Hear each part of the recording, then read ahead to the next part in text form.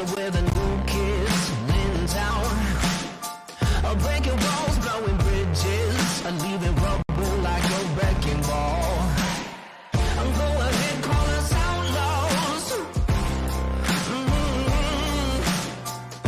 Cause we tear the roof off. Yeah. Better get your umbrella, cause this wind's gonna kill ya. Or better run for some shelter, cause we're blowing down this house. We are a hurricane. I'm blowing in and we're taking names. Bring in the soul, here we go. Put your hands up, cause we are a hurricane. We are a hurricane.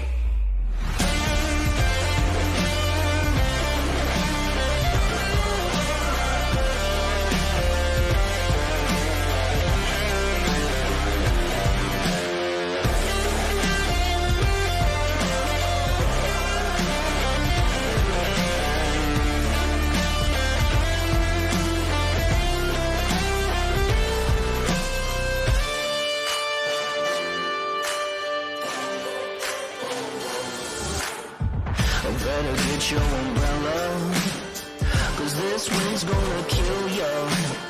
There's no stopping us now, we'll blow down this house, yeah. We are a hurricane. I'm blowing in and we're taking names. Bring in the soul, here we go. Put your hands up.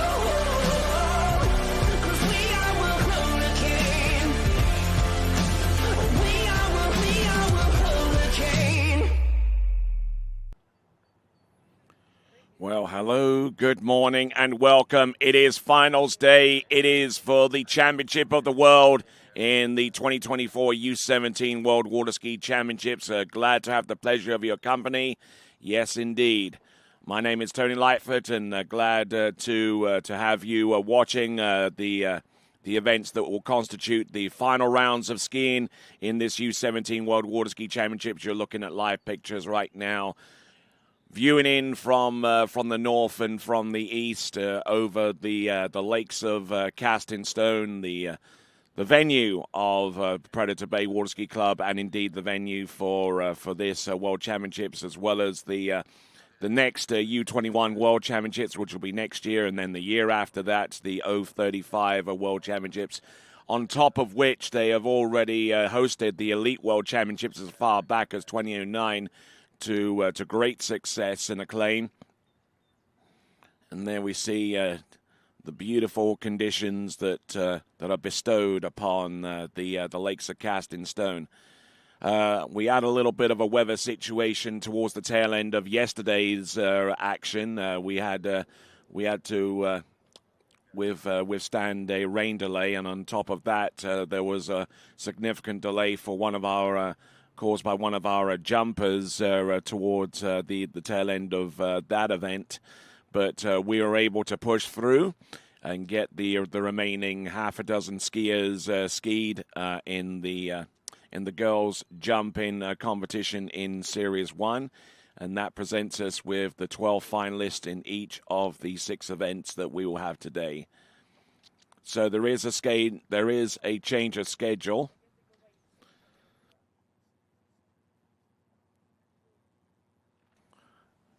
Okay, so there is a change to the schedule, to the predetermined schedule. Slalom girls will be our lead-off event, followed by boys slalom final, and then we're going to go into the girls jump final. That is the significant change in the schedule, followed by the boys jump final.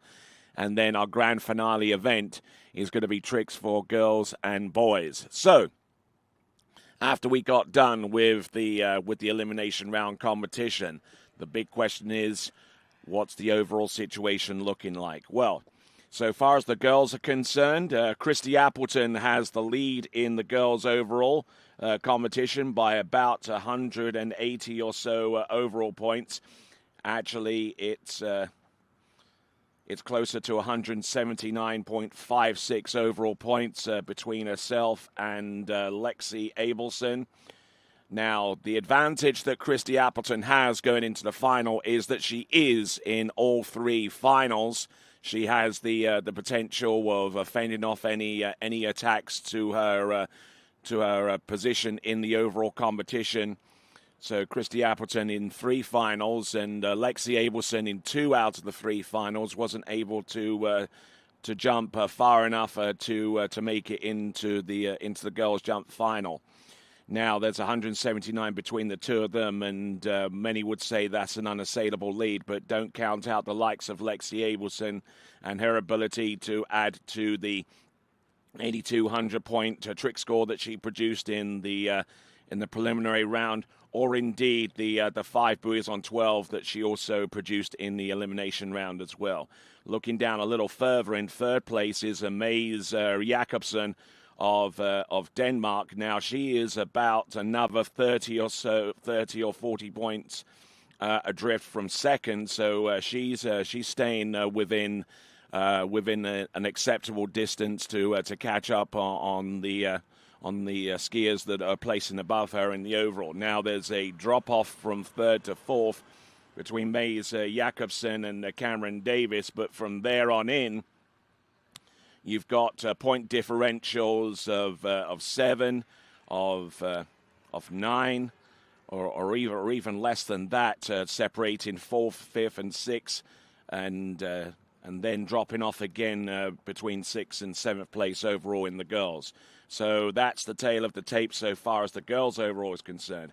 Now the boys overall, different story entirely. There is barely 15 points separating the boys' overall competition between the 2 top competitors. Jake Abelson in the lead, in the lead there with 25.92.64, ahead of Tim Vild with 25.77.75. And just a point of reference, a half a buoy more is good enough for an additional 10 overall points. So if Tim Vild can do better than what he did in the previous day yesterday, then that is going to be a big shot in the arm for him going forwards. So, and then you look down to third place and see the likes of Axel Garcia, who's currently in third place overall, about another 200 or so points further back. But it is going to be a titanic battle between the top 2 in the boys overall. Jake Abelson in the lead by 15 points above Tim Vild. All right, then, that sets the stage for what we've got coming up. The slalom event to take place first, then we'll go on to jump and then round off with tricks. This is live and continuing coverage of the 2024 U17 World Water Ski Championships, and we will be back right after this. What if I told you there was a place where the sounds of nature are only broken by the roar of a boat, a place where that summer feeling lasts all year long, a place where the Florida sun is only outshined by the smiles of the skiers, a place where first-time skiers can ski alongside world champions and the world-class coaches work with all levels of skiers. What if I told you there was a place where life slows down and your only job is to make lifelong memories? That place is Swiss Water Ski Resort. Book your trip at SwissWaterSkiResort.com.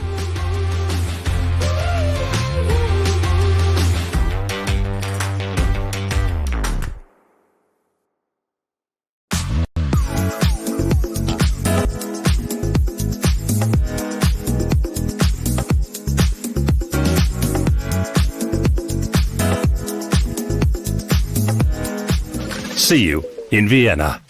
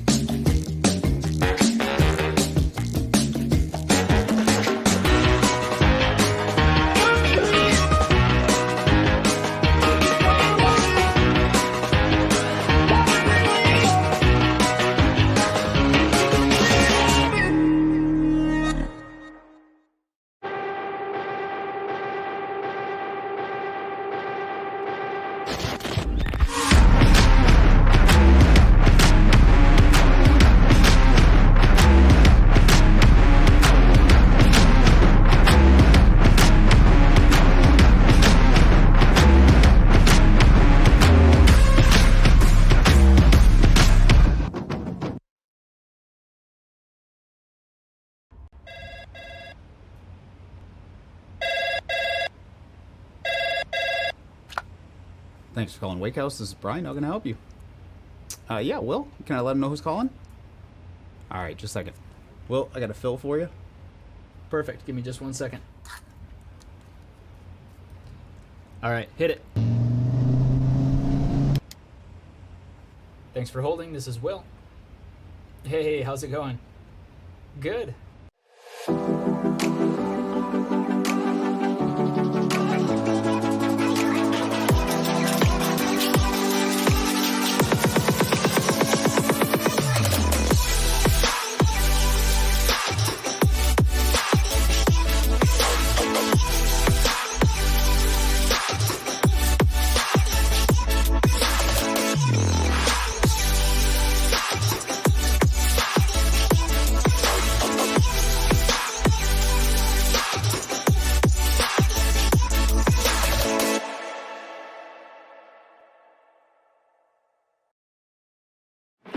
So excited to introduce to you guys the NR1. Over the past season, we've been working on developing the ski shape that is now the NR1, and I truly do love this shape. I'm so excited to ski on it this season, and I hope you guys love it as much as I do. I'm really excited to get on the Reflex NR1 this season and see what it can do for my skiing. Every time I get on it, it just feels better and better. So I can't wait for the 2024 season to get some new PBs on the Reflex NR1.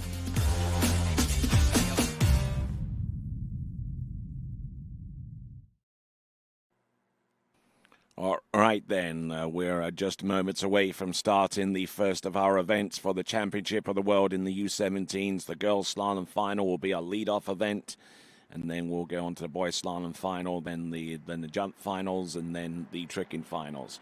So with that in mind, let's have a look at the running order for the girls' slalom final. Tuva Lisa Runoff, who made it to this section of the competition via the runoff for 12th spot.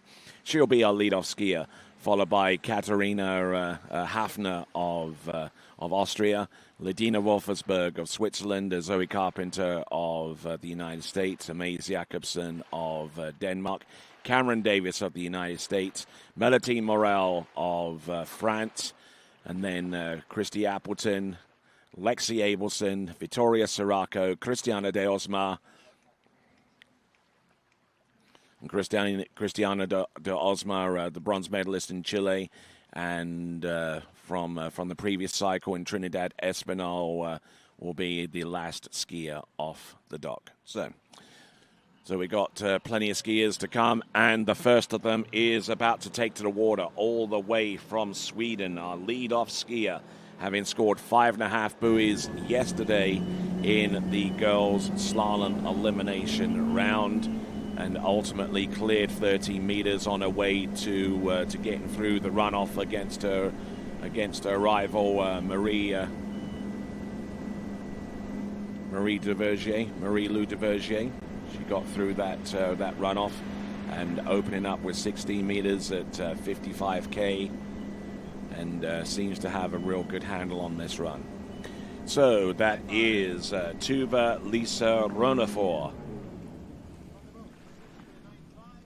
Looking good there on the opening pass, and no two ways about it. Off to a brilliant start there. There's Andrew Bergman, who will be driving both slalom finals today. Nigel Sparrow will be driving the jump finals, and Giovanni Andronico will be driving both of the trick finals.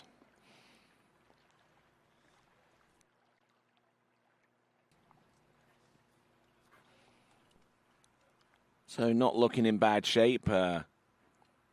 Beautiful shot here from our high aspect view. And have to thank Simon Cherry Pickers for providing us with the facility to be able to get these kind of shots from way on up high. About 80 feet in the air is where a camera is operating from. We got Jeremy Scholl there behind the camera, and in charge of the drone shot is Jason Scholl. And we have other camera positions along the shore side. Connor Pesic, one of our other camera operators, he's around as well.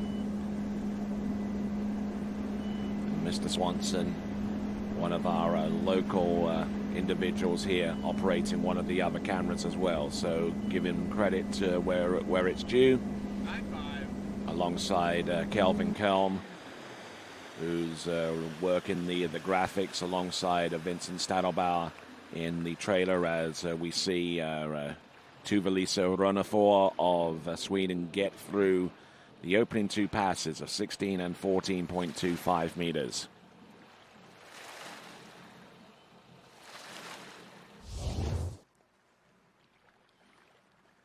So working her way through the opening couple of runs and just trying to get settled in and see if she can't maybe conjure up some better turns, especially on a 1-3-5 side. Number one, leaving the ski back, but she managed to rectify that little error into number 3, and safety's on around 5. Manages to get round number 6 without too many problems. So Tuva-Lisa Runoff of Sweden.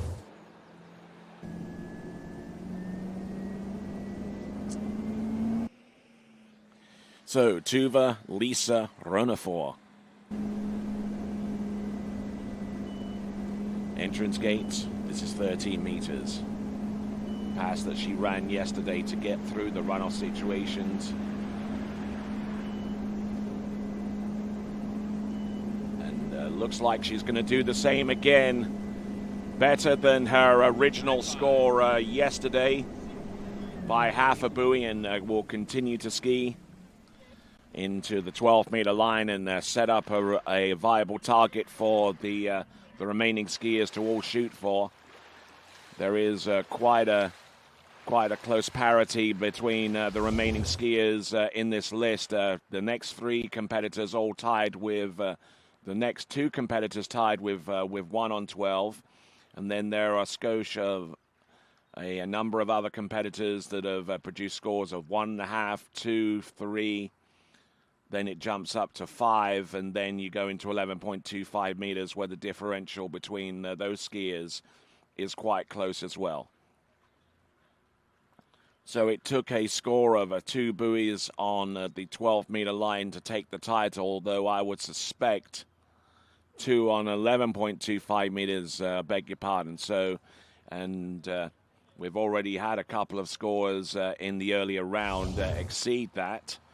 So we'll see how things work out as we see Katharina Hafner of Austria get ready to go as our second skier out.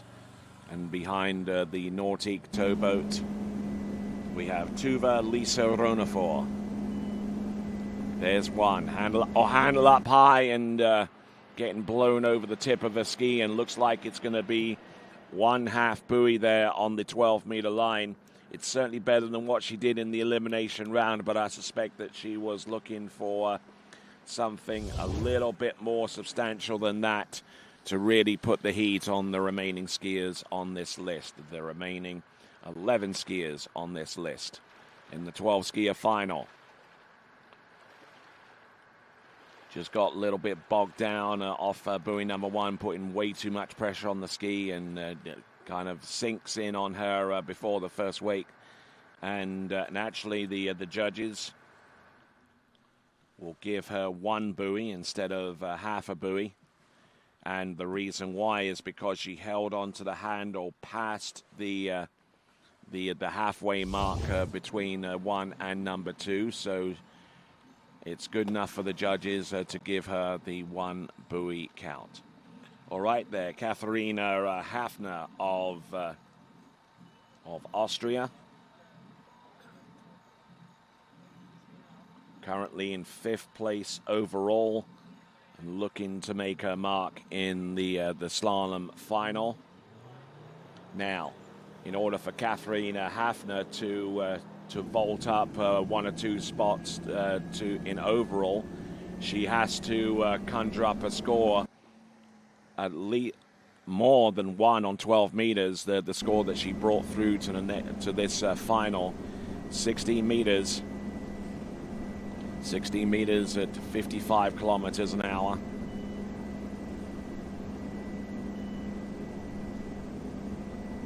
So in good shape here. Don't see too much wrong with that. 16 meters. But it's 16, so we're okay. And the time is 9:04.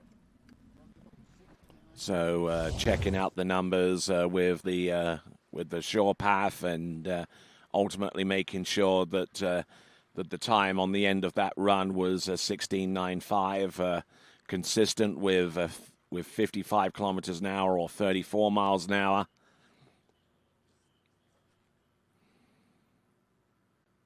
Here at the IWWF U17 World Water Ski Championships, coming to you live from the Lakes of Casting Stone, the home venue of the Predator Bay Water Ski Club. And as I mentioned previously, also the home of next year's U21 World Water Ski Championships, the 2026 035 World Water Ski Championships, and previously held the Elite World Championships way back in 2009. And that was a superb championships that I was fortunate enough to be involved with way back in 2009, where the likes of Will Asher and Whitney McClintock Rini won their world titles alongside Alexei Zarnasek and Angeliki Andropoulou, Javier Julio.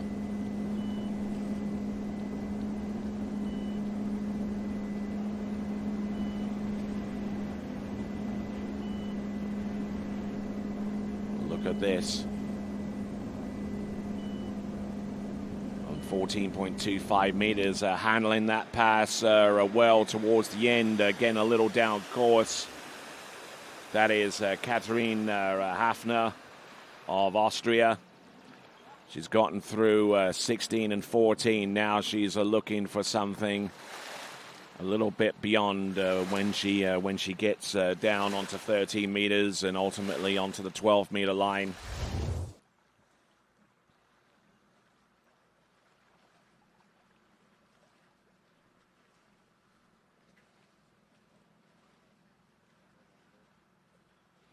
So looking at the instant replay once again.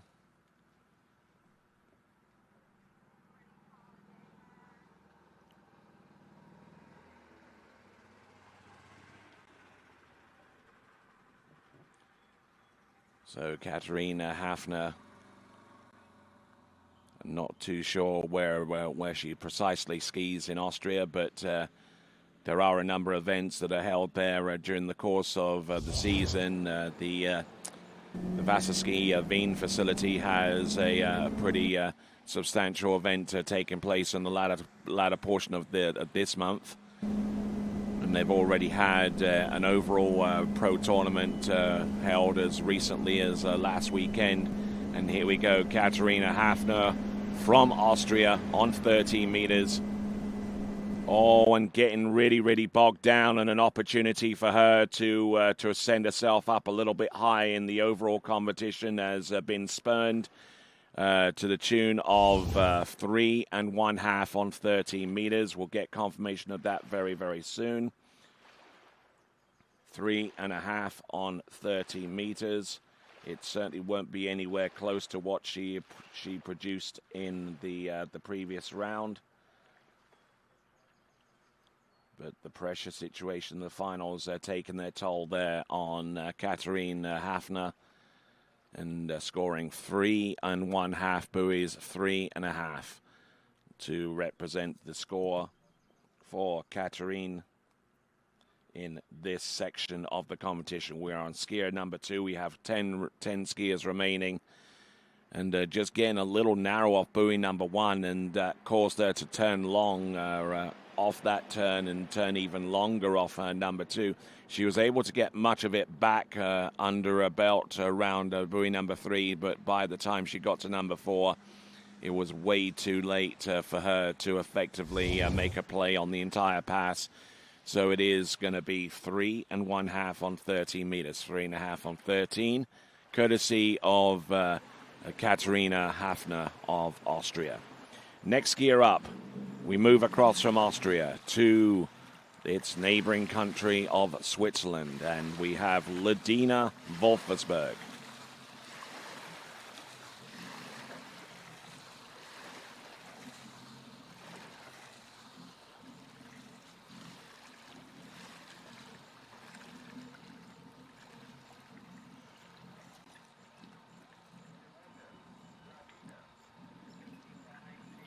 So Ledina Wolfersberg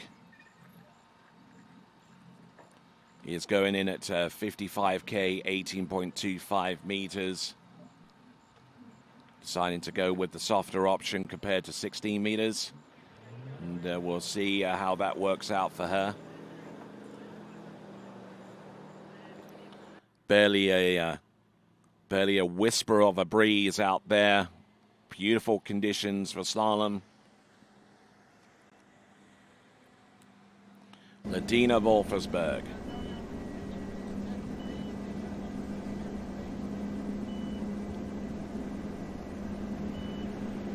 So coming to us out of the Ski Nautique Club of Versoix in Switzerland, and that is Ledina Wolfersberg, part of a large and extensive water ski family from that part of the world.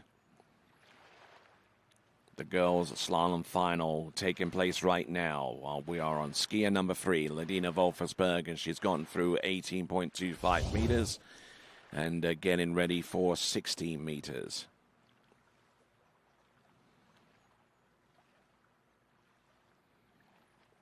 Getting broken over a little bit into number 2, but managing to let that ski run underneath her feet. And keeping herself running nice and wide, and not hitting the panic button just yet at this early stage. But now she's going to come back on 16 meters, continuing to roll right along here.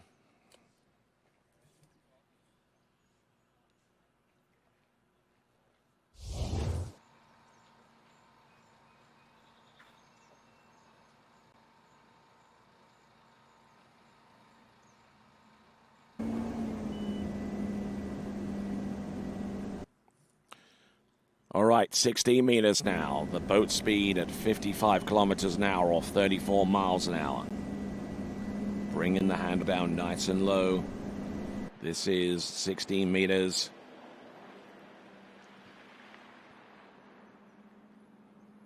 In good shape here. And making a bigger impact on 16 meters than she did on 18.25 meters. Seemed to be more comfortable with that run than she was on the previous run, which should bode well for her going forwards, as she will attack 14.25 meters. That is Ledina Wolfersberg.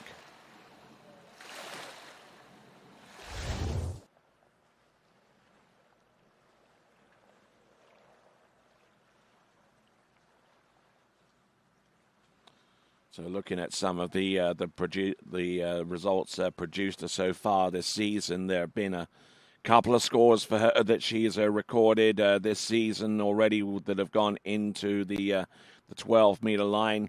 But the vast majority of the scores that she's produced have been around about the 13-meter run. She's on 14, about to attempt that pass momentarily. So let's see how close she can get to her average so far this season. Ledina Wolfersberg, as I mentioned, part of a water skiing family, and also part of a family of bakers as well. Their shop, the Die Bäckerei of Wolfersberg, is world renowned. Look at this, making a play on 14.25 meters, and there you go. Good skiing into a good rhythm there on that pass of 14.25 meters. Now she's starting to feel it as we wait for our next competitor to take to the water from the United States, Zoe Carpenter.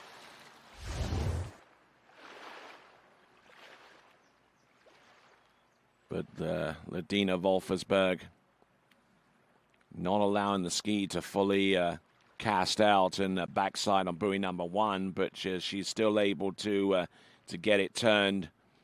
She is right foot forward, which means her 2 foresides are going to be her favored side, and keeping everything on an even tack here, not doing too much in the turns, and using good positioning at the end of each turns to allow her to stay resistant behind the boat.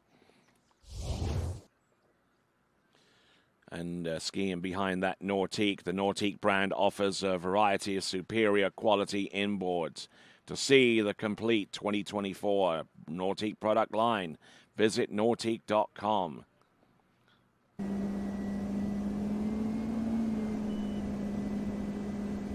Ladina Wolfersberg, who incidentally is currently in 13th spot in the overall competition. A little far back to make an impact on that event, but she's on 13 meters. There you go. That is going to be a 3 buoy count on 13 meters. That puts half a buoy behind Katarina Hafner, and still out in the lead is Tuvalisa Runoff, our very first competitor out. So Ladina Wolfersberg not able to get anywhere close to the 1 on 12 meters that she scored in the round previous to this. But she will at least be grateful for the opportunity to be a part of the girls' slalom final. It is going to be the score of 3 on 13 meters. Just getting way down course. S-turns, slight S-turn, and takes the speed out and allows her to at least ski for the wake in time for the next set of boat guides to constitute a score of 3 on 13 meters. So the leaderboard will show that Tuvalisa Runoff will have the lead with 1 on 12 meters ahead of Katarina Hafner of Austria with 3.5 on 13.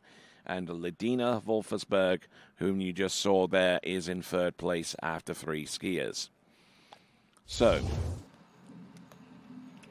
Zoe Carpenter from the United States, an individual competitor not representing the United States on their team. Speaking of which, the team competition shows the United States in an almost unassailable lead right now by about 1,300 overall points ahead of Australia at this juncture, and France about 100 or so overall points behind Australia. So those are your top 3 as it stands in the team competition: USA, Austria, and France. Here she comes, Zoe Carpenter.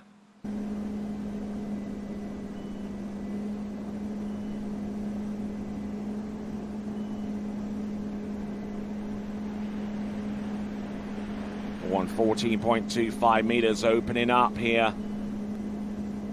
Opening up hot.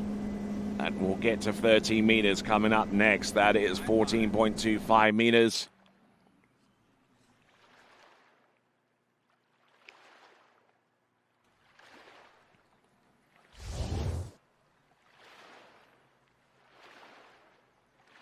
So a bold move to going on 14.25 meters, but one that is so far paying off for Zoe Carpenter. A little nervy with the first couple of buoys, but once she realized that she could do far better than how she was skiing up to that point, she could just relax, let the ski run, and then once it's achieved its turn, then she can pile on the beans and get behind the boat and early enough for the next buoy. So that is Zoe Carpenter. Next skier to take to the water will be Mads Jakobsen from Denmark, who is one of our contenders in the girls' overall competition. And we'll have more details of that very, very soon. Mads Jakobsen, who jumped to 44 meters yesterday and about 2 meters shy of the current Junior World Championship girls jumping record, which is still held to this day by Dominique Grandin-Allard. There's Zoe Carpenter on 13 meters, getting it to go there on number 2 and number 3. She's still ahead of the game on number 4. A little bit broken off there, off 4 into 5, but managing to get the ski outside buoy number 6 and will continue on to 12 meters. Now within a buoy of taking a tie for the lead with Tuva-Lisa Runoff. The next run to be attempted by Zoe Carpenter is going to be 12 meters. So as we continue right along, we'll go on to the 12-meter line. In addition to building the world's best ski boats, Nautique has been dedicated to making a difference off the water, working with charitable organizations around the world as part of the Nautique Cares initiative. The world's best ski boat, the world's best wake boat, and a company that cares. That's Nautique. Go to nautiquecares.com to learn more. So looking at this on 13 meters, and certainly not sparing much out there in order to get that pass under her belt. But now she's going to have to dig a little bit deeper here to get far enough down 12 meters to put some serious heat on the remaining skiers to come. It is going to be Zoe Carpenter from the United States of America. There's number 1 on 12 meters. And she got as far as 1.5 on 12 meters yesterday, and replicates that score here today.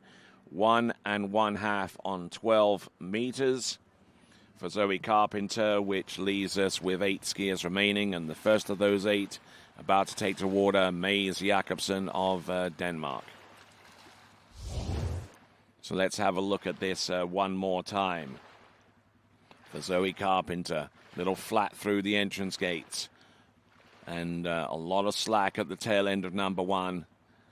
And then round number 2, things didn't improve, and knew that she couldn't hang on to that much slack or take that much of a hit, so she drops the handle and has to make do with 1.5 on 12 meters.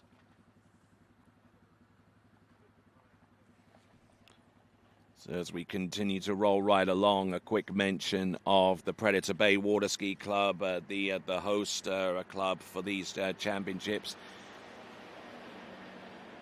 Located here 20 kilometers from Calgary City Centre, or 30k from Calgary International Airport. It was founded in 1997 following the successful construction of their main stadium lake.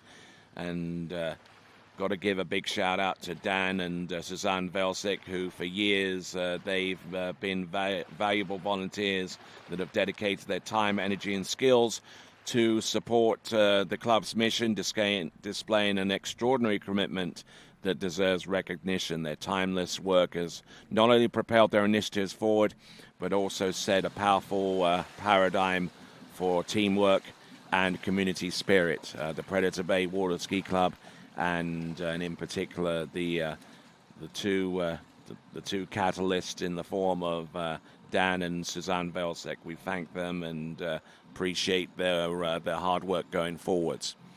All right then, folks, our skier about to take to the water will be Mads Jakobsen, and we focus a little bit sideways, not only on the slalom performance that she would potentially put out there, but also how that relates to the overall competition.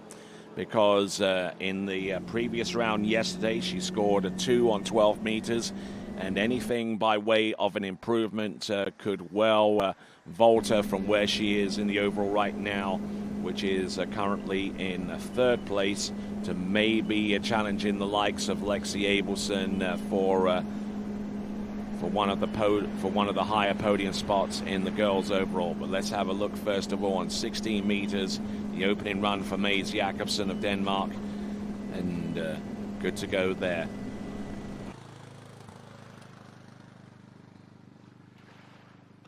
So Maze Jakobsen in the overall competition is about 32 points behind Lexi Abelson. And in order to claw back that deficit, she's definitely going to have to go higher. How much higher? I'm working out right now. And if she was to get something along the lines of 4 on 12 meters, then that would actually vault her up into second place by about 15 points ahead of Alexi Abelson. So 1 or 2 more buoys on 12 meters in the overall could be a big shot in the arm for her. But she is concentrating solely on her final round performance in the slalom and let the chips fall as they may in regards to the overall competition.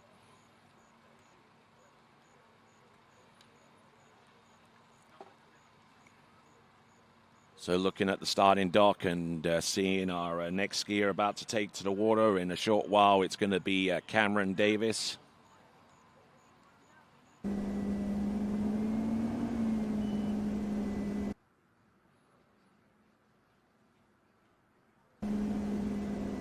Here we go, Maze Jakobsen of Denmark. This is 14.25 meters. Not looking particularly steady here by any stretch of the imagination. There's number 5, and on 14.25 meters, spurns an opportunity to move up in the overall, and ultimately any opportunity or to take the lead in this competition. So Maze Jakobsen will get 5 buoys on 14.25 meters for that effort.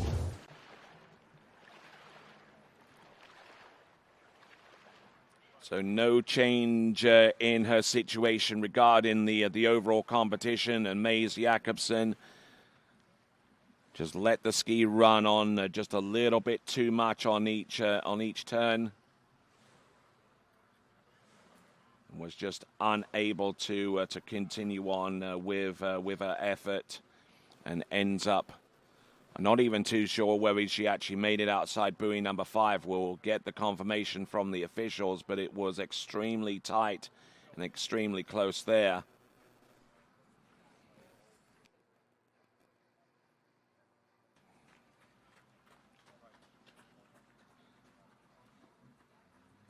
So reviewing that previous effort there from Maze Jakobsen to determine whether she actually made it around buoy number 5. She has 4 buoys at least, but we'll get that score for Maze Jakobsen published very, very soon.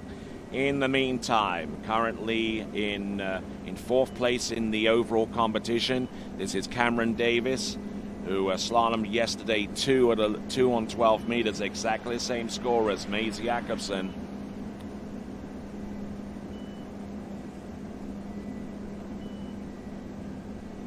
There you go. Good opening run for Cameron Davis.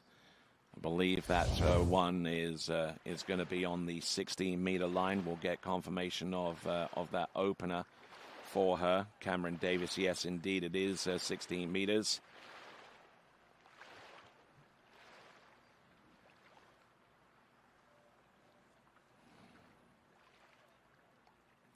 So Cameron Davis looking in good shape there on the instant replay. Just working that.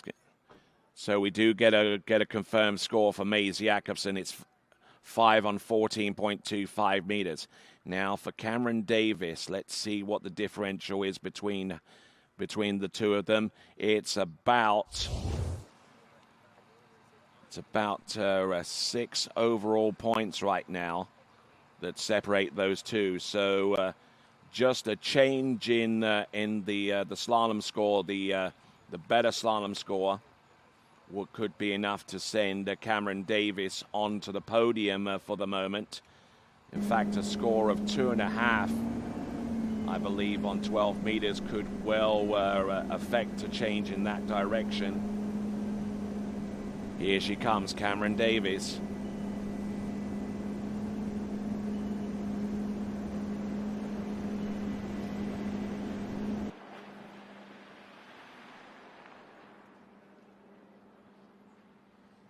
So good skinner Oh, unfortunately there for Cameron Davis, getting a little bogged down, much like our previous skier.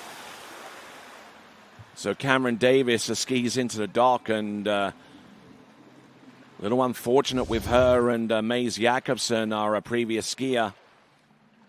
Just looking at this once again on 14.25 meters, dropped a whole bunch of slack here, and getting around the first couple of buoys okay, but when it came time for her to drop in a little bit harder off number 3 and indeed number 4, it got really, really squirrely. So she got round number 4 and unfortunately unable to get round number 5 or even moreover clear the pass. So Cameron Davis scores a 4 buoy count on that run there of 14.25 meters. 4 on 14.25 meters. The final score for Cameron Davis. So now, next skier on the water, this is Melitine Morale.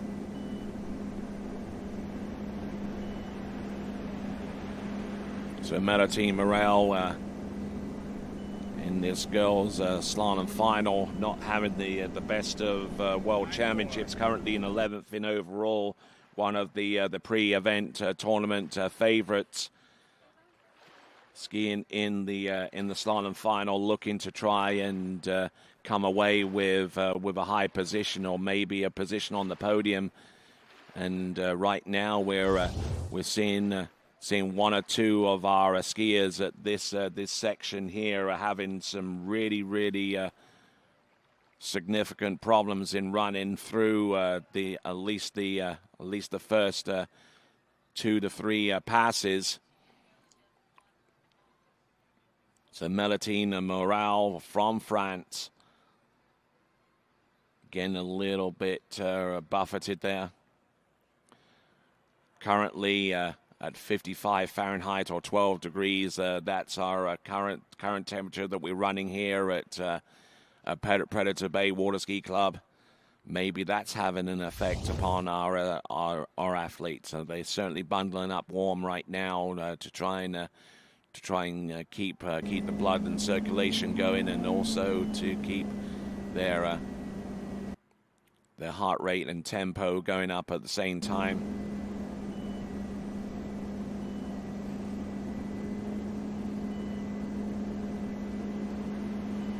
So 14.25 meters.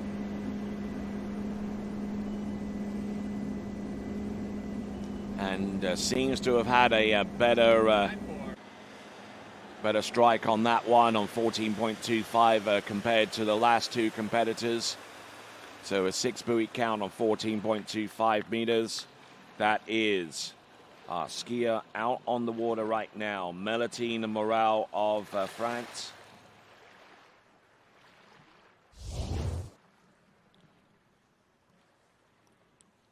So Zoe Carpenter still in the lead with 1.5 on 12 meters. 2 Valiso runner 4s, 1 on 12. The only competitors that have gone past 13 meters at this time. Katharina Hafner with 3.5 on 13. Ladina Wolfersberg with 3 on 13. Mays Jakobsen 5 on 14. And Cameron Davis 4 on 14. But in amongst all of those competitors, Melitine Morale has already scored above the occupants for 5th and 6th right now, and getting ready for 13 meters. Let's see if she can get more than halfway down and maybe put herself in a position where she could challenge the two skiers that hold the top 2 spots onto 12 meters. 13 for Melitine Morale. There's 1 and number 2. Nice and wide. Good advance there on number 4. Round number 5 takes the hard snap off number 5, gets round number 6, and becomes the 3rd competitor in this girls' slalom final to make it past 30 meters, and thus will be putting out a score at least into the 12-meter line.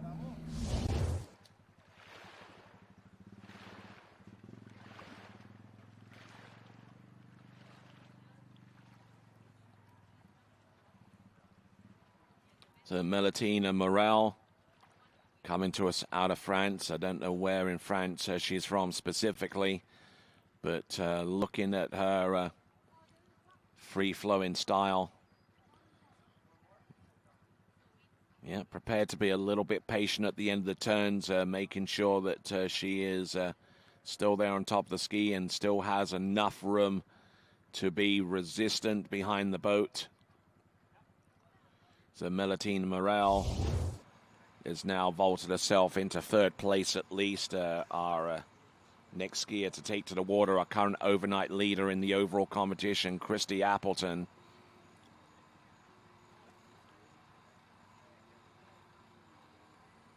And now let's see what we have for Melatina Morel.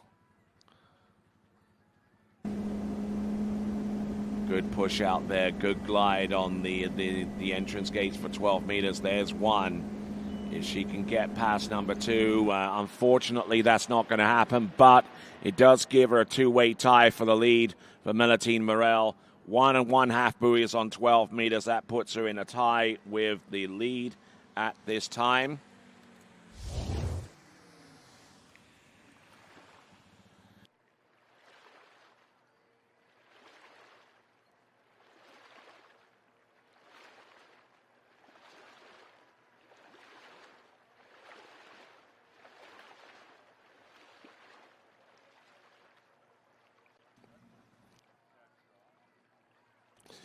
All right, so Melatina Morel getting past number 1 and taking a whole bunch of speed in towards number 2, unable to bleed much of it away.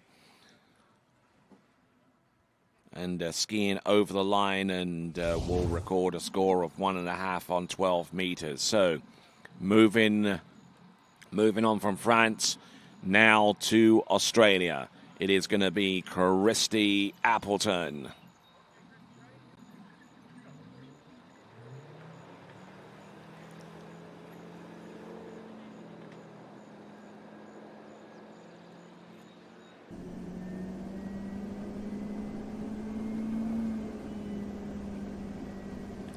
All right then, so Christy Appleton, who is currently in the lead in the girls' overall competition,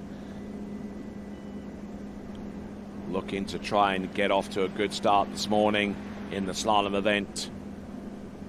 One of only a few skiers, maybe the only skier that has qualified to ski all 3 event finals, giving herself the best opportunity possible to fend off any potential challenges. She has markers in all 3 events.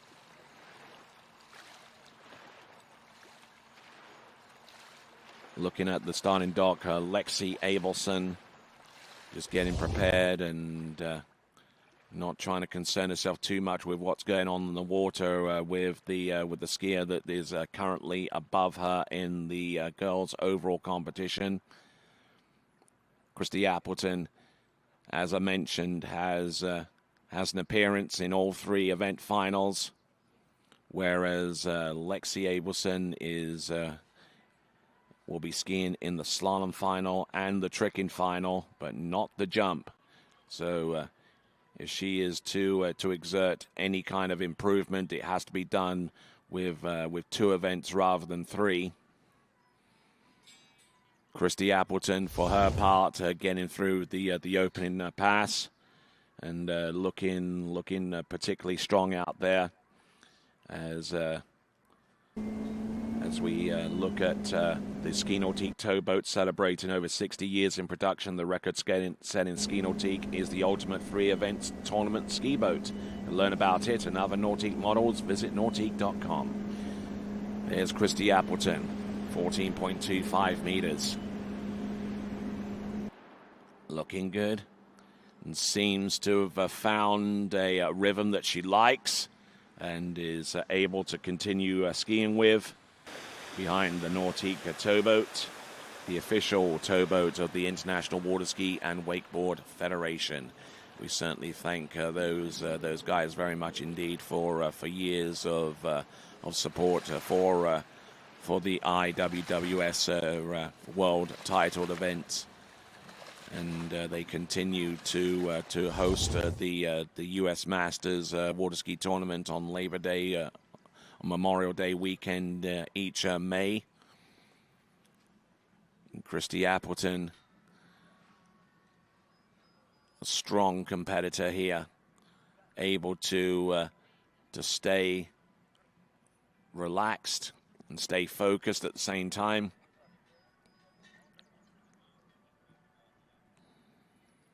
Getting across the back of the boat and getting on time for that run. So Christy Appleton so far has gotten through 16 and 14. Now this is the critical pass of 13 meters.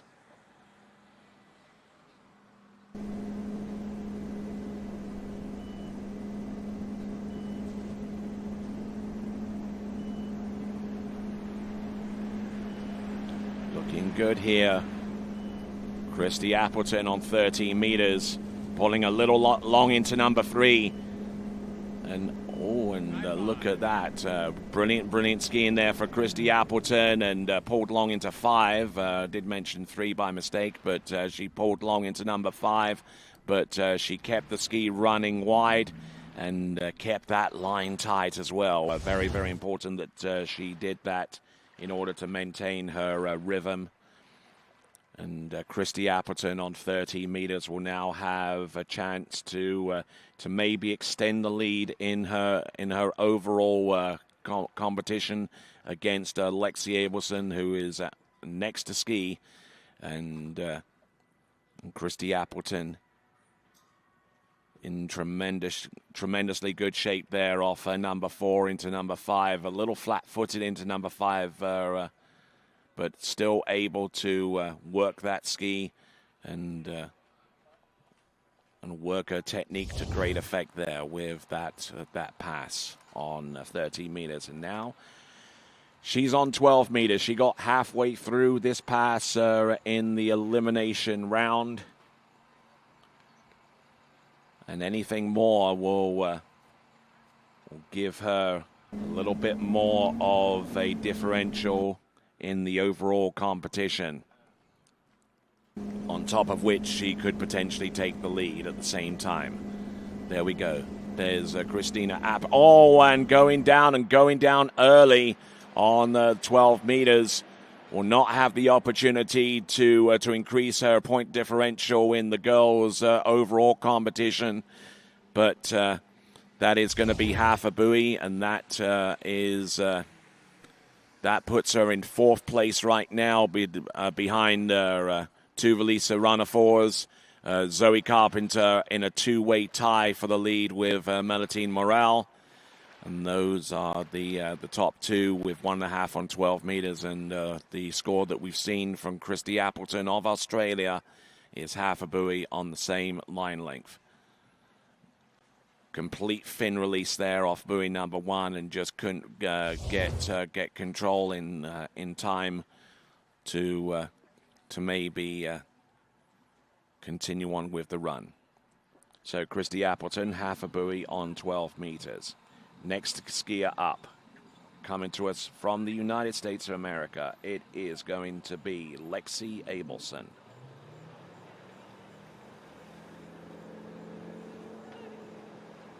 Going in at 14.25 meters. This is a bold move.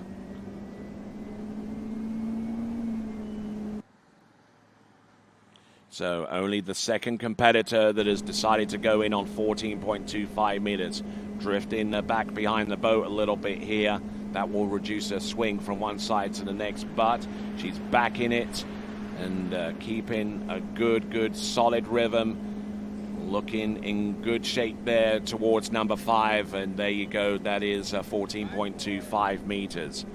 So Lexi Abelson, who tricked 8,200 points, well in the lead above any other competitor in the girls' tricking event. Jumped 22 meters in the girls' elimination round of jump, which eliminated her from future contention in that particular event. So if it's if it's a battle between Christy Appleton and Lexi Abelson for the overall championship of the world, it's got to be done with 2 events rather than 3. And Lexi Abelson, who got through 5 on the 12-meter line. There is room for improvement, but it's a very, very small differential there between what she has done and what she could potentially put out there, skiing at her absolute best. And we see on the water from Italia, Vittoria Soracco.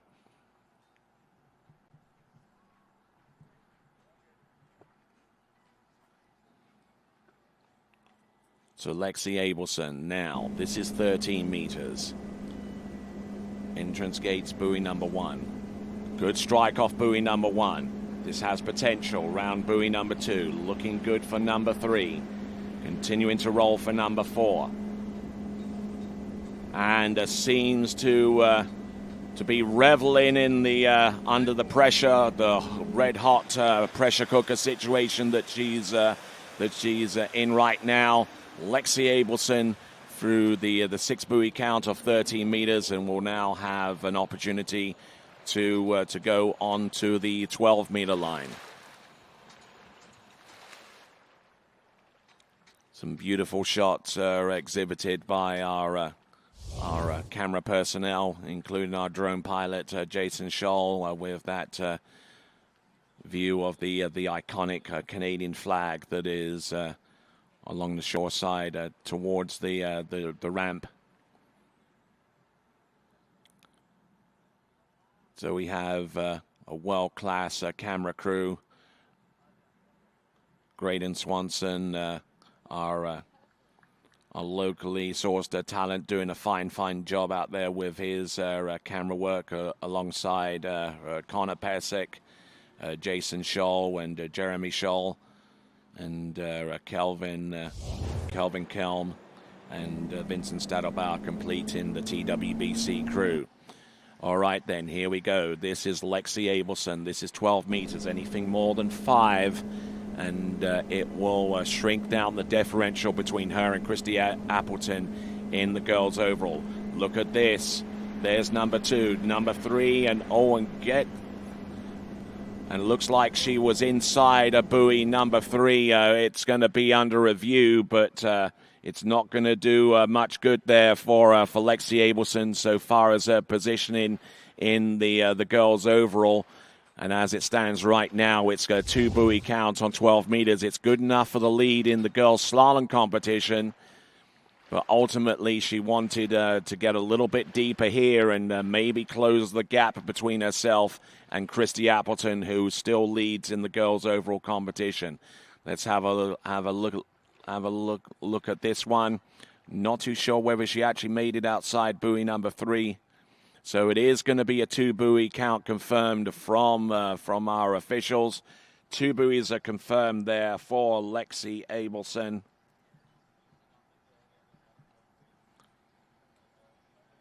There's number 1 looking at the instant replay once again, getting a little bit twisted into buoy number 1, and then the ski got caught down course and inside buoy number 3. But she's going to receive the cheers and the encouragement along from the folks from the United States of America that are lining the shore. And there we go. That is Lexi Abelson. It is a 2 buoy count on the 12-meter line. So as we work our way down towards the end, we see some of our top competitors towards the end. We just saw Vittoria Soracco, who will be our next skier to go, followed by Cristiana de Osma, and ultimately our final skier to take to water from Chile will be Trinidad Espinal.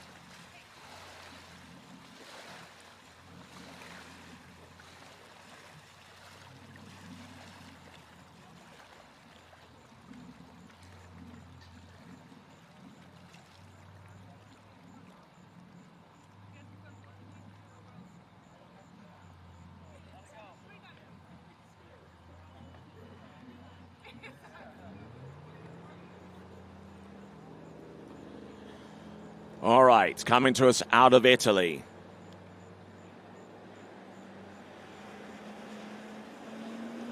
All right. Competing in these U17 World Championships Girls Slalom Final. This is Italia's Vittoria Sirocco. Nice and early there on into buoy number 2 and is skiing this opening pass with the kind of aggression needed to go far enough down this run to have a positive impact upon the competitors that we've seen so far. That is Vittoria Sirocco. Our third from last skier out, so if she wants to get onto the podium, she has to exceed the current lead score, which is held by Lexi Abelson of 2 on 12 meters. Now she was able to get into 11.25 meters, and knows that 2 other competitors were also able to get into that line length. In the previous cycle of the Junior World Water Ski Championships, it took a score of 2 at 11.25 meters to give victory to Daniela Kretzmer from Chile in the previous cycle. And speaking of Chile, we see a Trinidad Espinal there. She will be skiing last out and gaining some encouragement and advice there from Toti Miranda. We'll see how things shape up, and also behind her is our penultimate skier, Cristiana de Osma. So, Vittoria Sirocco, the last challenge from Europe to make an impact upon the girls' slalom final. Getting in a little bit in difficulty in the early part of that run, but managing to get through 14 and now 13 meters. Vittoria Sirocco.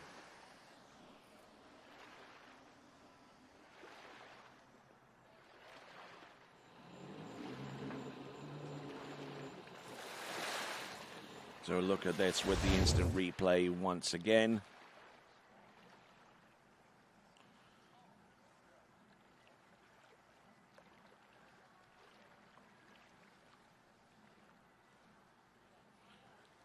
This is day 4. This is finals day. Girls slalom taking place right now for those of you that are just tuning in.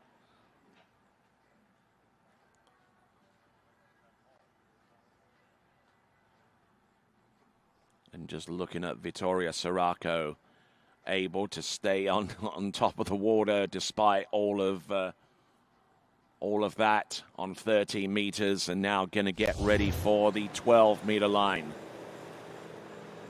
2 is the leader, Lexi Abelson. 12 meters now. Will try to attack this run with gusto. So here comes Vittoria Sirocco, Italia. Takes a good hard snap there towards buoy number 1. She's in good shape there. There's number 2. If she makes a play on number 3, she will take the lead. Yes, she does. She's on number 3. She's good to go for number 4. She's still on top of the game now. And this is Vittoria Sirocco. She's taken the lead and she's taken a medal. Guaranteed third at the extreme least. So Vittoria Sirocco, who has won championships at the likes of the San Gervasio Junior Pro Challenge, and has also won titles domestically in Italy. This is her first ever medal at World Championship level. Vittoria Sirocco.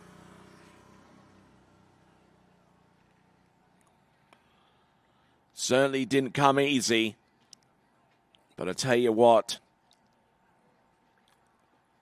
knew exactly what she was doing from one buoy to the next. And could potentially come away with the title here, depending upon the scores produced by our final 2 competitors. Cristiana de Osma, our penultimate skier, and then And then afterwards, Trinidad Espinal from Chile. So, Italy has a foot on the podium, the first podium. Let's have a look and see what she has in store for us on 11.25 meters. Rolls the ski over. There's number one. Takes number one. Does she make a play on number two? There you go. That's one buoy at 11.25 meters. And putting herself on the podium in the Girls World Slalom Championship. From Italia, Vittoria Sirocco.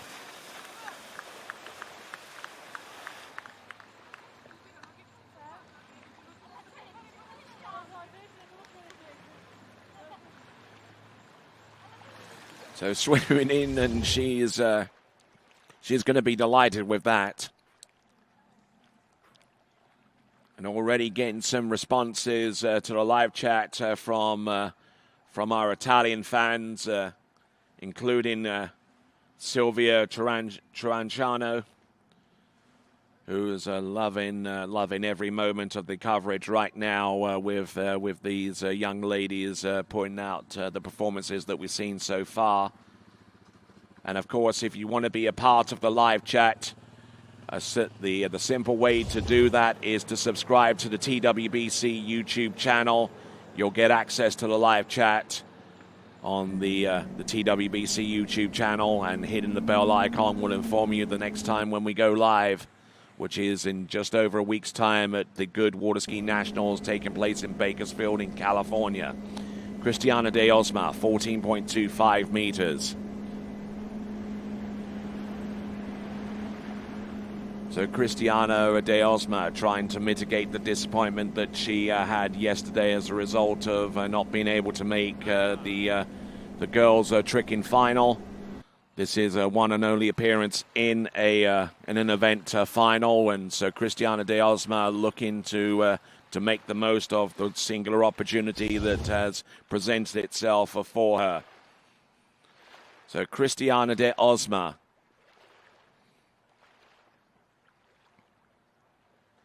navigating her way around buoy number one and number two. And just trying to stay positive and stay on track for the opening pass of 14.25 meters. 13 meters is going to be the return pass towards the dock. And we'll see how she fares going forward. It is Cristiana de Osma of Peru.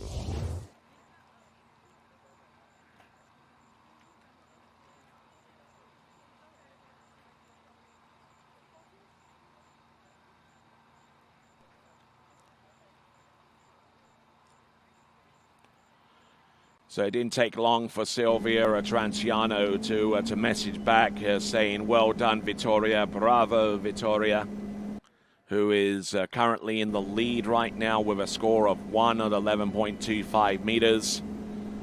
And attacking that total right now, still about a little over a pass away, is our skier on the water, Cristiana de Osma from Peru. Cristiana de Osma, who has already won a bronze medal in the Girls Slalom Championship of the World in the previous cycle in Chile, so already has experience of competing at this level, and we'll see if she can segue that kind of knowledge into a potentially high score here and now at the Lakes of Casting Stone, the venue for the 2024 U17 World Water Ski Championships, and also the venue for the 2025 U21 World Water Ski Championships, as well as the 2026 O35 World Water Ski Championships. The folks at Predator Bay absolutely supports tournament skiing 100%, certainly at the World Championship level, and on top of which they have already hosted the Elite World Championships as far back as 2009. A must-run pass there for Cristiana de Osma. Her season's best is 1 at 10.75 meters, but she's a million miles away from that point right now. She wants to get through 12 meters at the very least to at least challenge the lead from Vittoria Sirocco. And look at her go. There you go. There's your challenge right there. Cristiana de Osma. And with that puts her on the podium. That exceeds the score of Lexi Abelson, who is in second place with 2 on 12 meters. So she's already got 1 foot on the podium. Now the question is, how high does she ascend with the future performance that we'll see from her on 11.25 meters, made possible by the fact that she scored 6 on 12 meters.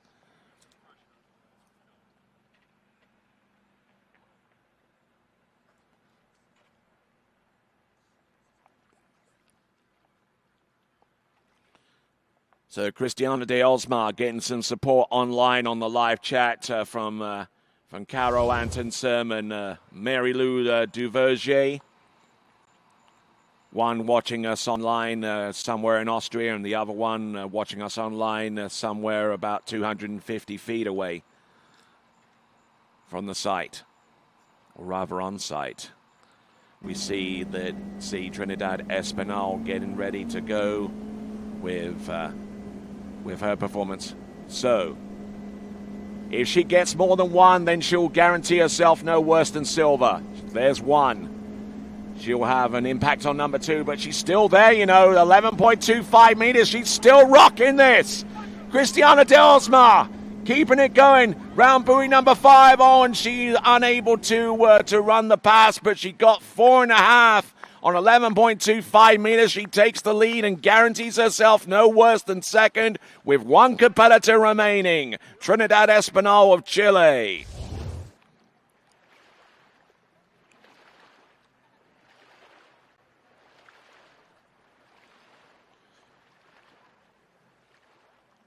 So just look at that positioning off buoy number 1. She definitely had the best start imaginable here on 11.25 meters.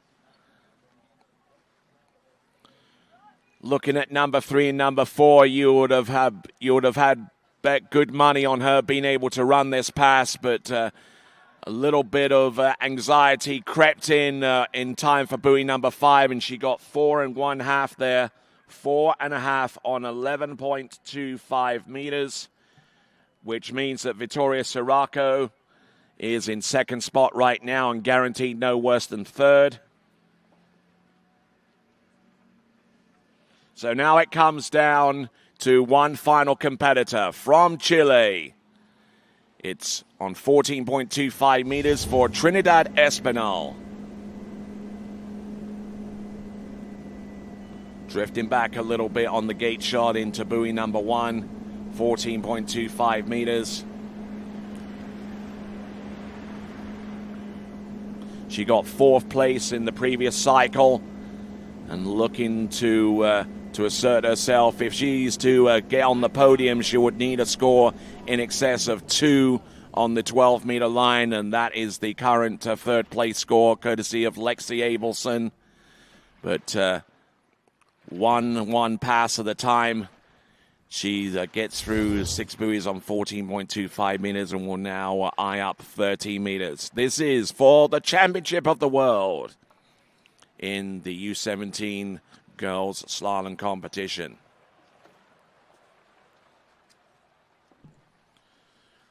So as we continue on, let me tell you about the Splash Adaptive Water Ski Initiative. It's an inclusive program designed to make the exhilarating sport of water skiing accessible to individuals with physical disabilities. This initiative aims to break down barriers to water sports, offering adaptive equipment and specialized training to ensure that everyone, regardless of their physical disabilities, can experience the joy and freedom of water skiing.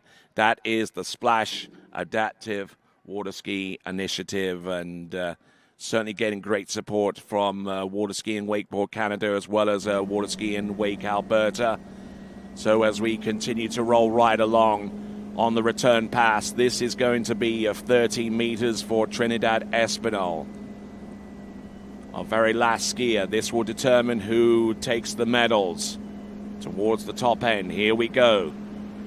Trinidad Espinal, 13 meters. Has won titles in Latin American level and has also gone as high as fourth in the previous World Junior Water Ski Championship that took place on Lago Los Moros in Santiago de Chile. Looking to get an upgrade here and getting through 30 meters. Now, by the fact that she's gone through 30 meters, she is currently in 8th spot right now and looking for something a little bit higher. If she can get through the next line length pass, if she can get past number 2 on this next line length pass of 12 meters, then it is definitely game on.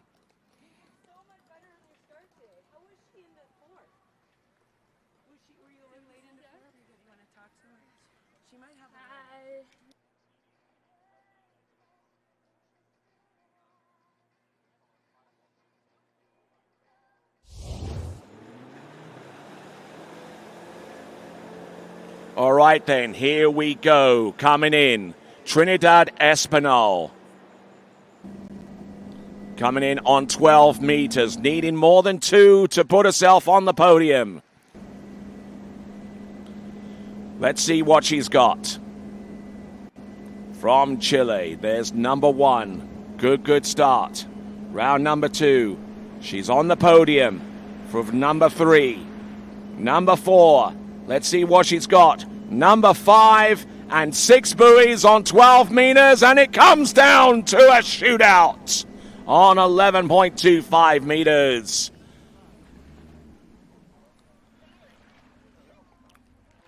She has 1 foot on the podium. She's achieved the upgrade from 4th to 3rd at worst.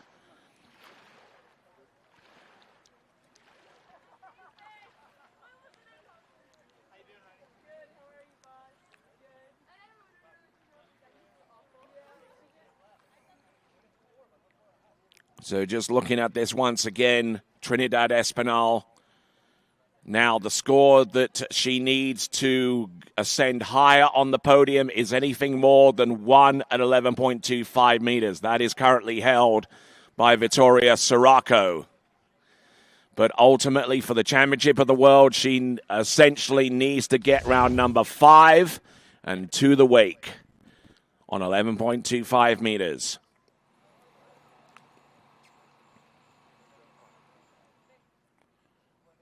Already a higher score achieved here for the World Championship title, more than the previous cycle. It took 2 at 11.25 meters for Daniela Kretschmer to take the title. And here, another skier from Chile. Let's see what she's got. There's buoy number 1. Tracks in on buoy number 2. A little bit late for number 3. She's there on number 4. Oh, my word, and she goes down on buoy number 4, and that gives her 3.5, and that means that your champion of the world from Peru is Cristiana de Osma.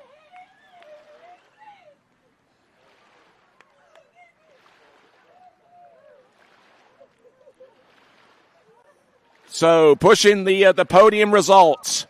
Cristiana de Osma, the champion of the world. Trinidad Espinal from Chile in second place with 3.5 on 11.25 meters.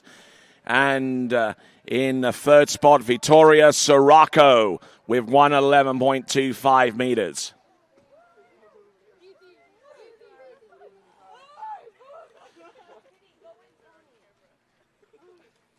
All right, then. Okay, put some headphones on there, sweetheart. Okay, we're going to take a look at the instant replay for Trinidad Espinal. Her assault on the World Championship title ends at 3.5, but she's good enough for a silver medal. Certainly a big upgrade from 4th place that she produced in the last World Championships in Chile. She certainly had an opportunity here to go for the title, but unfortunately slipping out the back and getting the second place, the silver medal, as we take a look at this instant replay one more time. Trinidad Espinal. Anything more than one at this juncture guaranteed herself a silver medal at the very least. But then she continued to drive for number 3, kept it interesting here, and then from number 3 into number 4, and I'm guessing that anxiety kicked in, and it was a 3.5. All right, so Hi. Cristiana de Osma from Peru, world champion. How does that sound? Insane. I can't believe it. I mean, this is something that I've always wanted to achieve, and I can't believe I did it. It's crazy. Oh, sorry. All right. Okay, yeah, and you need to bring the mic a little Oh, bit sorry, closer. sorry, I'm sorry, sure sorry. Okay. sure you're all full of nervous energy, but yesterday it was a completely different story as you were trying to compete in the tricks event. We're going to take a look at the instant replay here. Tell us what went on here. I tried to scoot it back as much as I could in my gate, and I got a good one. So I was like, okay, stay home or stay as long as I can do 2. I got a good 2 ball, so I was like, okay, I need to keep it going. Turn 3, my 3 was pretty good, and then I was like, okay, I need to secure 4 because I always told my coaches 3 is a good score, 4 is a great score. I turned 4 and I was late, so I was like, okay, I just need to turn and try to get at least something bigger than 4. So I was happy with 4.5, but I didn't think it was going to be enough. Now tell us so let's have a quick look at the leaderboard. Now tell us a little bit about the emotions that you felt yesterday after the girls' trick and elimination round. I mean,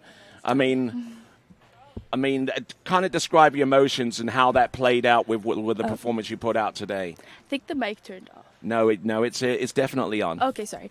I was upset because I had worked so hard on my tricking on my runs, but I was super nervous, so I think I just got in my head, which caused me to fall on my first flip. But I was talking to my sister and to Ronnie, my coach, and I was like, okay, I just need to let it go and forget about it because I can't change the past, but I can work towards my future, so that's what I did today. And that is a wonderful, beautiful philosophy there going forward. And what continues on from here this season? The Pan American Championships in October. Uh-huh. And then I think that's the last tournament of the season. And then next year, I'll Moomba Masters, U21 Worlds here next year. I'm going to keep training and keep working towards those. How much is your smartphone blowing up right now? I don't know if right now, but maybe it's a little bit later. All right, then. So, ladies and gentlemen, with a score of 4.5 on 11.25 meters, celebrating the new world champion in girls slalom, Cristiana de Osma. Thank you so much, Tony. Why, thank you, and great skiing. Thank you. Sure sweat. All right, celebrations continue on as we reveal the running order for the U17 boys championship of the world. We've got Landon Stisher, our leadoff skier, then Jake Abelson, then Jaden Starball, along with Bryce Smith, Lucas Azadny, Christos Petropoulos, Matias Gonzalez, Matteo Georgius, Pierre-Louis Germain, Damien Eade, Tim Vild, and then our final skier, Jaden Eade. So wonderful skiing there that we just saw there. Dramatic. And there, we'll take a look here at Cristiana de Osma. Here's the reaction shot there. Isn't that priceless?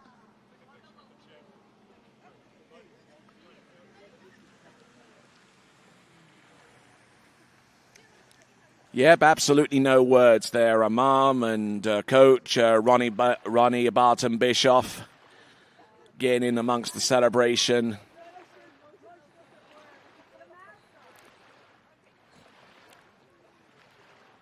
And that is when it all becomes worthwhile. And there we go. Landon Stisher, who made his way through the slalom runoff to appear in the boys' slalom final. We'll see what he decides to go in with. I would suspect it's probably along the lines of 14.25 meters. Okay, 58K, 14.25 meters. Same driver, Andrew Bergman. He'll drive 2 finals. He's already driven 1, and he'll drive the second slalom final. Nigel Sparrow will drive the jump final, which will take place upon the conclusion of this boys slalom final. And there, Landon Stischer, a little bit loose into number 5, but managing to have an impact upon buoy number 6 and running through that pass. So as we continue on with the boys slalom competition, let me update you so far as the girls' overall competition, and there isn't much change. Christy Appleton still in the lead by 179 overall points in the girls' competition. And still in third place, Maze Jakobsen, on the strength of her performance, not able to get to close off the gap between herself and Lexi Abelson.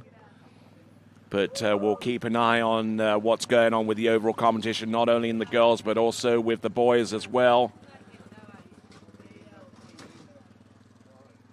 So, skier on the water.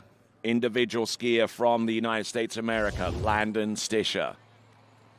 Looking out towards the dock and taking our first view of our next competitor from the United States, and still very much in contention for the boys' overall championship. It is Jake Abelson.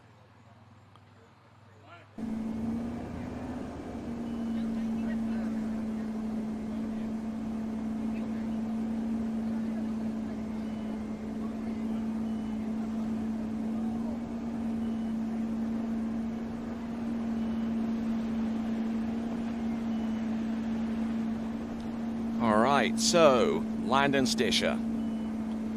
Yep, growing in confidence there. He's gotten through 14 and he's gotten through 13 meters. And Landon Stischer doing a fine job with each of those opening passes.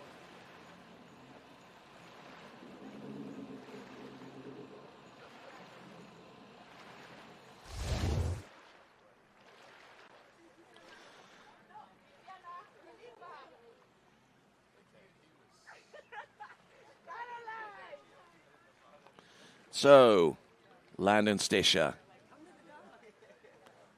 in a good spot right now. Technically out there on the slalom course, allowing the ski to run wide, using that Conley ski to great effect there, and so continuing to rock and roll out there on the slalom course.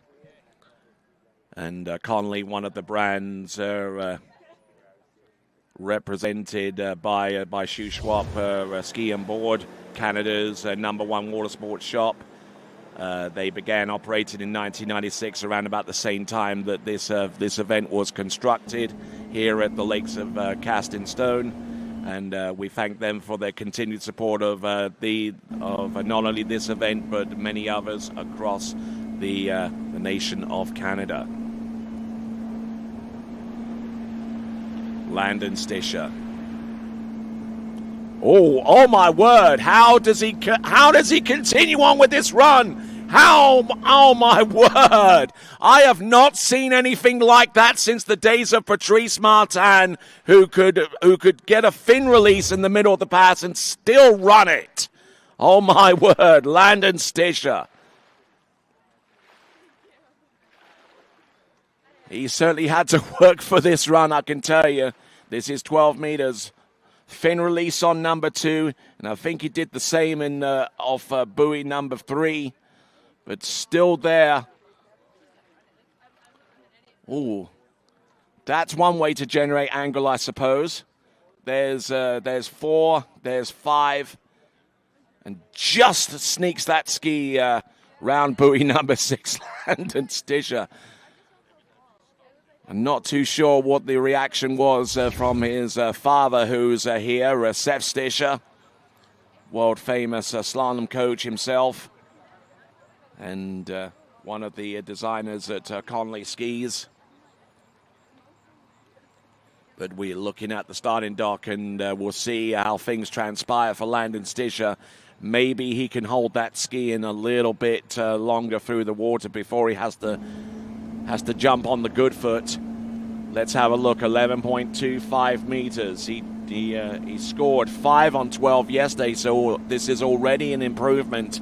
There's a 1, and unfortunately unable to get much of anything from that turn, and looking out for his ski and swimming towards it, and he'll swim to the shore. But he scores half a buoy on 11.25 meters. Landon Stischer.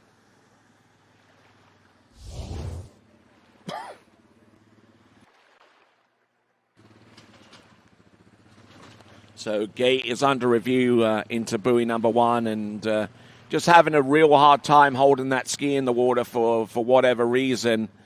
But if the gate review is positive, then he will get a half buoy for that effort. But if not, then it would be a 0 buoy count at 11.25 meters.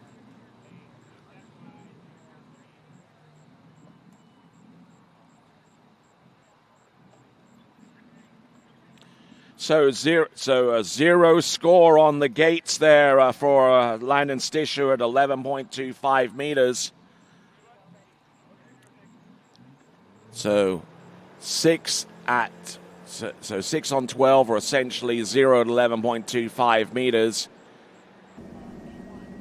The 0 at 11.25 meters is the more accurate score, considering he actually attempted the pass. And right now, here we go from the United States of America, team skier Jake Abelson. Jake Abelson, who scored 5.5 on 12 meters in the previous elimination round. And even though Jake Abelson has about a 15 or so point lead ahead of Tim Vild in the overall competition, he knows that he's got to take every opportunity he can to get more and more points. Jake Abelson, a skier that has made it through to the finals in each of the 3 events. So he has 3 opportunities to extend his 15-point lead in the boys' overall championship of the world. There's certainly a lot of moving parts, a lot of moving elements, and working that good Ventura slalom ski to great effect there.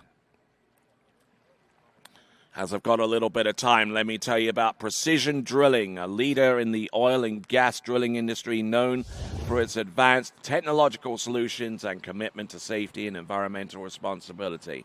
By supporting this prestigious global event, Precision Drilling aims to demonstrate its commitment to youth development, showcase its dedication to supporting local and international communities, and reinforce its position as a responsible corporate citizen.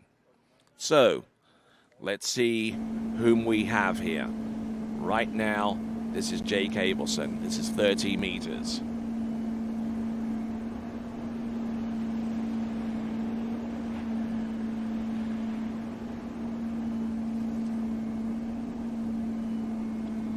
Yep, sun coming out and starting to dry off a little bit of the condensation that was left from the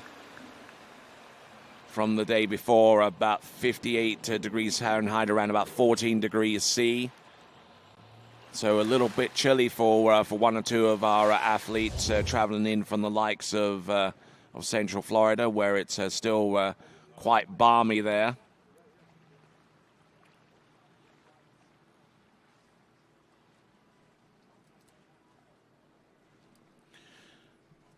So it looks like we got a revised score for Landon Stischer. They've given him the half buoy on 11.25 meters. How significant that will be going forwards, we won't be able to tell at this early juncture. But Landon Stischer scoring 1.5 buoys more than what he did yesterday.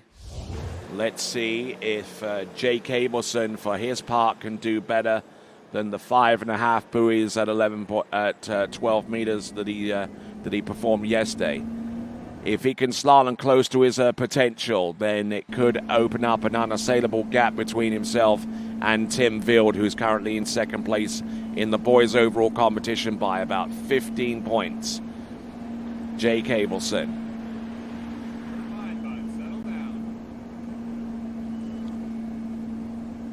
And priceless to hear the internal conversation that our boat driver is having with himself, Andrew Bergman. Certainly a favored driver among our athletes out there, and certainly a well-respected individual behind the wheel, Andrew Bergman, who has driven not only here up in Canada, but also extensively at record tournaments in Central Florida. Getting broken over a little bit off number 2, but number 3. And at this point, he's just trying to settle in. And that was actually number 5 into number 6, I beg your pardon. But a good, solid effort out there from Jake Abelson, our second skier out. Next skier to take to the water will be Jaden Starball.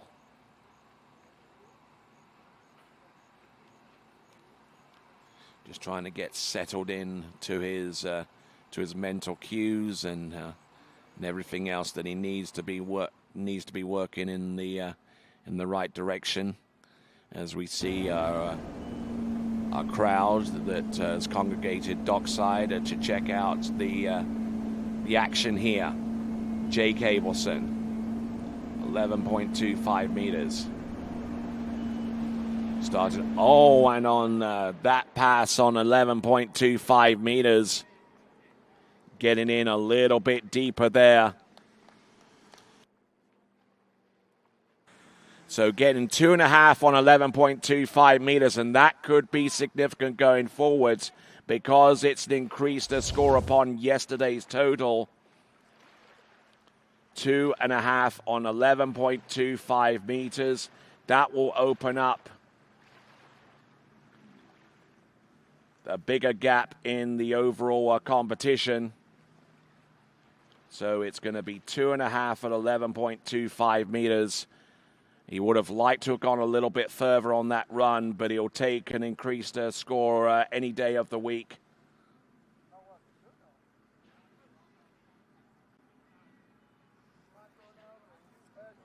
All right, so I'm going to give you the updated situation so far as the overall is concerned, because he scored a 2.5 for 11.25 meters. That means that the gap in the overall competition has moved from about 15 points to nearly 73 points. So, coming in on 16 meter. So, Jaden Starball on 16 meters now.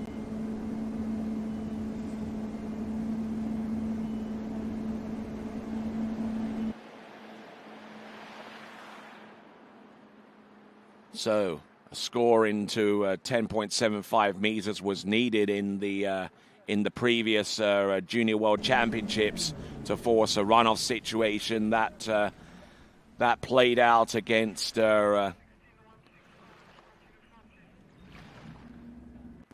Cornell and Nick Nelson. But we'll see how things play out right here and now. This is Jaden Starball. That was his opening pass at 16 meters, just trying to get settled in, not pressuring himself for too much at this stage. And he'll return at 14.25 meters and have a crack at that line length, and then whatever happens from that point on happens. Certainly getting a lot of messages through. Good few of them actually congratulating Christiana de Osma. If you want to be a part of the live chat, you subscribe to our TWBC YouTube channel. The live chat will be activated on the right-hand side of the webcast player. And also, if you hit the bell icon, you'll be informed as to the next time TWBC goes live, which will be at the Good Water Skiing National Championships in the United States, coming to you live from Bakersfield in California. But in the meantime, right here at the Championships in the World for U17, Jaden Starball.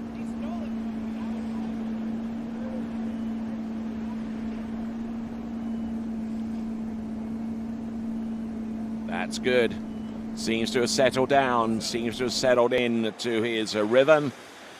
He's gone through 16 and 14, 30 meters is next.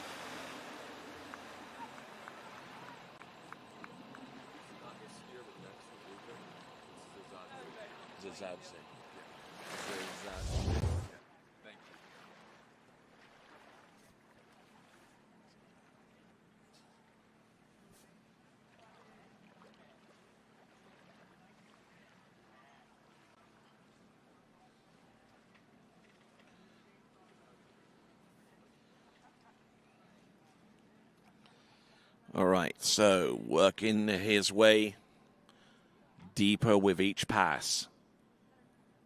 That was 14.25 meters.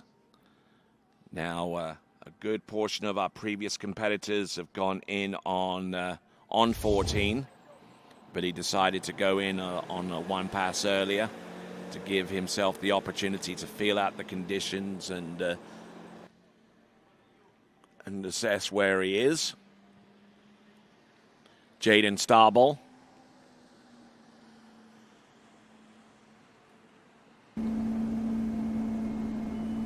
"13 meters for Jaden Starball.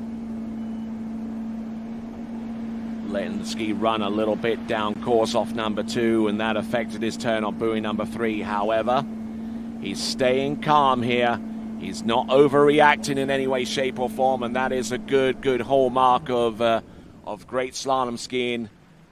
Just making sure that if something comes up, that you just don't overreact to it too much, and continue to run your game.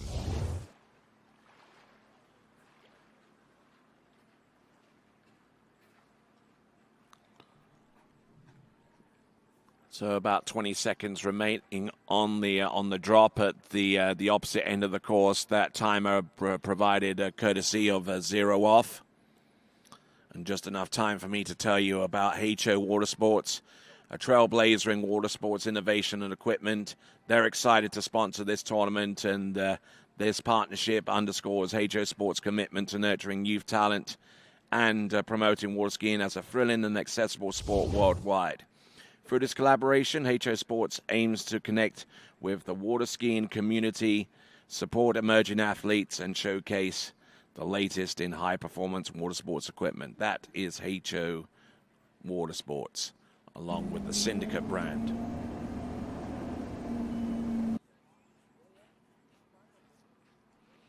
All right there, skier number 3, Jaden Starball. There's 1, there's 2, this is 12 meters. Little flat-footed into number 3. Still good for number 4. Oh my word, he gets round buoy number 5 and waited for the ski to turn, and nothing was doing there for him. So it looks like it's going to be a 5 buoy count on 12 meters, putting him in 3rd spot after 3.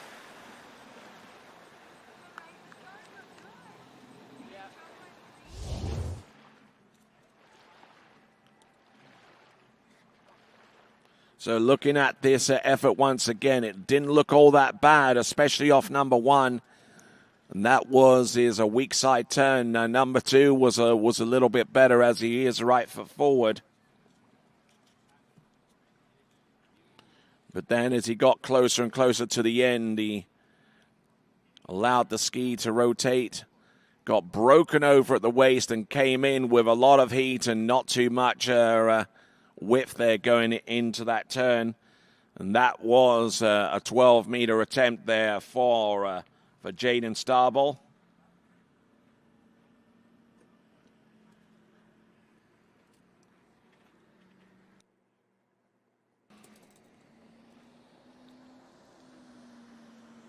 So coming into the course right here, right now, it's Bryce Smith of Australia. 14.25 meter start. That seems to be the favored line length for our slalom skiers that go in on. 58K, 36 miles an hour, 28 off. Standard 75-foot line for those of you watching us from the United States. As we look over and see Luka Zazadze, also from the United States. Bryce Smith, Australia, out there on the water, and Luka about to take to the water, but he has to wait and see what Bryce can do out there.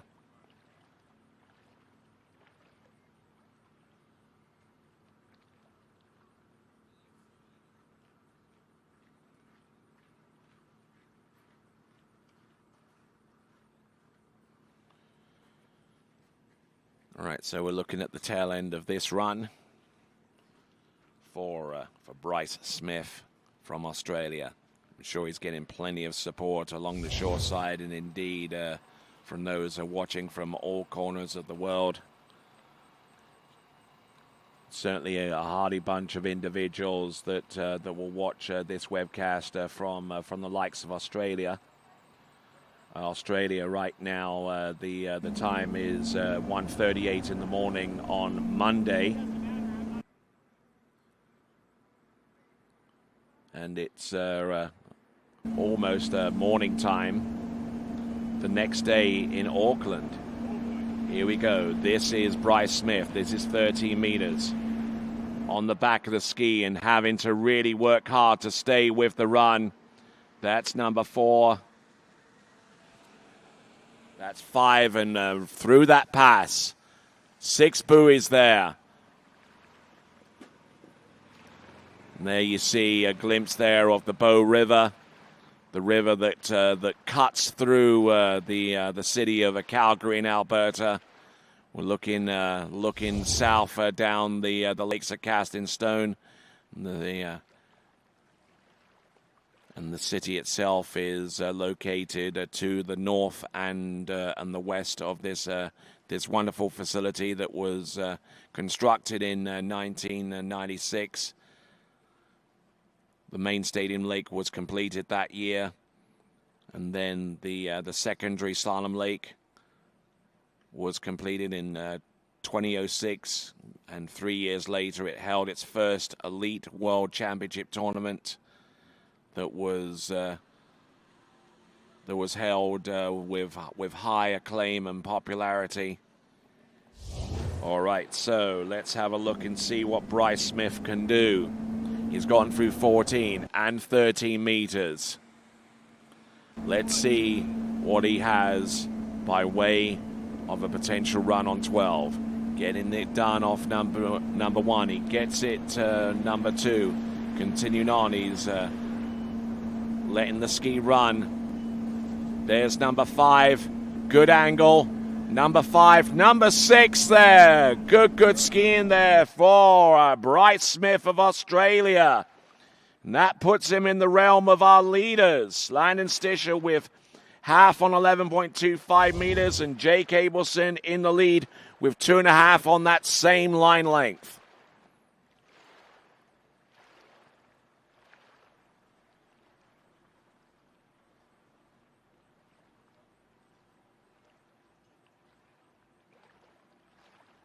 Good extension into buoy number 3 there.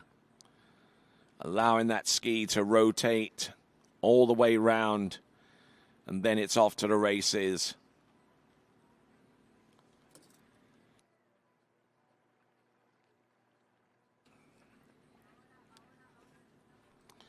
All right.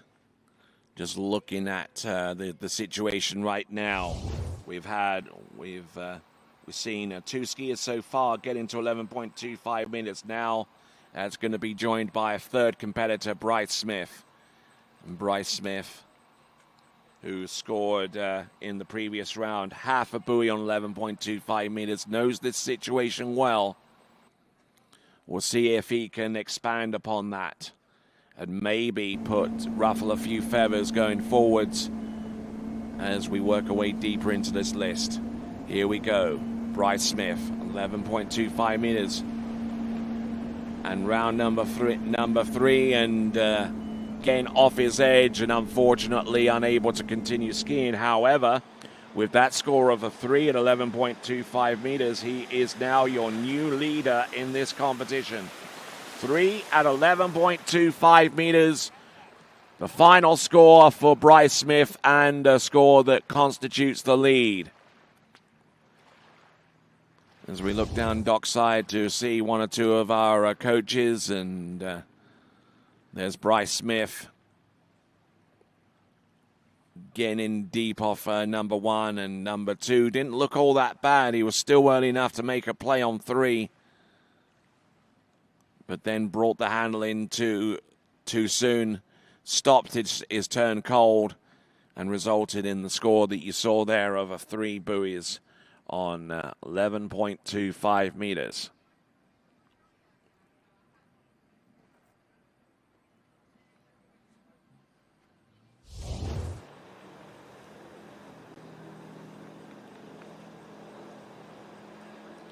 All right there, 14.25 meters for our next competitor out now, Luka Zazadze.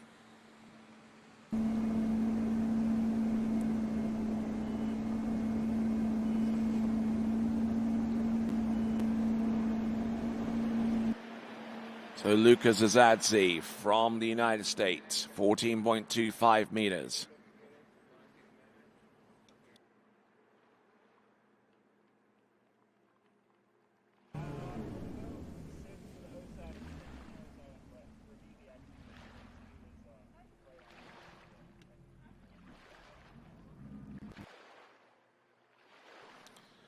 All right, so Luka Zazadze, we're reviewing the exit gate. Now, we don't normally review the exit gates all that often, and there are very few situations that would precipitate something like that.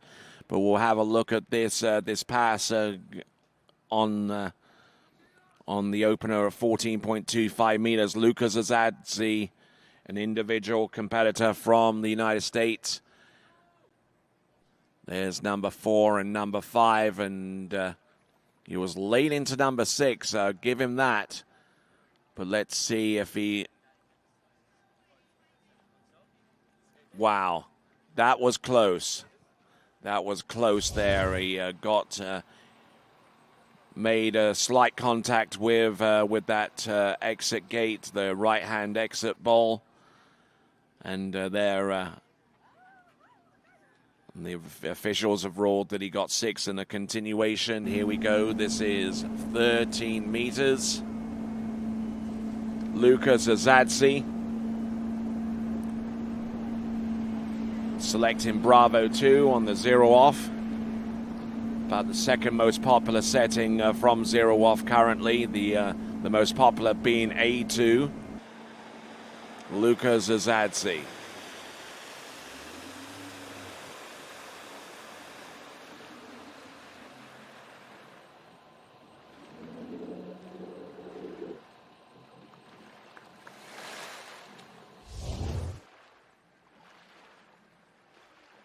So Luka Zazadze.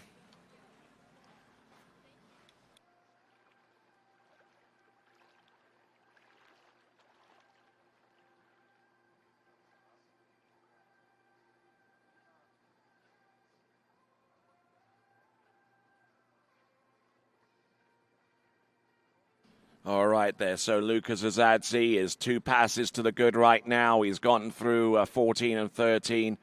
He'll now have a crack on the 12-meter line. Some of his performances in the past have been into 11.25 meters as far back as 2023. So he'll be looking for something a little bit deeper there, but he needs to get through 12 meters first. It's the ABCs of slalom Got to get through the earlier passes before you get on to the more difficult runs. 12 meters, Lucas Azadzi. And there you go, a little late off number 5, but he still had enough room to spare. Skiing very confidently out there on the 12-meter line for Lucas Azadzi, who scored 1 at 11.25 meters in the round previous to this one, the boys slalom elimination round. And looking now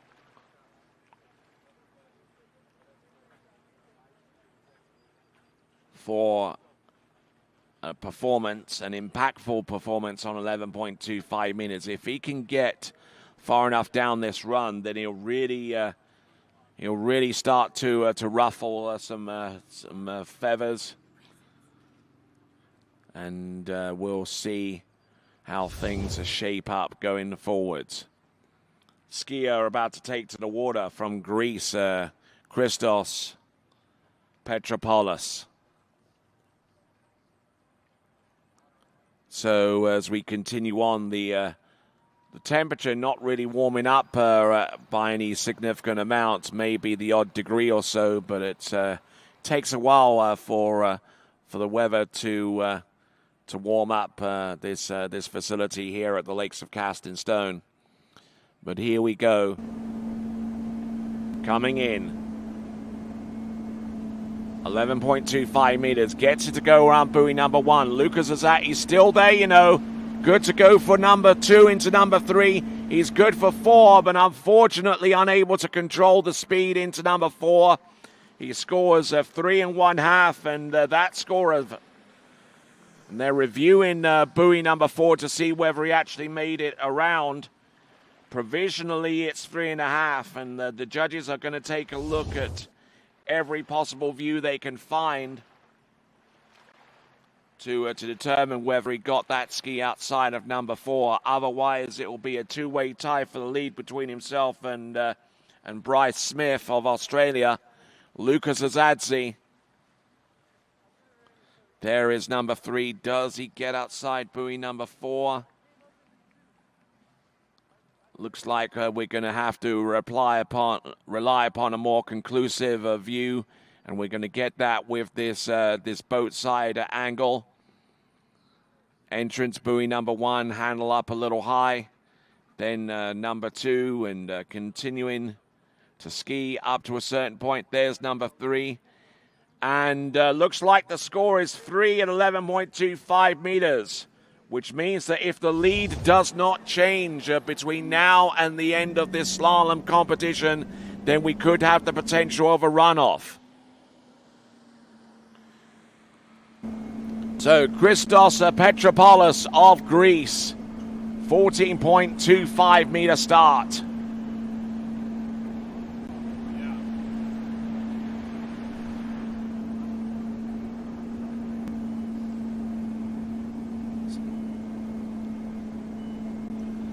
All right then, so Christos Petropoulos opening up with 14.25 meters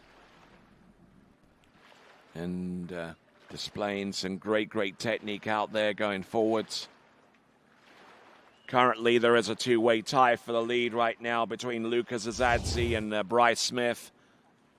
USA versus Australia at the moment.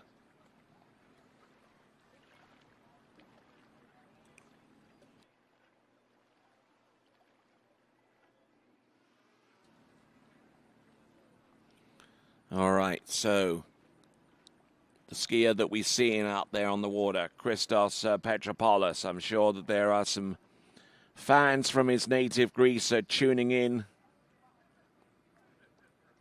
It's about a 7 or 8 hour time difference between Canadian Mountain Time, Daylight Mountain Time, of course, and European Central Summer Time.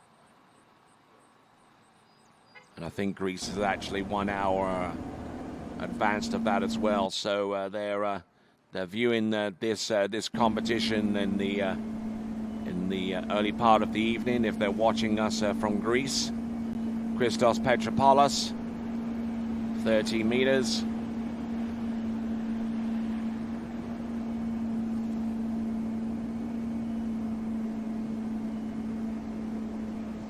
Nice skiing, using his height to great advantage. All the way through the 6 buoy count.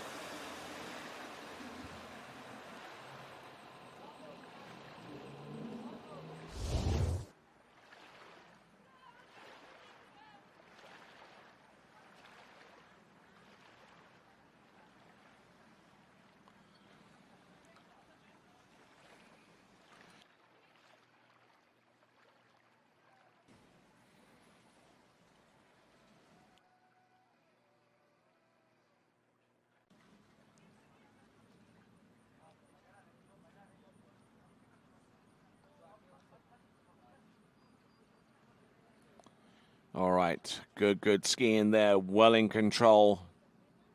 And now getting ready for the next pass. It's going to be the 12-meter line.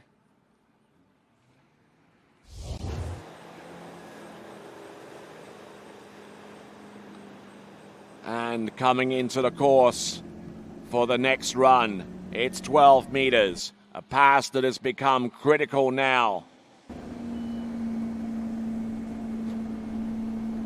Let's see what Christos Petropoulos has in store. There's number 1. In good shape for number 2, but unfortunately gotten broken over into buoy number 3. He's got to stay relaxed, and unfortunately that's not going to happen. Looks like it's going to be 3.5 on 12 meters, and that is not going to be the kind of performance he was looking for. We're halfway down the list in the boys slalom final, and after 6 skiers, we have a tie for the lead between Lucas Azadny and Bryce Smith. Both of those competitors have 3 on 11.25 meters. Half a buoy further back is Jake Abelson with 2.5 at 11.25 meters. A significant score there for him. Not so much so far as the slaloming is concerned in the boys slalom final, but where it concerns him the most is that it has opened up a 73-point differential between himself and Tim Field in the battle for the boys' overall competition. So those are your top 3s, Azadny, Smith, and Abelson, with Stisha, Starball, and Petropoulos rounding off the remaining spots of 4th, 5th, and 6th.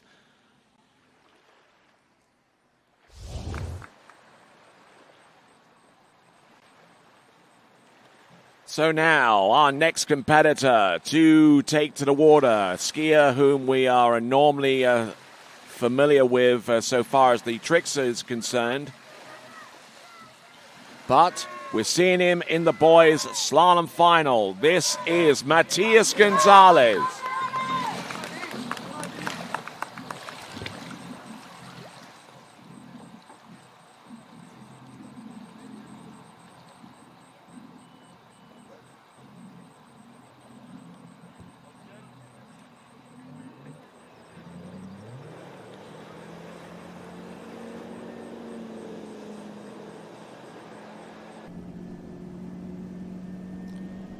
All right, then, here we go, folks. This is Mati Gonzalez out of Santiago de Chile. 14.25 meter start.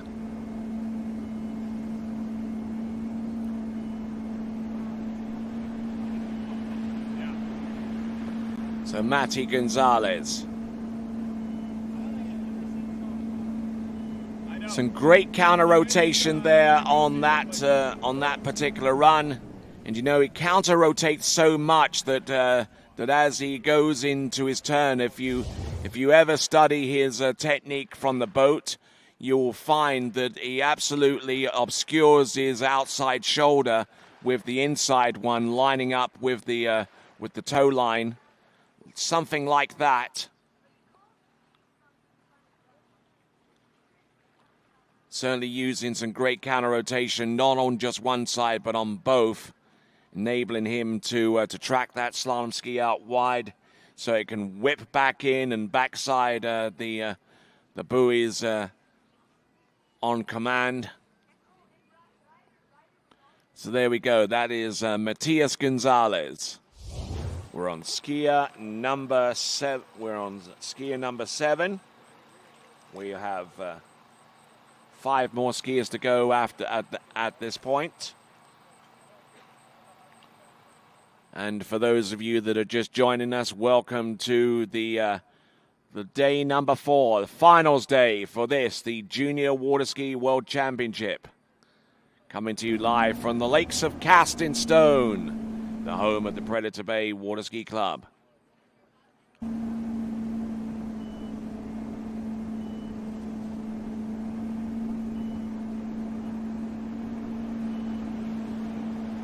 Looking good, looking strong out there on 30 meters. Getting a lot of angle and being able to control that width and that leverage and speed as he gets through 14 and 13 and just trying to shake a little bit of the nerves out before he gets ready for 12. Now Matias Gonzalez scored 1.5 on 11.25 meters. We'll see him a little later on in the boys' tricking final, and that should be a battle royale between himself and Jake Abelson. And the tricks event is actually going to be our last event of the day. We anticipate weather that could make things a little bit tougher for the jumping competitors had we kept the original schedule. So we're going on with an amended schedule that shows that the next event is going to be jump. And then once we complete the girls and boys jump final, then we go on into the tricking final for girls and boys. So here we go. We got Andrew Bergman at the helm of that towboat. Here we go. This is Matias Gonzalez. There's one, takes a good hit. Round number 2, 12 meters. A little bit of a delay off number 2, but managing to still stay upright. I tell you what, using uncanny balance there to do the job that he set out for himself. It's a 6 buoy count. 6 on the 12-meter line. And anything more than 3 would give him the lead, but he wants to do more than just merely take the lead at this stage. He wants to do enough to put some heat on the remaining 5 competitors.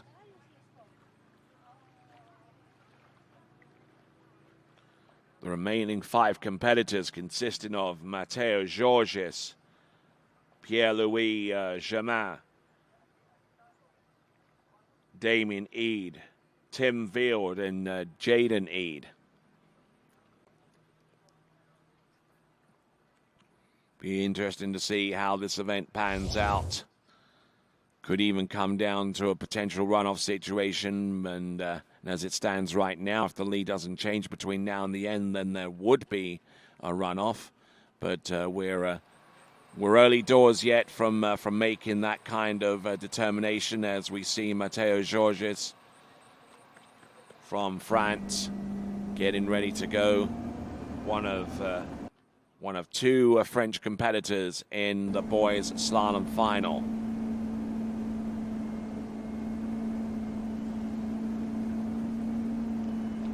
And on 11.25 meters, dumping it round a buoy number 2.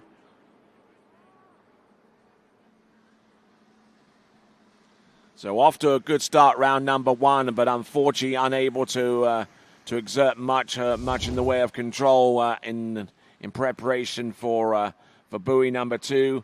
We'll take a look at the entrance gates once again. Got the start that he needed and held off enough, but I think that he took too much of a bite there on number 2, and even a skier of his ability was unable to continue on and go deeper into 11.25 meters than 1.5. 1.5 on 11.25 meters, putting Matty Gonzalez in 4th out of the 7 skiers that we've seen so far. And with that, we'll continue right along to skier number 8 from France. It is going to be Matteo Georges.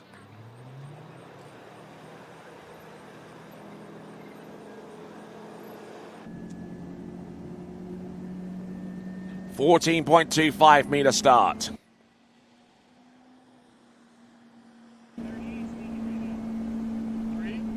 Nice and wide on the entrance into buoy number 1. Matteo Georges.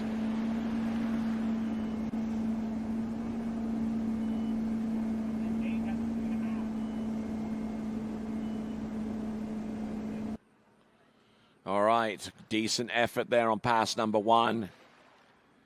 Aggressively pursuing the 6 buoys that he eventually scored on the opening pass. It's 6 buoys.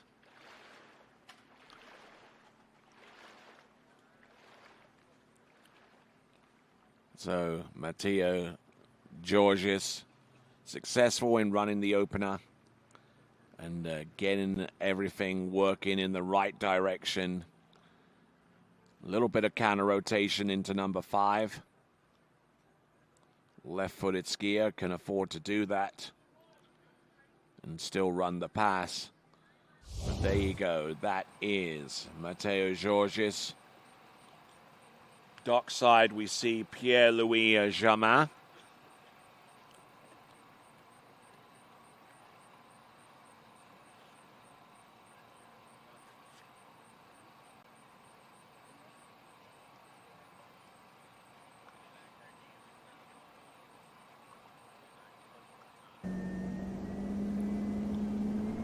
All right, here we are.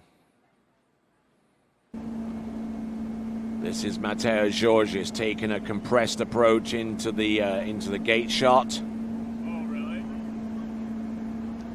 Looking good though. Round number 1, 2, 3, 4, and 5, and number 6. Yes, and slamming on the brakes through the exit gates to make sure he doesn't overshoot the exits.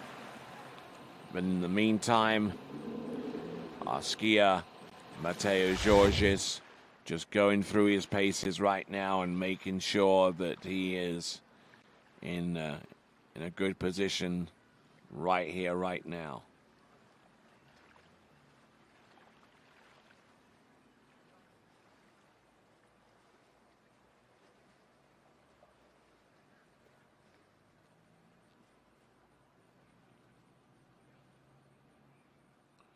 Okay, Matteo Georges. He's gone through a pass number 2, and that was 13 meters. Made that look really, really smooth for the most part, and if he can maintain that kind of smoothness, then things can really open up for him in a positive way going forwards. This now is 12.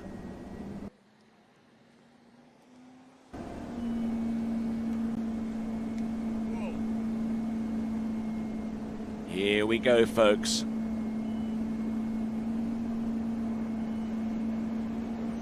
This is Matteo Georges. Oh.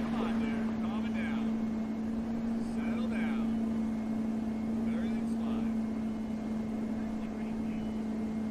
fine. All right, then, and eventually settling down to run that pass. That is Matteo Georges of France. Getting a little bit of encouragement going along there from Andrew Bergman, our boat driver. And once again, absolutely priceless to hear the insights of a tournament water ski driver driving at this elite level.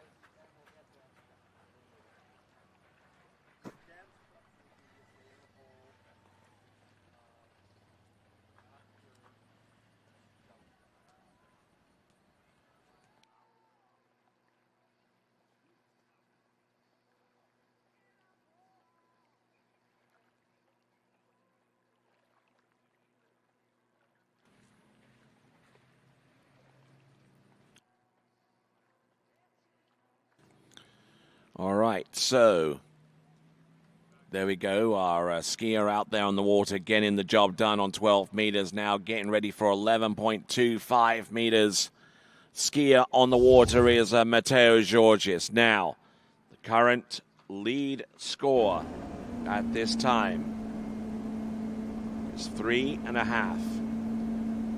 on 11.25 meters. It's actually 3 on 11.25 meters. He gets it to go around buoy number 1. Oh, and he collapses on buoy number 2.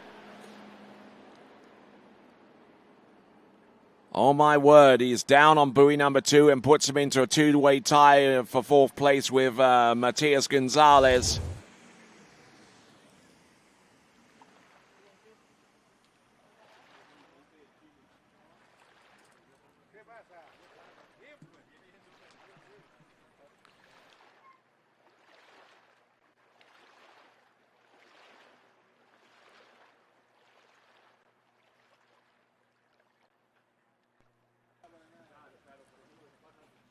So looking at Matteo Georgis once again.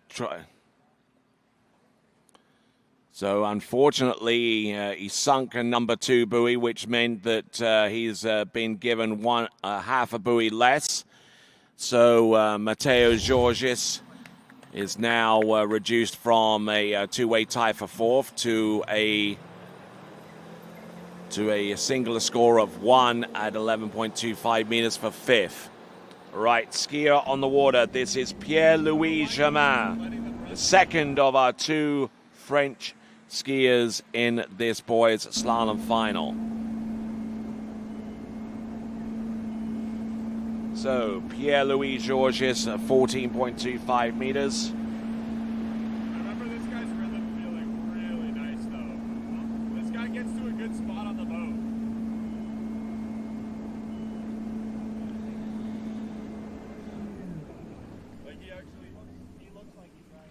I think from here on out, I better let Andrew Bergman, Andrew Bergman do the talking at least for one pass, because he seems to be quite loquacious so far as giving us a commentary on his own internalized thought of driving slalom and how it relates to these skiers. So that's what I'll do.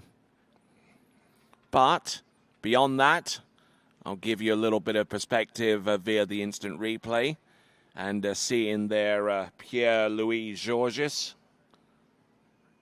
Pierre-Louis Germain, I beg your pardon. Almost mixed it up with our previous skier. So Pierre-Louis Germain on the water, 14.25 meters. And our next skier to come after him is going to be Damien Eade. Now, whatever the top score ends up being after Pierre-Louis Georgis skis, then that is going to be the bar score, and anything higher than that will guarantee a spot on the podium for whomever takes the lead at that point. Here we go. This is Pierre-Louis Germain. Oh, getting down a little bit harder than he wanted to off buoy number 3 into 4. Flat-footed round number 5, and oh my word. Definitely got in deep there.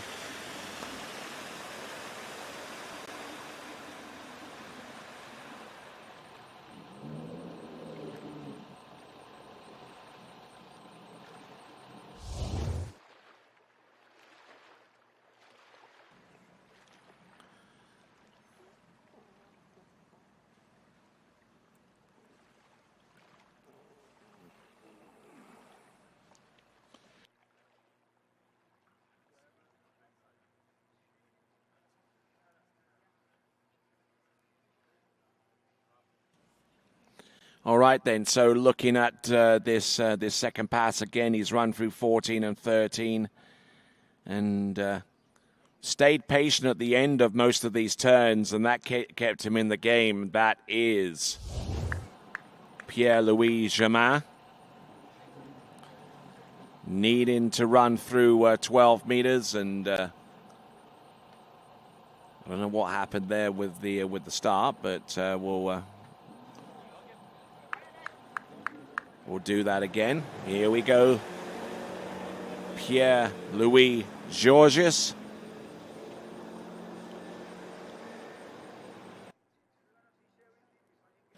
All right, then, here we go. Coming on in.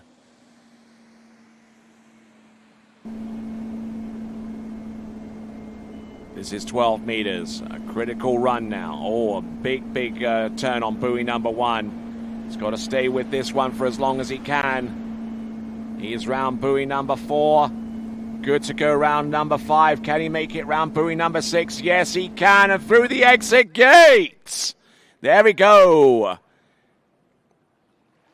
Pierre-Louis Germain of France has now put himself on 11.25 meters.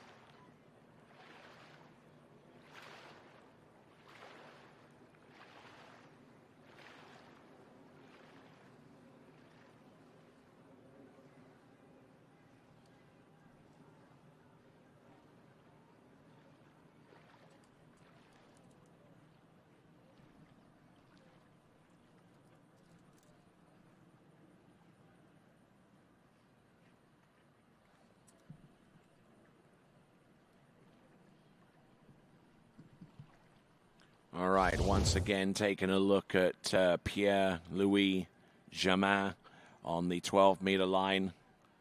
Just working out the potential scenarios here for tied scores. Lucas Azadzi and Bryce Smith both tied on 3.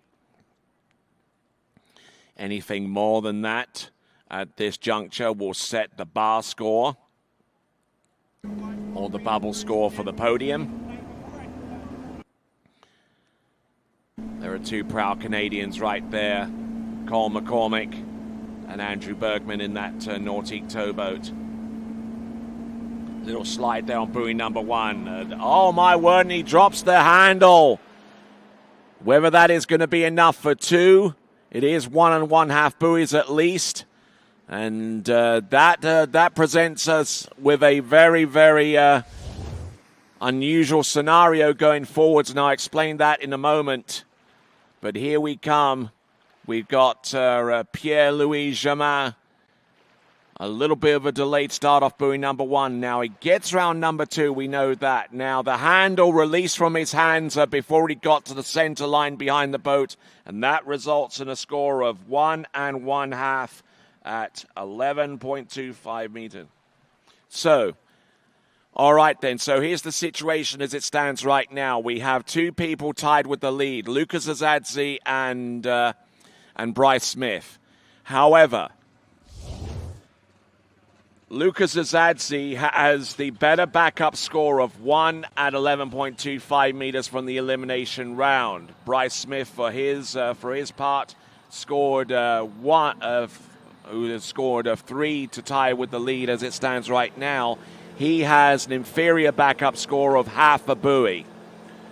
So now the bar score has been set. Anything more than 3 guarantees that skier a spot on the podium. And on the water right now, from the United States of America, it is Damien Eade.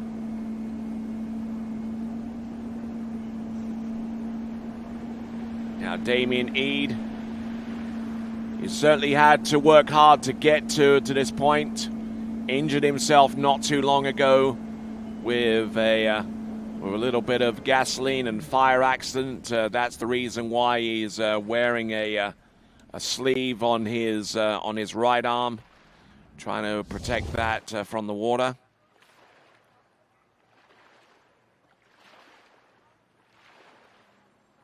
And doing well to control the ski and its turning motion round buoy number 1. Damien Eade.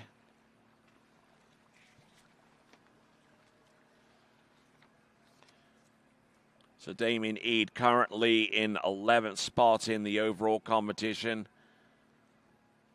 Didn't trick particularly well on the in the elimination round, and even though he's gotten scores of over 800 overall points in slalom and nearly 800 points in jump, unable to mitigate the tricking score. So, but And so Damien Eade, this is essentially it for him if he wants to go for gold and go for glory. It's got to come here and now. Here we go, folks. This is Damien Eade, representing the United States of America. Skis over at Ski Fluid in Polk City in Central Florida.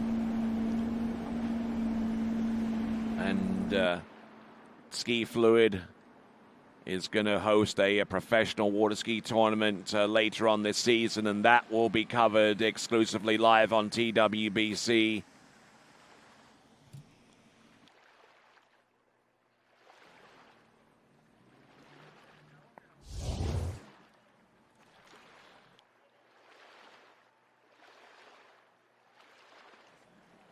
All right, so working his way from one buoy to the next, and a beautifully executed run at 32 off or 13 meters.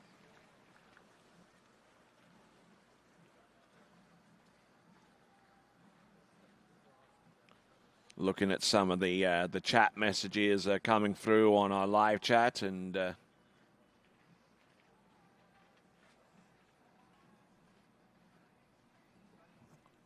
has plenty of fans from across the world.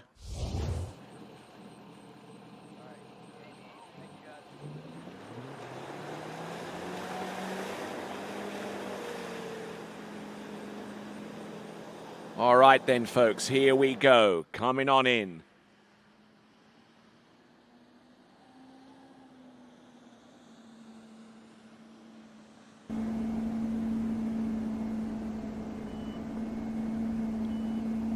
Meters there for Damien Eade. Gets it to go off buoy number 2, and nice turn on number 3, keeping the ski out ahead of him. Riding that Conley to great effect. Round number 5 and number 6. That's Damien Eade. Round all 6 buoys on 12 meters. Has been known to throw the odd performance out into 10.75 meters, which would be the pass to come after the completion of the next one. But for the time being, at least, if he can get more than 3 at 11.25 meters, it will give him a medal. And then it'll be up to the remaining 2 skiers to determine what color that medal would be. But looking at Damien Eade right now, we've seen plenty of challenges aimed at taking the lead with a number of competitors. It's been a while since we've actually saw those performances from Bryce Smith and Luka Zazadze from Australia and USA, respectively. As a matter of fact, those performances came from skier number 4 and skier number 5, and we are on skier number 10. So that lead has gone unchallenged for about the last 4 competitors. So now coming in at 11.25 meters, Damien Eade needing more than 3 for the lead. There's 1, there's 2, there's number 3. Can he get a piece of 4? He's got a step on the podium. But even better still, can he actually run the pass? Yes! There he goes, 6 at 11.25 meters for Damien Eade. He has the lead now.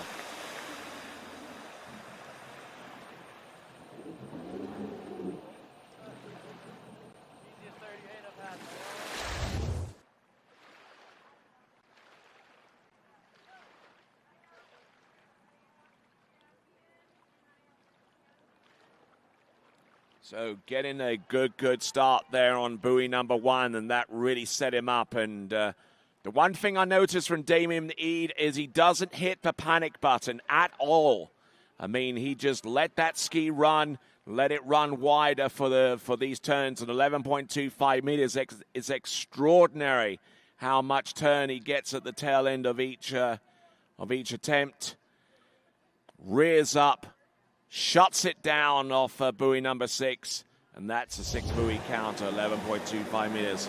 All right, so his brother will be skiing last off the dock And before him, Tim Field, he's on the starting dock right now, looking out to see what he needs to do to take the lead in this competition, because that lead is going to be determined right now from Damien Eade at 10.75 meters. He's good to go for number 1. There he is on number 2. Can he make a play on number 3? Not quite, but it is 2 buoys at 10.75 meters. That is the ultimate score for Damien Eade.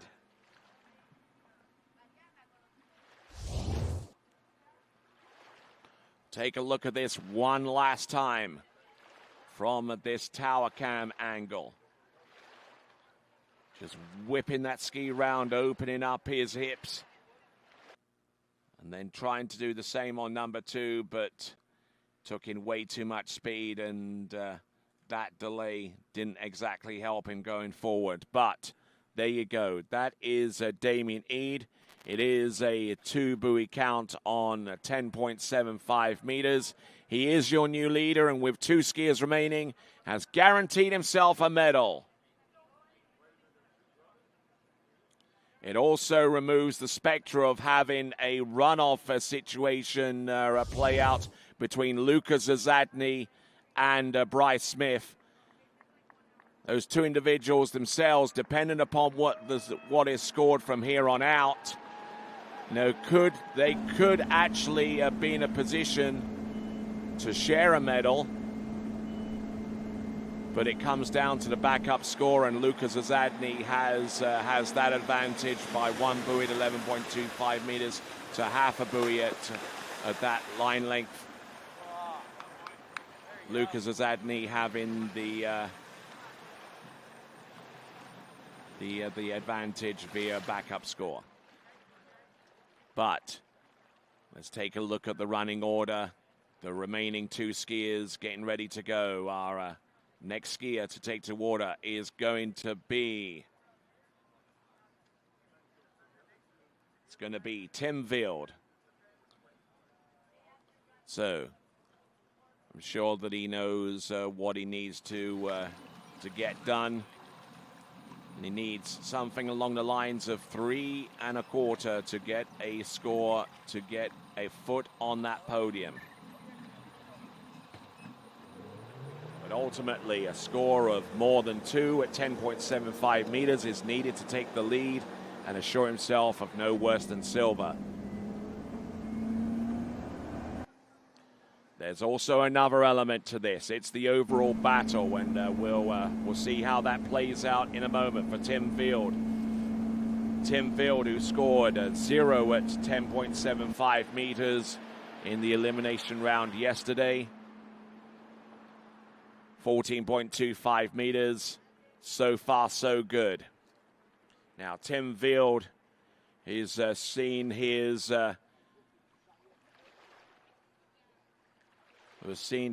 overall challenge given a little bit of a knock, considering that prior to this slalom final taking place, Jake Abelson was able to improve on his slalom score from the previous round and has opened up a nearly 73 overall point lead ahead of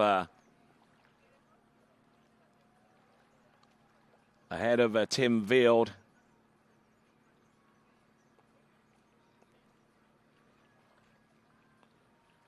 It started off as a 15-point gap between Tim Field and Jake Abelson, and it's now grown to be 73. But let's see what Tim Field can do by way of a fight back in order for him to get ahead of Jake Abelson.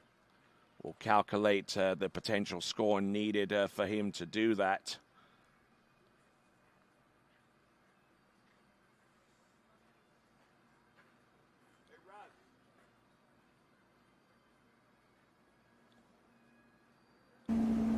Needing a score of about 4 at 10.75 meters. That was the latest calculation so far as the boys overall is concerned for Tim Field to get ahead of Jake Abelson, who's still in the lead in the overall competition. But right now, that couldn't be the furthest from its mind right now. Tim Field getting through the opening two passes of 14 and 13 meters.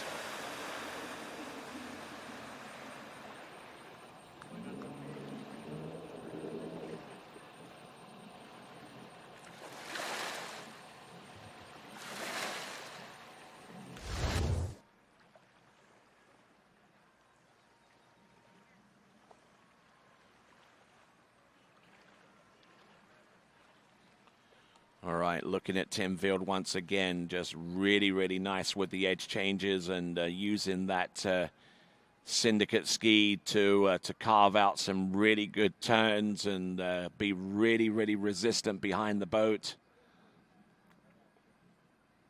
Just pops that ski onto its inside edge as soon as he makes that crossing past the prop wash, and just using his skill to work that ski on the outside of the buoy line.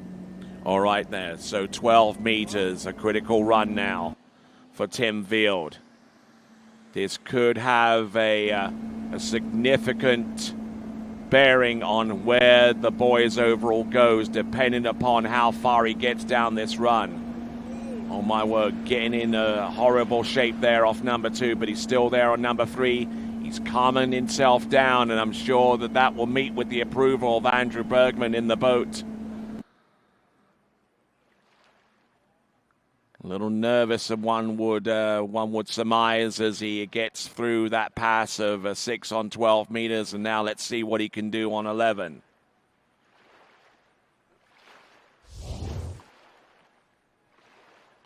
So Tim Field needs more than 2 at 10.75 meters for the lead, but he's about to attempt the pass prior to that on 11.25 meters.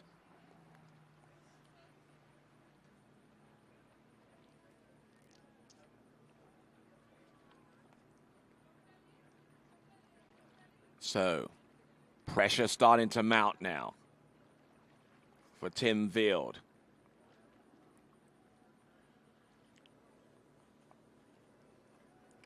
So for Tim Field to take the lead in the overall competition, he needs to score 4 buoys at 10.75 meters.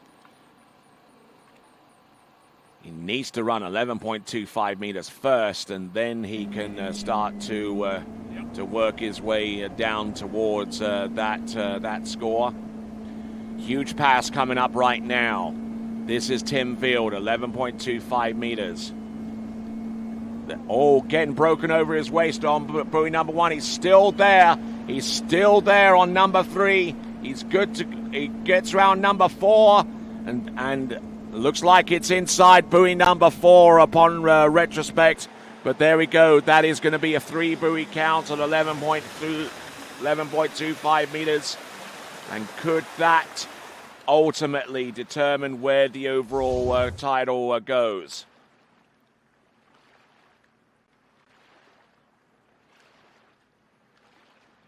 So looking at this instant replay, did not have the best of starts, but he still hung on for dear life, especially off buoy number 2. He still was able to get out wide and get angle into number 3, but he just didn't quite have the confident start that he needs. And that gives him a score of 3 at 11.25 meters. 3 at 11.25 meters, the final score for Tim Field.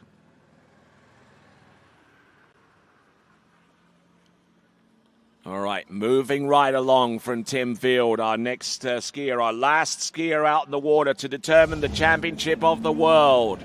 This is Jaden Eade. Now that score of 3 buoys is confirmed, and that means that because he has a superior backup, he has the advantage ahead of Lucas Azadny and Bryce Smith, even though they're all tied right now, currently in second spot on paper. Tim Field has the advantage by having the better backup score. So Tim Wild actually in the slalom event has 1 foot on a podium spot, will finish no worse than third.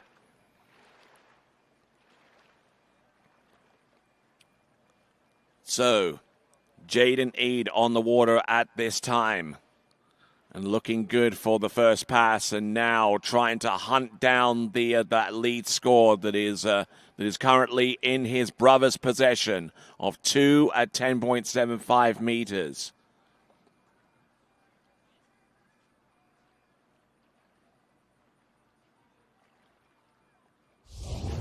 All right, and just to update the leaderboard, Damien Eade in the lead with 2 at 10.75 meters. Tim Wild in outright second place right now, and Lucas Azadzi in third, hanging on to the possibility of him getting a podium position because of the backup scores. And so Jaden Eade, look at this, 13 meters. And looking in good posture there on that particular run. That is 11, that is 13 meters, I beg your pardon. Now getting ready for 12. Certainly not a lot of nervous faces around the dockside. They know that at least in the Eade family that they have a skier, at least one skier will have a podium position when all is said and done, and could end up being a world champion. But we work our way through the pass here for Jaden Eade. Looking good on 30 meters, and seems to be really confident out there. I'm sure that another picture entirely is playing out in his mind right now, and the pressure of the situation here. Let's see what we've got. This is Jaden Eade.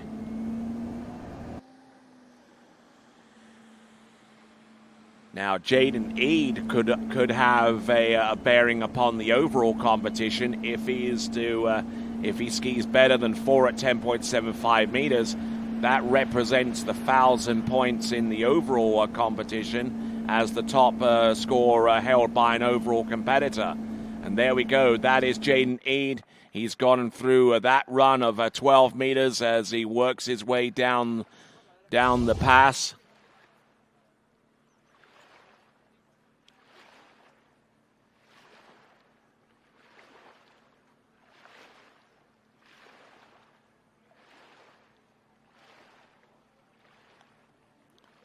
Wonderful skiing there from Jaden Eade as he continues to rock the world of tournament slalom skiing at the junior level.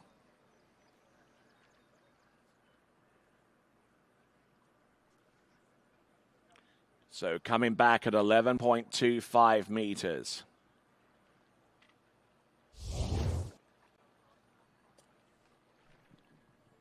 And so Jaden Eade, who actually set the Junior World Championship slalom record with a 4 at 10.75 meters in the elimination round.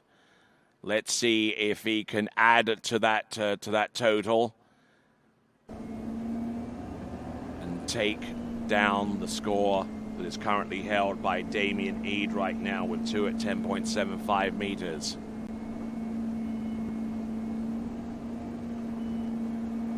Here comes Jaden Eade on 11. There's 1, there's 2 and 3, and number 4. He's still there. He's still on top of the water. Oh, it gets broken over into buoy number 6, but he's good to go. And breathing a huge sigh of relief. There you go, 6 at 11.25 meters. with that score of 6:11.25 meters. That means that Tim Field is in third spot. It also means that Jaden Eade will finish no worse than second, but he could still have a final bearing on where the championship of the world could end up going, because there is one other score, one other target for him to exceed. The score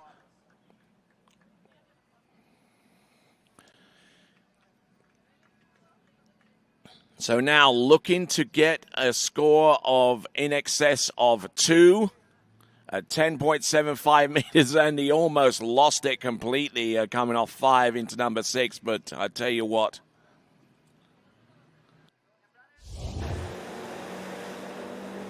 All right then, so continuing right along. This is for the championship of the world. One Eade or another. Who will it be?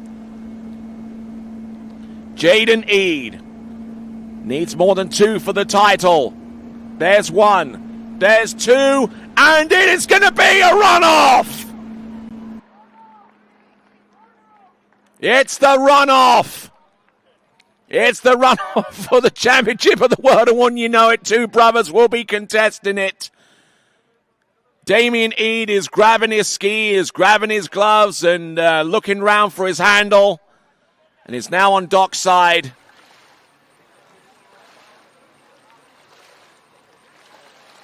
One thing he's missing is his handle. Where is it? So Damien Eade on dockside. Jaden Eade will be skiing back to the dock. Now, what this does is a couple of things. It invokes the runoff, but it also ensures that the top score from this tournament still stays at 4 buoys at 10.75 meters from the elimination round. Therefore, it does not move the points percentages or proportions in regards to the boys' overall competition. So the difference in the overall classification is still very much there. About a 73-point differential still exists between Jake Abelson in the lead in the boys' overall and Tim Field in second spot.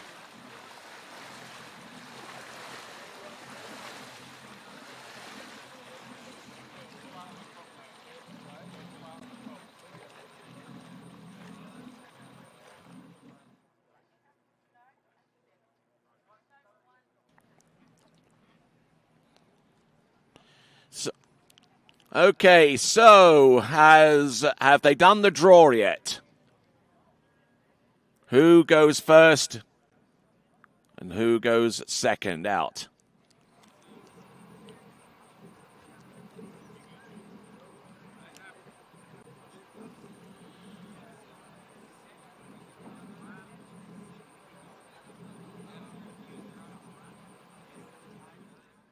Looks like the draw is being held dockside. Larry Giesler, one of our doing the draw, dropping the piece of paper. Okay, so who goes first? Who has... All right, so looks like Damien Eade is going to be... I believe Jaden Eade will take to the water first, and then Damien Eade will ski afterwards. What a wonderful competition, folks. So here's the leaderboard. Here's the recap of the leaderboard as it stands right now. One Eade has 2 at 10.75 meters. The other one has the same score. And Tim Field in third spot by a superior backup ahead of Lucas Azadzi and Bryce Smith of Australia. They all tie for a 3 at 11.25 meters, but Tim Field has the advantage due to a superior backup from the previous round. Then Jake Abelson in 6 with 2.5 at 11.25 meters. Pierre-Louis Germain with a 1.5 at 11.25 meters. Matias Gonzalez with the same score. Then Matteo Georgis with 1 at 11.25 meters. And Landon Stischer with half a buoy at 11.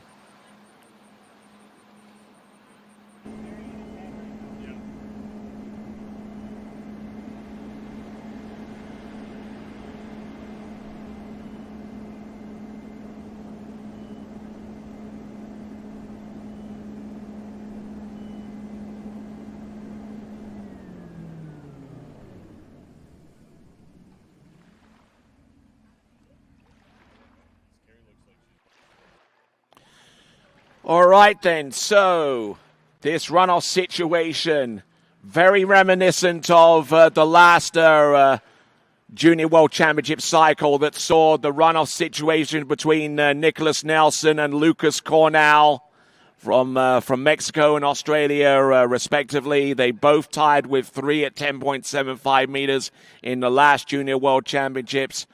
And then there was that little minor controversy that brewed afterwards between those two fine slalom competitors. But we'll see how things pan out here. Both of these competitors, Jaden and Damien Eade, are both tied with 2.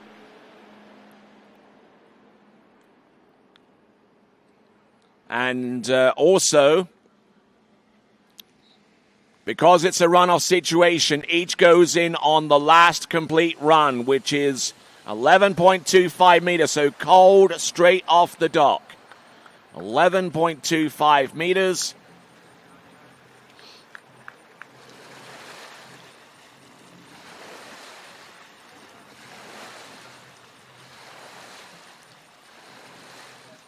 So here we go. Jaden Eade will be our first skier out in the runoff situation for the Championship of the World.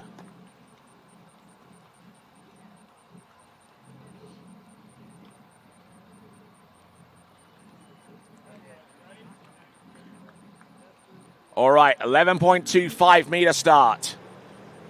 Jaden Eade, who's just come off the water and is been on the dock for about 3 or 4 minutes while they determined how this plays out. This now is Jaden Eade, 11.25 meters. There's 1, takes it down. There's number 2, he's still there. He's still keeping the momentum going. Off number 3, good to go around number 4 and 5. And ladies and gentlemen, cold straight off the dock is Jaden Eade. It's a 6-buoy count on 11.25 meters.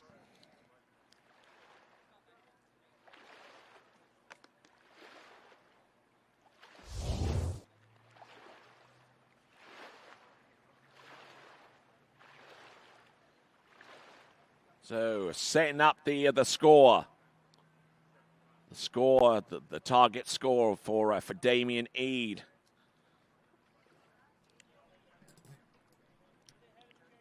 So getting a few messages through from a number of different folks, from Dash Kruger, from Brett Ellis, from Bobo Tevbon, from the likes of Tiare Miranda as well, and one or two others that are getting behind the Eade brothers. I'm sure their phones are blowing up right now. But I think they put on Do Not Disturb at this time as we get ready for Damien Eade to take to the water. But we're not quite done with Jaden Eade quite yet. Just a reminder that this runoff is to determine the top 2 spots. This will not have any bearing so far as the overall is concerned. And here we go. There is Jaden Eade. There's 1. There's 2, there's 3. Good to go for number 4 at 10.75 meters is inside buoy number 5. Getting closer and closer to the end of that run. And that is going to be a score of 4 at 10.75 meters. Let's give it up for him, please. Jaden Eade.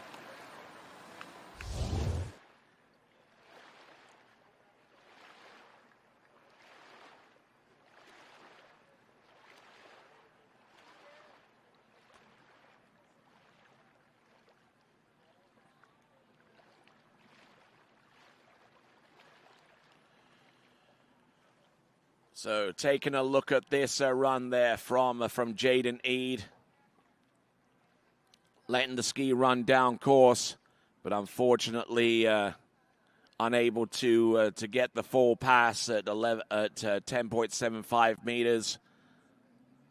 And as we look at this one more time, I can tell you that Damien Eade will be coming into the course at 11.25 meters. Guaranteed no worse than silver, but could end up winning this if he gets through this run and scores more than 4 on the pass to come after. Here comes Damien Eade. There's 1. Takes number 1 and number 2. He's still there. Loose into number 3. Look at him go. Loose and is inside buoy number 4, and that means that your champion of the world, with his superior runoff score from the United States of America, Jaden Eade.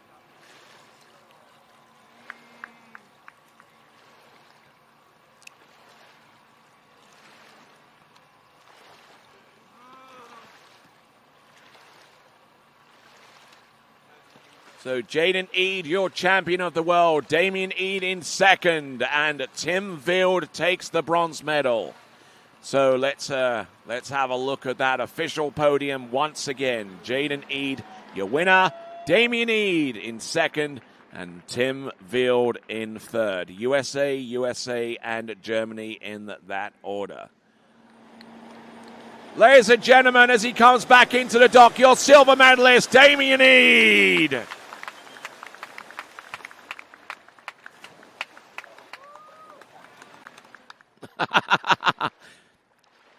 What a wonderful scene. And if they could spare the time, why don't they make their way over to the announcing point, and we'll get a word or two from each of those individuals. Damien Eade trying his best to run 11.25 meters right off the dock, and Ski got caught behind him on buoy number 2 and was just unable to fully recover. And inside buoy number 4, so it's going to be a 3-buoy count on that particular run. But Jaden Eade had the superior runoff score. He got through this pass, and then a good way through 10.75 meters. So wonderful skiing. I'm sure that household is absolutely beside themselves right now, having seen not 1 but 2 of their skiers claim medals, the top 2 medals.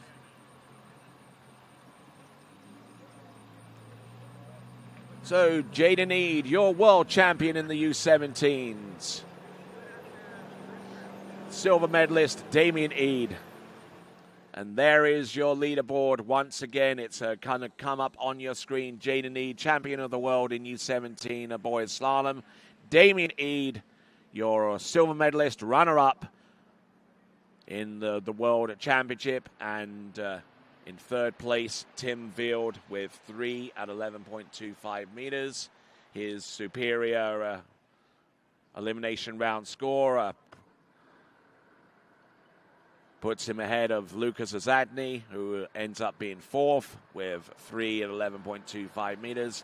And rounding off the top 5, Bryce Smith, also with 3 at 11.25 meters, but having an inferior backup score compared to Lucas Azadny or indeed Tim Vild. All right then, so we get ready for the jump event. Just enough time for me to tell you about 1 or 2 of our good sponsorship folks. Connolly Water Sports.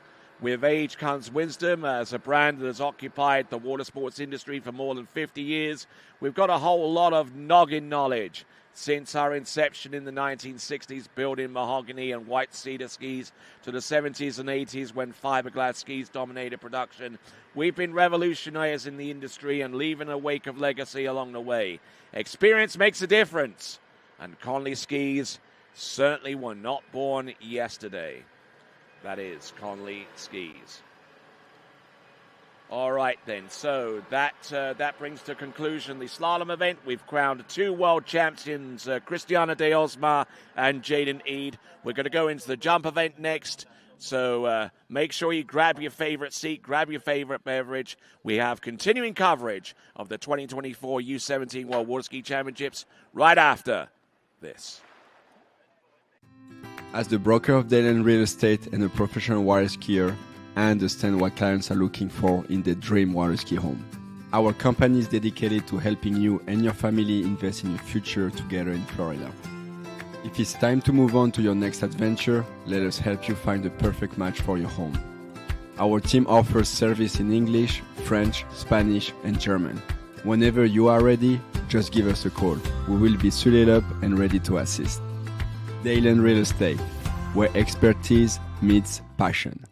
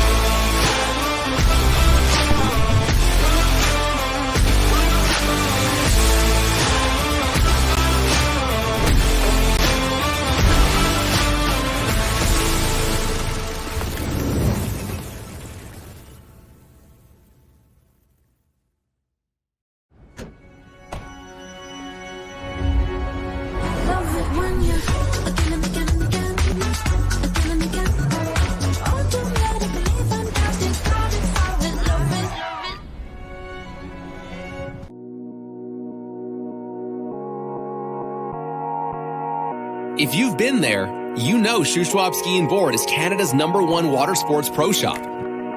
They have what's needed for an amazing, fun-filled summer, and you can take it home immediately. Shuswap Ski and Board on 58th Avenue Southeast in Calgary, on Main Street in Sicamous, and online at skiandboard.ca. Remember, it's always summer at Shuswap Ski and Board. For skiers and water enthusiasts, Florida lakes are what dreams are made of. Combined with world-class golf, remarkable weather, natural beauty, theme parks, and so much more, it's easy to see that Florida is paradise. For more than 30 years, I've enjoyed Florida's lakes and many offerings. If you are interested in Florida real estate, let me be your guide and trusted advisor as you search for your paradise. Together, we can make your dreams a reality.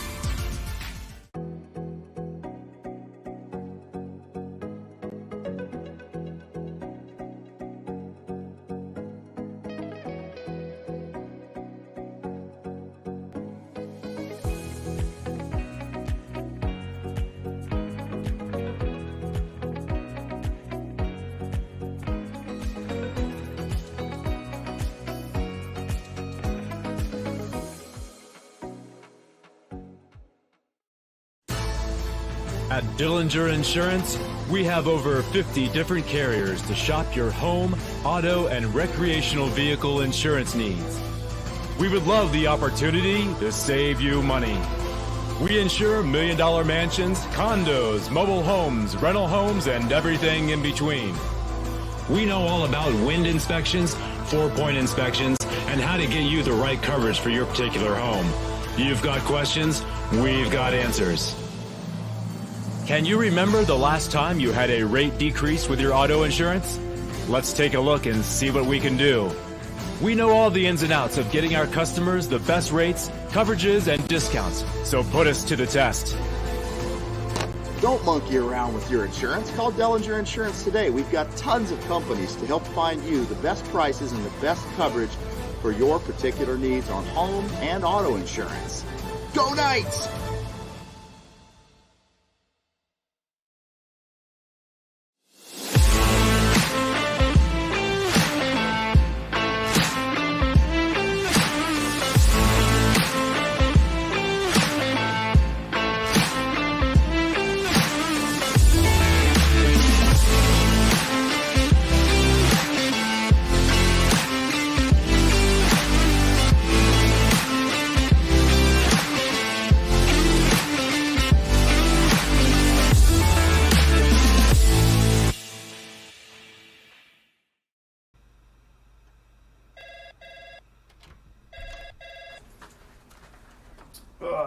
Morning, Brian. Hey, morning. You have a good weekend? Yeah, got out on the water a couple times. How about you? Yeah, I got to set in. Just gonna make a quick phone call here. Oh, of course. Can you get that, Will? Yeah, man, I got it. Thanks for calling Wake House. This is Will. Yeah, looks like we've got those in stock.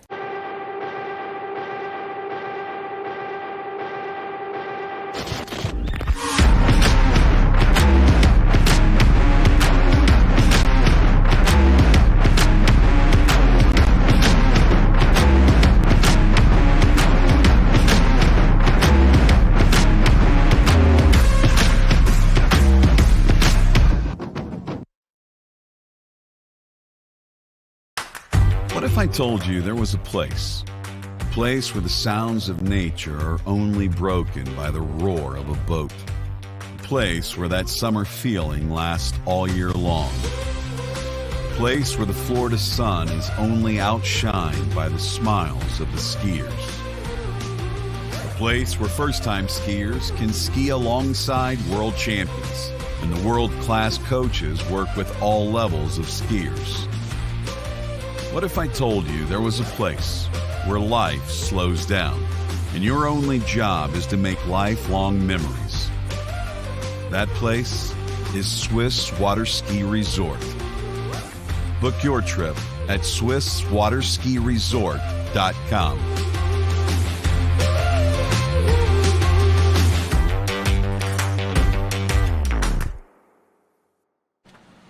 All right, then, welcome back. And guess who I have here? I've got Jaden Eade here on my left and to the right of your screen. And I've got Damien Eade to my right and on the left of your screen. So, first of all, let's clear up a couple of things. Which one of you Spider Monkey and which one of you Stretch? I'm Spider Monkey here. You're Spider Monkey. Thanks to Freddie, I'm Stretch. So yeah, nicknames given by Freddy Krueger. Oh, absolutely, and they're fun, and it was fun to actually watch you guys go after it for the championship of the world. So, let's have a look at one or two of these passes, shall we? That got us here. So, who is this? This is me here. There we go. This was 38 off actually 39 off. I beg your pardon, but tell us a little bit about this. Yeah, I was just really excited to run 38. I sat down a little bit at 1 and just kind of got a bit late into 2, but I mean, I was just really happy to, even be there at that point, especially at a World Championships.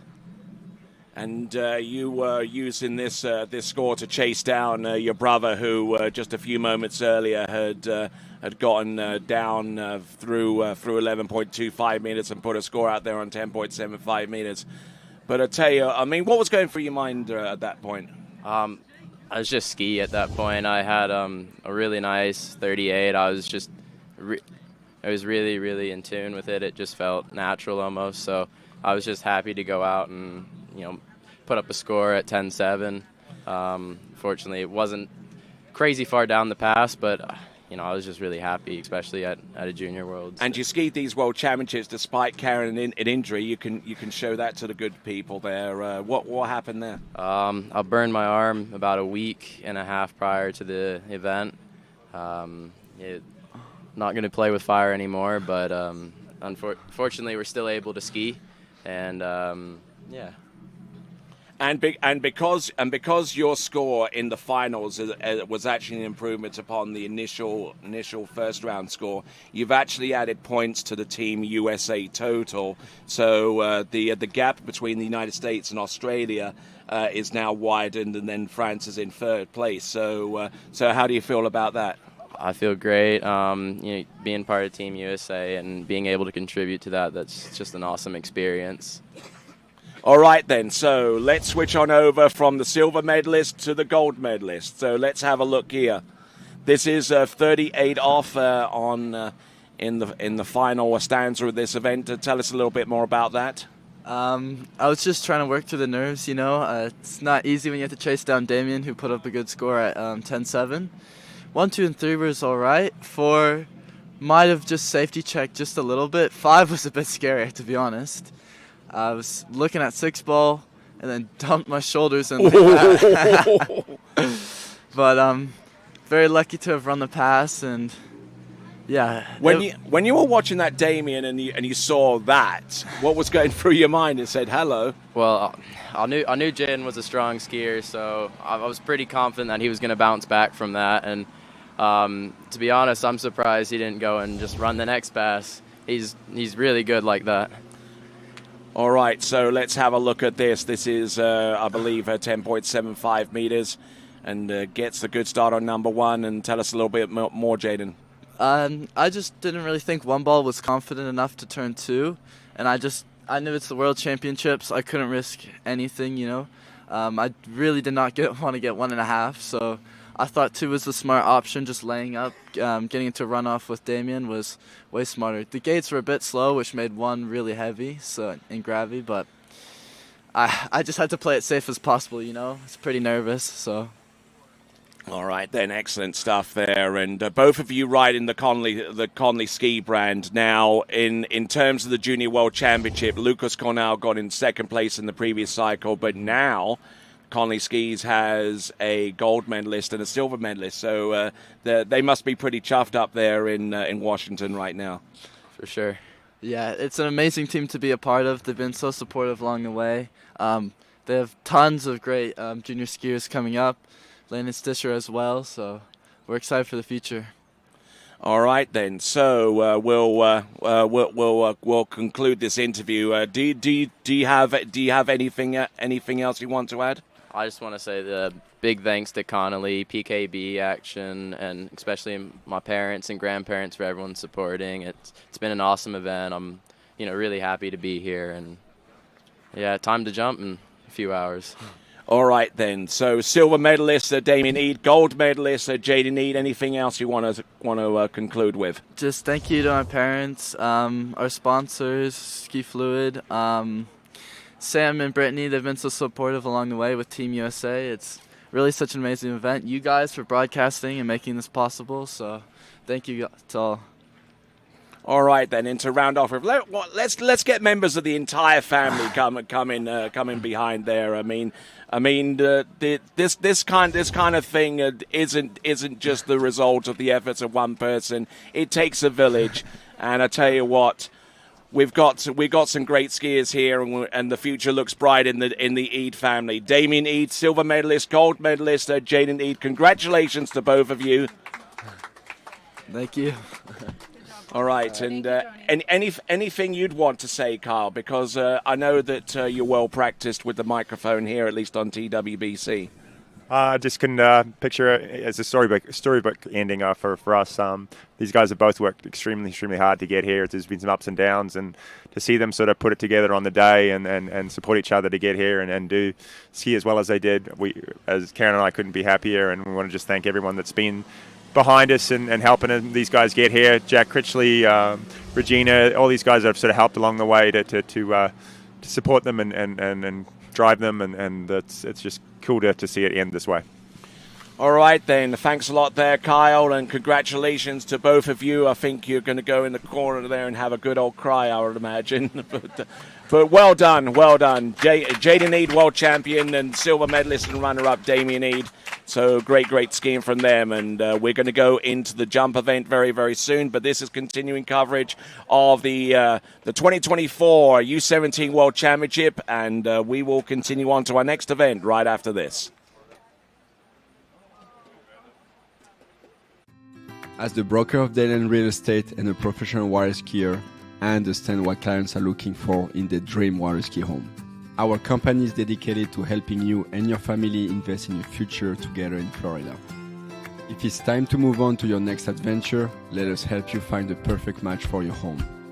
Our team offers service in English, French, Spanish, and German. Whenever you are ready, just give us a call. We will be suited up and ready to assist. Dayland Real Estate, where expertise meets passion.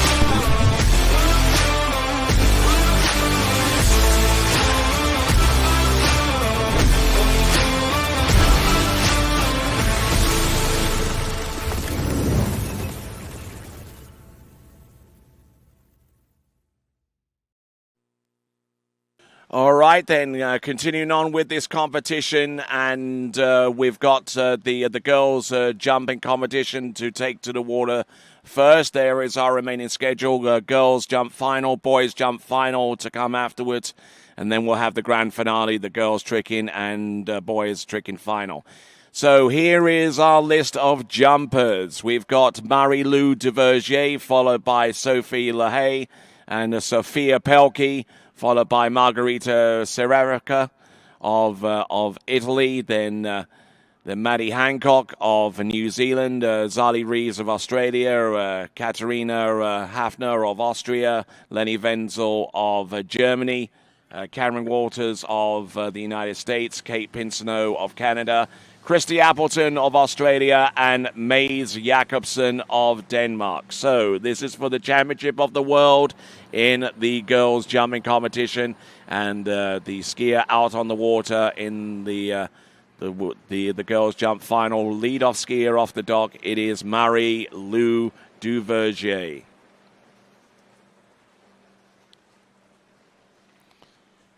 So great to talk there with Jaden and Damien Eade and the patriarch of that family, Kyle Eade, as they go ahead and celebrate.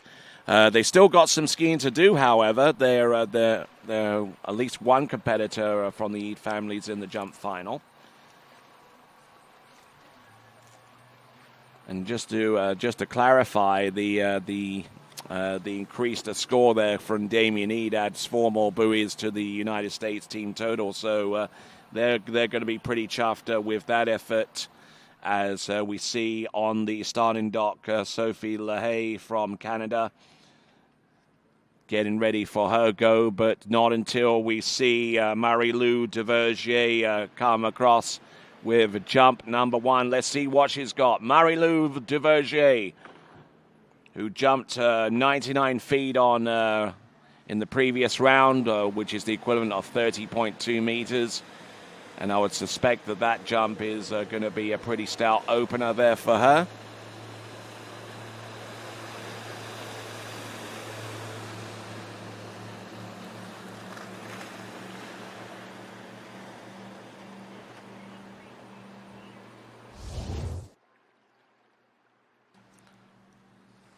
So looking at this opening attempt there for Marie-Lou Duvergier, 33.1 meters is the distance coming through, and that is way in excess of what she used to qualify in for this final. So Marie-Lou Duverger looking particularly strong out there, and so far as her overall positioning is concerned, Marie-Lou Duverger may have just seen a little bit of an uptake so far as her overall standing is concerned. That could well put her up into 7th place overall, based upon the scores that we've seen so far.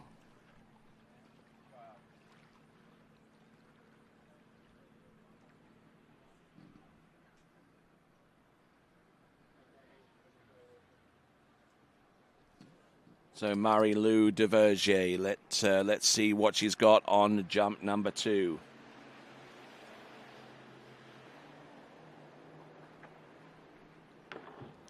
Up and over, and a good dose of speed on that one.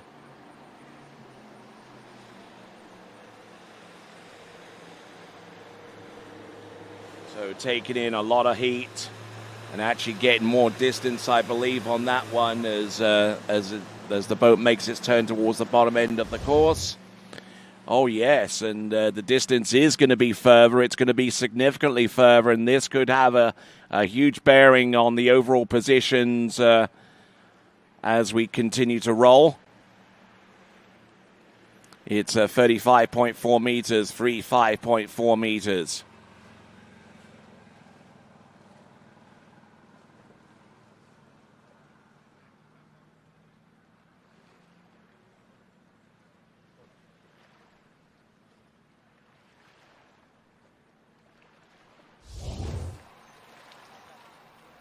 So the jump distance there, 35.4 meters. That's essentially about a 5.2 meter advantage compared to what she produced yesterday. Marie-Lou Duverger out of France, from the west coast of France, very close to La Canal.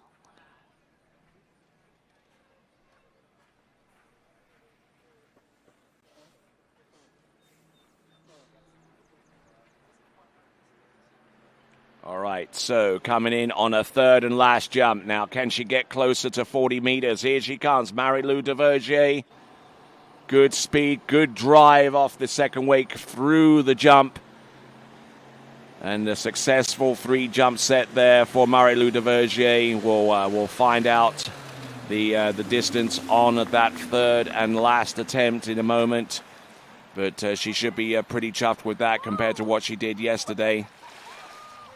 All right, and the distance coming through any moment now, and it's going to be a little bit further still for Marie-Lou Duverger, already with her best jump distance of the competition, and it is going to be 36.7 meters.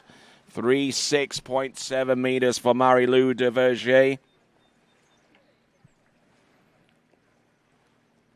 36.7 meters there for her, which is the equivalent of 120 feet.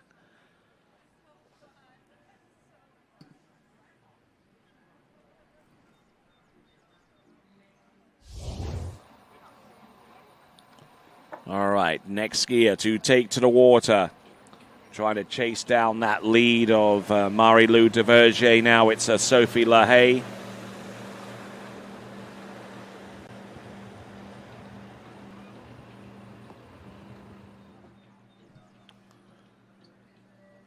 So, jumping yesterday, a distance of 30.8 meters to advance to this section of the competition, Sophie LaHaye.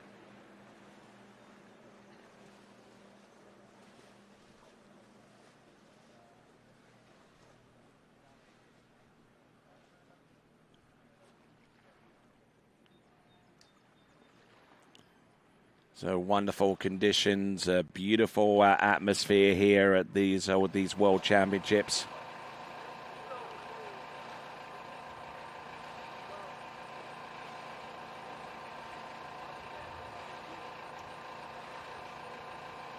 As we continue to roll right along with this competition, the Junior World Championships for 2024 U17 World Championships.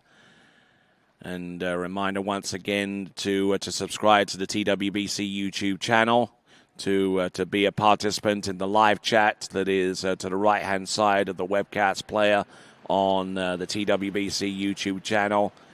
Subscribe today. Here we go. Sophie LaHaye, a little bit buffeted coming off the jump there, and not 100% stable, but she continues to go into our next jump.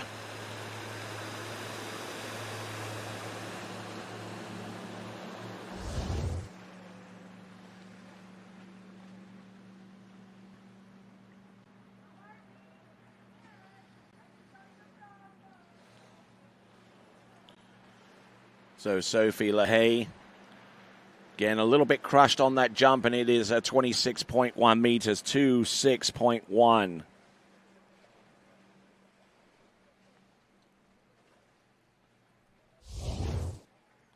So as we continue to make some calculations so far as the overall competition is concerned, I'm Tony Lightfoot here at the Junior World Championships for 2024. Glad to have the pleasure of your company.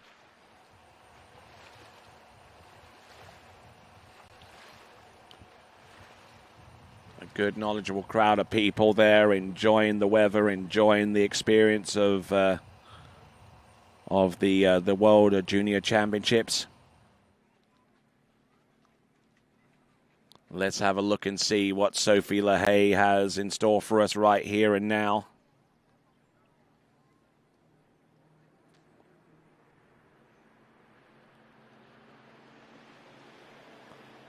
Let's see her roll into the turn, dropping in hard on jump number 2. This should be a little bit further than 26.1. So far as the girls' overall competition was concerned, the overnight leader in the girls' overall competition was Christy Appleton, ahead of Lexi Abelson and Mays Jacobson. But we've just seen Marie-Lou Duvergier come away with a jump of 36.7 meters, and that actually vaults her from where she was in 8th place all the way up to 4th. And we see that jump there from the Sophie LaHaye with a better jump distance. It's 26.8 meters to 6.8 meters. And that should help her a little bit so far as her own overall total is concerned. Not among the leaders, mind you, but enough to vault her above her current position right now, which is in 15th in the girls' overall competition. And we'll see what she can do with the remaining jump that she has at her disposal.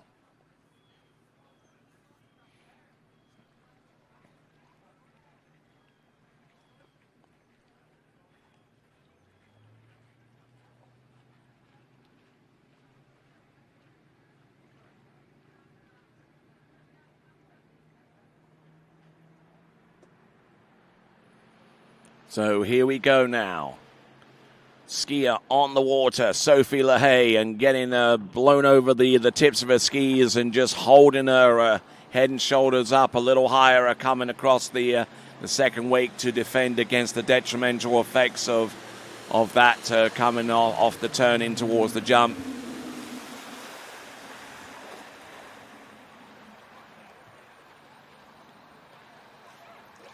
So about 9, almost 10 meters shy of the current lead score from Marie-Lou Duvergier.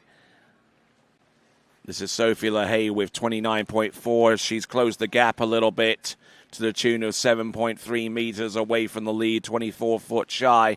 But it is a jump of 29.4 meters, 29.4 meters.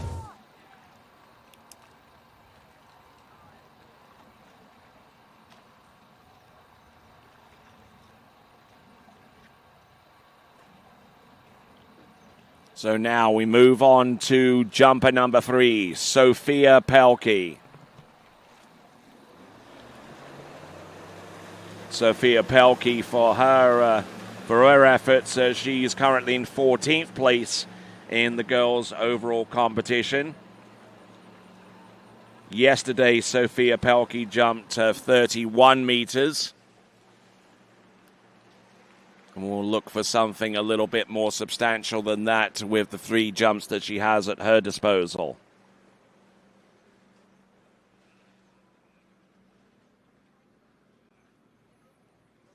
So just to let you know that there's been a significant change in the girls overall, at least so far as 4th place is concerned. Marie-Lou Duvergier with a jump of 36.7 meters. That gives her a 120-foot jump, and it also keeps her in contention in the girls overall because she is going to be part of the trick-in final, so she could get more points from there and maybe close in on a top 3 podium position. Maybe deny that away from Maze Jakobsen, who will be our final jumper in the girls' jumping competition. This very, very event taking place right now. This is Sophia Pelkey.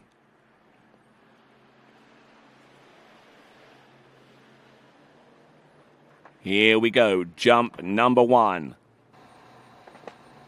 Taking a good look at that attempt, and with a lot of speed and some good flight there.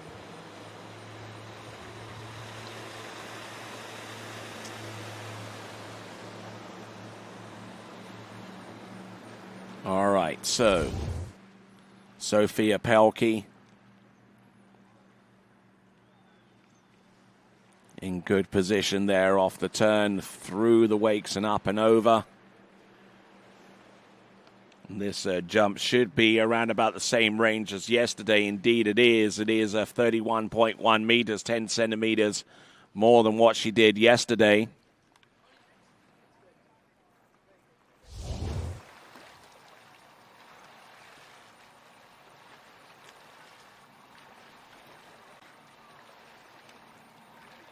So looking at a couple of our competitors up next, getting ready. Margherita Serafika of Italy, and Maddie Hancock as well.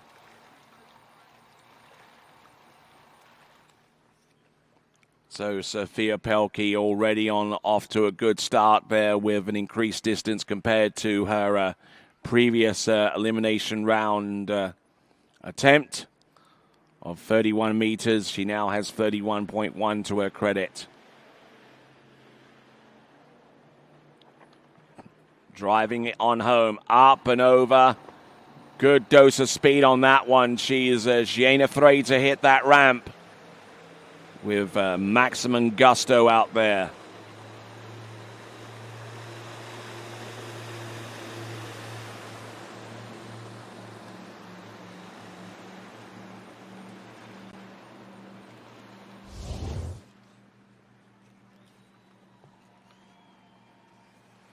So waiting on the distance to come through, and it is going to be a little bit further.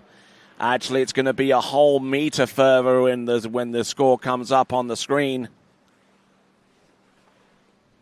It's 32.1 meters, 32.1 meters.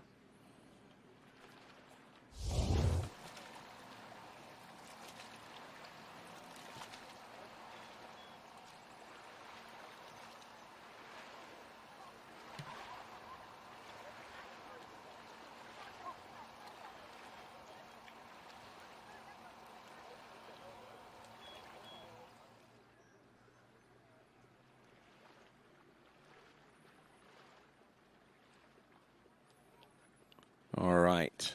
As we work our way down this list right now, we've got Sophia Pelkey.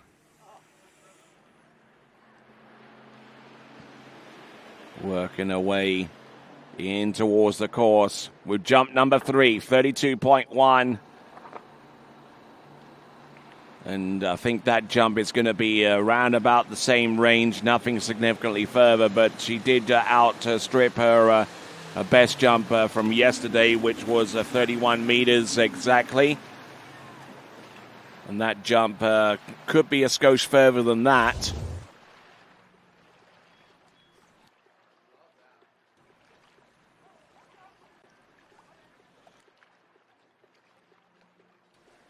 So waiting on the distance to be published, it's going to be 31.7 meters, 31.7. So Sophia Pelkey's best jump out of the three was the middle distance. It is 32.1 meters.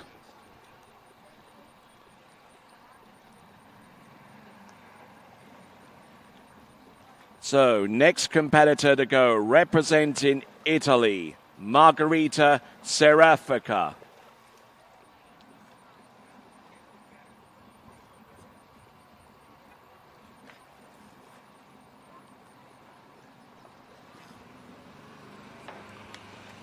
All right, here she comes. Margherita, who in the round previous to this one jumped 32.5 meters.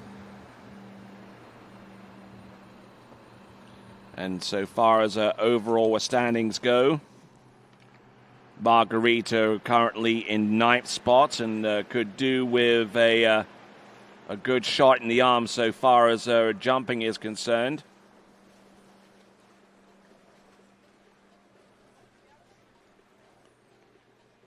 So Margherita still in about 9th spot, I believe. Cameron Waters currently in 8th spot right now. Kate Pinsino currently in 7th. Katarina Hafner in 6th. Cameron Davis currently in 5th. Mays Jakobsen currently still in 3rd place, and in 4th place overall. We just saw that major jump there, courtesy of Marie-Lou Duverger, with her jump distance of 36.7 meters. So that is a major movement in the girls jumping competition and in the girls overall. So let's have a look and see. Ooh, and Margherita didn't like the look of that one, so she decided to pass up on that and will ski round the bottom left-hand corner.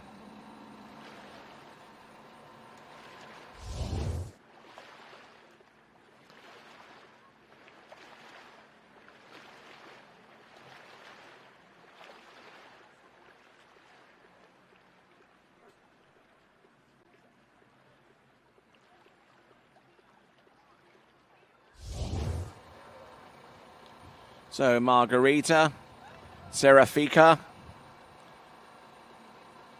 from Italia, not getting a distance on jump number 1, but she has 2 more attempts at her disposal.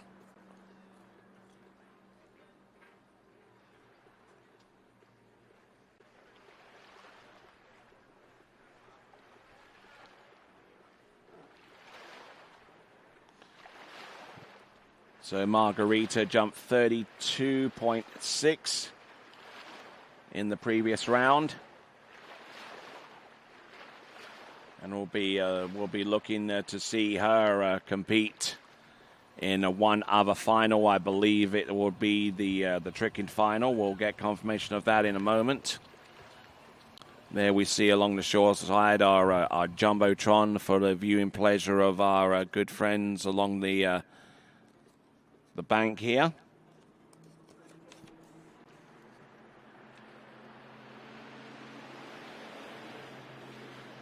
Here we go. Jump number 2. Oh, number 2, and hit in the bottom right-hand corner. Not too sure whether she would be advised to take a look at the right ski or not, but it was extremely close.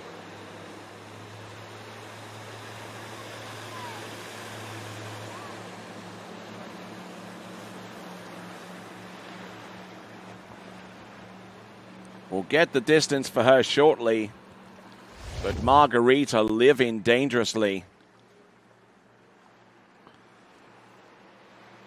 So let's have a look and see how close she was to the bottom right-hand corner. She clipped it. She clipped the bottom right-hand corner, and I don't know if the boat is communicating with her to that effect, but she certainly lived precariously on that second jump, which yielded a distance of 30.8 meters, 30.8 meters. But Margherita continuing to ski right now. And then not appearing to be deterred as a result of that jump.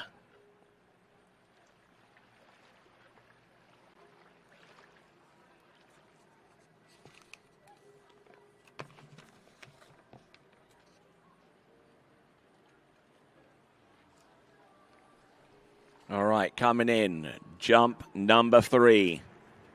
Margarita Serafika.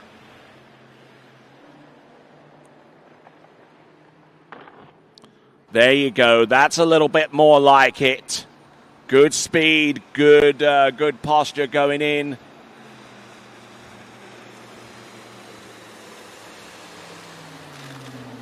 And that one should be a best distance of this competition. Probably not enough for the lead, mind you. Marie-Lou Devergier opened up with a huge distance to set the women's jump competition in motion in the final. And even that jump was relatively close to the bottom right-hand corner. It is a jump of 35.2 meters. 35.2 meters. It actually is her best jump of this competition, 35.2 meters. And we'll see what that does to her in terms of the overall competition. Probably won't be enough for a top 4, but would certainly upset the apple cart if she was able to conjure up enough points to rise up a couple of spots. Margarita Serafika. Now, skier on the water at this time, it's Maddie Hancock of New Zealand.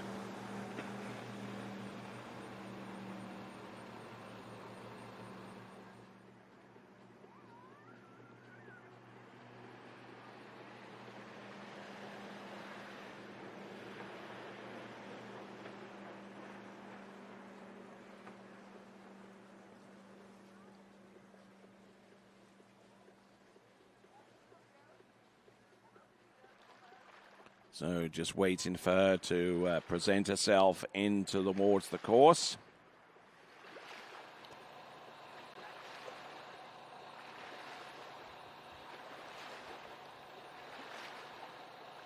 So wonderful views of the area here. Our spectators enjoying the action out there on the water.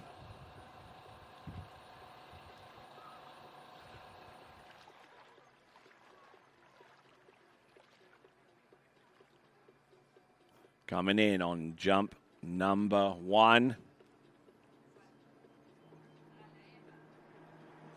Maddie Hancock. Here she comes with 7 skiers remaining. Here she comes in with a jump. Oh, and all over the place on jump number 1. Just edging all the way through and mostly with the pressure on her left ski.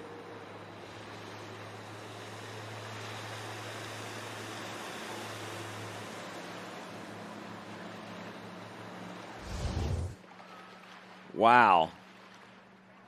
Certainly a spectacular looking jump, but for all the wrong reasons. Getting a good tight line off the turn. And was on the back of the ski and just lower body crushed it. So maybe time to rethink her strategy a little bit. It's 28 meters exactly, 28 meters.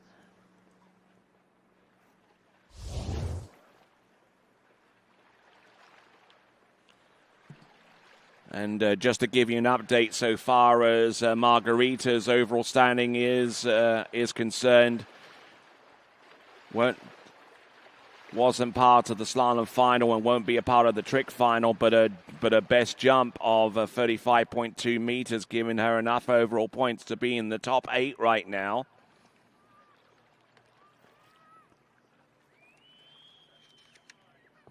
So a good jump there from her, vaulting herself up to the next overall spot. Let's have a look and see what Maddie Hancock has up her sleeve with jump number 2. Let's see what she's got coming on in. Better looking jump there, but still not connecting all the way through on that effort. Maddie Hancock. from New Zealand.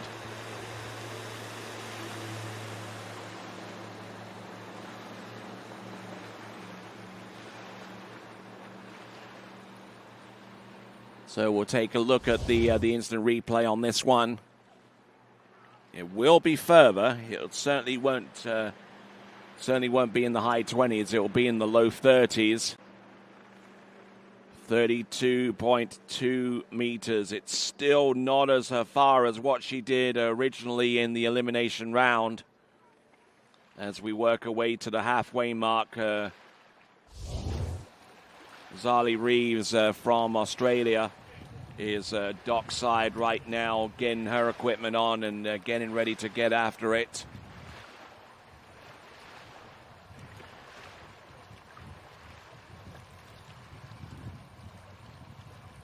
So 32.2 meters on jump number 2 for Maddie Hancock, and looking for something a little bit more substantial to put the heat on the remaining competitors.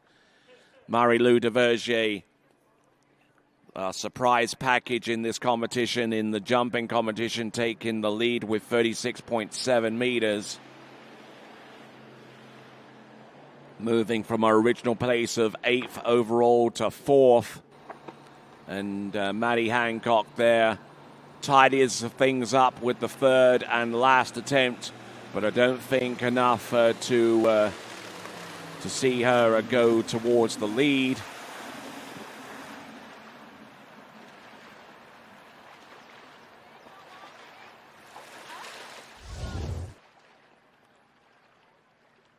So yeah, taking a good tight line turn and just driving it on through, and that jump distance is 34.9. 34.9 meters. That's good enough right now for 3rd spot. 34.9 meters it is for Maddie Hancock of New Zealand.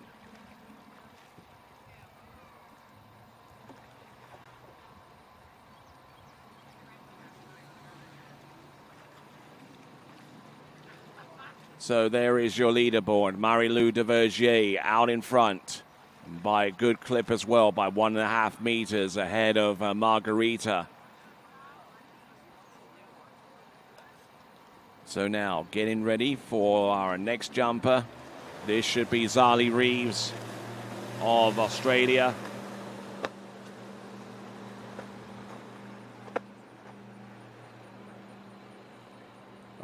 So Zali Reeves out of Australia.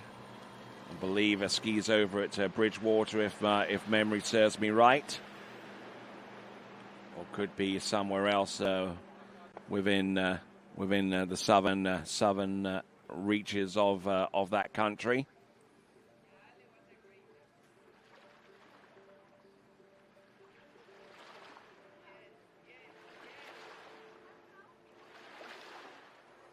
So looking inside our TWBC production trailer, you'll find Kelvin Kelm. You'll also find Vincent Stadelbauer working the 1s and the 2s.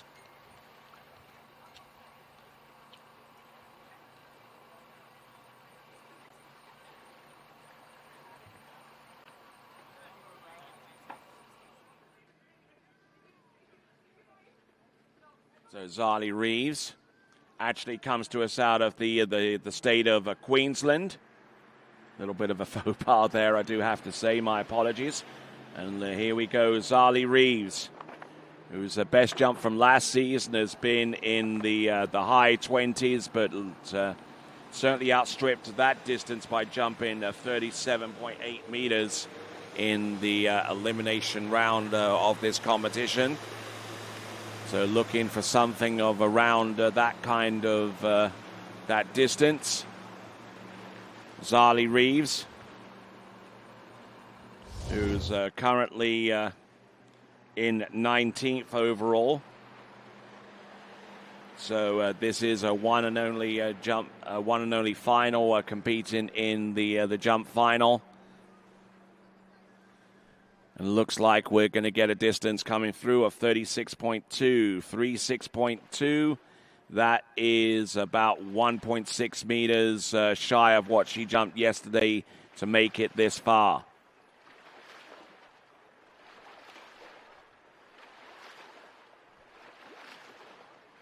So Zali Reeves right there. Zali Reeves, one of our younger competitors coming into this tournament, I believe aged 14.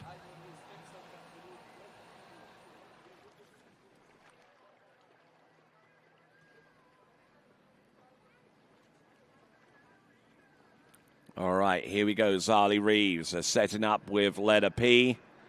Boat speed at 51.4 kilometers an hour. Let's have a look and see what she's got on jump number 2. Taking in a big dose of speed. Good flight there. That jump has got to be further than the previous one and might actually be further than whatever she's done in the past. Could be very, very close to a PB.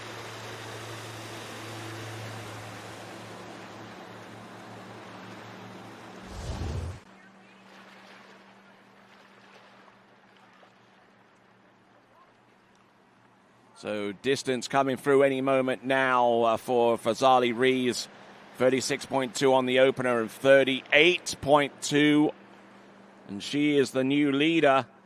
38.2. That takes the lead away from Marie-Lou Duvergier and might actually end up being a personal best going forward for Zali Reeves, coming to us out of the state of Queensland in Australia.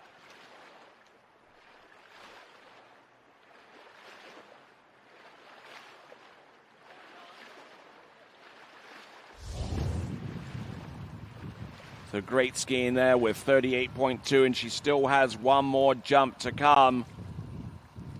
We've got 6 more skiers to go, so we are at the halfway point of the girls' jump final.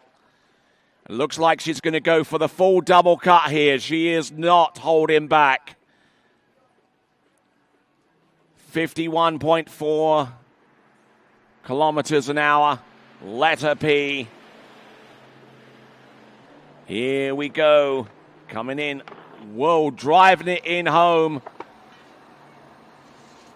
And using the double cut extensively through that set. Jumping over 38 meters, and I suspect that jump may not be as far as the previous one, so she'll happily take the lead. But I tell you what, that jump distance could end up being further, judging by the celebration there from Zali Reeves out of Queensland. It is 40.6 meters, 40.6. So she took the lead with the previous jump and she extended it out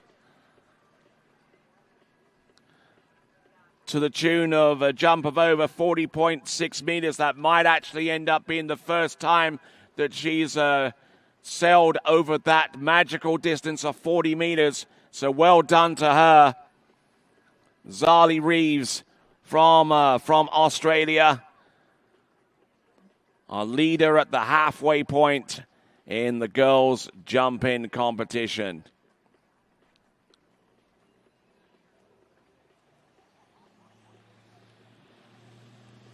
So now we go on to our next competitor from Austria. It's Katharina Hafner. Katharina Hafner, who in the previous round jumped a distance of 38 meters exactly, and is now seen her jump distance outstripped at least on a couple of previous jumps that we've seen so far in this competition.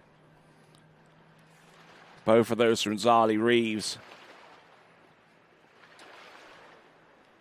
So Katharina Hafner, who slalomed 3.5 on 13 in the girls' slalom final, will not be a part of the tricking final, mind you. So if Katharina Hafner harbors any ambition to ascend higher in the girls' overall competition, where right now she is currently lying in about 6th place overall, she's got to get to work and get to work straight away with the full double cut. And here she comes, jump number 1. Driving it on home, and good stable flight.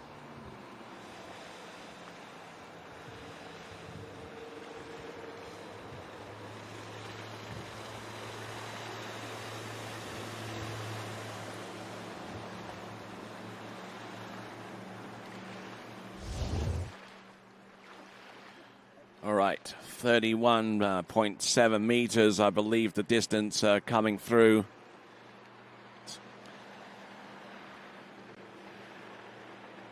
So 31.7 meters she opens up with, but is in need of some more distance. Needing a little bit over 6 more meters to get her on even terms with what she produced yesterday.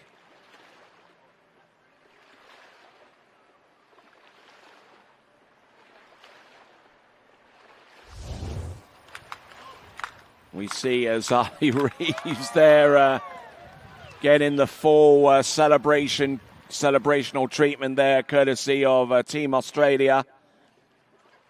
So Zali Reeves, who jumped 40.6 meters, is the new leader. And that is ahead of Marie-Lou Duverger.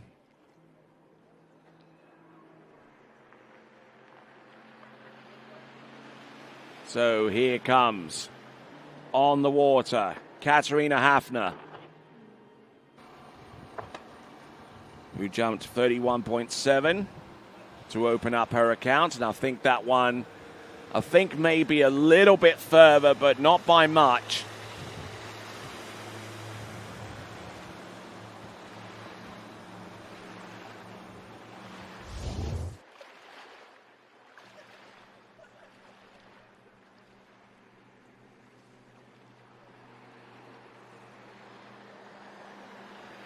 All right, then. So the distance coming through, it's 37 meters exactly, or the equivalent of 121 feet. That is Katarina Hafner of Austria taking a later approach on this one, and a jump that has put her into second place right now. So the Austrians will be celebrating at this time, but she still needs to work to get her towards the lead. So as we look along the dockside, we see Tim Wild offering his encouragement for Lenny Wenzel, who will be on the water next. But the top 3 competitors, Zali Reeves right now with 40.6. Katarina Hafner with a 37-meter jump and with 1 attempt remaining. And Marie-Lou Duverger now in third with 36.7. Now let's see what Katarina Hafner offers by way of the third and final jump. Good edge, good drive all the way through. But is it going to be enough to close the gap between herself and Zali Reeves, who holds that lead of 40.6 meters?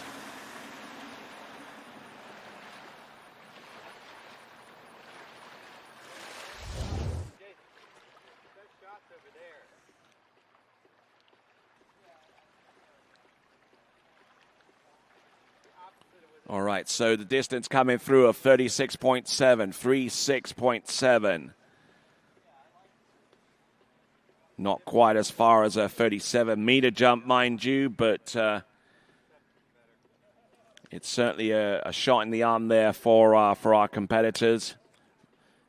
However, 37 meters exactly is less than what she jumped yesterday.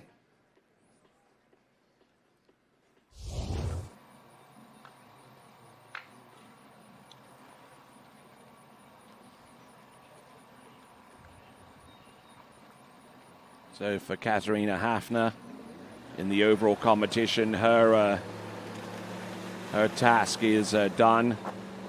She's currently lying in 6th place in the girls' overall, based upon the scores that she produced earlier in the competition. Currently in 6th place overall, Katarina Hafner. All right, jumper on the water. It's going to be Lenny Wenzel.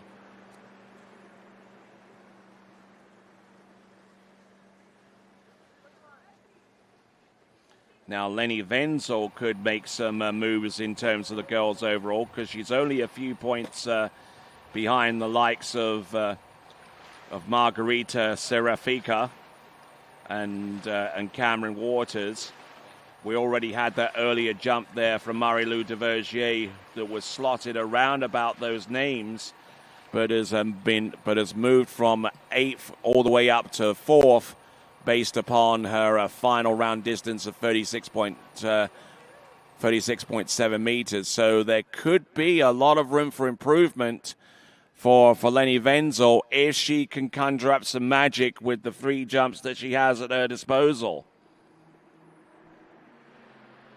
She jumped 38.7, which led the field for a while yesterday, and here she comes. Whoa, almost extending over the skis way too much off the second week into the jump, and that could have been disastrous there for Lenny Wenzel.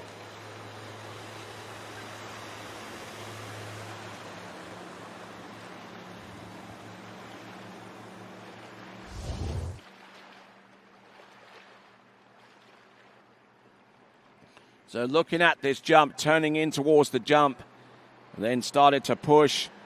Then a left ski got ahead of the right, and that's never a good position to have when you're heading towards the jump at speed.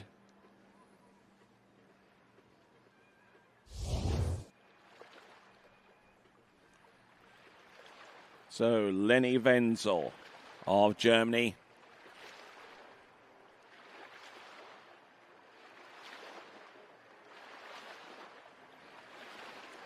Okay, so 36.7 meters or 120 feet for Germany's Lenny Wenzel.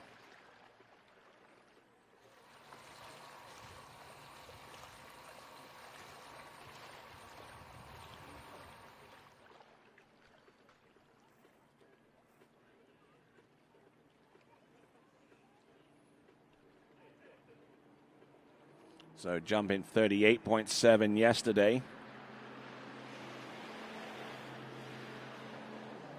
Let's see if she can come through with a better jump distance now. Hugging the bottom right-hand corner and sending in a lot of speed, but the technique and control are eluding her at this time, and she's going to have to dig a little bit deeper here to make that happen. Certainly the courage is there to take the jump at speed, but she needs to combine that with better lift and technique in order for her to sail out there a little bit further. Having said that, 37.3 meters, 37.3 meters.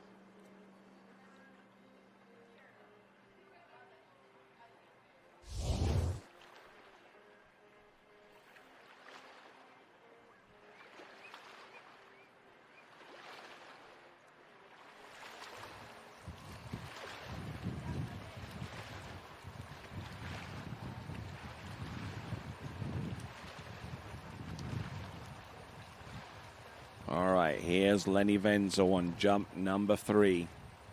Coming up very, very soon. 37.3 meters on jump number 2.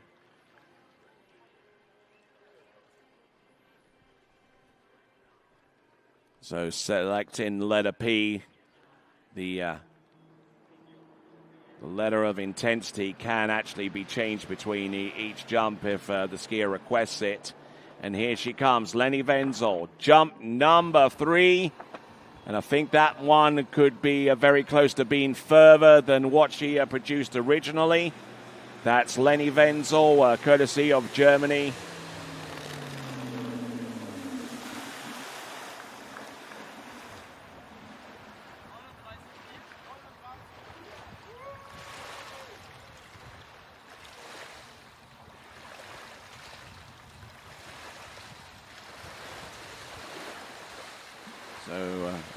So the jump distance coming through, 39.4 meters, 39.4 meters.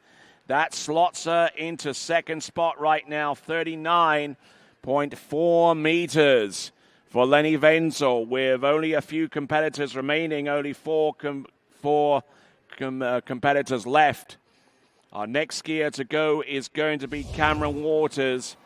And I think she knows full well what she needs to do.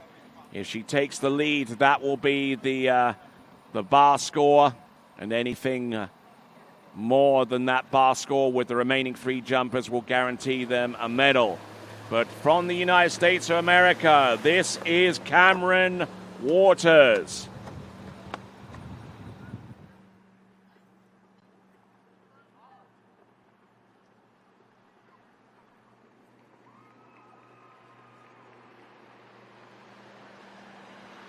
So the temperature warming up little by little.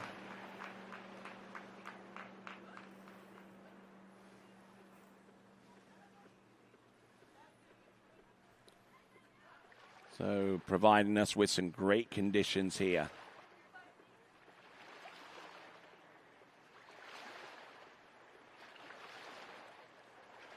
So we've just seen Lenny Wenzel, and now we're going to see on the water at this time Cameron Waters. Certainly one of the more aggressive jumpers out there among the junior girls.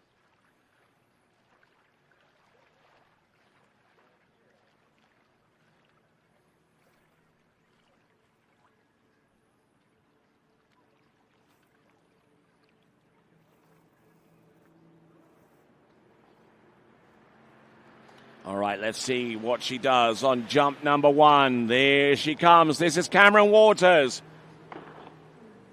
Giving herself a lot of room at the bottom right-hand corner to extend off the ramp with. And it's a good-looking, solid opening jump there for Cameron Waters, who's currently in the overall battle herself. She's currently in 9th place overall and looking for a better jump distance. With the result on jump number 1, she jumped 40.3 to make it this far. And jump number 1 is going to yield her a distance of 38.4 meters. 38.6, I beg your pardon. Okay, so 38.6 on that opening jump, so still a little bit behind what she did yesterday. 38.6. Could still come through with a little bit more in terms of distance with the remaining 2 jumps, and would need something along the lines of a distance of about 42 or 43 meters to make some serious noise so far as the girls overall is concerned. So here we go. This is Cameron Waters.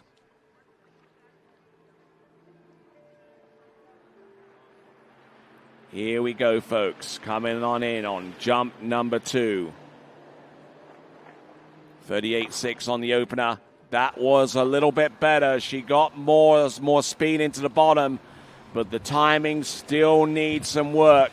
She's coming off the ramp and leaving herself with not too much space on the left-hand side to extend off the top and get into a perfect flight.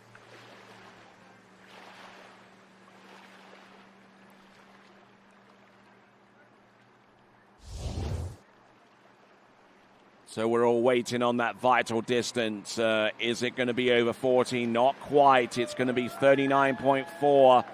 39.4, which vaults her into second place and actually ties with Lenny Wenzel with exactly the same distance. So we got a two-way tie, for the second place right now between Waters and Wenzel.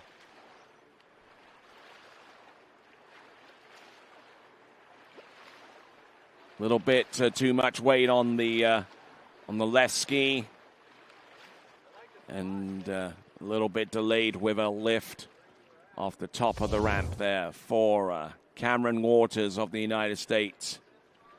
United States looking to close out their participation in this World Water Ski Championship for U17s with a win in the team overall competition. They've already had a substantial lead from last night And they've seen the likes of Damien Eade add to that total after the slalom event. And good edge there, good height. Should be a little further. Whether it's going to be or not is another matter entirely.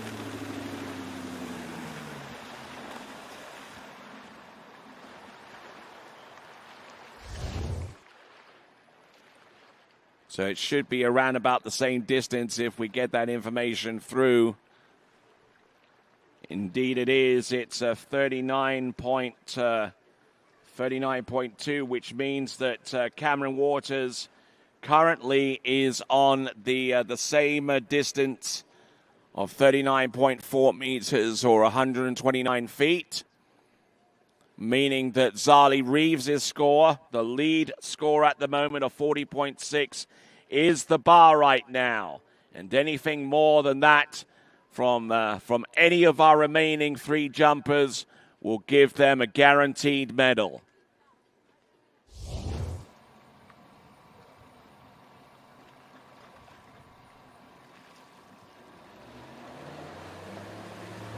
All right, jumper on the water, representing Canada, Kate Pinsonneau.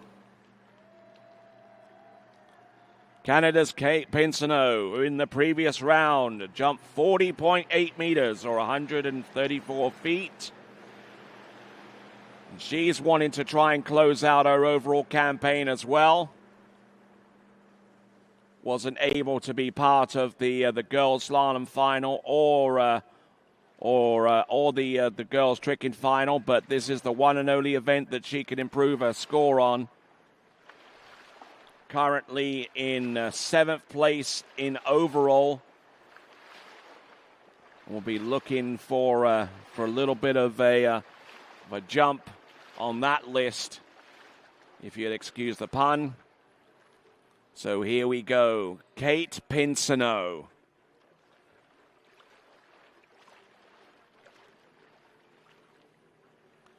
Taking the full double cut approach.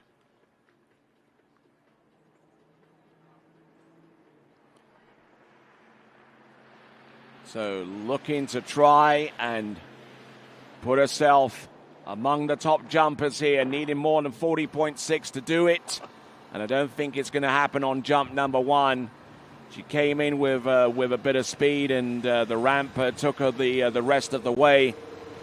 The boat took her the rest of the way, I beg your pardon.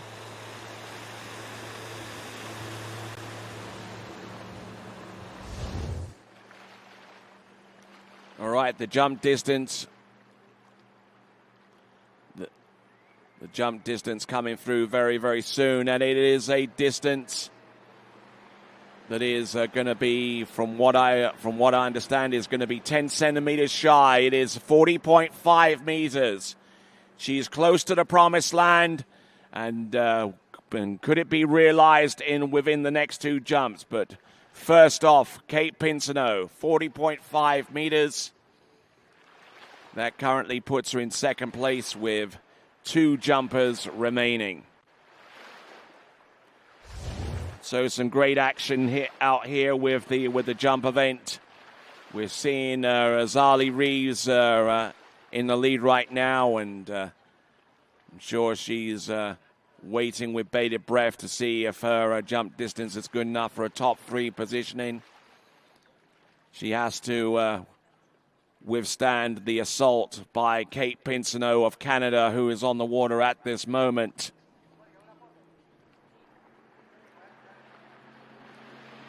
Kate Pinsonneau jumped 40.8 yesterday. Here she comes, right here and now. Oh, and didn't like the look of that approach. So passing up on jump number two.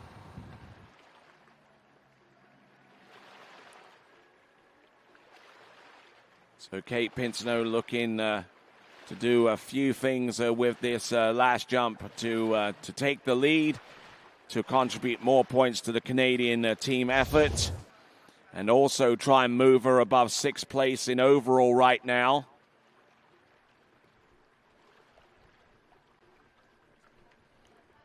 So it is going to be a critically, vitally important jump there for herself and Team Canada, because in order for her to be guaranteed a medal with 2 competitors remaining, she has to take the lead away from Zali Reeves. As we have a look at the replay on jump number 2.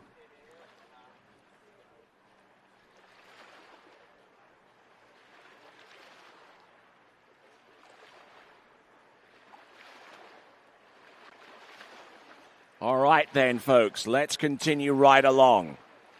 Kate Pinsoneau of Canada, one last jump. Kate Pinsoneau is in second spot by 10 centimeters. Looking for an additional 20 centimeters to take the outright lead without any argument. Here she comes, Kate Pinsoneau. Out wide. Does she dare take this cut later? Oh, yes, she does. Look at her go. Kate Pinsoneau. Up and over. Extends the jump over her skis. Could that be the jump that guarantees her a medal on the podium in the girls' jumping final?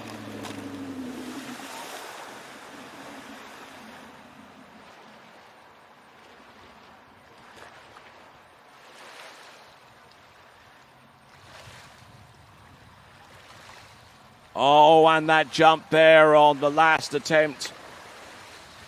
40.1 meters, 40.1. That means her best jump is 40.5, and that means that Zali Reeves of Australia has earned herself a medal. What color will it be? We won't know until we've taken our remaining 2 competitors in the girls' jumping final. We're going to see Mays Jakobsen in a few minutes, but before her, it is going to be Christy Appleton.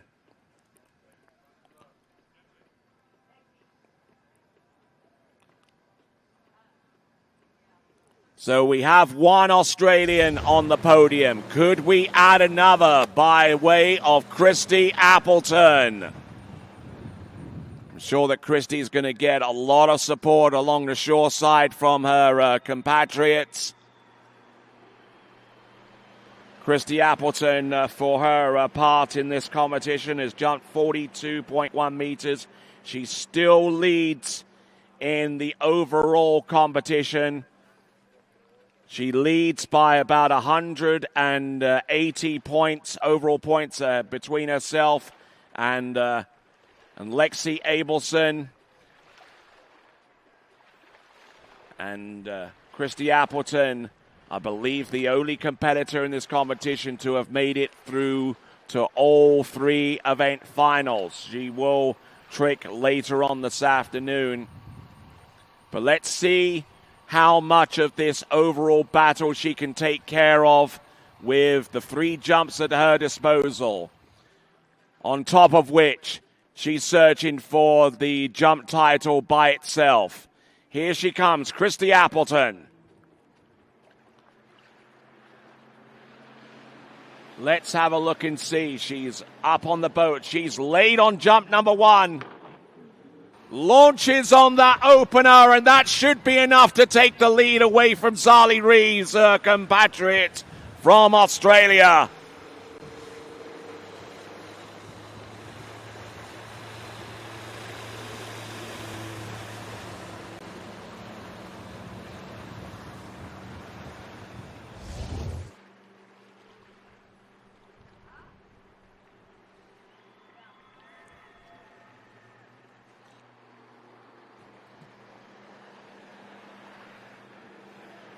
So the distance will be coming up on the screen for the benefit of our webcast viewers, and it is 44.1 meters. It's her best jump of this competition, and it is the best jump that we've seen in this girls' jumping final. She takes the lead and guarantees herself no worse than a silver medal, meaning also that Australia has 2 jumpers on the podium.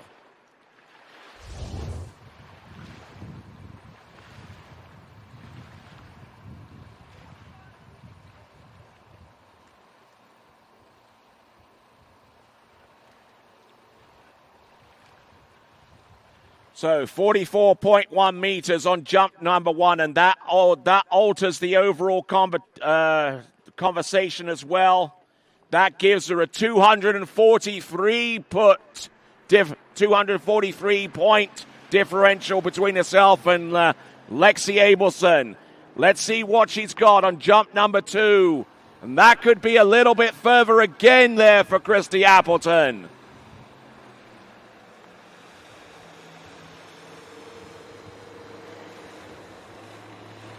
So 44.1 meters. Second longest jump in this competition in its entirety when you factor in yesterday's jump of 44.5 meters from Mays Jakobsen.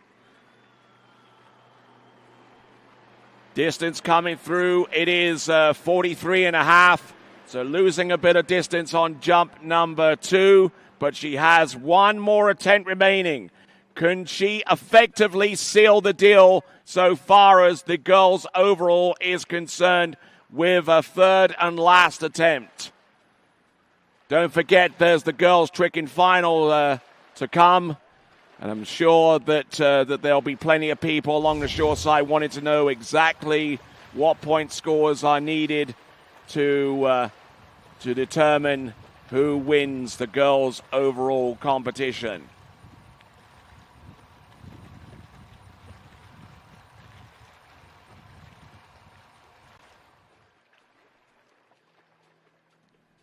Okay, so coming in with her third and last attempt, 44.1, her best jump distance up to this level. Let's see if she can ride that headwind out a little bit further. Whoa! Oh, and extending way too much over the skis. She indicates that she's fine to our rescue swimmers.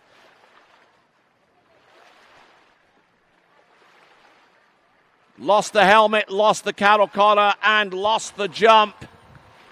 Christy Appleton, our leader, guaranteed no worse than second. We're picking her up out the water. We're trying to assess her condition.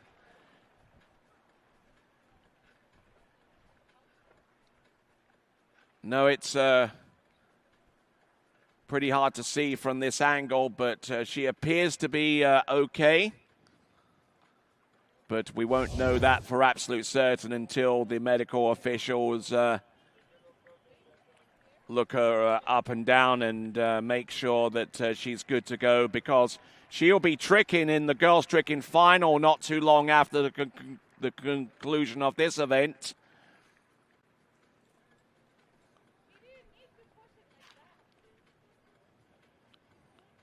So looking at this jump once again, Christy Appleton getting pushed. And it was that left tip that went in just a little bit too low compared to her right. That somersaulted her over the tip of her skis.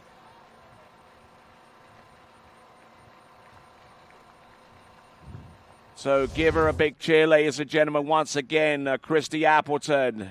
She has the lead with 44.1, tried to press, and unfortunately there wasn't enough support for her in the middle of that flight. Pushing out over the tips of the skis and ended up somersaulting over the front.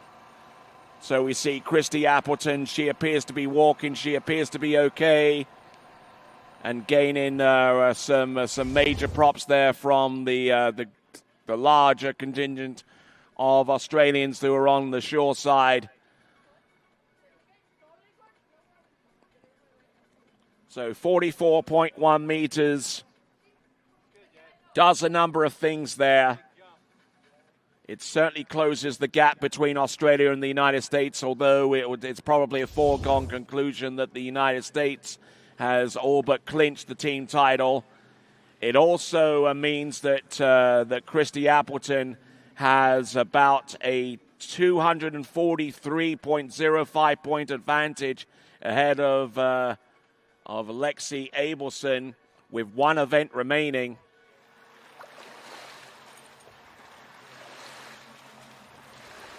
And now we've come down to our last jumping competitor, coming to us out of Denmark. It is going to be Mads Jakobsen. Needing a jump of more than 44.1 meters to take the title.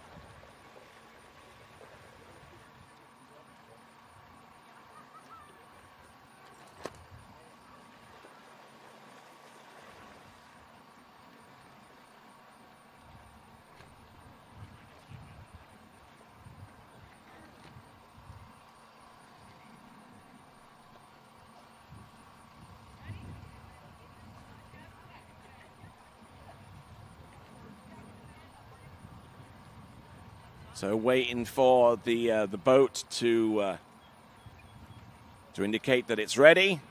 The Mads Jakobsen of Denmark getting ready to go. So Mads Jakobsen, who jumped 44.5 meters yesterday, has the 1,000 points for the best jump in the overall competition, and she is very much a part of the overall competition. As a matter of fact, if she significantly goes further than that, 44.5 in this jump in final, then she could usurp Lexi Abelson and swap places between second and third. Currently, Mads Jakobsen is in third place overall, about 33 points adrift from a second place, which is currently held by Lexi Abelson. So a lot of moving parts are thrown in the equation here.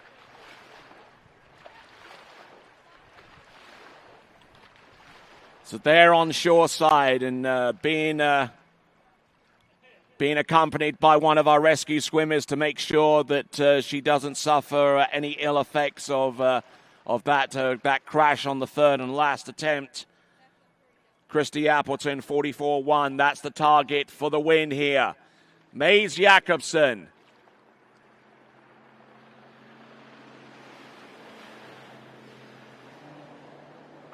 Here we go. Jump number one.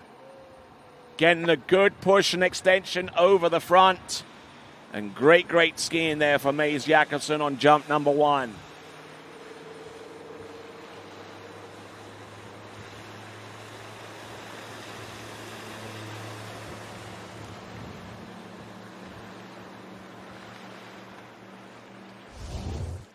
Waiting for the distance to be made official.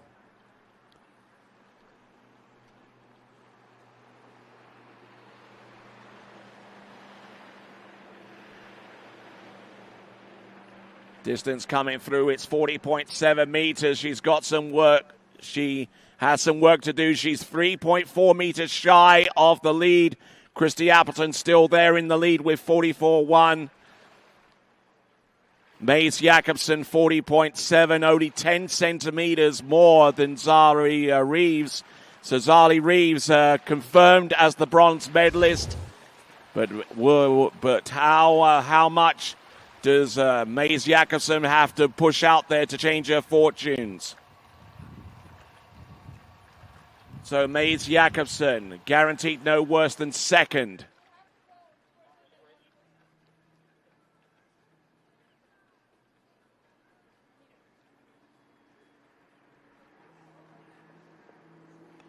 So here we go, Mads Jakobsen.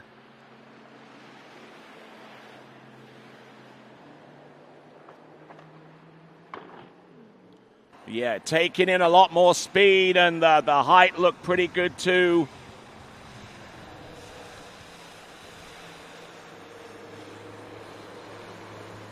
So Mads Jakobsen.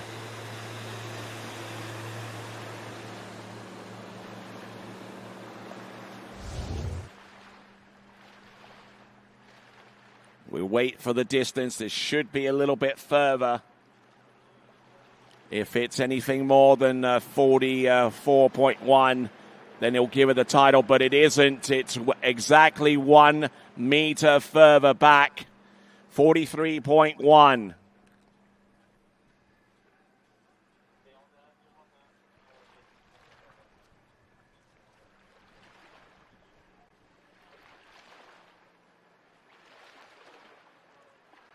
So Maze Jakobsen already with 1,000 points in the girls' jumping overall points. So her ability to close the gap between herself and Lexi Abelson is certainly going to be made more difficult by that fact. As a matter of fact, Maze Jakobsen is probably going to have to jump closer to about 46.5 or 47 meters. Let's see what she got for the championship of the world. Here we go. This is Maze Jakobsen coming in. Third and last attempt. She's got to drive on this one. Got to extend. Is it going to be enough? She doesn't seem to think so, but we wait for the jump distance.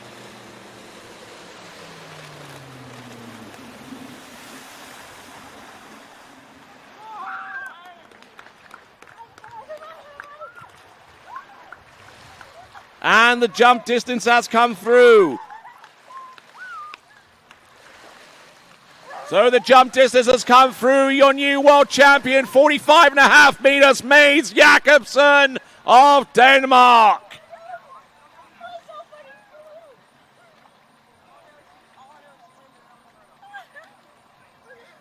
So Maze Jakobsen, fantastic athleticism there, taking the title with the last breath with the jump competition. Maze Jakobsen, your winner. Christy Appleton in second, and Zali Reeves rounding off a two-person Australian presence on the podium. So congratulations to Denmark and indeed Australia. Third and last jump, looking at the instant replay and just seeing where she made up for lost distance.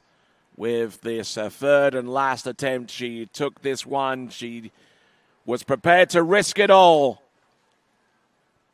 And she came away with the distance that gave her the World U17 Girls Championship in the jump event. Came off the handle a little early on that jump. But I tell you what, she took enough speed and enough flight there to take the title. And incidentally, 45.5 meters added to her overall score. It gives her an additional meter in distance and pulls her to within 24 overall points. Separate Maze Jakobsen from Lexi Abelson, with Lexi Abelson in second. So let's have a look. Let's have a look at the podium once again. Maze Jakobsen in first, Christy Appleton in second, Zali Reeves in third. The main scoreboard coming up on your screen in just a moment. Maze Jakobsen, your winner with 45.5 meters. Christy Appleton, 44.1.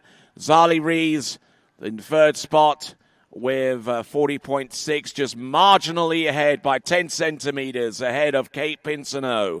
In fourth, Cameron Waters in fifth with 39.4 in a two-way tie with Lenny Wenzel with that distance. Katerina Hafner with 37 meters. Marie-Lou Deverge with 36.7. Margarita Serifica of Italy with 35.2. Maddie Hancock with 34.9. Sophia Pelkey with 32.1. And Sophie LaHaye with 29.4 meters. We're going to go into the boys jumping final as our next event, and then we'll round off this competition with the girls and boys tricking final. Stick around, folks. We have continuing coverage of the 2024 U17 World Water Ski Championships coming to you live from the Lakes of Casting Stone right here in Calgary, Alberta. And we'll be back right after this.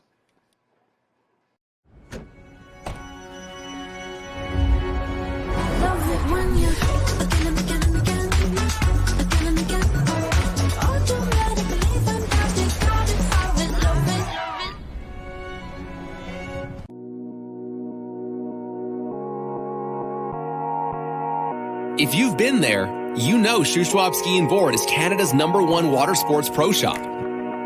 They have what's needed for an amazing, fun-filled summer, and you can take it home immediately.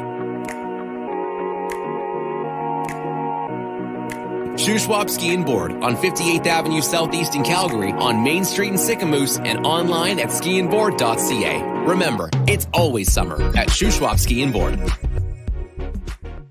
For skiers and water enthusiasts, Florida lakes are what dreams are made of. Combined with world-class golf, remarkable weather, natural beauty, theme parks, and so much more, it's easy to see that Florida is paradise. For more than 30 years, I've enjoyed Florida's lakes and many offerings. If you are interested in Florida real estate, let me be your guide and trusted advisor as you search for your paradise. Together, we can make your dreams a reality.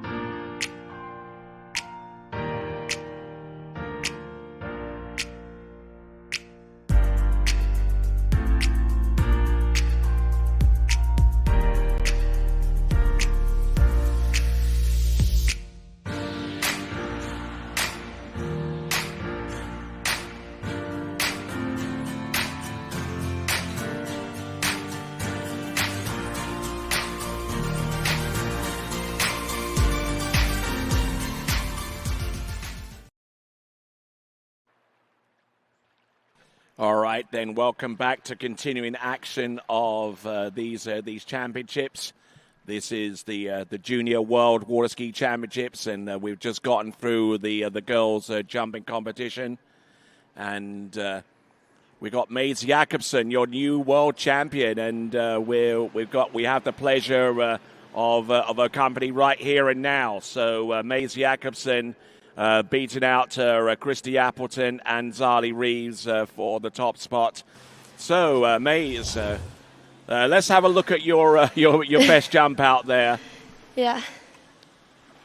Okay, yeah. Just tell us what was going through your mind at this point. I mean, it was my last jump, so I kind of needed to do everything I had here. I was a bit early actually, but I was like, I'm just gonna go for it, and I just turned, went down, and really tried to cut as hard as I could, going through the ramp, and just tried to kick really hard off the ramp as I did, get over my skis, and I mean, I felt like it was a long jump, but I wasn't sure how far, so.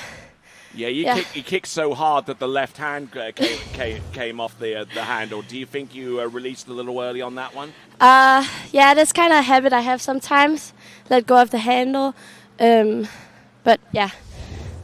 All right then. So how does that place among your best jumps? Have you jumped anywhere similar to that? No, it was 45.5. Before last year, I jumped 44. And then here I jumped, yesterday I jumped 44.5. So it was my best jump today. Nicely done, nicely done. So, what happens for you beyond this point? You know, it's pretty much the end of the season, or do you have something else in mind? I actually have some tournaments still. I have Europeans, junior Europeans coming up. Yeah, and Italy. we're covering those live on TWBC That's great. as well. I'm excited for that. And then I'm going to under 21 Europeans as well in Lagano. Excellent stuff. So you sound like that you're pretty busy. Is there anything you'd like to say to your fans out there as after they watch that spectacular performance? I want to say thank you to all the ones at home in Denmark watching me. They stayed up pretty late last night to watch me. I want to say thank you to everyone that's writing to me, to my dad for always being here. And then thank you to all my friends, and also congrats to Christy. I don't hope she didn't get hurt on that last one. Indeed, indeed. We certainly wish her the very best going forward, because she's going to be tricking in the final. So, I mean, right now you are currently in third place overall, but you can't move anything above because you're not going to be a part of the tricking final. No. But so your day is done. We had a lot of fan interaction here on the live chat with the YouTube channel. But congratulations to you once again, Amaze Jakobsen, and best of luck for the remaining tournaments ahead. Thank you, Tony. Good luck to all of you guys. No worries. All right then. Why, thank you there, and great job there, Amaze, and we'll continue on. We've got the boys jumping finalists, the top 12. Damien Eade will be our lead-off competitor, followed by Jake Abelson, then Christian Enzo, Jaden Eade, Corbin Pierce, Francisco Georges, Salvatore Maturana, Axel Garcia, Maximilian Wiener Reuter, Peter Steiner, BG Bickley, and Tim Wild. And there's still a lot of movement in the boys' overall competition, but first competitor out, this is Damien Eade.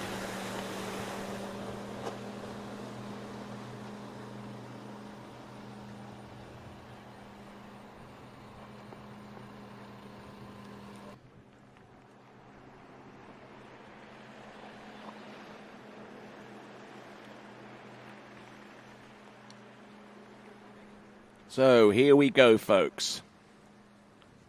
Damien Eade, who jumped in the previous round, a distance of 46.1 meters, and we'll be looking for increased distance. Looking for increased distance for himself with the free jumps that he has at his disposal.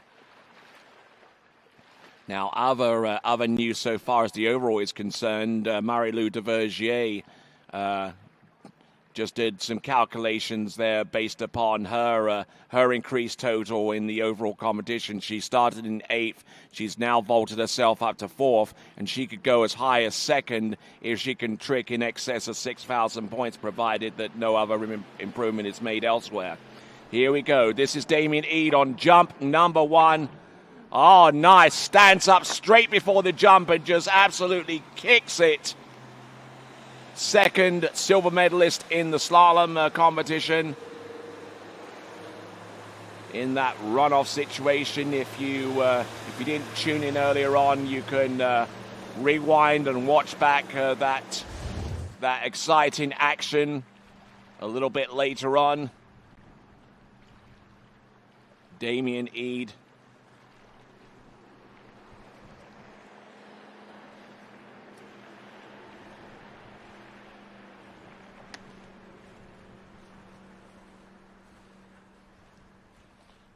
All right, so we're looking for the distance. Again, a little bit blown over the left ski. We're going to get the distance coming through very, very soon. 45.5 meters, 45.5.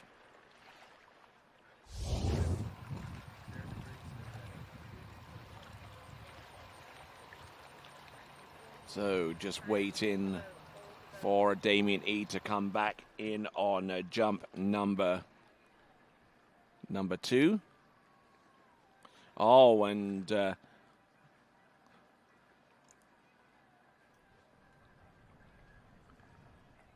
so it looks like we didn't get an official distance on jump number 1. We unfortunately pushed out the distance from the very previous jump there, which was 45.5 meters, the winning jump from Mads Jakobsen.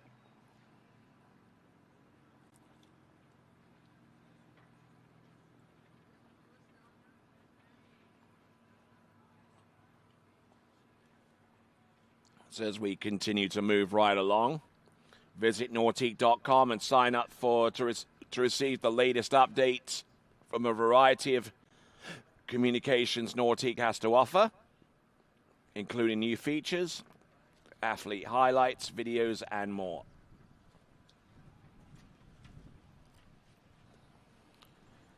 So, we're continuing on with the action here at the Junior World Championships. A wind blowing at around about 11K. Looks like it's a crosswind from right to left as the jumpers approach the ramp.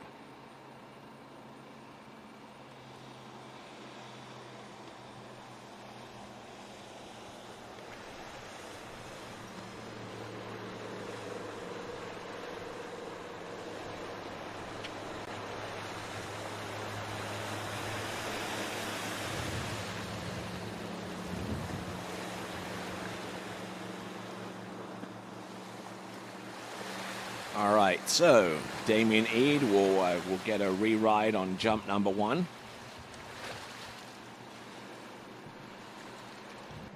Unless the distance has been found and is put into the system, but I don't think it is, so looks like he's going to take a re-jump on the first attempt.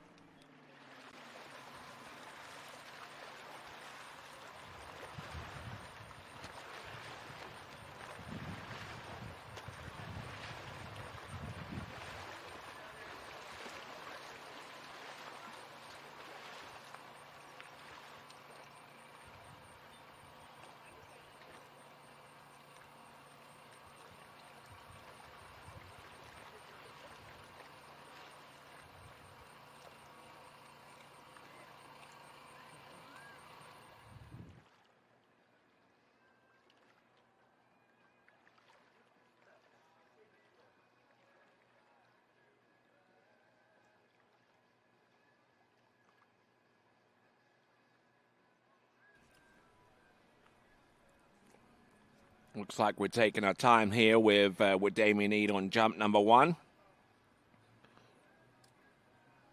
We'll see what he's got coming up in just a few moments. The wind apparently is blowing the crosswind, as I mentioned, from right to left, which is going to help with the speed coming into the jump. Although, and whilst we try and resolve one or two issues out there, we'll take a break, and when we return, we'll have more jumping. Back after this.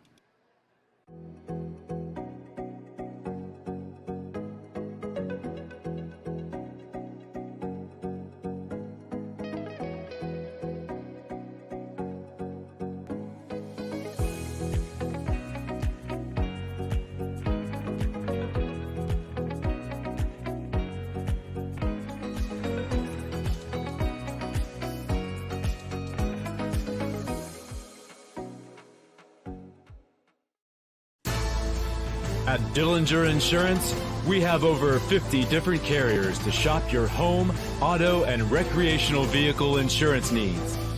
We would love the opportunity to save you money. We insure million-dollar mansions, condos, mobile homes, rental homes, and everything in between. We know all about wind inspections, 4-point inspections, and how to get you the right coverage for your particular home. You've got questions, we've got answers. Can you remember the last time you had a rate decrease with your auto insurance? Let's take a look and see what we can do. We know all the ins and outs of getting our customers the best rates, coverages, and discounts. So put us to the test. Don't monkey around with your insurance. Call Dellinger Insurance today. We've got tons of companies to help find you the best prices and the best coverage for your particular needs on home and auto insurance. Go Knights!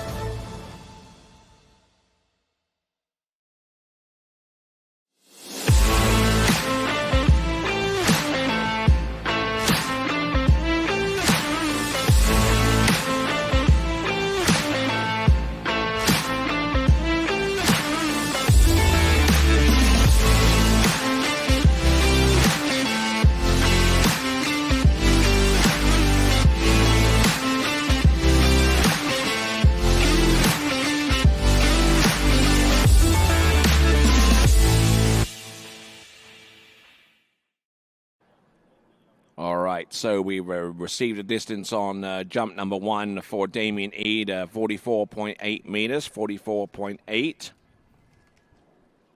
So that means we'll continue on to his remaining 2 jumps, 44.8 meters or 147 feet for Damien Eade.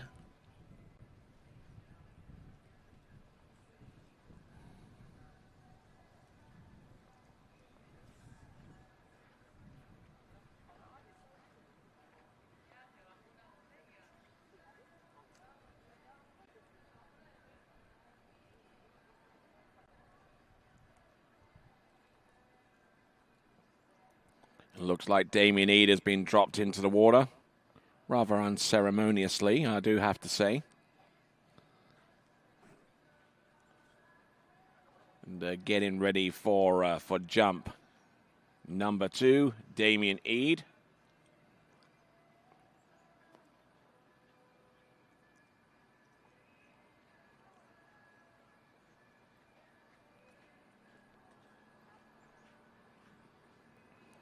All right, settling in. There we see on the dock side Jake Abelson looking to try and keep himself in contention so far as the boys overall is concerned, and also put himself in contention for maybe a higher or longer looking jump in the boys jumping final. Here we go with letter V. This is Damien Eade. Nice and wide, and this is late now. Continuing on. Better looking jump there. That is going to be longer. That is a huge jump there for Damien Eade. We look forward to seeing what his jump distance is going to be. But I tell you what, he came in with a lot of speed, and the control was 100% there for him. 44.8 on jump number 1.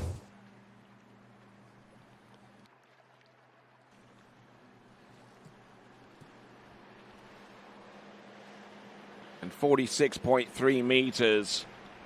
46.3 meters for Damien Eade.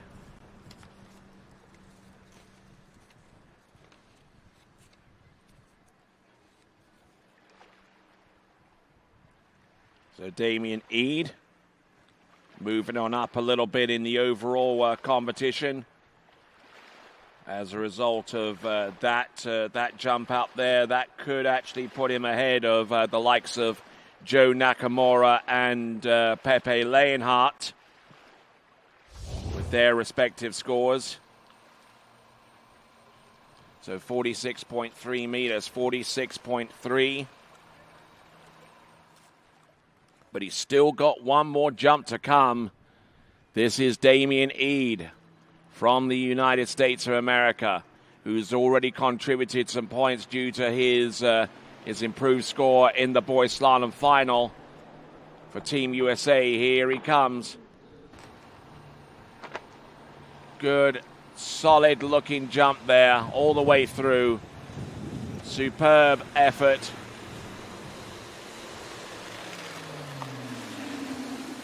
So 44.8 on the first, 46.3 on on that jump. And now getting ready for the distance to come through on jump number 3.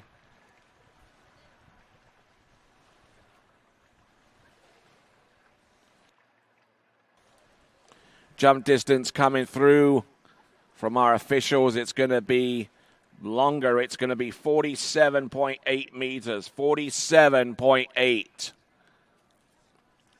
47.8.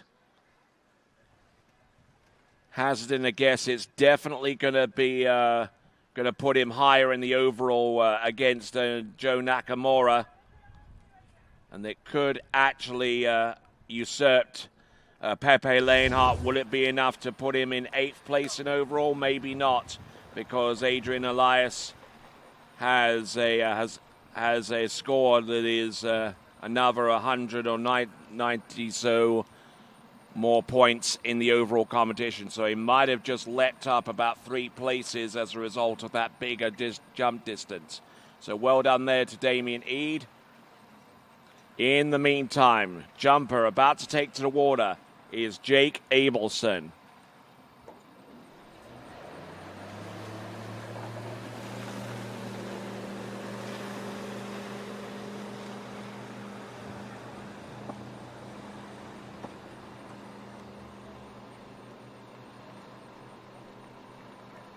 So Jake Abelson, who yesterday jumped 46.3 meters to sneak in to the boys' jumping final. And Jake Abelson currently has a 73, almost a 73-point lead in the boys' overall competition ahead of Tim Field.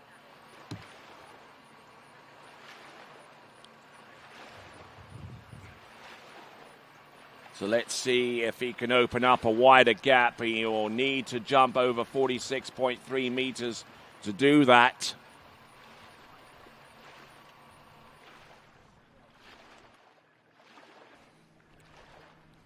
Here we go, folks. Coming in. This is Jake Abelson. Jump number 1.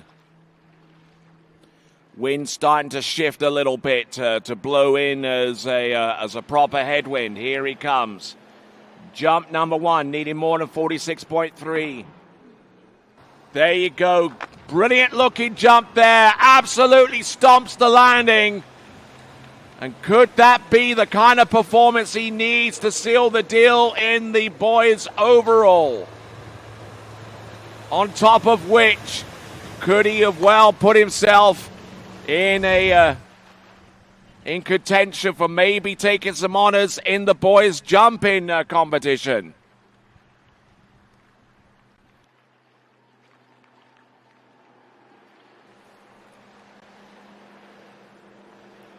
And the jump coming through, it's huge, it's 52 meters. 52 meters, 171 feet.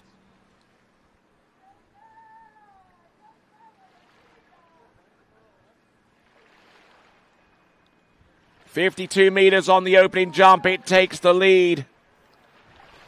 And moreover, it actually extends his lead in the overall from 73 points to 244 overall point differential.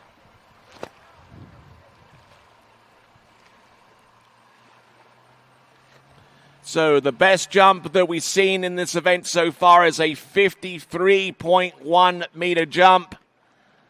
From yesterday, that was courtesy of a Tim Field, who is now realizing that he needs to conjure up something way more than that if he's to stay on track for maybe taking the gold in the boys' overall. And I'll tell you what, he is leaving nothing on the table there, Jake Abelson.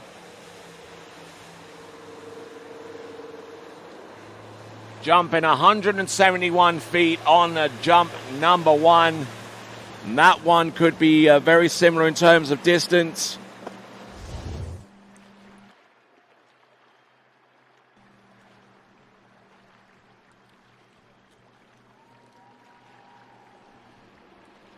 And the jump distance comes through as 53.3 meters. 53.3. He is absolutely on fire right now.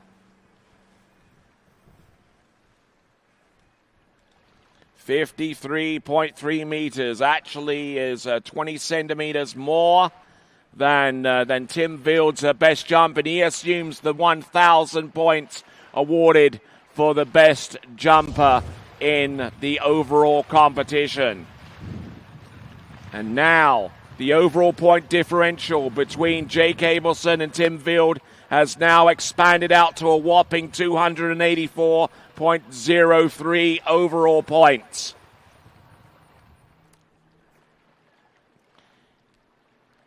Jake Abelson still in the lead with a 175-footer. Let's see what he's got. Jump number 3. How far dare he go?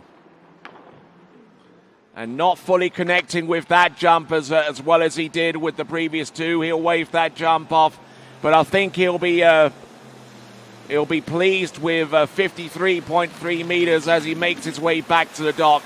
He'll celebrate alongside the U.S. Team members, and being a team member of Team USA, I'm sure that has all but closed the door on any kind of assault that Australia or France can launch against them in the team overall competition.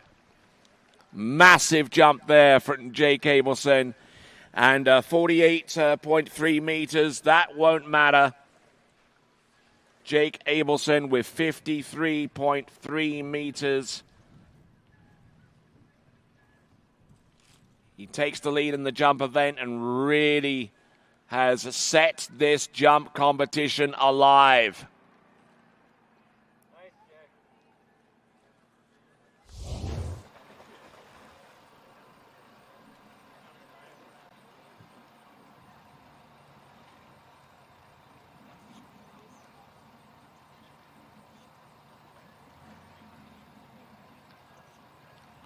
All right, next skier up.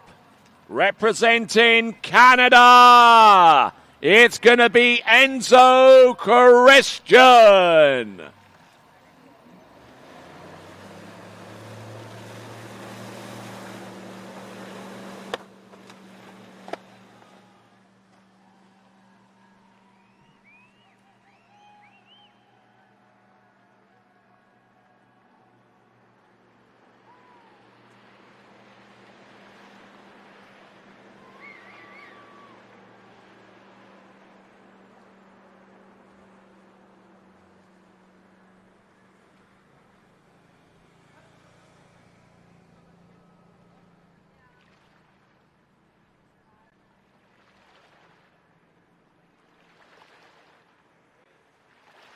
All right, Enzo Christian making his way down towards the bottom end of the lake, turning around the turn island.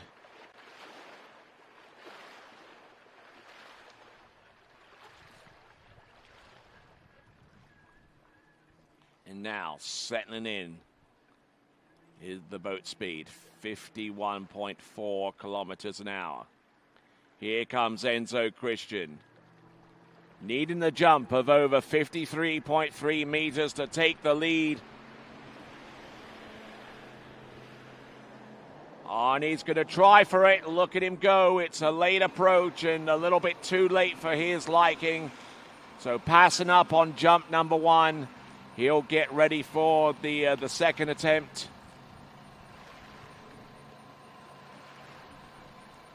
So we'll return to more live action with Enzo Christian's second jump next.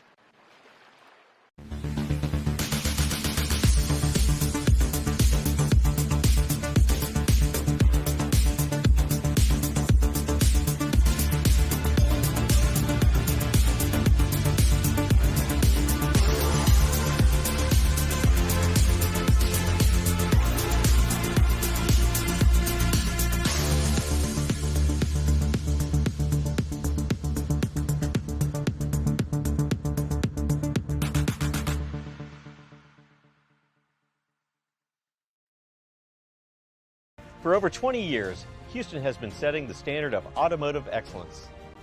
Hi, I'm Dave Houston. I'd like to welcome you to the Houston family. We are committed to offering exceptional Cadillac models like the all-new electric Lyric, redesigned XT4, and the legendary Escalade. At Houston, our personalized service and friendly staff will exceed your expectations. Feel the thrill of buying a new Cadillac from Houston Cadillac.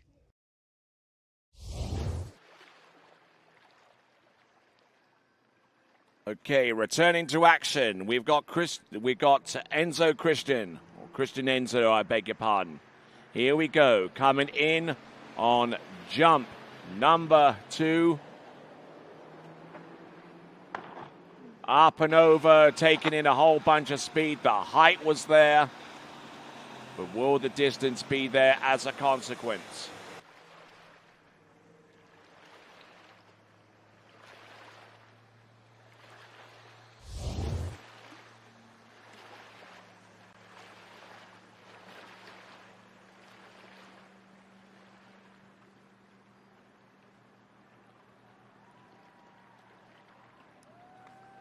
Just working on the distance.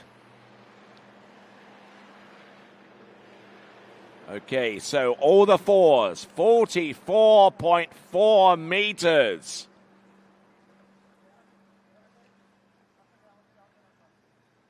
Taking in a lot of speed, and it was a little bit early by comparison to a lot of our other jumpers that we've seen so far.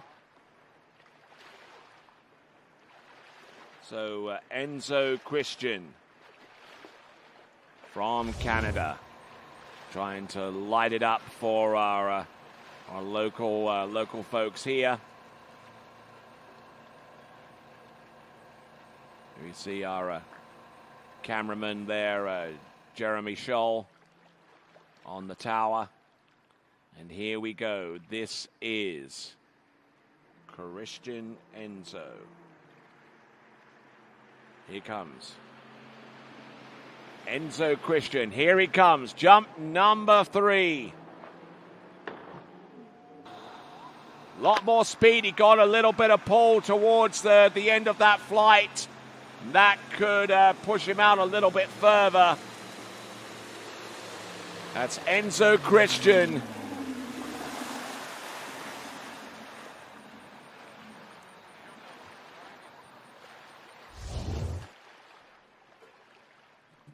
The jump distance coming through any moment.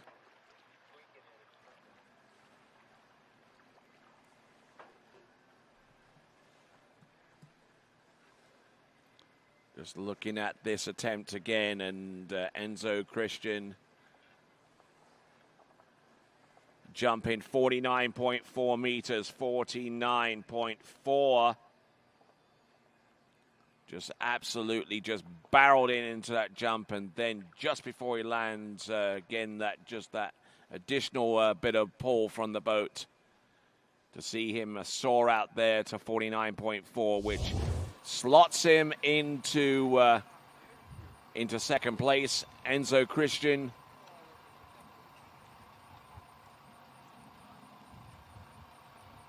So, and just as a reminder, a note to suggest that Jay Cabelson's jump there of 53.3 meters is actually a personal best by 4 meters.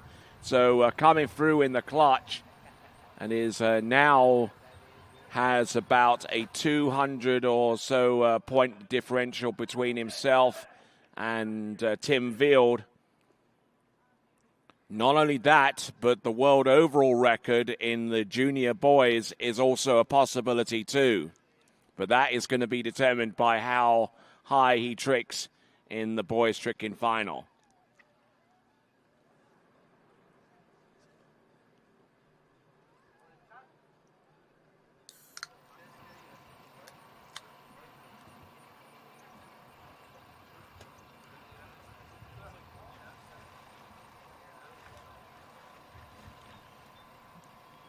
All right.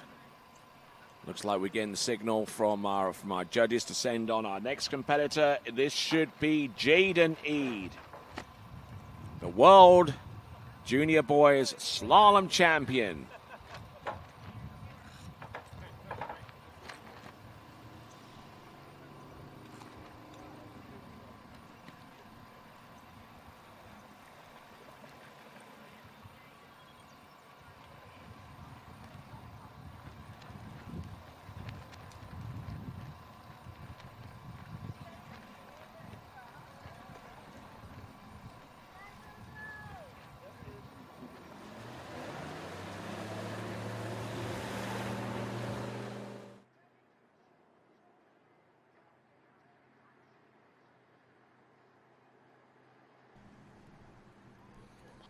All right, Jaden Eade out there on the water, getting ready to get after it. Looking for his second medal. On top of almost certainly being a part of the winning junior team in this competition. A member of Team USA, and I'm sure with Jaden Eade there, with the possibility of him jumping in excess of 47.2 meters, the score that he produced in the opening round.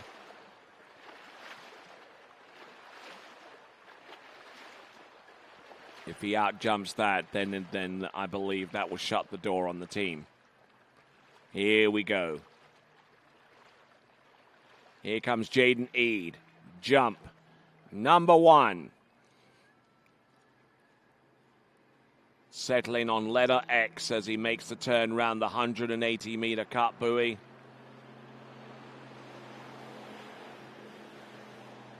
Handle up high off the turn. Let's see how much drive he has left. There you go. Good jump there, Jaden Eade. Does he land it right?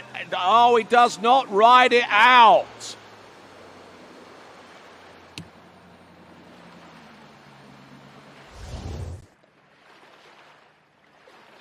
Wow, so a remarkable turn of events here. It's got 2 attempts remaining. But the first attempt looked fairly decent. Could have been in the range of about 48 or 49 meters. But we'll never know because he dropped the handle. Was just unable to ride out jump number 1. Looked like a pretty attempt.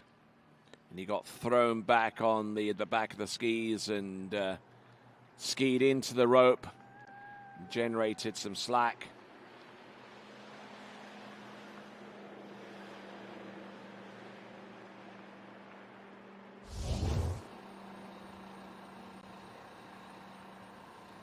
So Jaden Eade, jump number 2, getting set up for that.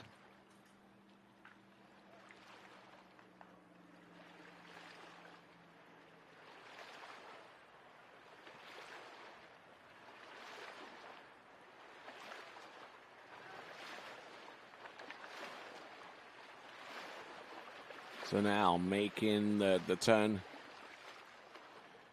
So apparently we're getting a distance which won't be official, of course. It's about a 50.8 meter jump. Had he have landed and rode that jump out. Jaden Eade, jump number 2. Strange way of holding the handle right off the 180 meter cut buoy turn. Here he comes, jump number 2. He's on the back, and he this time around he gets up before the rope gets any slacker than it already was upon the landing.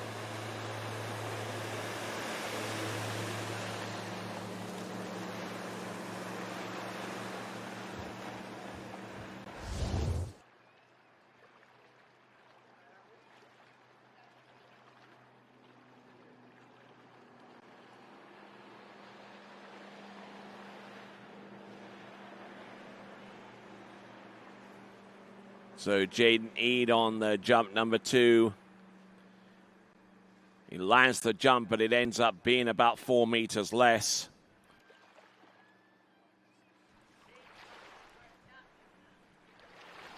So we'll get the jump distance verified, 46.6 meters. I hear that the distance coming through as, or the equivalent of 153 feet, 46.6 for Jaden Eade.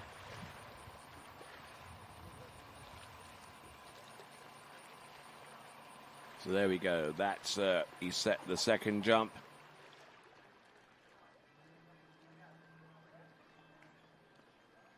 And 46.6 meters, nowhere close to where he jumped to yesterday. Let's see if he can conjure up a little bit of magic to conclude his action in the boys jumping event. Here he comes. This is Jaden Eade.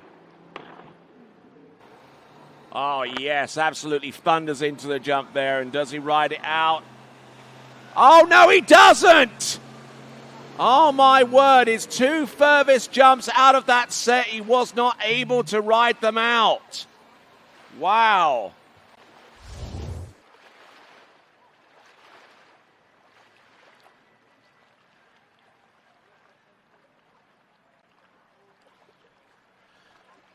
So Jaden Eade unable to land one of his 2 furthest jumps. He'll have to make do with a jump of 46.6 meters and the gold medal in the slalom event. I think he won't be too unhappy with that.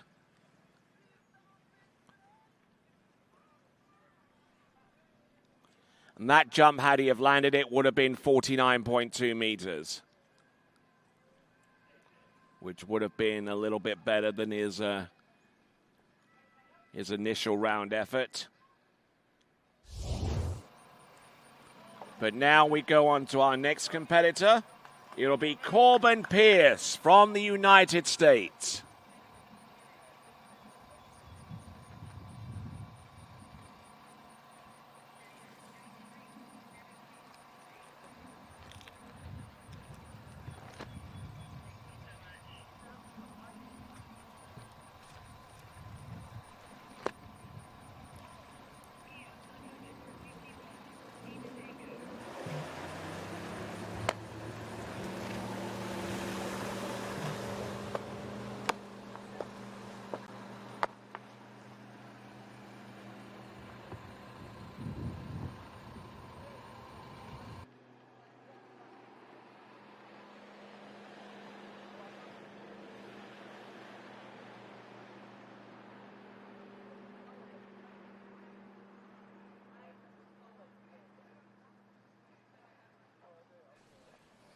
So now working our way through.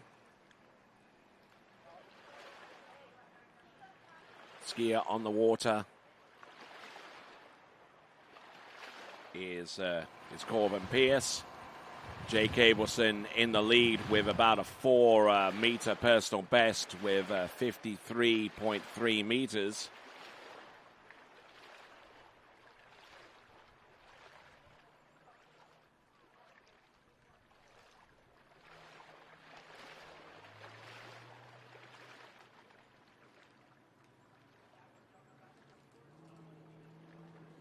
So here is Corbin Pierce. Jump number 1. Turns in. Taking in a lot of speed, and the height was a good portion of the way there. But he lands the first jump and will continue to roll from there.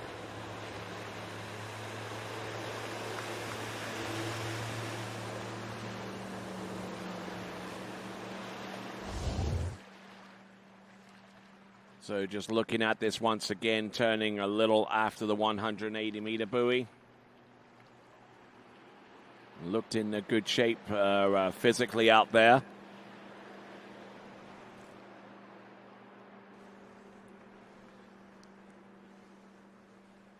The jump distance should be published any moment now for the benefit of those folks watching the webcast. And it is 47.5 meters, 47.5 meters, or 156 feet.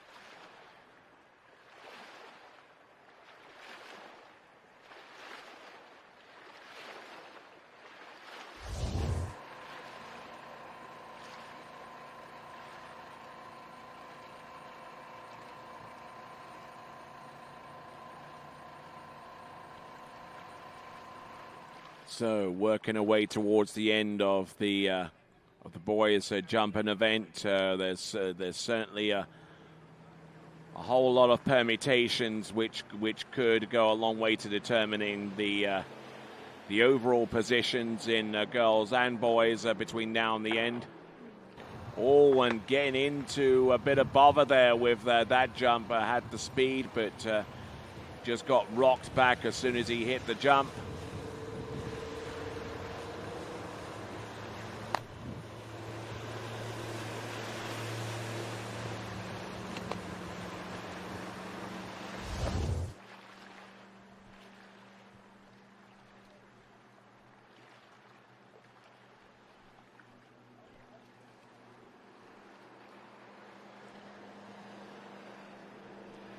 So Corbin Pierce, he's already got 47.5 meters, but on that jump, he jumped 32.9.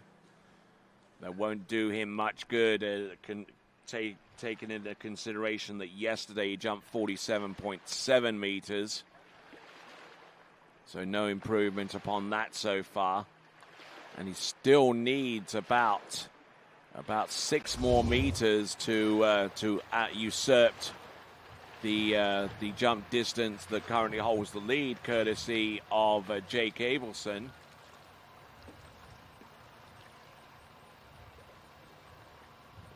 Skier about ready to get on the water is Francisco Georges from Argentina.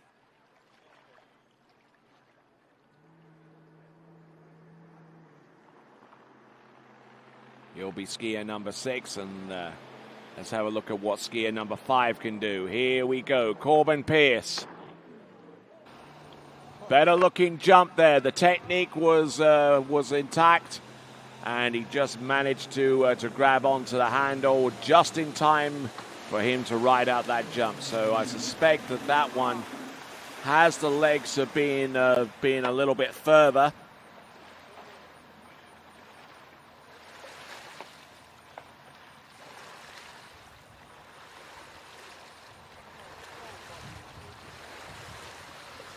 Jump distance, all right then. This is game on. This is 49.7. 49.7 or 163 feet. Courtesy of Splash Eye. 49.7, 163 feet. That puts him about a little over 3.5 meters behind our current leader. That is Jake Abelson.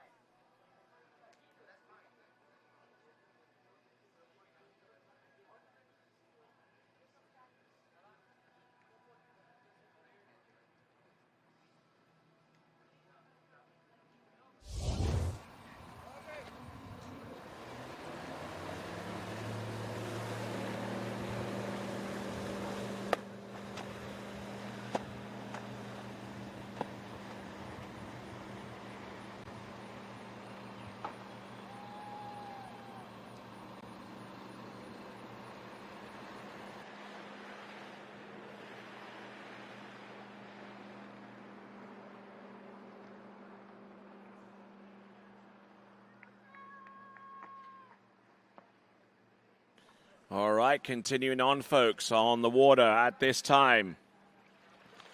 From Argentina, Francisco Georges.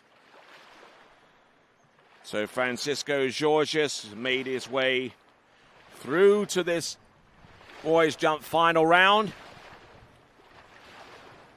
yielding a distance of 47.8 meters in the process. Looking to try and get as close as he can, if not exceed the big jump distance there thrown down by Jake Abelson, who's certainly shown his credentials at the time where it counts the most. Here we go, Francisco Georges stands up just before the base of the jump there and takes the opening attempt. Was leaning in quite a significant ways, and as he crossed the second wake, he stood up and let the boat do the rest of the work.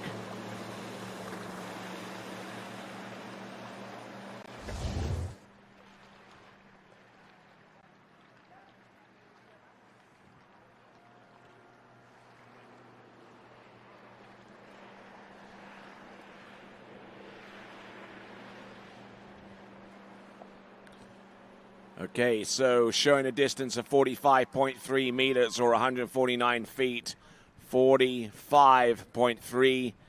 That roots Francisco Georges all the way at the bottom after 6 competitors. But he has 2 jumps remaining.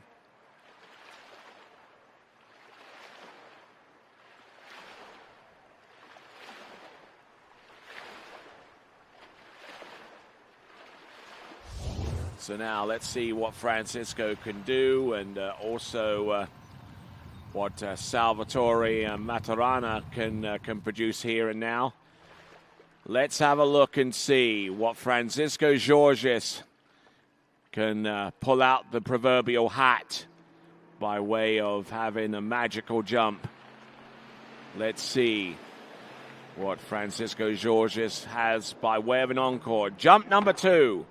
That's a better timing. That's better setup there for jump number 2. If he can ride it out, that would help. Indeed it does. Francisco Georges.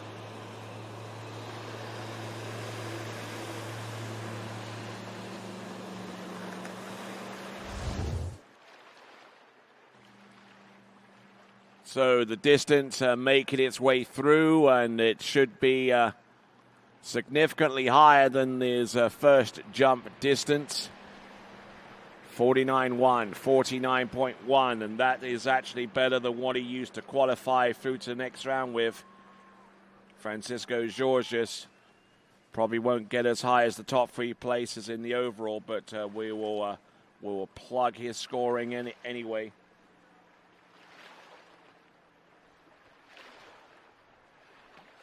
So 49.1.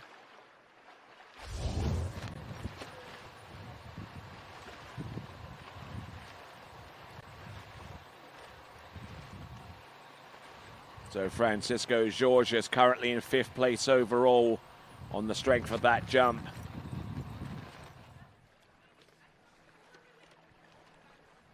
Francisco Georges, for his part, also present in the boys' tricking final. So he might have something ultimately to say in terms of his destiny in regards to the boys overall. Here he comes, Francisco Georges. Better looking jump there, using the wind gust to send him out a little further over the tips of his skis. Well executed jump set there. That jump could be in excess of 50 meters.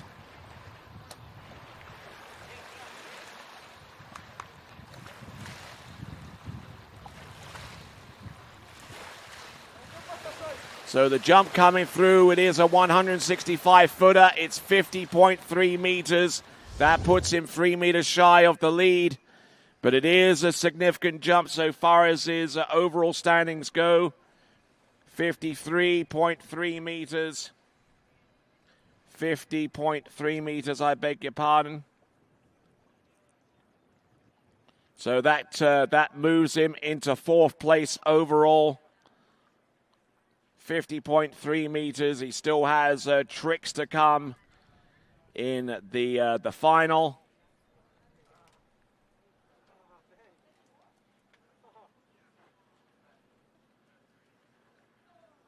So he could still have some influence as to how the boys overall is going to go, at least so far as the minor placements are concerned. At this time, our next competitor, this should be Salvatore Maturana.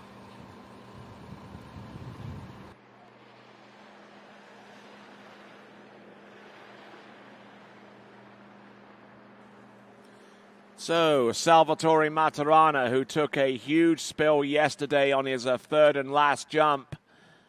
And one was wondering whether he was fit enough to continue on in the final. Found out that he actually made it into the final whilst he was being examined. And I'm sure that little bit of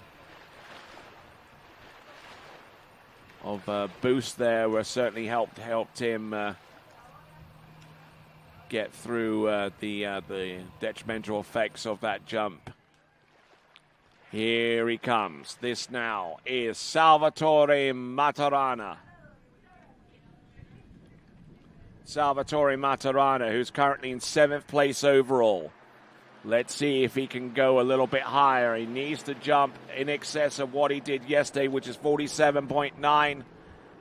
And taking a late approach on jump number 1. Really came in hot there with the speed on jump number 1.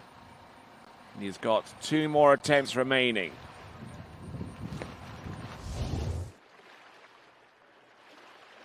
We're looking at this instant replay again, turning right on top of the 180-meter buoy. Keeping everything nice and tight and close so that whenever he turns, it becomes a second nature thing and you know exactly where everything is without having to second guess with the jump event. So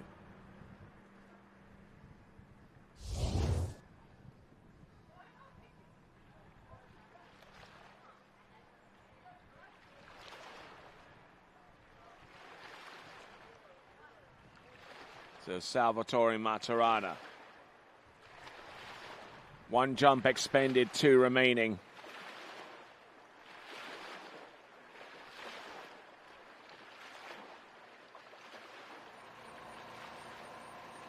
All right, now.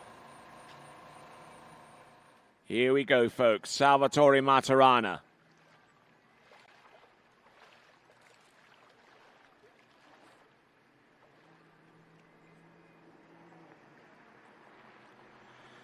Settling in on level on letter S. Oh, a little bit of a tight turn on that turn, and unfortunately for Salvatore Maturana, it's going to come down to the one and only score that he could potentially get on jump number 3 to determine where his position ultimately is. So Salvatore Maturana, I'm sure he's got plenty of it on his mind right now, but we'll see if he can focus long enough to be able to execute and get a viable distance on jump number 3 coming up soon.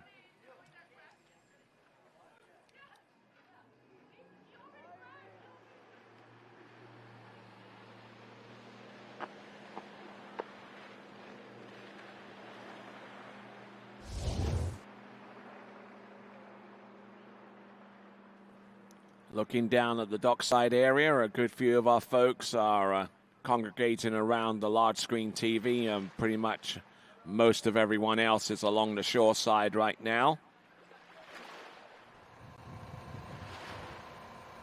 There we see our good friend there, Jeremy Scholl.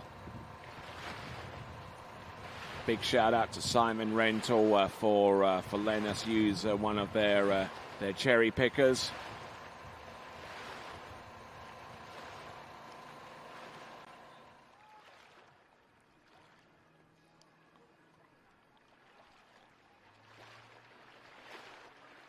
Here we go.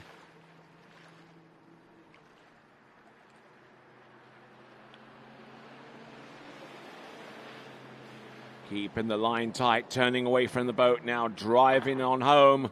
Salvatore Maturana. Does he land that jump? Yes, he does. He skis that out, establishes skiing position. I'm sure he won't be particularly pleased with that set on a hole.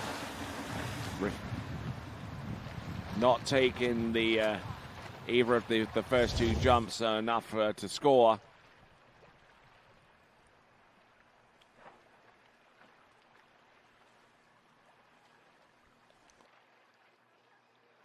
So last jump there for Salvatore Maturana, 44.644.6.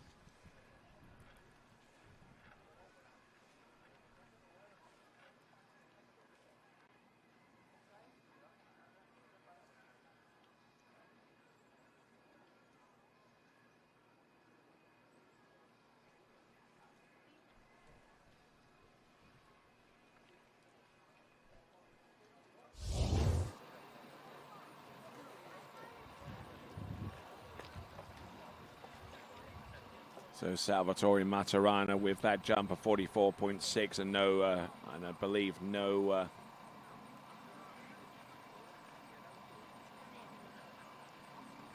believe he will actually be tricking in the final, which is his one and last opportunity for him to gain any higher position in the overall. But as it stands right now, Salvatore Maturana in 7th. Next competitor up in the jump final is Axel Garcia.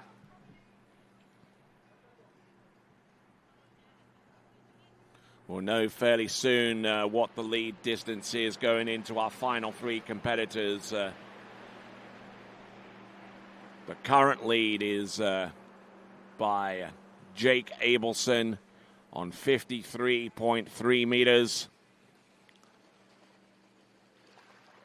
Francisco Georges rooted there in 2nd spot.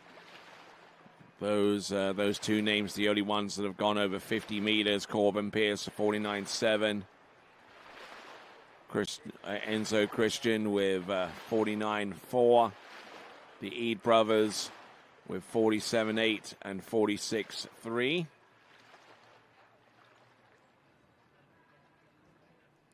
And then we see Salvatore Maturana right there with 44.6.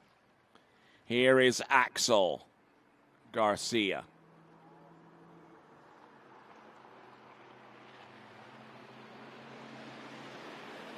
All right, here he is. Oh, and unfortunately dropping the handle in the turn. I'm not too sure what happened there with his connection to the boat.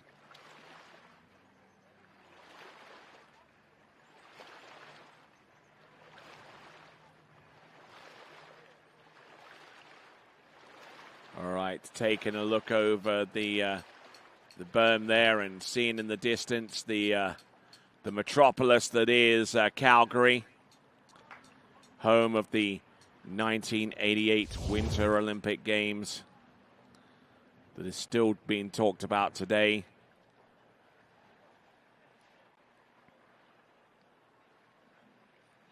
There we see our jumper on the water. This is Axel Garcia. His approach in towards jump number 1.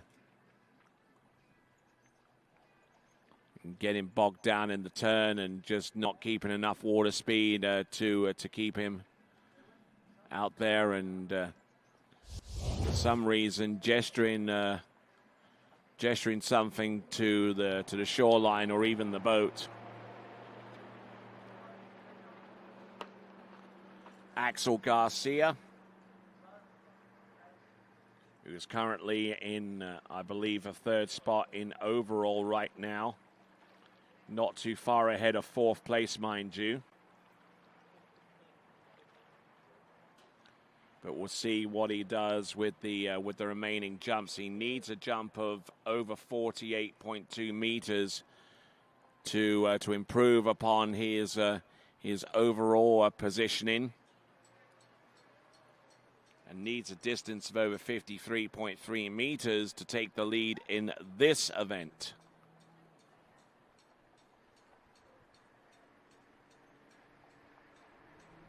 So here we go, Axel Garcia on letter S. Let's see what he's got.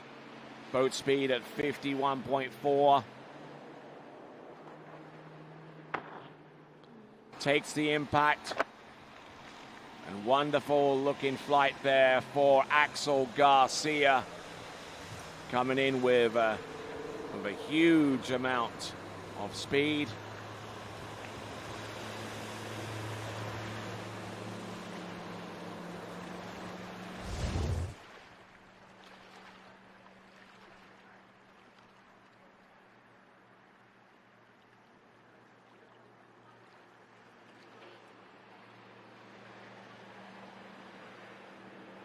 So Axel Garcia on jump number 2, coming away with a better jump distance of 47.3 meters.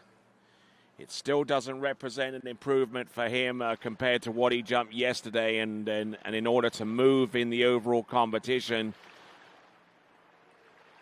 one has to jump or exceed your earlier round score in in your respective event yesterday.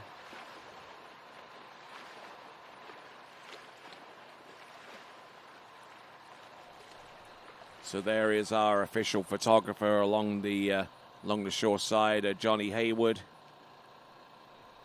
We appreciate his efforts going forward as we now look and see what Axel Garcia can do on jump number 3.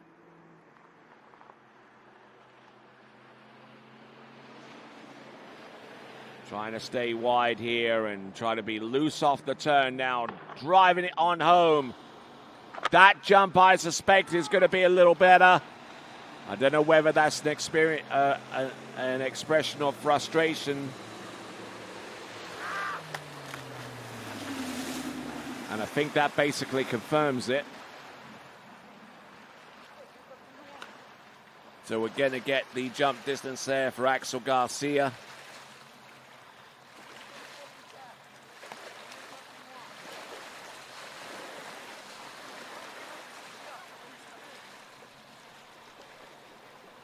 So 48.9 meters. We're seeing the distance there for Axel Garcia. 48.9, and that is actually marginally better than what he did yesterday. He jumped 48.2. He added 0.7 of a meter.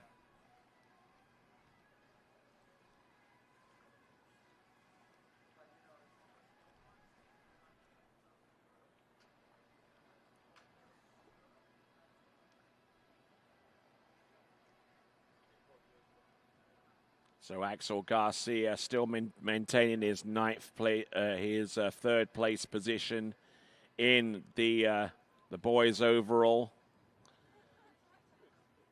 But because of earlier performances from the likes of Jay Cableson and Tim Vild in earlier events, Axel Garcia losing touch in third, and the gap continues to grow between second and third right now, so it might be a foregone conclusion, but Axel Garcia does have one joker to play, and that could well be the boys tricks final, which will take place not too long away from now. All right there, so skier on the water is Maximilian Wienerreuter from Austria.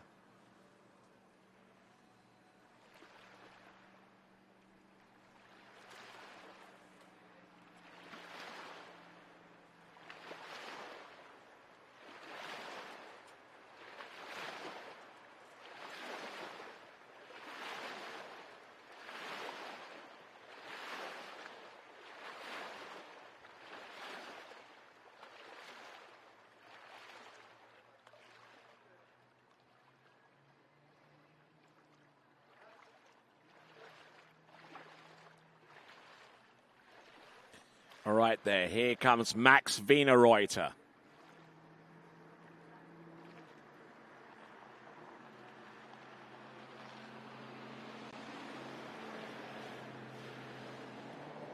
Turns, sets, drives it on home.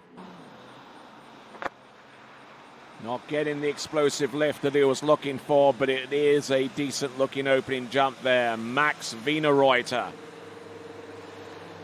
Speed was there, the lift was somewhat there, but needing more of each to give him the kind of distance that he's looking for. Max Wienerreuter.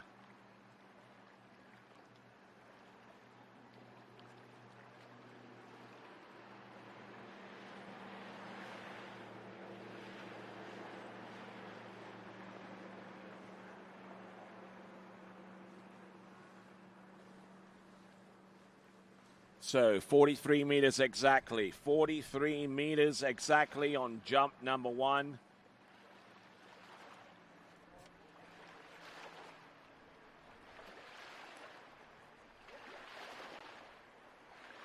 So Max Wienerreuter all the way down in 20th spot in the boys' overall competition. So take a minor miracle for him to get halfway between there and the top in the boys overall. But looking to try and impress here with his jumping skill. Coming to us out of Austria, it is Max Wienerreuter.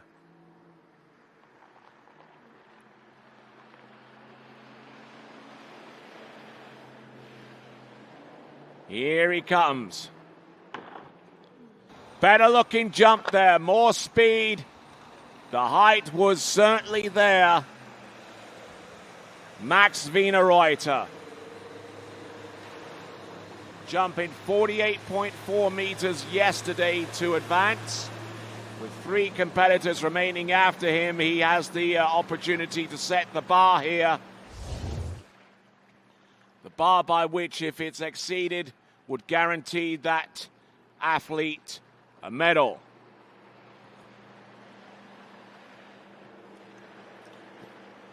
So 46.6 meters, 46.6 or 153 feet, 46.6.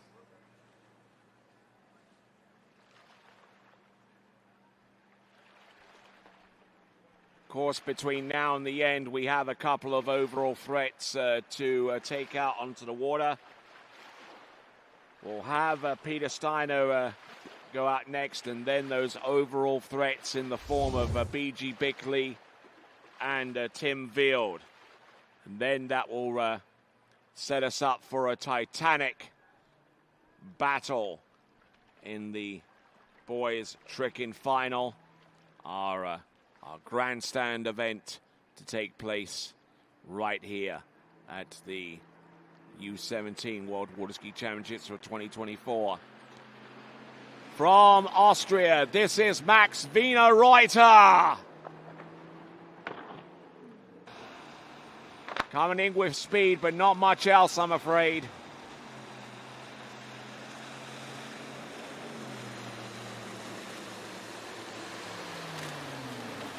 Skis into the dock. His job is done.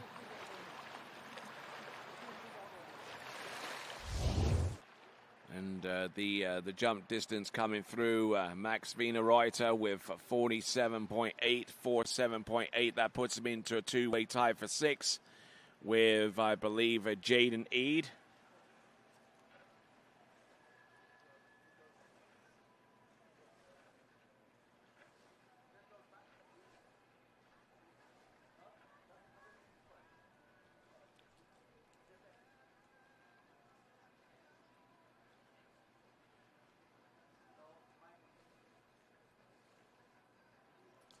So Max Wienerreuter in a two-way tie for 7th with Jaden Eade, with the best distance being 46.6 meters.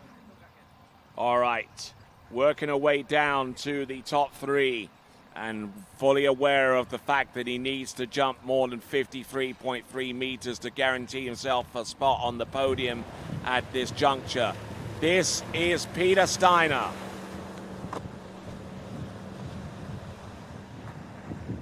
Bar has been set. It's 53.3 meters to earn a spot on the podium.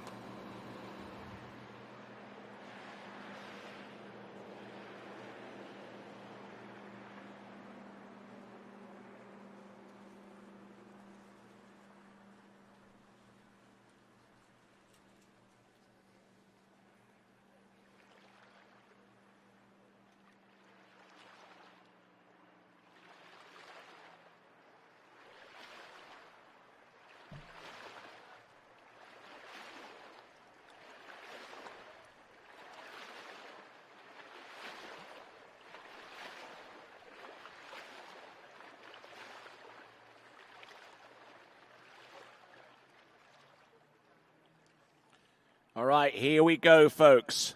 Up and at 'em. This is Peter Steiner, the second of 2 Austrians in this boys jumping final. Let's see. What does he have on the opening attempt? Leaning away, keeping the line tight here. Turning in and driving it on home, and Peter Steiner was looking a little out of control off the second wake. So he's got 2 more jumps remaining, the first of which will be coming up right after this. This being the instant replay.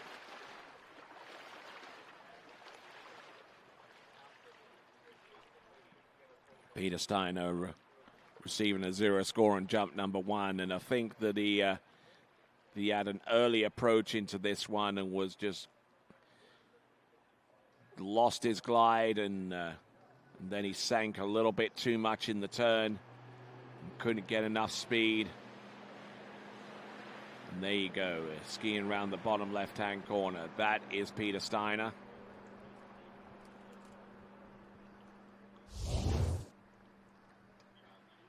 All right, so Peter Steiner, our third from last skier out. This will determine the first of our medals, depending upon the performance. Anything less than 53.3. And Jake Abelson will be guaranteed at least a bronze medal. And it was certainly a surprising jump from Jake Abelson. He was able to get a 4-meter PB compared to whatever he's ever done before. It certainly spooked one or two of our competitors in that series bracket. Here we go. This now on the water is Peter Steiner. Losing a bit of distance out the back there, and unfortunately there for him, it won't be quite as far as 53.3, and not even as close as 52 meters, I suspect.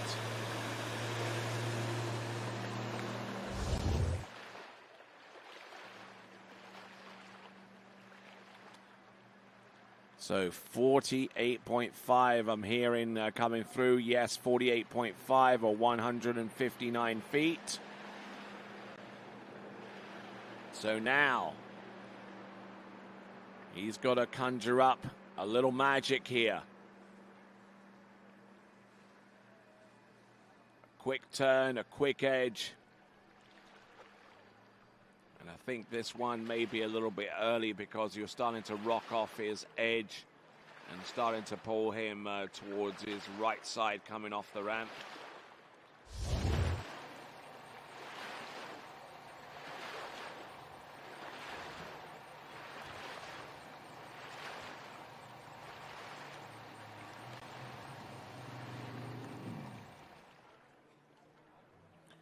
All right, here we go, folks.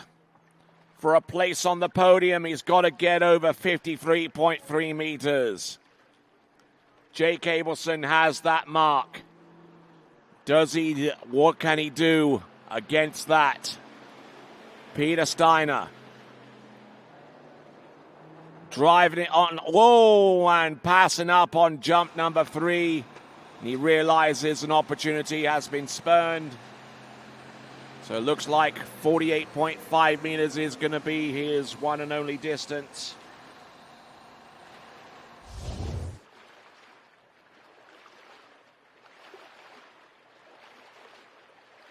And that therefore means that Jake Abelson has a medal in the boys' jump event from a real early seed, a second out off the dock, to now being on the cusp of maybe getting himself a silver or even a gold medal here in this jump event.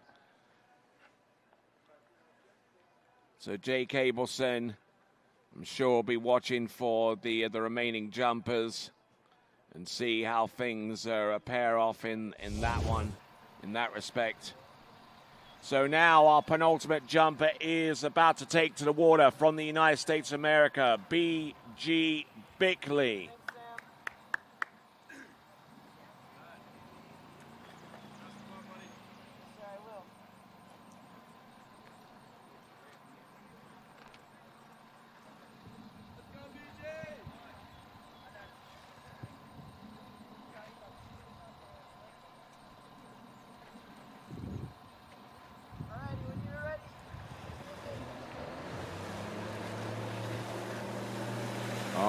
So here we go, B.G. Bickley, who advanced through to this boys jump final, having jumped 49 meters exactly. And B.G. actually is in the frame for a higher place in the overall competition. B.G. Bickley, as a matter of fact, coming into this jump event is in 4th place overall. Actually has been moved down to 5th place as a result of the effort from Francisco Georges. So he's looking to try and claw back that ground. If he's to jump close to about 53 meters, or even 53.3, which is the lead at this time, then that could help out B.G. Bickley in no uncertain terms. Matter of fact, it would get him up off from 5th place to 4th. Let's have a look and see what B.G. Bickley can do.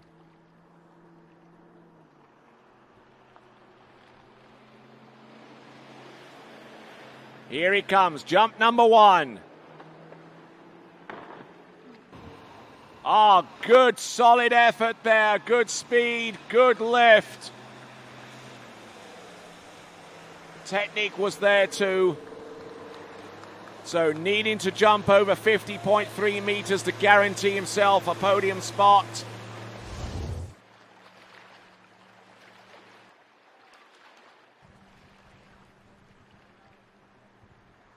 And it looks like he may just have done it on jump number 1, 50.4 meters. He guarantees himself on a spot on the podium. One competitor left after him. That is Tim Wild. So the top 2 jumpers, Jake Abelson and B.G. Bickley, both from the United States, are there battling for the top 2 spots at the moment. B.G. Bickley, for his part, has 2 jumps remaining. B.G. Bickley has the capability of jumping over 53.3 meters. He certainly has the courage, and he certainly has the fortitude to make it happen. So B.G. Bickley on the podium can finish no worse than 3rd. Let's see if he can finish up a little bit higher.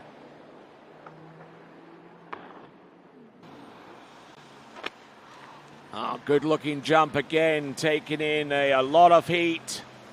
Again, a good amount of height as well. B.G. Bickley from the United States.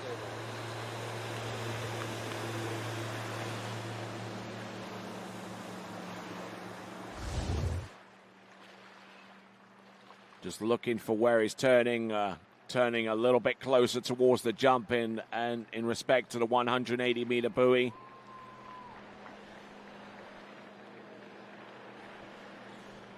Okay, so pushing out 49.1 meters, 49.1.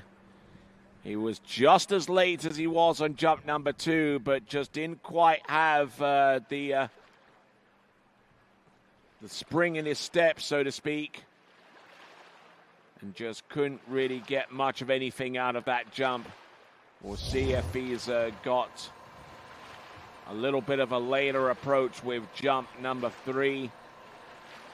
As I mentioned before, B.G. Bickley will finish no worse than 3rd. Could finish as high as 1st, depending upon how things turn out with his 3rd and last jump and whatever happens with Tim Wild, our final jumper to take to the water.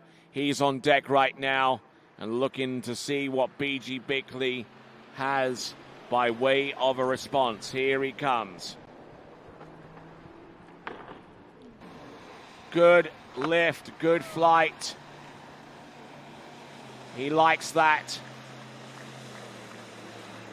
He might have liked it even better had that jump have exceeded Jake Abelson's best leap of 53.3.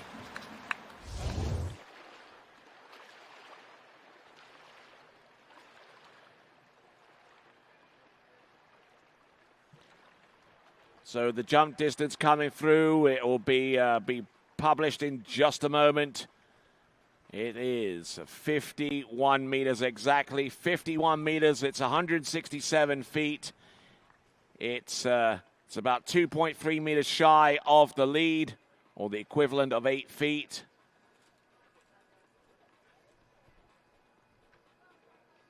But solid all the way through. And a lot of speed. The height was pretty good too. So he was able to exceed his first jump distance to a tune of 51 meters. And now it comes down. It comes down to our final jumper in this competition to determine the championship of the world. We know that Jake Abelson can finish no worse than second. We know that B.G. Bickley can finish no worse than third. Let's see how Germany's Tim Wild fares.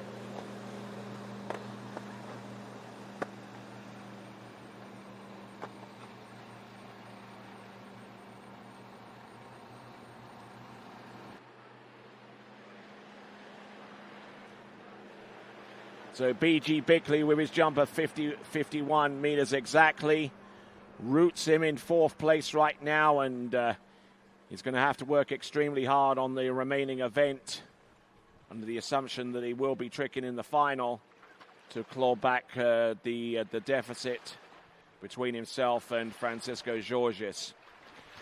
All right, there's your leaderboard. Jake Abelson. Who would have thought that he would still be hanging around and still be in contention for the boys' World Jump Championship? The only person who can deny him now is Tim Wild. Tim Wild currently in second place overall.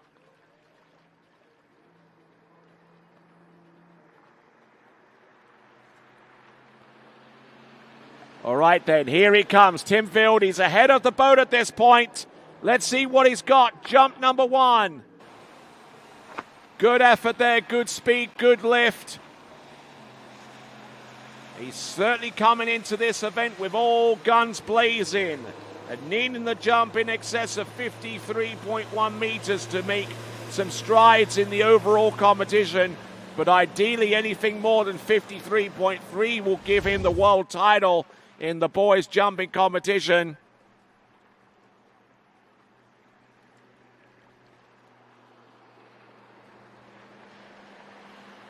So 49.8 meters or 163 feet.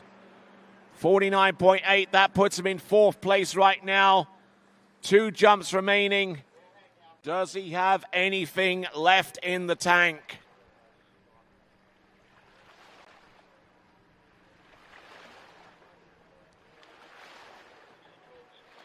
So a lot of moving parts here, a lot of scenarios that could play out. The boys jump in competition, the world title, just one of them, needing the jump in excess of 53.3 meters. Needing the jump in excess of 53.1 to claw back some distance in the overall competition. With one more event for him to be a present of in the final round. It will be the men's tricking competition to take place after the conclusion of the girls' tricking competition, which is the next event. Here we go.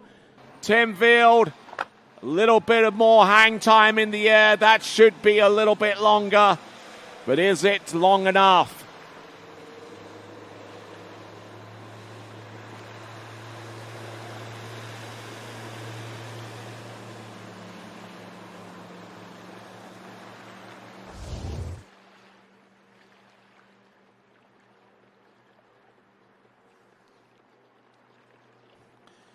All right, then, getting closer there with the distance coming through. It's 52.1, guaranteed second spot right now. He's moved himself up into the medals. He was on the outside looking in after jump number one, and he's now on the podium. We can confirm that B.G. Bickley has won the bronze medal, but there is still a mode of contention between the gold medal and silver medal. Jake Abelson, with 53.3 meters, is in pole right now. And then behind him, Tim Wild with 52.1. It's going to come down to some heroics here on the final jump. Germany's Tim Wild. Let's see what he's got on his third and final attempt. He needs over 53.3 meters to seal the deal here. Here he comes. And I don't think he's done it somehow. Losing a bit of his lift and float there towards the tail end of that jump and rocking back in the process. So Tim Wild guaranteed at least a second spot.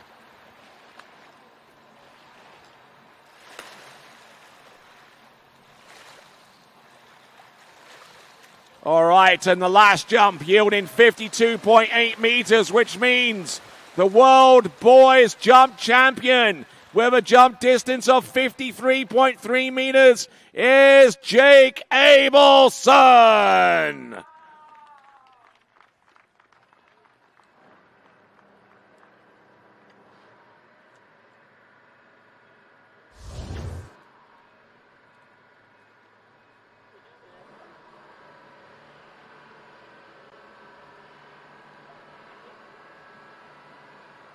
So just looking at the instant replay once again for Tim Wild. Tim Wild looking like the juggernaut out there as he got set for his third and last jump, which yielded his best distance out of the three, but unfortunately was not able to get the ultimate distance that would have taken the world jump title under his belt. So there you go. That is Tim Wild. So Tim Wild winning his second individual medal with a second place finish in the jump competition. Jake Abelson, your world jump champion. And in third place, B.G. Bickley with 51 meters exactly. So, Jake Abelson, your world boys jump champion with 53.3 meters. Tim Wild with 52.8. B.G. Bickley in third place. Francisco Georges in fourth. Corbin Pierce with a fifth place position. Enzo Christian, sixth place for Canada. Axel Garcia, seventh place for France. And there you see the remainder. And as has been the case, we get to interview the jump champion of the world. And here he is, the world jump champion, Jake Abelson. Who knew? Thanks, Tony. Happy to be here. Really happy to be able to put out a good jump today. I was a little nervous after prelims where I didn't quite get a hold of one, but I'm really happy I got my timing and got through it. Wow, did you ever get your timing in? You were second off on the dock. You mean you actually barely got through into the boys' jump final, yet you still had the confidence and still had the presence of mind to take that jump and jump over. And here's your winning jump right here. Tell us a little bit about it. So I brought it down a little bit at the 6 for my first jump and then make sure I was strong in the counter because I think the headwind had a little bit of a pickup. I stayed on that left ski gliding a very long time before I started to push away and slow down. Here I'm a little bit earlier than most jumpers, but I made sure to stay on my right ski and build a lot of load at the beginning. I came through the wakes and was super happy about how stable my left ski was and was able to drive off the top and find the height and distance that I was looking for. All right, excellent stuff. And I mean, between the jump that you got yesterday and the jump that you got today, you must have had some great coaching and some great advice offered. Who was there to tell you that you could potentially win the jump title if you really get everything together? Camilo Espinel, my coach, he had a lot of faith in me and gave me the best opportunity that I could by making sure my equipment was the ideal and everything. Thank you, Camilo. All right, then. So beyond the scope of this event, what other events do you have going on for the remainder of the season? I haven't had anything planned, but I think I'm going to go to the Pan American Games and Pan Am Championships in Colombia in October. No, nothing else though. So maybe some record tournaments. I think at this rate you might be going to the Pan Am Games in Peru in the next cycle. But I tell you what, great event, great skiing out there. Anything you want to say by way of thanks to anyone? I want to thank my dad, Camilo, Jimmy Seamers, and my mom especially, Mariana Abelson, for making sure I had the right mindset going into the jump event and for the day today. All right then. So, and before I let you go, let me tell you that you've opened up a 334.75 point differential between yourself and Tim Field in the overall. That would appear to be unassailable, right? I'm not sure. Tim is a very good tricker, and he may be able to make it up. But we're gonna go out there and we're gonna have some fun. Also, as well, and you may scowl at me for me mentioning this, the world overall record is still very much a possibility as well if you trick high enough over 12,000 points. Yeah, I need to put down a pretty big run, but right now that's not my focus. I'm going to stay in here in the now and try and live in the moment. All right, then. You go on and live in the moment because you are the World Boys Jump Champion. Let's give it up, please, for Jake Abelson. Thanks, Tony. Excellent stuff there. We'll go on to our next event. The girls are tricking final, followed by the grand finale, the boys tricking final. This is continuing coverage of the 2024 U17 World Water Ski Championships, and we'll be back right after this.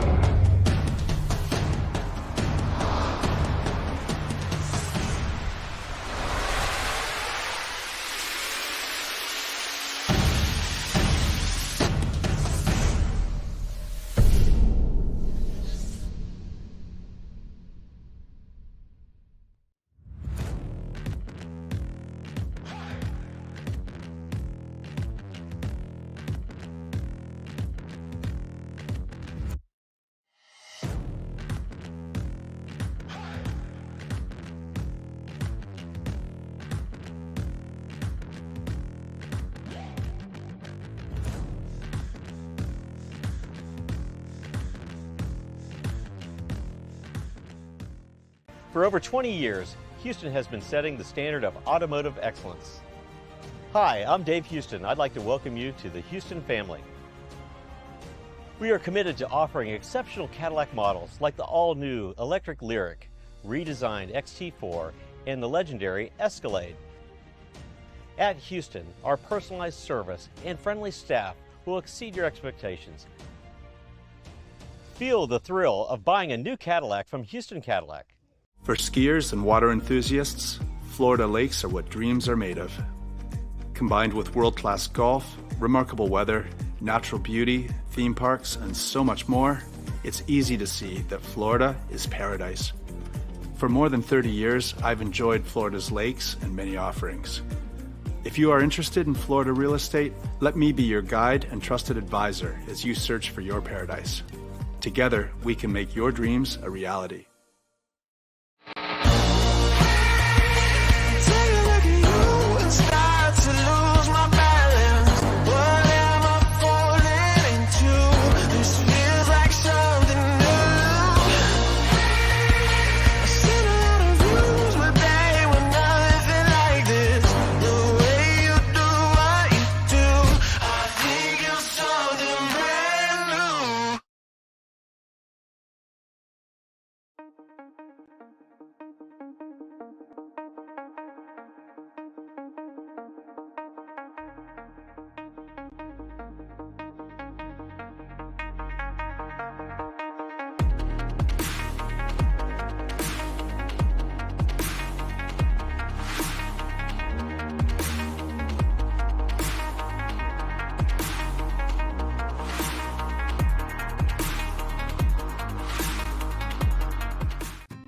As the broker of Dayland Real Estate and a professional water skier, I understand what clients are looking for in their dream water ski home. Our company is dedicated to helping you and your family invest in your future together in Florida. If it's time to move on to your next adventure, let us help you find the perfect match for your home. Our team offers service in English, French, Spanish, and German. Whenever you are ready, just give us a call. We will be suited up and ready to assist. Dayland Real Estate, where expertise meets passion. Where do competition standards meet the highest culinary standards? Where do the old masters meet the new masters? Where do first-class conditions meet first-class hotels? Where does the purest joie de vivre meet the purest drinking water quality? Only 30 minutes from the airport and Vienna city center.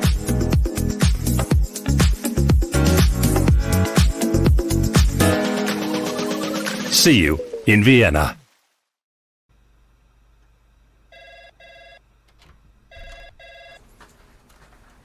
Morning, Brian. Hey, morning. You have a good weekend? Yeah, got out on the water a couple times. How about you? Yeah, I got to set in. Just gonna make a quick phone call here. Oh, of course. Can you get that, Will? Yeah, man, I got it. Thanks for calling Wake House. This is Will.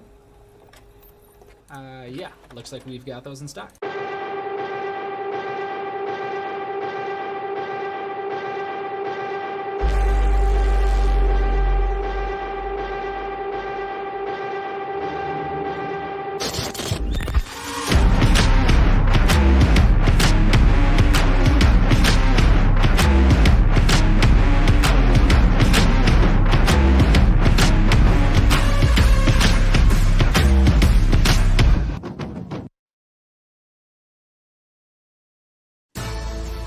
At Dillinger Insurance, we have over 50 different carriers to shop your home, auto, and recreational vehicle insurance needs. We would love the opportunity to save you money. We insure million-dollar mansions, condos, mobile homes, rental homes, and everything in between. We know all about wind inspections, 4-point inspections, and how to get you the right coverage for your particular home. You've got questions, we've got answers. Can you remember the last time you had a rate decrease with your auto insurance? Let's take a look and see what we can do. We know all the ins and outs of getting our customers the best rates, coverages, and discounts, so put us to the test. Don't monkey around with your insurance. Call Dellinger Insurance today. We've got tons of companies to help find you the best prices and the best coverage for your particular needs on home and auto insurance. Go Knights! Well, ladies and gentlemen, returning to live action, good afternoon. It is a little after 2 o'clock in the afternoon here in Alberta, in the western portion of Canada. And glad to have you back for two more final events. The girls' tricks and the boys' tricks. But let's get you up to speed with what happened in the boys' jumping. Jake Abelson, surprise package here, 53.3 meter jump, giving him the world championship ahead of Tim Vild with 52.8 meters. BG Bickley, 51 meters there on for third place. Francisco Georges, 50.3 for fourth. And rounding off the top five, Corbin Pierce from the United States of America. So, a lot of movement so far as the overall positions are concerned, but we'll delve into that a little bit deeper as we go a little bit deeper into this this girls' tricking event, which will have Lenny Wenzel leading them off, followed by Paulina Torres of Colombia, Izzy Cosgrove from Great Britain, Marie-Lou de Vergier, France. Melody Morel, France. Daisy Green, Australia. Ella Gay, United States. Laura Hayes, Australia. Cameron Davis, United States. Christy Appleton, Australia. Then Claudia Komentova of the Czech Republic. And our very last female skier in these U17 World Water Ski Championships for 2024 is going to be Lexi Abelson.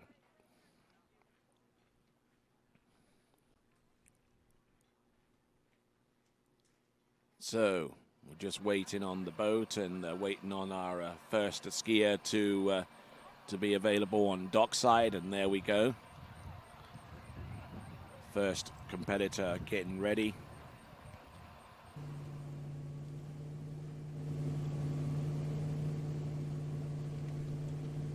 Lenny Wenzel, who for her part could actually, if she can trick a little bit better than 36.40, then it might move her up a little bit on the overall table. Matter of fact, Lenny Wenzel standing right now in 11th place overall.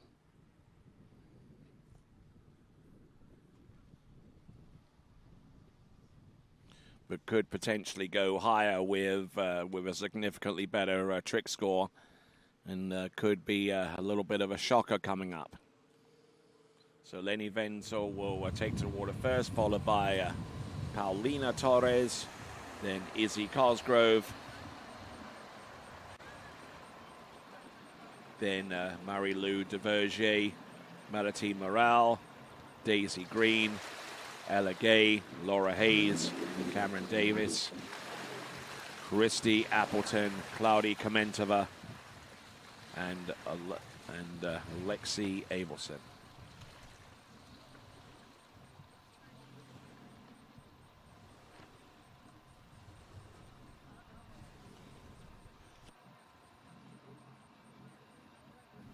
And this is why they wanted to put the tricks in.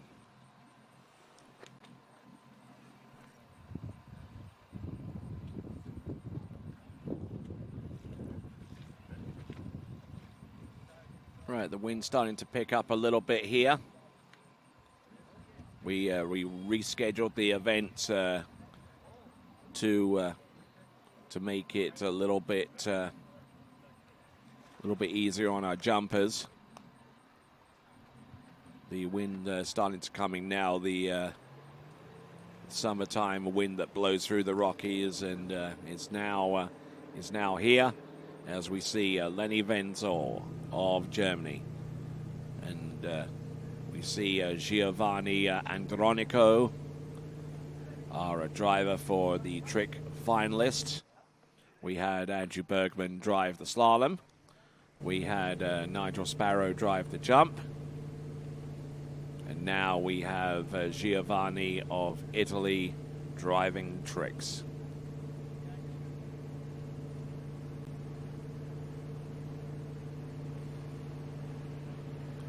There's the wake line O. Line back, line front, line back. Their foot in the back binding, reverse positional to the back.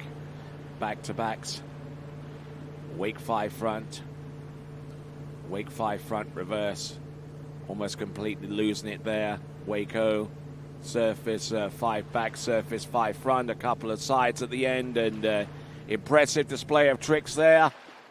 Almost got caught with the rope towards the end, but thankfully was able to survive that pass long enough for her to get past the 20-second mark.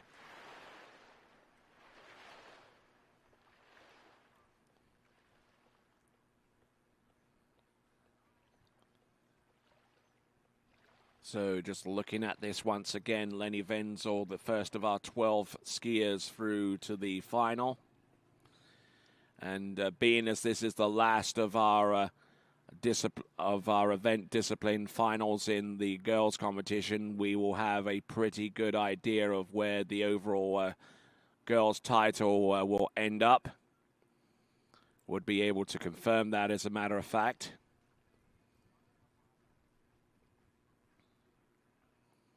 And there with a couple of side slides at the end, Lenny Wenzel,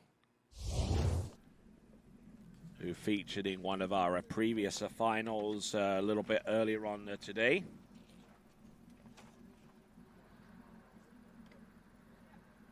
She was actually in the girls jumping final where she jumped a distance of 39, a little over 39 meters. And looks like the eye trick is in play here for the hand tricks. They're reviewing each of the tricks that they've identified, and because she got through the 20 seconds of time, then the timing has to be assessed as well to determine which trick was the last one in time. It says it's 1960, and now it's gone up to 21:10. We've committed to that score. So 21:10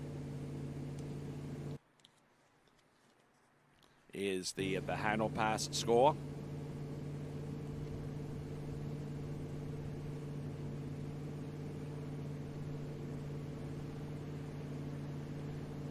Look at her go through the toe tricks. Keeping everything moving at a pretty decent clip here. Toe wake back.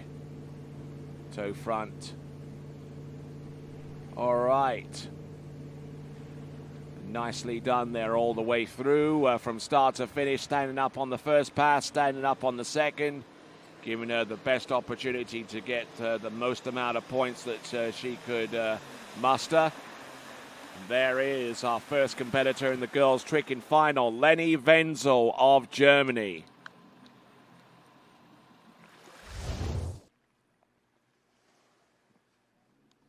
So Leni Wenzel of Germany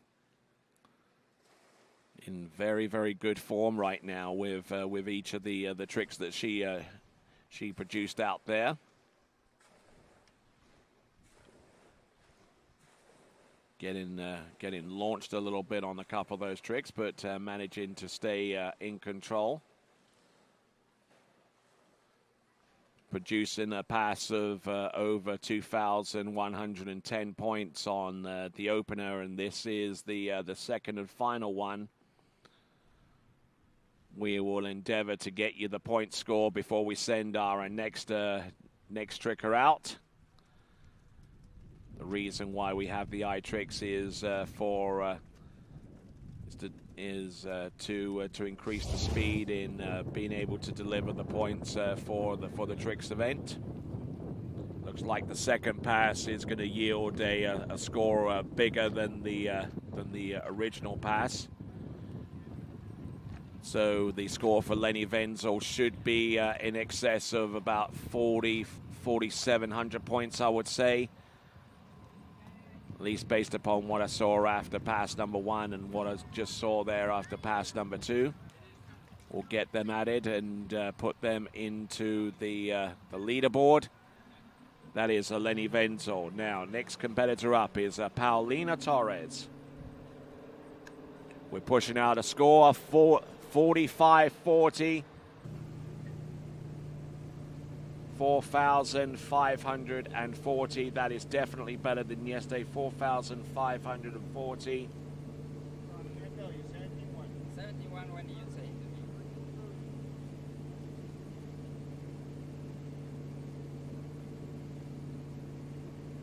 So Leni Wenzel with that score of 45-40. That vaults her from 10th to 9th place overall. Paulina Torres looking to end off her championships with a flurry. Looking to go for the backflip here. Yeah, nicely done. Very well done indeed. Here's the second one. And casing the top of the second wake and sending her careening into the water. But Paulina Torres should be pretty pleased with that effort on pass number one. We'll see if she can replicate the same feat on pass number two. Now Paulina Torres, noticing her where she positions the handle on the Waco, holding it comparatively low compared to a lot of other competitors. They tend to keep the handle in the small of the back. Now she brought the handle a little lower than that. But as they say, each to her own, of course.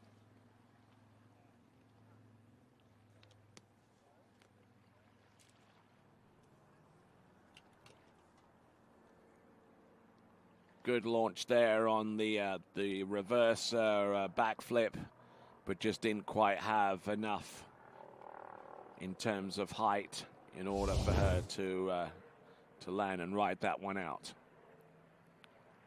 So we got a committed score of 14-10 on pass number 1, and we'll see how things play out on pass number 2 for Paulina Torres.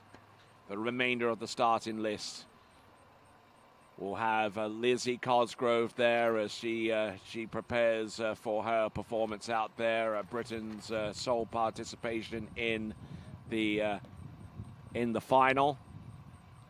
Then we'll follow one with Marie-Lou Duvergier, Melatine Morale, Daisy Green, Ella Gay, Laura Hayes, Cameron Davis, Christy Appleton, Claudia Komentova, and Lexi Abelson.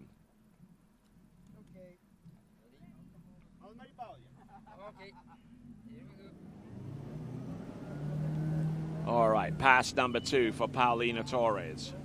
Already has 1,410 points in her back pocket. And now, boat speed is set. Let's see what she has by way of a performance here with toe tricks. Looks like she's going to wrap in, set herself up here for something along the lines of either a toe out or maybe something else. Let's have a look and see. Toe 5 back, toe back to back. It's reverse. Toe back and toe front, reverse toe back, toe wake back to back, toe wake back, toe wake front, toe side. Oh, nicely done with the toe wrapping. She's still there. Reverse toe back, toe 5 front. She tries that one as well. But I tell you what, she'll be pleased with that performance. Maybe not. But she little bit annoyed, but I think upon reflection she will feel that she's done pretty well here at the U17 World Water Ski Championships.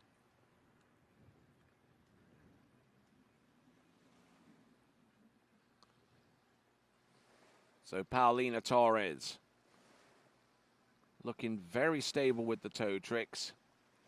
Was able to get the toe sides and then went in for the toe O. Almost over pulling just a skosh, but was able to continue on. Reverse toe back, positional then for the toe 5 front, and just got a little bit stiff-legged towards the front. We'll find out the point score for her in just a moment as we look at the running order. Izzy Cosgrove is going to come up next.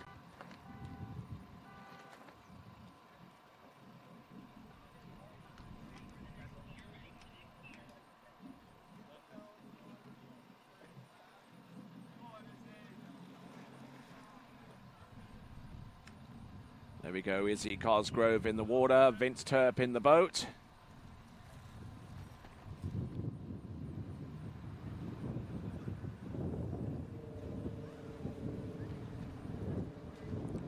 All right then, so let's have a look and see what Izzy Cosgrove has. Paulina Torres, 3,700 points, which is exactly the score that she put down yesterday. 3,700 points. That currently slots her in second place behind Lenny Wenzel.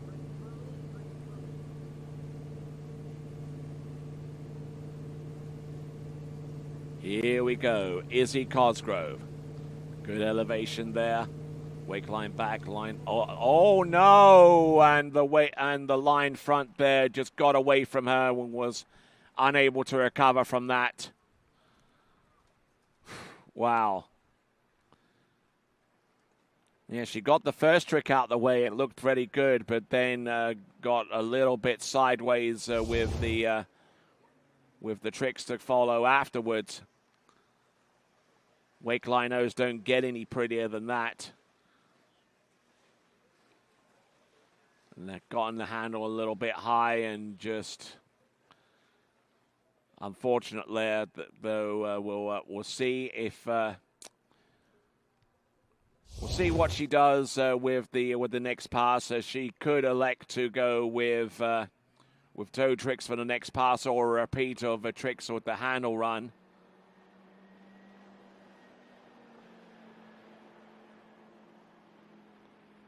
So Vince Turp there just trying to get some encouragement from the British crowd here at the Lakes of Casting Stone.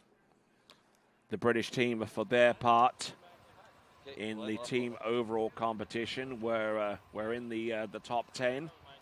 As a matter of fact, they were in 8th spot going into the final event of the competition today.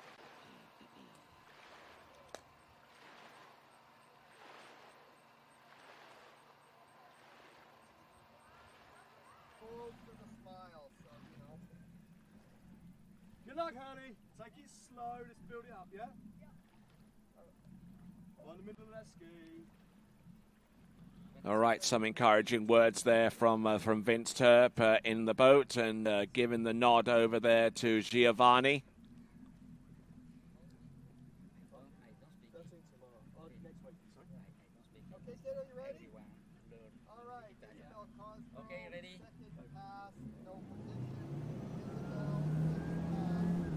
All right, so there's Izzy Cosgrove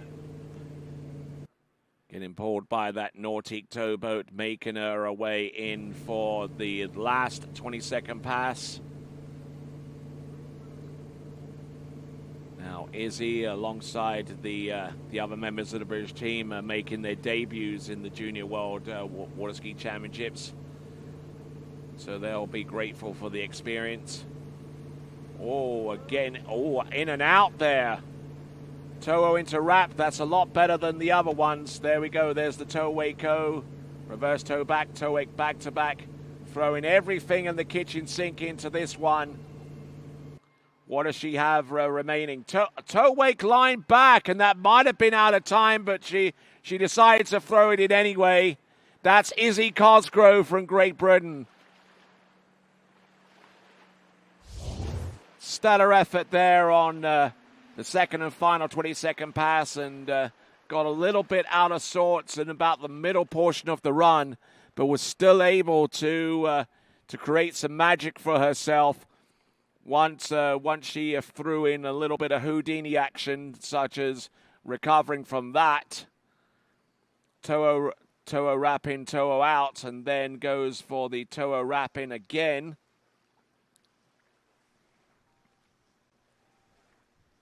Good elevation, good launch. The skier who got into this trick in final by performing 3,910 points, and then just for giggles, goes for the toe wake line back, and very close to riding that one out, as a matter of fact. So Izzy Cosgrove will get the final score there for her, and it should be just a little over 2,200 points. That score you just flashed up there was based upon the toe pass, and didn't include the point score for hands as well. We'll get that score flashed up on your screen as quickly as possible. And here it is, Izzy Cosgrove.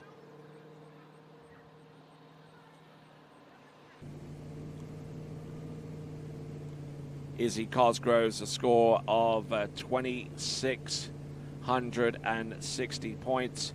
Currently putting her in third after 3 skiers. So, next skier on the water, and this could have a significant bearing on the girls overall. This is Marie-Lou Duvergier. Barely made it into the girls' trick in final, but depending upon how far she gets down this run could determine if she finishes in the medals or not in the girls' trick, in the girls' overall. Let's see what she has.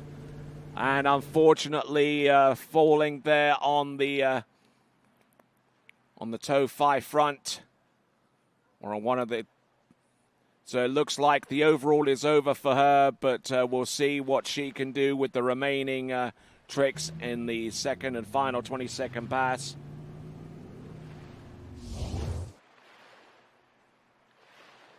So Marie-Lou Duvergier, who tricked 4,130 points.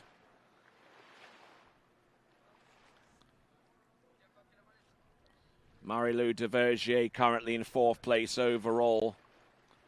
And she might, if she can manage to scrape some tricks together that would go over the 41.30 mark when all is said and told, she could be in with an outside chance of possibly getting into the top 3. We won't know until the conclusion of pass number 2. The current score for 3rd place in overall, just to give you some points of reference, is Maze Jacobsen with 22:51.44.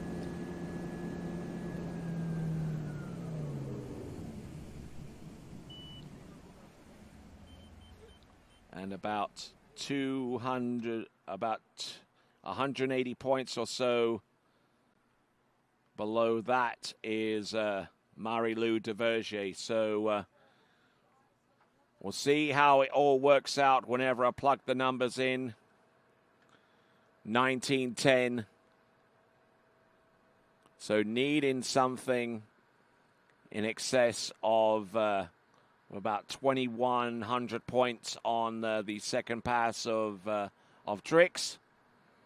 If she can do that, then there might be a possibility of her finishing in the top 3. But at this time, it's looking a little doubtful. Skier getting ready on the dock is Melatine Morale.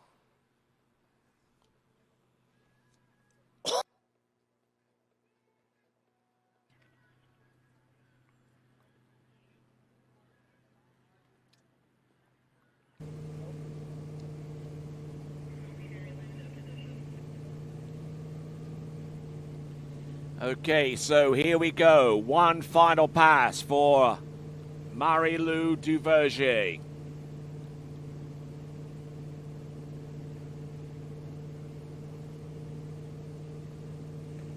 Wake 5 back. There's a wake back to back. Some surface turns. Wake 5 front.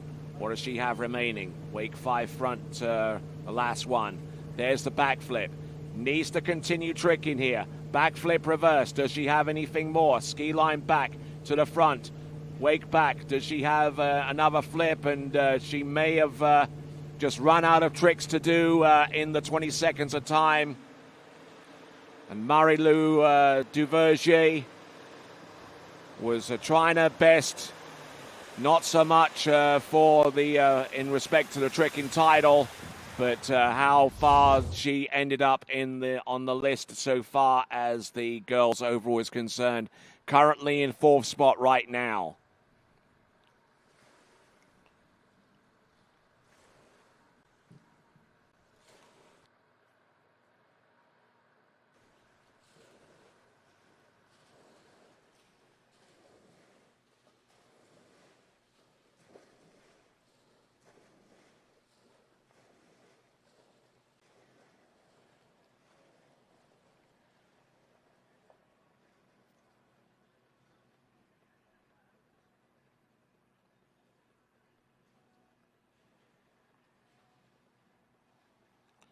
All right, so looking at this once again, and Marie-Lou Duvergier, no doubt a little bit disappointed with that effort, needing a score of about 24.60 on a pass number 2 to at least give her a chance of finishing off with the best trick score in the final round. Oh, hello here.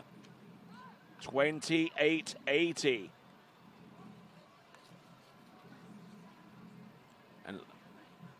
And looks like those points are getting knocked down. So we'll wait to see the full committed score based upon the total of 2 passes.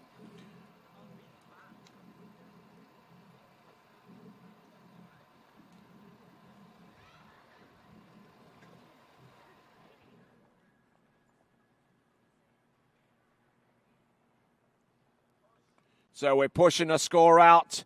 It is 4,170. That's only 40 points more than what she did yesterday. 41.70 for Marie-Lou Duvergier.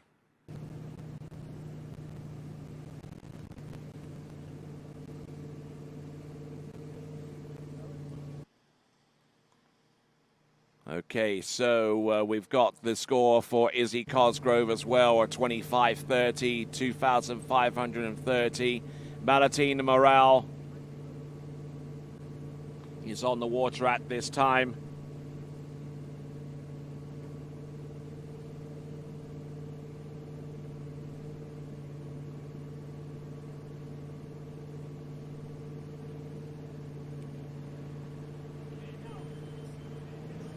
Now Malatine Morel getting the boost that she needs to do the backflips.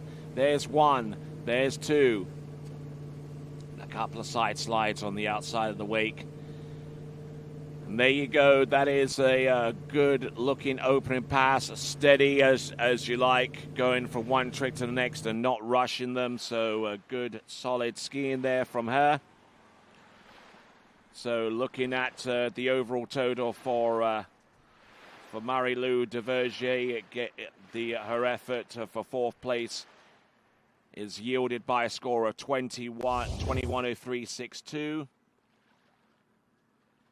If she wanted to be on the podium, she needed 22.52.44, so needing an additional 100 or so points to move from fourth place to third. But a good little performance and a good recovery for the most part for Marie-Lou Duvergier, especially where it came in to her previous event, the jump event.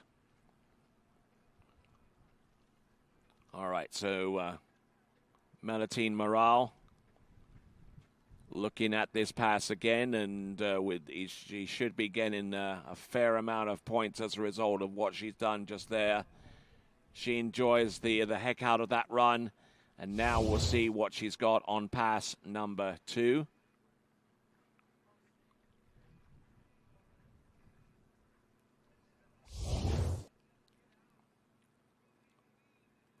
All right, so the French coach inside the towboat there, just reminding Malatine Morale to just settle everything down. You're only halfway through, so. No, it's about managing your resources out there. 22.40 on pass number 1, and it is a committed score, which means that between now and the end, we'll see what she's able to do. Needing something along the lines of about 2,300 points to put her close to the score of Lenny Wenzel.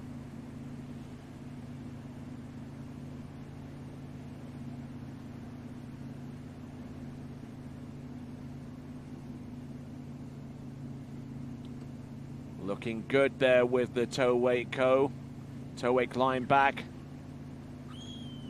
Oh, yes, indeed. Absolutely. Absolutely enjoying the heck out of that one. That was Malatine Morale. And that could well be more than what she produced in the previous round to get here. She tricked 41.80.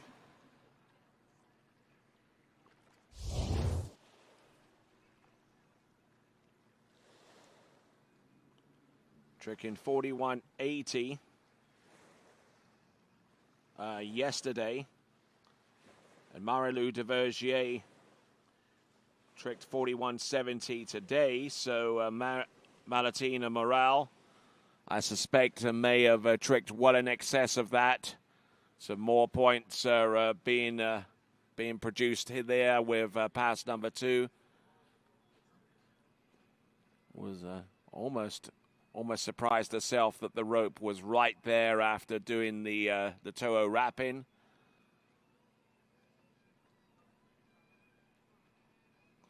And went halfway into celebration phase and then went full out there as she got round all of the tricks that she needed to on pass number 2.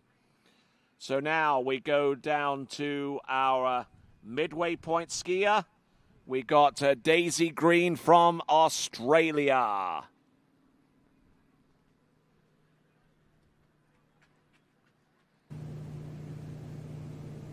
Coming to us out of Western Australia, being coached by a father, Ryan Green, the legendary Ryan Green. So 45.30 for Melatine Morial. 45.30.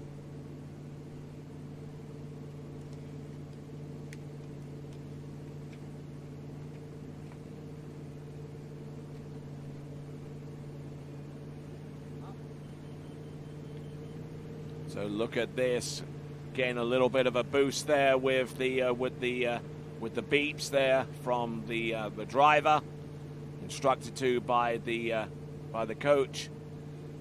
And there we go, Melatina Morial, who is currently in around about 11th place overall, needing to make up for some lost points with this effort if she's to get around the kind of point score of Lenny Uvenzel.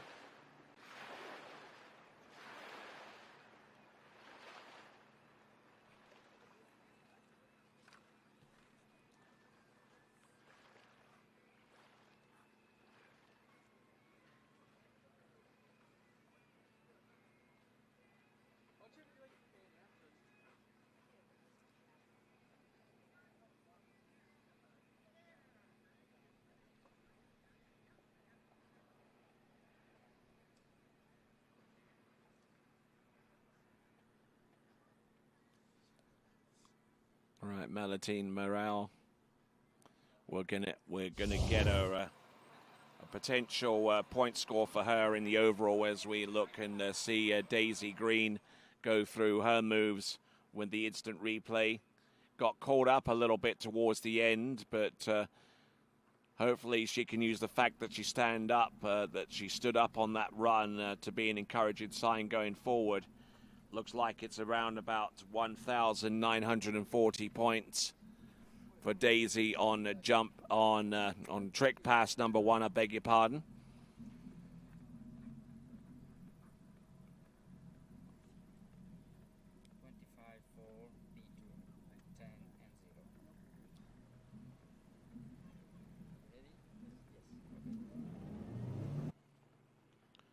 All right, so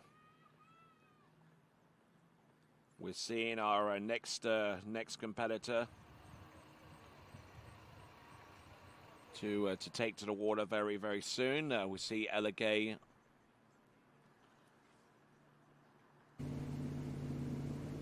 So 1,940 points for Daisy Green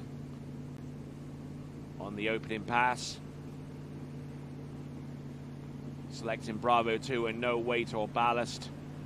The boat, toe 5 back, toe back to back, toe back to back, reverse, toe wake back to back, toe wake front, to the back, to the front, reverse toe back to the front. Oh, look at that, toe 5 front, toe out, toe straight back in, and unfortunately unable to grab the line in the right place to send her out to the wakes.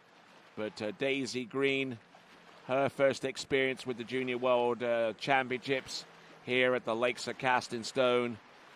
And no doubt we'll see her perform wonders in the future, especially in the tricking event.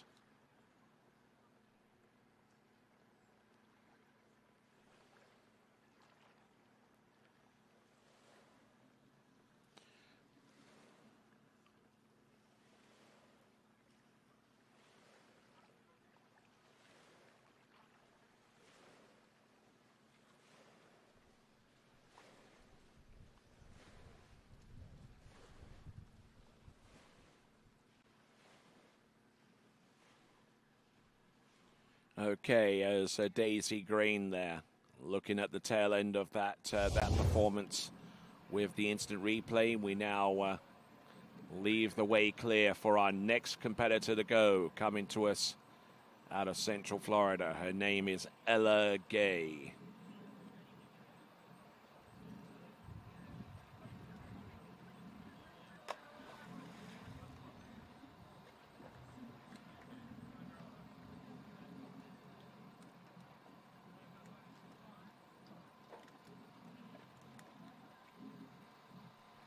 All right, pushing out the score.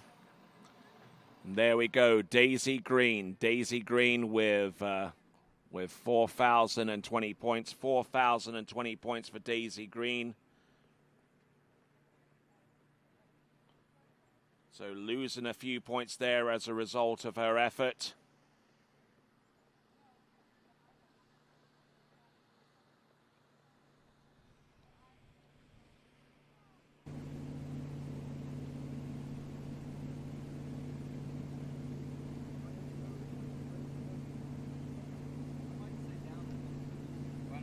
Here comes Ella Gay. Ella Gay. Toe 5 back. Staying close to the left-hand wake now. Toe wake back-to-back reverse. Surface toe turns, toe 5 front, toe out. Toe straight back in. Toe wake O. There's the toe wake line back. Toe wake line front. What does she have remaining? Toe wake back.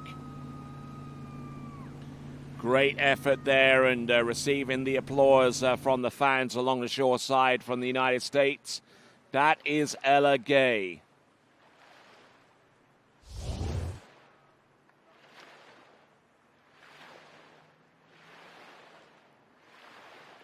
So Ella Gay, who you will notice sets the same boat speed and the same zero off settings from pass to pass to ensure consistency going forwards. Ella Gay, nicely done there with those moves, including this one, which is the toe wrapping and grabbing the line straight away. Then just absolutely uncorks that one, spins 360 degrees front to front, and then a particularly intricate trick there, the toe wake line back, and then the toe wake front, toe wake back, and excellent skiing there from her.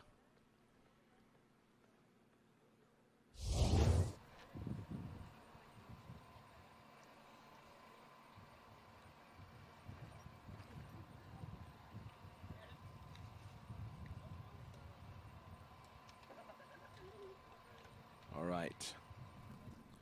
Skier about to take to the water is Laura Hayes from Australia.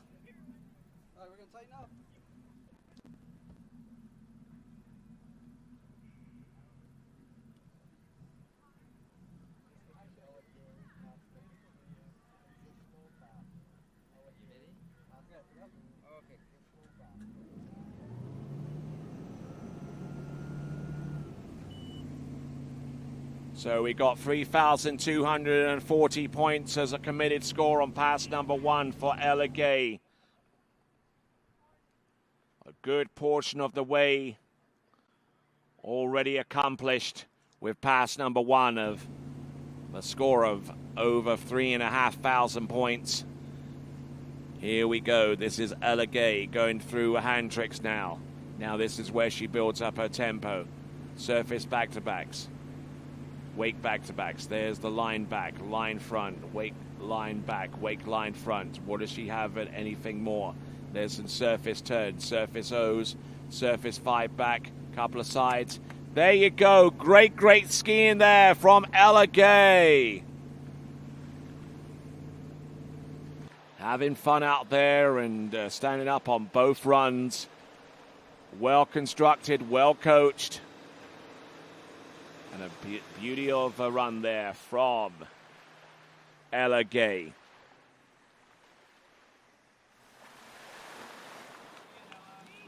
So she makes her way back to the shore. She'll be no doubt be pleased with the effort that she just produced.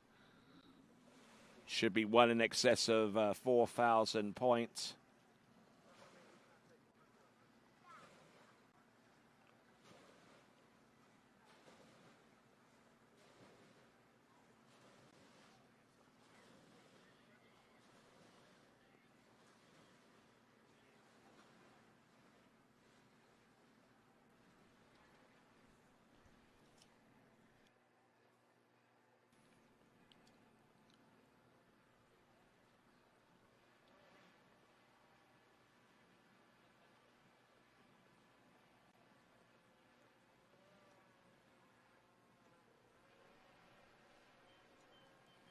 All right, just waiting on the score to be published there for Ella Gay getting in. We've already gotten a score of well in excess of 3,000 points, and we're going to add that total to the score that that they are judging for right now. As we take a look at our tower cam and remind you once again of TWBCU's YouTube channel.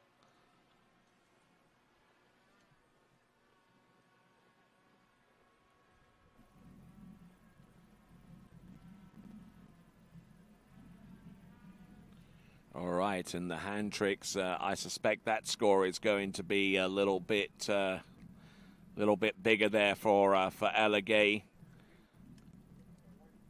But I would suspect that her point total is going to be very close to the 5K mark. Ella Gay from the United States, who qualified to trick in this final, having performed 45.70. Looks like we're committing to that score of a little over 1,500 points. So that'll be very, very close to the 5,000 point mark once everything has been added up. But skier.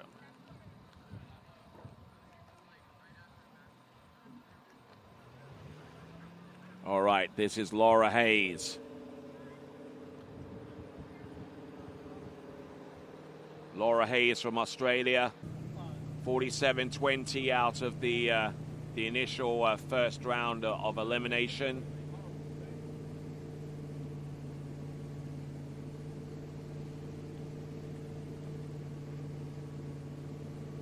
All right, here is Laura Hayes getting the boat speed and everything dialed in behind that Nautique towboat. Setting herself up right, setting herself up perfectly here. There's the Waco. There's the back-to-backs, wake 5 front, reverse to the positional to the back, wake 5 front, reverse, line back, line front, line back, spins in towards the front, wake line O. There you go, good skiing there. Great looking effort there on pass number 1, getting all the tricks that she wanted to and then some as well.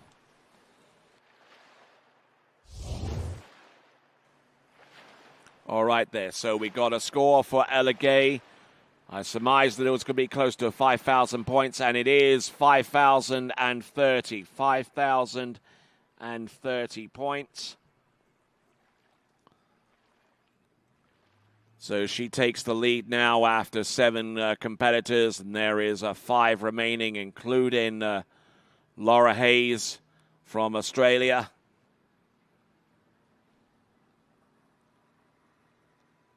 Good knee and ankle bend, keeping everything in control. That level of control is critical for future success. Developed early, it will certainly be advantageous. So Laura Hayes, and getting ready with our next competitor. This is going to be Cameron Davis. Then after her, Christy Appleton, Cloudy Komentova, and Lexi Abelson.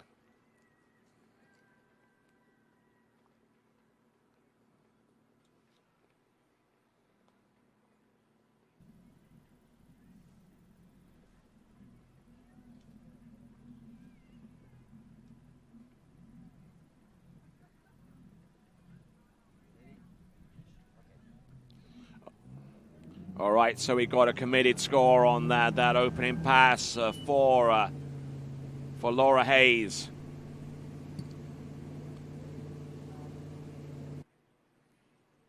1,830 points. 1,830 points. So looking for a score of about 3,000 or more points, 3,300 points. 3,340 more accurately.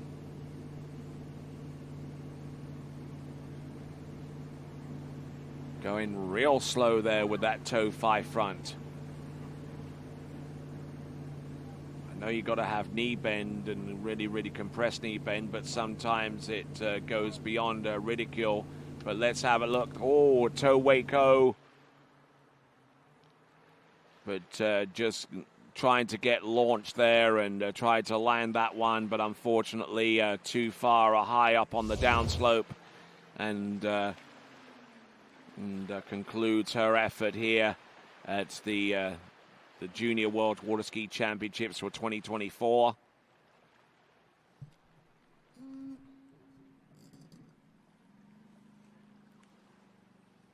So now we're down to our final 4 competitors. We'll have Cameron Davis go out next, followed by Christy Appleton and Cloudy Komentova, along with Lexi Abelson.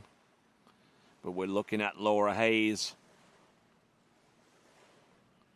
And just getting a little bit pitted there, and unfortunately for her, not able to get through pass number 2. Tricking a little over 1,800 points on pass number 1. I doubt whether that one will even touch 2,000 points. Maybe a little bit beyond 2,000 points, and more to the point. Committed with 25 of 30, and the score coming through is 46.60, 46.60, 4,360 points, 4,360. That puts her in 4th place right now. Ella Gay still in the lead, the only competitor to have broken the $5,000 mark. And right now, approaching the course, this is Cameron Davis.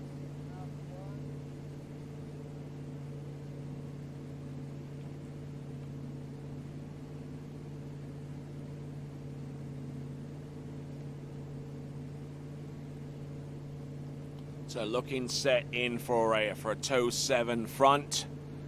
That would be what that wrap would suggest. Indeed, toe 7 front.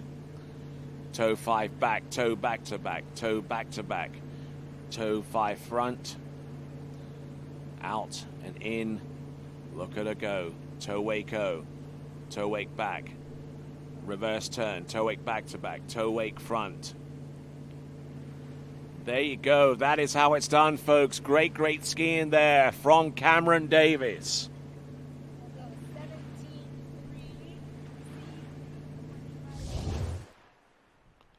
And already on the way to the bottom end of the boat, Ronnie Barton Bischoff already instructing the boat driver to make changes to the boat speed. Might even make a change to the ballast, but we'll see in the fullness of time what happens with Cameron Davis.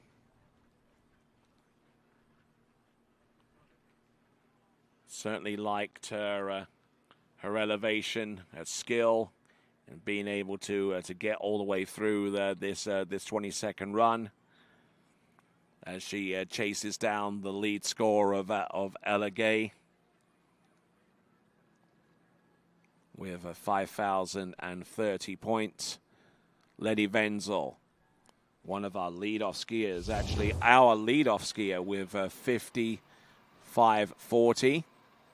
Melatine Morial 10 points just further back with 45.30.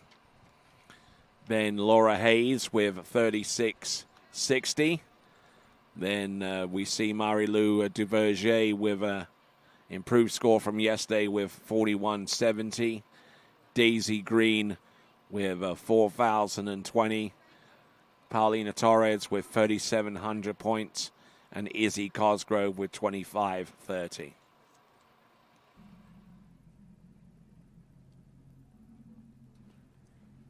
Committed score on pass number 1, 26.30, 2,630 points. So looking for about 2,400 points there and thereabouts to get her within range of Ella Gay.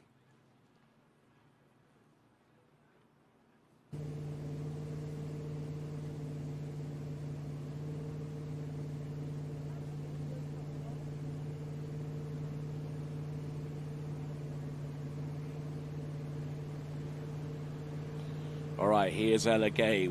Here is a Cameron Davis, I beg your pardon, coming in on pass number 2. With the multiple beeps that signify the next trick, there's the backflip. There is the backflip reverse. Some surface spins on the outside. There you go, standing up on both runs and giving her the best shot possible of taking the lead. A skier who got through to this section of the competition having tricked 47.30.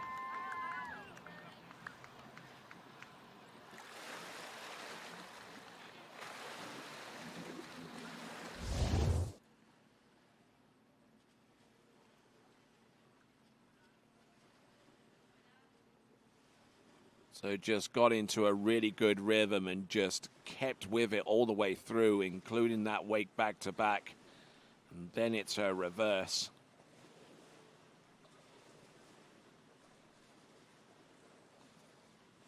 There we go. There was the wake back. And then goes in for the first of a couple of backflips there. Drive it on home, and that backflip was more of a straight up over the shoulder type, but was able to get through, and even as she clouted one of the buoys, she was still able to stay upright. So tricking a little over 2,600 points in pass number 1 and needing something along the lines of about 2,400. Again, a good reaction from the boat there from coach Ronnie Barton Bischoff. Liked what she saw there for our skier out there on the water, Cameron Davis. We're down to our final 3 competitors. The first of which is going to be Christy Appleton. Now, this could have a determining factor as to who takes the girls' overall title. It's 45.50 for Cameron Davis, 45.50 for Cameron Davis, which means that the bar score is Ella Gay's 5,030. Anything over will guarantee a medal for that skier. Anything less, and Ella will see the podium. Christy Appleton going in from one trick to the next. Toe 5 front, toe 0 out, toe 0 in. Looking a little unbalanced, but trying to speed up here. Toe wake line back, some a toe wake front and a toe wake back, and a couple of other toe surface turns. Good determined effort.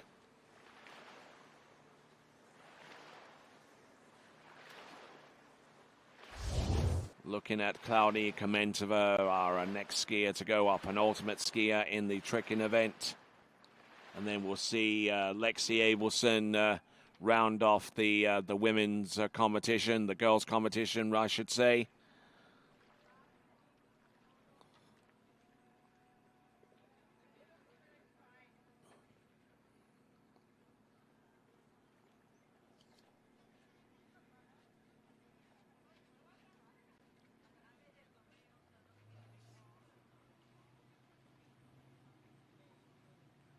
So Christy Appleton currently in the lead in the overall competition to the tune of 221.46 points. And looking to round off her competition in style. And there you see Dockside currently in second place in the girls overall is Lexi Abelson.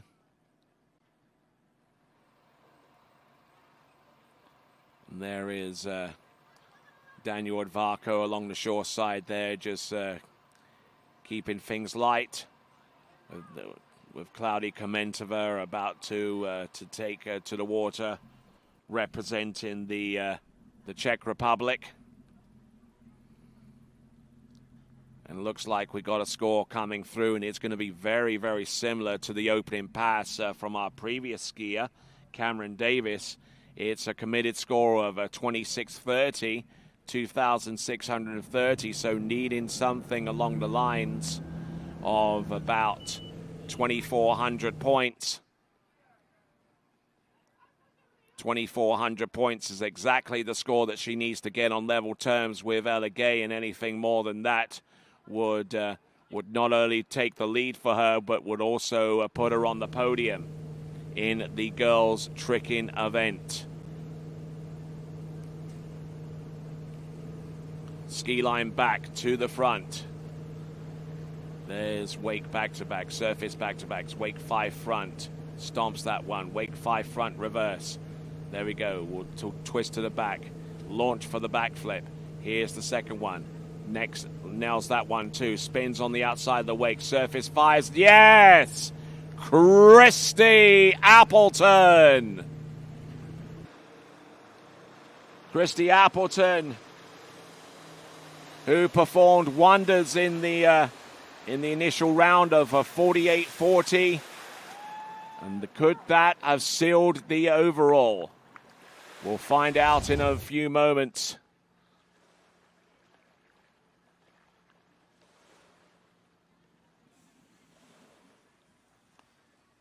We wait for the score. We wait for all of the scores to be tabulated and published before letting the next skier take to the water.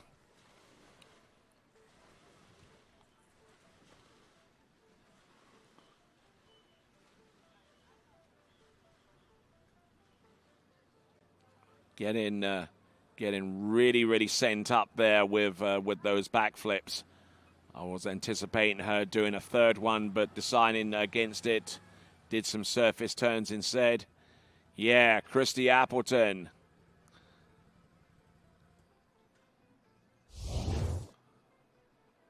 Representing Australia. And now come down to our penultimate competitor. Coming to us from the Czech Republic. It is Cloudy Komentova.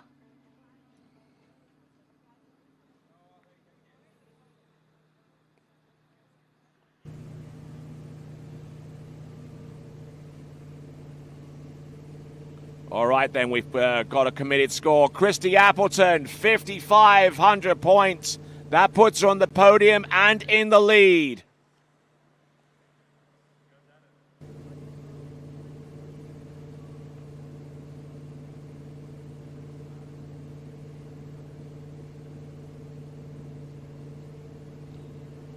So let's have a look and see what our skier can do out there on the water. This is Cloudy Komentova. Very slow start there with the toe 5 back. Now working her way to the toe 5 front. Toe out, toe straight back in, grabs the line.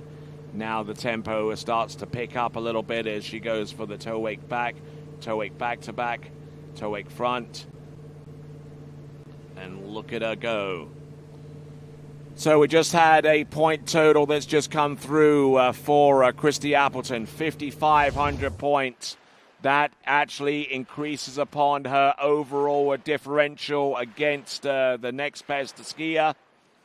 In fact, it's grown to be over 300 points difference in the overall competition between herself and Lexi Abelson.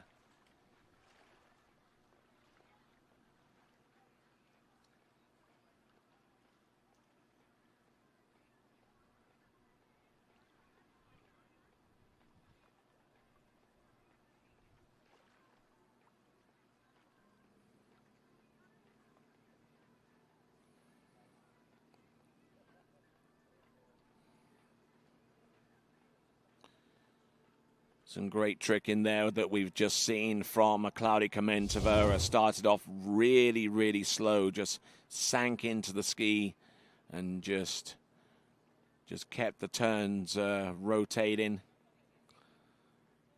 Nice to see that that things are kept light on the starting dock prior to taking to the water, with the likes of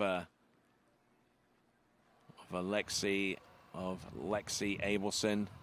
There is Camilo Espinal there, her coach, getting ready to get in the boat when it makes its way back, as we wind our way down towards our final female performance. And we've just seen the score committed of 2540, 2,540.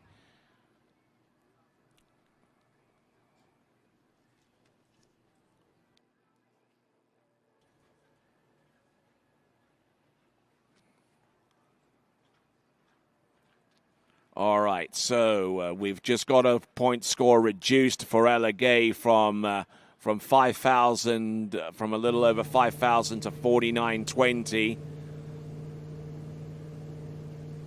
But it still keeps her in second spot behind Christy Appleton. There's the Wake 5 front. Boost there. We heard that signal there from Daniel Varco to say now. Oh, and just getting in a little bit of difficulty with the landing.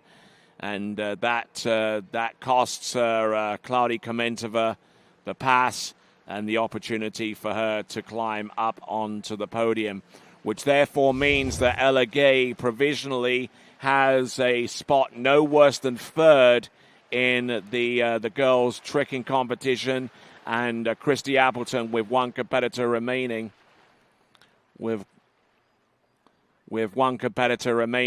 Christy Appleton can finish no worse than second.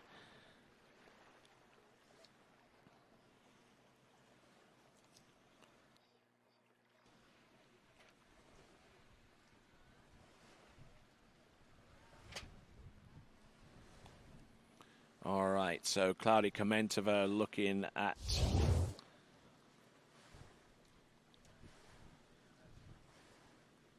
she will swim to shore and leave the way clear for our final competitor in the girls' tricking competition. And in the girls' competition period, we got a score for Cloudy Komentova, 4,030. 4,030, that puts her in 8th spot right now.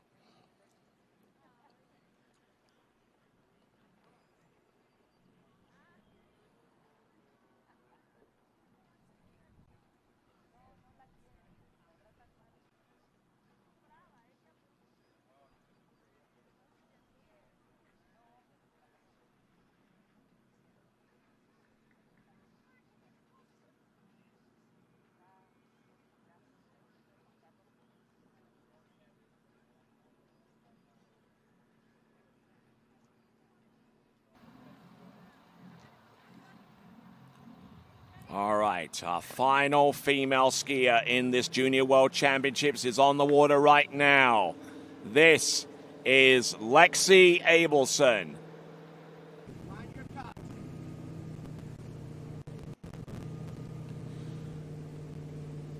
So Lexi Abelson, who tricked 8,200 points to take the overnight lead going into this girls' tricking final. Currently in second place in overall, where unless she performs some high echelon heroics, that's where she'll end up. Toe 8 back-to-back and toe back-to-backs on the surface, toe 5 front, toe out, toe straight back in, going straight up the wake, boom. Good skiing. Toe wake line back-to-back, toe wake front, toe back. Yep, and she enjoyed the heck out of that one. Great skiing there from Lexi Abelson. Now, Lexi Abelson already has the 1,000 points that is given to the skier that has the highest single event score in terms of overall points.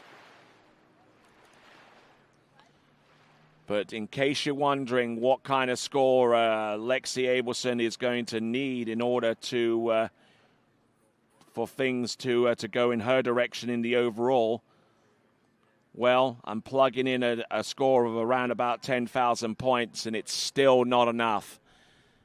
But so far as Lexi Abelson is concerned, she is not worried about the girls overall at this time. She's more worried and more concerned about producing the point score necessary to take the World Girls Tricking title.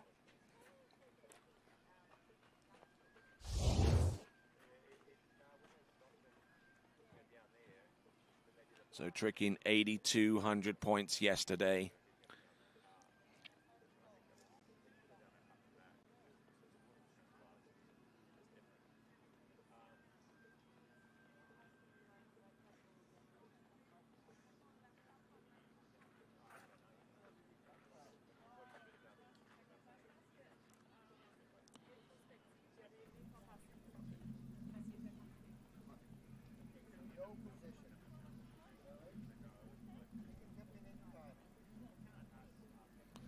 So we've just seen 34-10 committed there for the toe tricks on pass number 1.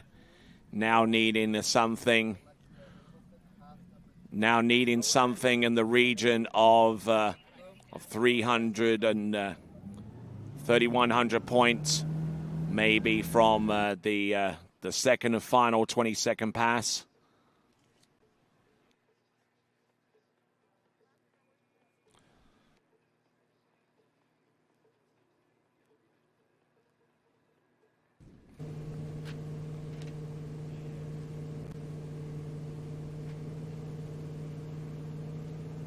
Okay, let's see what Lexi Abelson can do. There's the backflip. There's the reverse. Now let's see if she can go with the flip twist. Yes, she does. Flip back to front. Nails that one shut. To the back. Mo back to back. Here she goes with the Mo back to back reverse. She survives that one and she takes the title. Yes. The girls' world tricking title is all but secured in the hands of Lexi Abelson.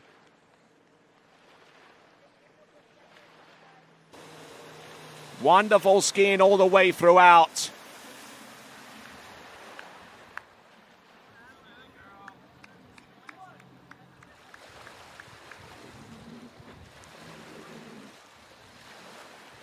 So we're looking at the podium.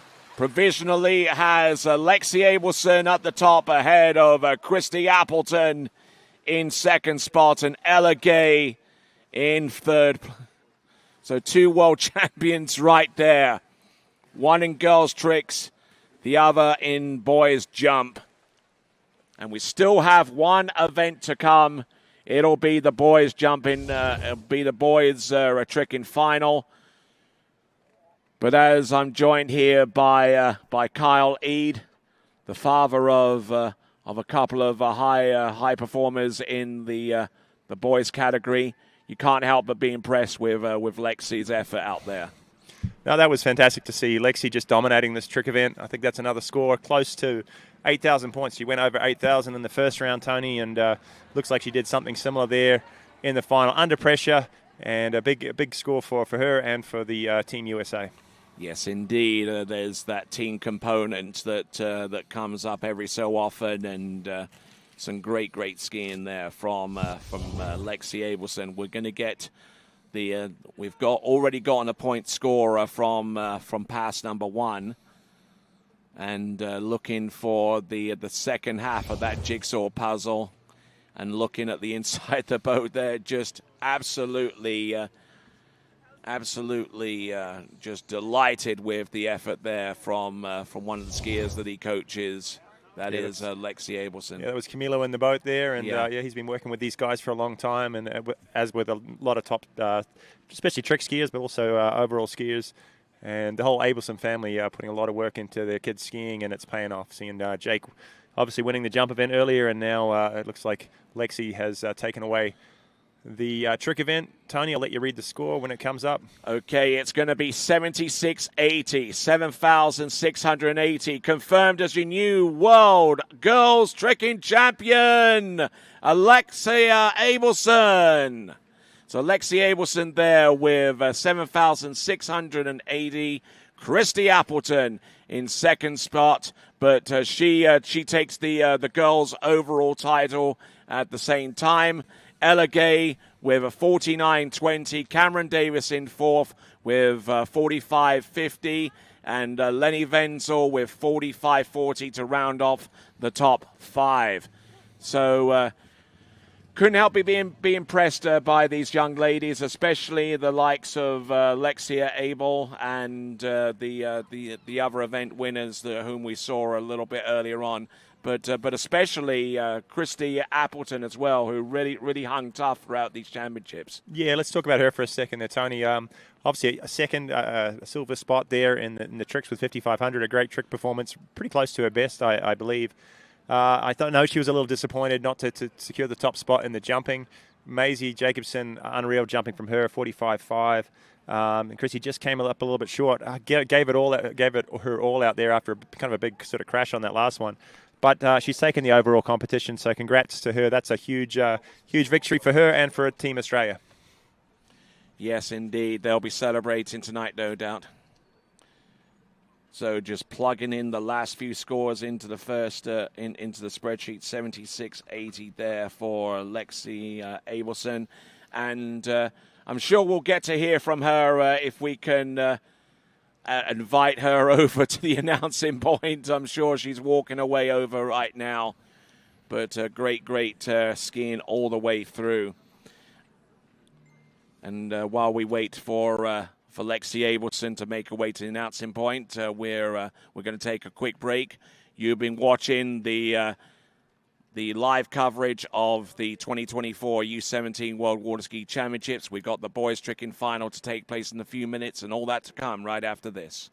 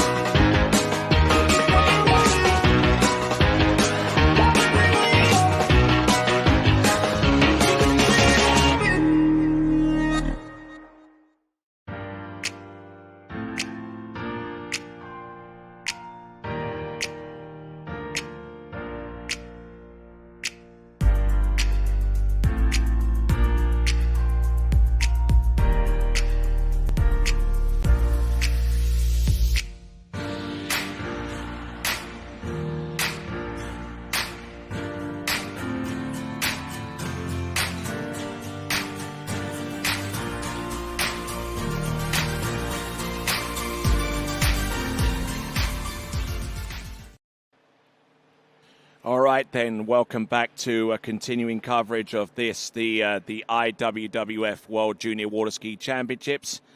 My name's Tony Lightfoot, and I'm glad to have the pleasure of your company. We see Lexi Abelson, the winner with the tricks event, and finishing ahead of Christy Appleton and Ella Gay for the top 3 spots. And speaking about Christy Appleton, she's right here sitting next to me. And Christy Appleton, you're a big old winner because you are the world girls overall champion. That kind of helps if the mic's on. There you go. Yes, I am. I'm so happy. I'm so grateful to have this opportunity. And yeah, it's been perfect conditions all day. Would have liked to go on better in jump, but I mean, I'm very happy with what I've done. Indeed, indeed. You know, you highlighted jump. How do you reckon that went for you? It didn't go great. That's for sure. I would have liked to go on a bit better. I've been jumping really well, and I just couldn't bring it together on the day. And May's jumped so well. She jumped amazing. She should be very proud of herself. She did very well. And what about Team Australia? Because, I mean, they've been supporting you from day one, you know, and, I mean, without them, I'm guessing you wouldn't have gotten where you are right now. I could not have asked for a better team. They're so supportive, just such a great group of people. I have so much love for them, and they've all skied so well. I'm so proud of everyone. All right, then. So I've got one or two questions to ask you, but in the meantime, let's have a look at that start list. We got Samuel McKenzie, Joe Nakamura, Itora, South Africa of Italy, Adrian Elias, Salvatore Maturana, B.G. Bickley, Fletcher Green, Francisco Georges, Tim Vild, Axel Garcia, Mateus Gonzalez, and Jake Abelson will round off the competition. But I just want to ask you one or two questions, you know, because I mean, I believe you were involved in the last cycle for the Junior World Championships, but you didn't get to perform at your very best. So fair to say that it hasn't all been rainbows and unicorns on your path to get here. So kind of tell us a little bit about that. After last Junior Worlds, I was very happy with myself. I wasn't happiest with my score. So we went back home and we've trained really hard for this Junior Worlds and tried our best, and it wasn't enough for jump, but it was for overall, which I'm very excited about. All right, then. So anyone you want to directly thank in front of the camera? I want to thank Water Skiers World, Radar, my mum, my dad, the Australian team, all my family from back home and supporters. You all mean so much to me, and I wouldn't be where I am without you all. Excellent stuff. Well, congratulations. Thank you. And safe travels back to your native Australia. And well done. You're a big old winner in the girls' overall competition. Well done. Thank you. All right, Tony, back to the water, and this is Sammy McKenzie. I'm excited to see this young fella get out on the water, leading this boys' trick final off. This young guy is from New Zealand, from a home country. I've had a chance to work with him a little bit. He did some skiing with us in Florida, and he's tricking exceptionally well. He was so excited to get into this final. Only 14 years of age. He's got another Junior Worlds in a couple of years' time. I think he tricked 46.80, stood up most of his runs. I think he got cut a few little tricks here and there, capable of pushing up into that mid 5,000 points, and he's just going to be in heaven right now in this trick final right now. All right, then. Here we go. Sam McKenzie bulking out there on the Wake 5 front, but continues on with the reverse. Ski line back. There's the Waco. The telltale beeps signifying that that flips are going to be the next item on the menu here. Up and over. Oh, and wow, that's a rather unusual way to try that third flip, the twist to the back. Well, I'll tell you what, Tony, that's a pretty new flip for Sammy. He's only just picked that one up maybe in the last month or so, and he's throwing it at the end of his run. I think it's kind of right out of time anyway. You saw him at the start of the run get a little bit caught up on his Wake 5s, probably a little bit of nerves, probably trying to rush, go as fast as he can. Just right here, he sort of kind of tip drags a little bit.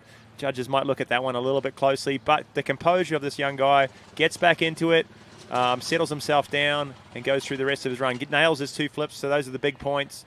And pretty much a stand-up pass, at least till 20 seconds anyway, falls on that back-to-front flip right at the end. So great skiing from Sammy. Let's see what he's got for toes coming up right after this.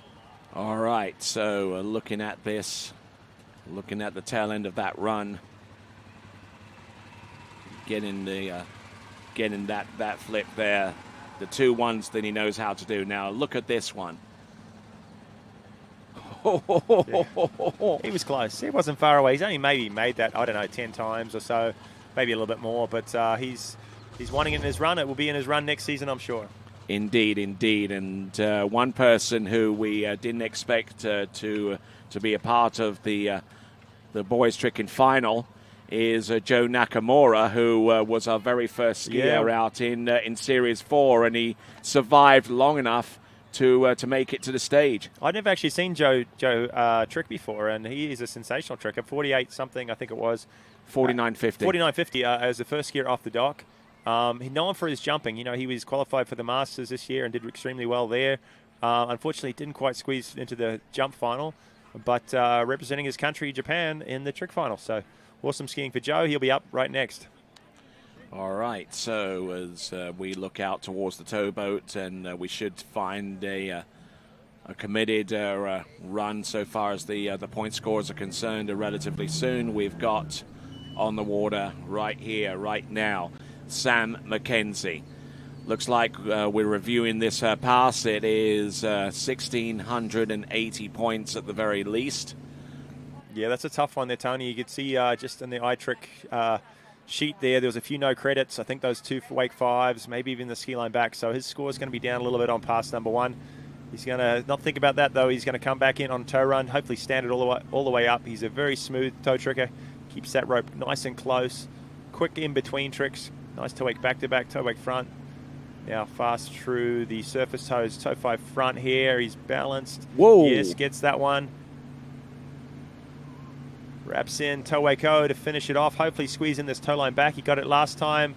Yep, great stand-up pass for Sammy McKenzie. Throws the fist. Yeah, that's good. That's good skiing there. Yep, awesome skiing.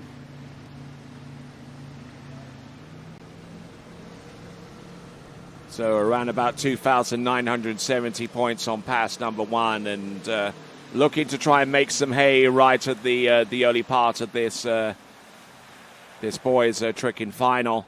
And you know, there were a couple of things that I want to pick up on here, and one of them is in the middle of the run. But he turned that toe 5 back really slow here, and then he just wound it on. From about that point, he grew in confidence and got the toe wake back to back, and then the toe wake front. A lot of people bulking out on the reverse toe wake back to back. But just look at this as he winds on into the positional for the toe 5 front, and then goes out, and then comes back in. Watch what he does. Which arm he goes for the rope for. There we go. Goes with the alternate grip. Yeah, he was probably a little bit off balance, maybe rushing towards the end of his run, but I think he's going to be pretty happy with that stand-up performance of pass number 2. He's thrown the fist.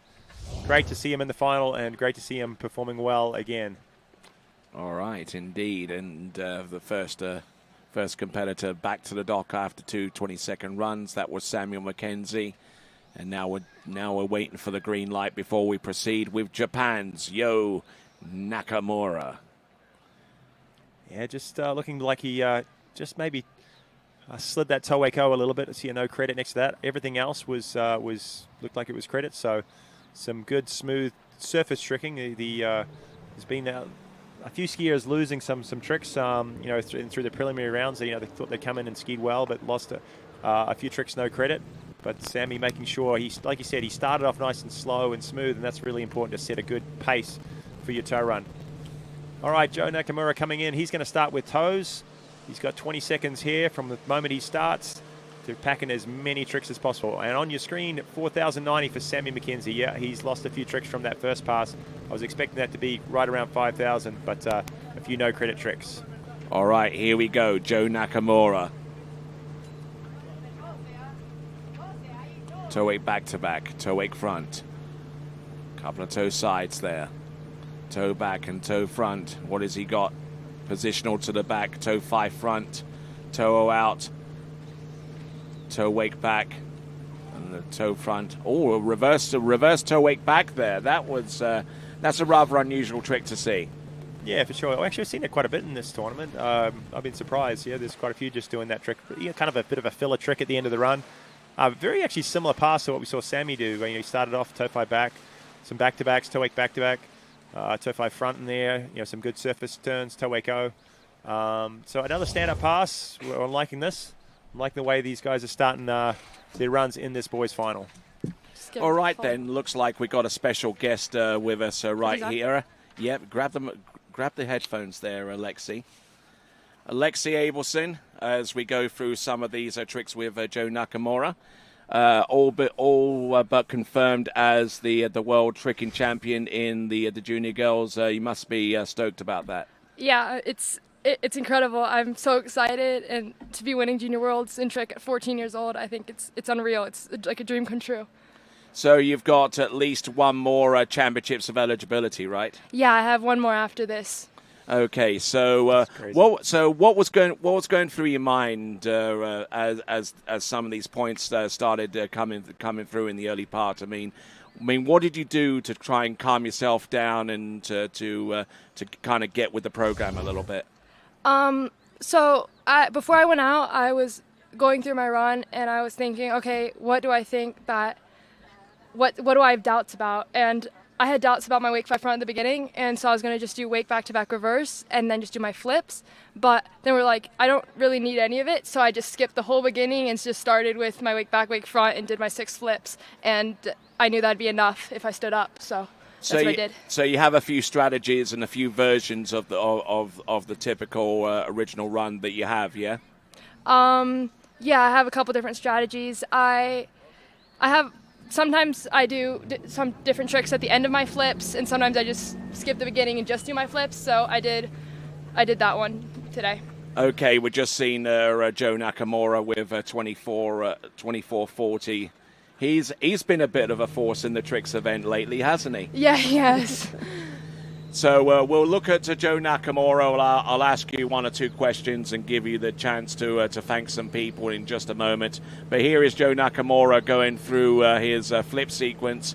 Boom, there with the flip twist to the back, then positional flip twist back to front. What else does he have? He's going to go for the front flip. Oh, nails that one. Just about survives it. He is. And he is. Great skiing. And really excited. he is on a level of stoke that is going to light up the entire facility here. There we go, Joe Nakamura. You can't help but be impressed with that. No, that front flip was definitely quite impressive. All right, then. So with that, I'll let you get on and get into celebratory move early. Anyone you want to thank? I want to thank my parents. They were there with me the whole way. Camila for pinning and hanging onto that toe line back-to-back. And Good Skis for the amazing skis. And everybody for helping host this tournament. TWC for filming it. And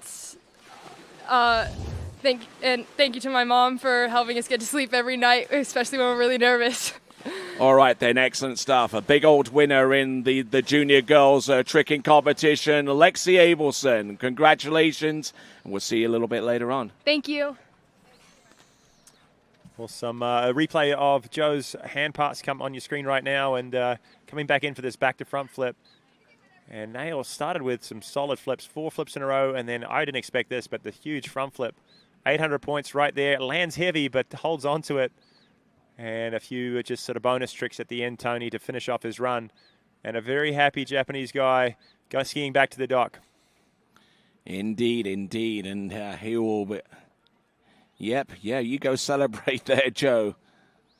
We're guessing a score, maybe 5,500, maybe a little bit more, depending on credit, I guess. We saw a score for 24:40, was it, for his first pass? Something along those lines, and it will be over 5,000 points if that point score stays intact. Yeah, adding that up, 55-20 or something is what we're looking at. All right, then. So, and the point score is 55-20. Yep. Huge. So he nabs the lead from Sammy McKenzie, who had a 4,090, and on to our next skier. All right, then. Next skier is Ettore Serifica from Italy. I'll let you pronounce his name a bit, Tony. You've been practicing all weekend long. I'm trying. So, Ettore Serifica from Italia coming in. Wake line 5 front, a trick that we don't ordinarily get to see too much these days, either in the women's or the men's tricking. Steps even less among the male competitors, and there we go. There's the 5 front, 5 back. Just sneaks in a ski line back right at the end, Tony. Bit of an old school run there, you would call it, Yeah, wouldn't you? exactly. The wake line 5, then wake line back, wrapping in wake line 0, and then throwing through some 5 wrapping sequences. I think I did that run a few years ago. But now, good to see. That's one of my favorite tricks. I actually did this run back in the day. Yeah, that is a great trick to start with, too. It's 420 points, so it's not easy. It's you take your time because you've got to get your foot back in afterwards. But it's a good way to start your run, and then he moves in. He got a little bit sort of maybe sloppy on some of the 5s. Again, these skiers trying to rush. Especially these earlier seeds, they know they've got to get as much as they can in that 20 seconds. And I noticed how much effort he puts into keeping that handle close to his body, and that might have actually contributed a little bit to the fact that he got caught with the line too tight to that 5 front, right? Yeah, he was a little bit in trouble in that wake 5 front wrap, and you see him landing with the rope wrapped around his body, setting him up for the wake 5 back. And because he was out of position, I think that wake 5 back is going to be one the judges look at a second time. I don't know if he landed quite square backwards, and that's one of the necessities of landing these tricks. You got to take off square and land square to get them credit, and the whole revolution's got to be in the air. And the judges will be maybe taking a quick review at that one. All right, then. So, Ettore Serifica from Italia getting through past number 1. We'll get the point score, the provisional point score from him very, very soon. We see our next skier about to take to the water. It's going to be Adrian Elias. And 17:50 on the opening pass for Ettore. Yeah, it's still getting the time and through, I think. But, yeah, we're looking down there, wake 5 front and wake 5 back. Yep, he's lost those ones at this point. We'll get that confirmed. Maybe that ski line back as well. So a little bit messy towards the end of the run, but he's got another chance here on his toes. And from what I remember in the first run, he's a pretty handy toe tricker, correct? Yeah, absolutely. Let's have a look and see what he's got. Looks like he's going to go for something along the lines of a toe 5 back. There he is, very well spun, a toe wake back to back, and it's reverse. He bulked out on that in the original opening round, but put it in for the finals. There's the toe wake line back. Now, this is definitely not old school stuff here. Toe line back to back right at the end, Tony, and that's some handy toe tricking. Yeah, absolutely. Good skiing there all the way through for Ettore Serifica. You definitely picked up the pace on the toe tricking compared to our first 2 competitors. Packing in some points, toe wake back to back and reverse, toe line back and toe line back to back. But you know what? With no flips in that first pass and a bit of that old school run, that score of Joe Nakamura is still going to be, I think, going to be pushing the lead. I don't know. He might have done enough. We'll have to wait and see. All right. So, and competing in the Junior World Championships, which means that he's relatively young, and maybe during the course of the winter he can learn 1 or 2 flips to keep himself competitive against those that are already conjure up that trick for their runs there, Kyle. Yeah, for sure. He's obviously got a great foundation in tricking, especially in the toes. His balance over his ski is phenomenal, and he kept that run moving very quick and very clean. Reminds me a little bit in stature of Corey Picos a little bit. And the way that he hops and the way that he basically moves from one side to the other. Yeah, for sure. And the same rubber binding as well. Same rubber binding. Interesting point too. With speaking about Corey Picos, like he was he was a bit slower adapting some of the flips into his run. He figured it out. He was the best at all the line tricks and toes, but it took him a little while to kind of get the grasp on flips, and he got it. So I'm sure this guy will be back in competitions in the future, adding some big flips to his run. Next year, Adrian Elias. Yep. He is from Slovakia. I've had a little bit to do with his skiing. He's got a great family that comes across to Florida and trains off and on. He's had a pretty good tournament. He stood up, he still went sort of pretty safe in the first round. I think he tricked 58, 57, 80. I think he got cut one of his flips, which is an interesting, not often do you get cut I think it was a back to front flip. Yeah, so hopefully you can clean that up a little bit. All right, we're pushing the score there for Ettore Serafika.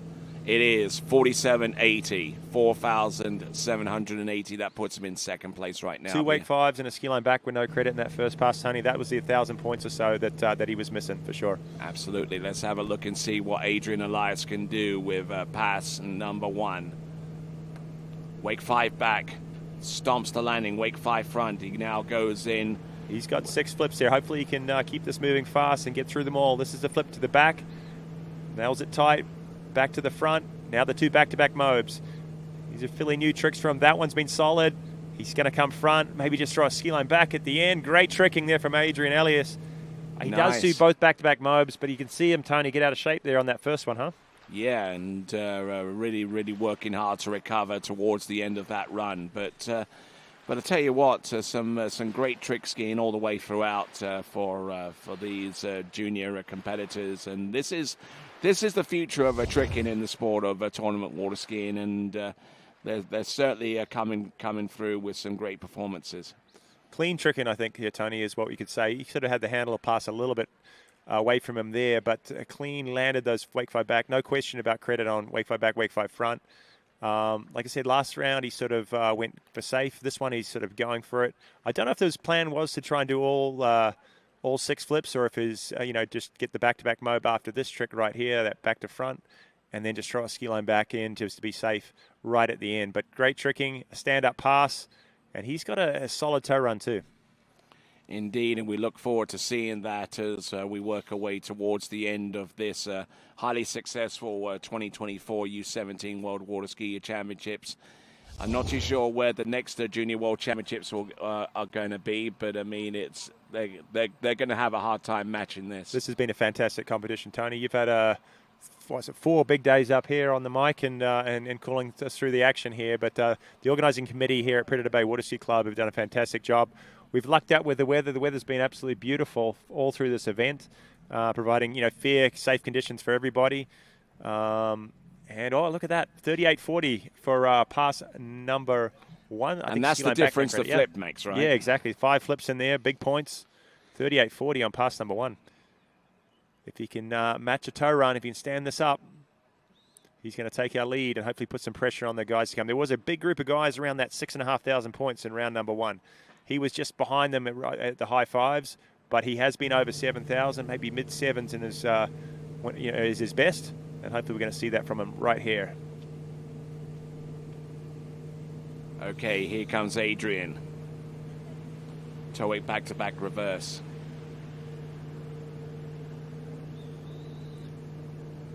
I like the way he's going, Tony. Again, clean tricking. Toe line at the end, lands that one square, squeaks in a toe line back, a front and a back. He's going to go for the toe line back-to-back. I have a feeling that's going to be out of time. Bounces out of the water. That holds him on. That was cool. As long as that ski continues to track up and down and it's not about to catch any edge, I think that's the agreement there. As long as it does that, just hold on to it. No, for sure. His dad in the boat, Martin, was releasing for him, and he landed that in a pretty safe position. A big pull on his leg, but let's just hope that's in time. He's got a lot of tricks in here, and I think that's right around the 20 seconds. Indeed, and exhibiting traits that are very common amongst Eastern European trickers, with the tight chest up high and keeping the toe foot close to the standing leg. Yeah, his axis is unreal as he absolutely turns, isn't it? Keeps everything tight, and that's why he's so clean on most of his tricks. Tolano is always the tough one. You got to make sure that rope's not in the water as you go over. He usually does it pretty good. We'll let the judges check that one. Toe line back, no question. There's the front and the back setting up. Big toe line back to it. Watch the pull on his leg here. Head's almost in the water. Boom. Ooh. Bounces up. Sensational tricking from Adrian Ellis. And remarkable that he held his balance out there for that accidental weight crossing out there, because 9 times out of 10, that ski would just like slip out in the first instance that it detected a downslope, you know. No, for sure. So waiting on a score. His first pass was 38.40. We saw 31.10 on pass number 2. We'll get this confirmed. There's a few reviews in there. I think that total I know is getting looked at a second time.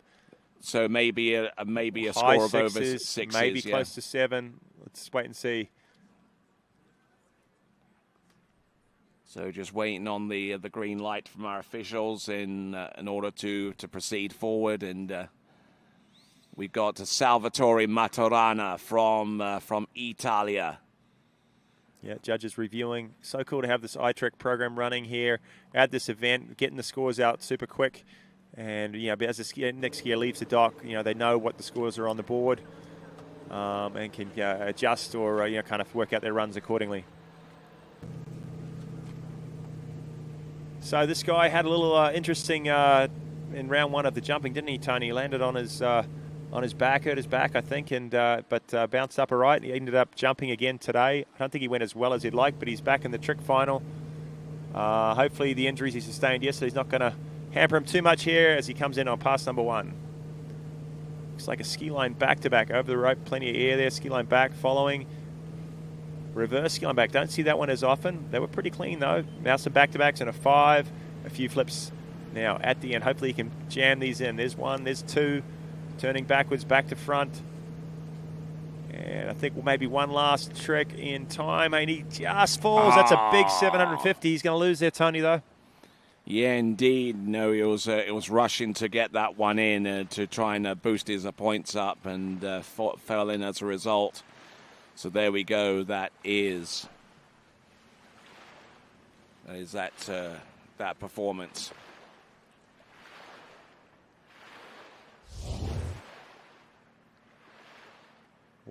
Watching the replay now as Salvatore goes over the rope from back-to-back positions. There's a ski line back. Here's the reverse. Like I said, don't see that one that much. All those ones, I think they're pretty good. The rope's out of the water, so. And then he moves into a wake 540 and going fast to try and score 4 flips in there right at the end. Just falling on that last one. It would have been right on the buzzer anyway. But 750 points, it doesn't take much at the end of your run. If you lose something like that, you know, that score can drop pretty quick. All right, you are, and I mean, just looking him go through the flip twister to the back, and just looking a little bit out of sorts. He was facing away from the wake, and he was trying to recover, and it's pretty hard to do that at the best of times, but unable to do so at this moment. So. Looks like our next skier is getting ready to go. It's B.G. Bickley. Still waiting on a score for Adrian. It's going to be an interesting one. I think that's getting reviewed as his first pass pops up on your screen, 2,710. And that is a committed score so far for Salvatore's first pass. As you saw, losing that half twist backflip at the end. I think he's just rushing, kind of threw the ski out in front of him, slipped a little bit, didn't go up as well, and then kind of over-rotated the rotation, I guess, component of it at the end. Jumps in, sets up for his toe pass, coming back in just a second. Tony, interesting format today with the judges changed things up. We saw the slalom kicking off this morning at 8 o'clock. Jump was next. And we're finishing the World Championships with a trick event. Doesn't it happen that often, does it? No, it doesn't. And the reason why we did it this way is to basically accommodate any inclement weather that could have made a presence here. So here we go, Salvatore Maturana. There's the toe 5 back, toe 8 back-to-back, very aggressive with that one, and came back just as aggressively with the reverse. There's the toe 5 front. Oh, no, and he falls out the back. So Salvatore Maturana certainly was not his world championship during this cycle, but I sincerely hope that in the future he can conjure up something that would be better for him. Yeah, it looked like he was kind of throwing his arms around, his upper body around a little bit more on maybe compared to what we saw with Adrian anyway. And especially when you start doing that, leg gets away from you, and this toe 5 front, yeah, he's a little extended, a little off balance, and behind his feet there right at the end. Toe 5 front, it's a tricky one, and it's been the end of a lot of trick passes in the past. But BG Bickley, this guy has been on fire this tournament. He slalomed well. He secured a bronze medal in the jump event with a 51-meter jump. And he's in the trick final here for you guys today. 64.90, I believe, was his score in the first round. It's up there close to his best. I think he can add a little bit of points to that. Yeah, so committed score for Salvatore Maturana is 15.10 on pass number 2. He's going to come up somewhere around 42.20 for his total score there. So Salvatore Maturana, 42.20, 42.20. And looking at the leaderboard, Alias with 69.50, Nakamura with 52.20, Serafika with 47.80, Maturana with 4,200. And those are your current top 4 at this time. Let's have a look and see. Wow, look at that. Revised score for Adrian Alias, 7,300 points. That is huge for him. That's right up there with his best. And that's definitely going to put some pressure on these remaining few skiers. This guy on the water, BG Bickley, I think he's capable of doing that. He's going to put it all together here. Here's his toe run. Toe wake back-to-back. Does he go the reverse? Yes. You saw a lot of skiers bailing on that in the preliminary round to be safe, but they're no holds barred in the final, going through toe wrappings, toe wake. Oh, can he throw some big toe steps? There's a toe line back, comes front quickly. A few little bonus tricks at the end. Toe wake back, and yeah, a stand-up pass for BG.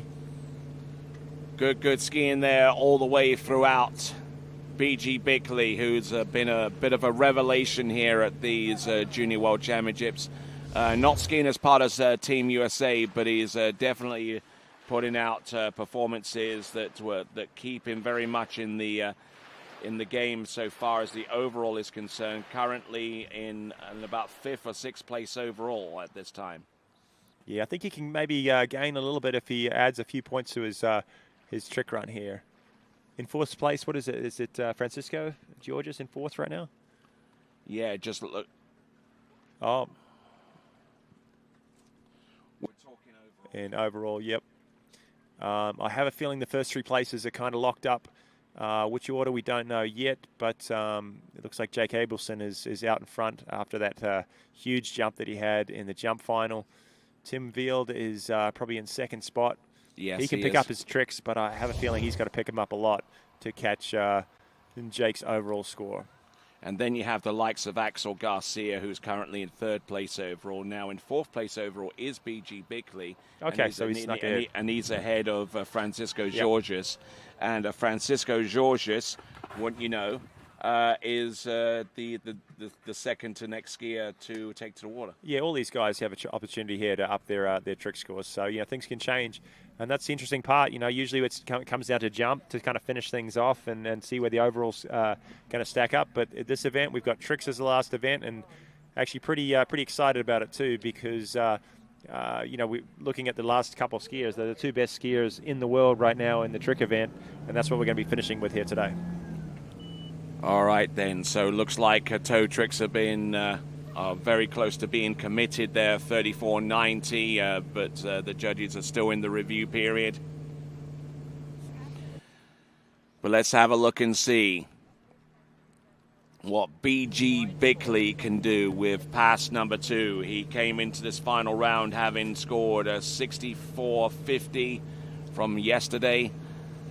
Nice, going for it from the start with the back-to-back mode. Makes a little bit of a mistake there on the back to front.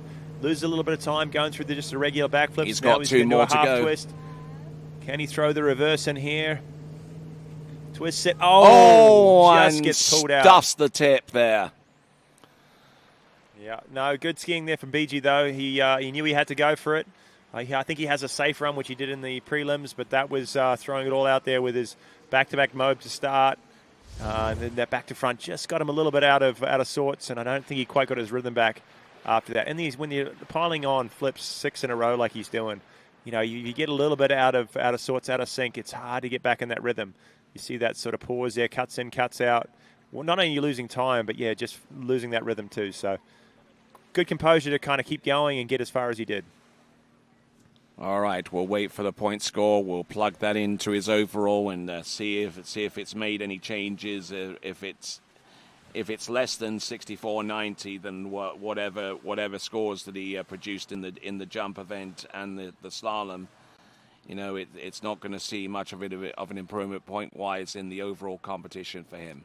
Yeah, not sure how the credit was in his toe run, but I have a feeling that score is going to be much the same as his first round, maybe a little bit less. He just like Salvatore, he's lost that half twist at the end. That's 750 points. That would have been in time, and maybe even had another trick or two after that he could have thrown in there. So it's going to be down a little bit, just over 6,000, maybe a little bit more.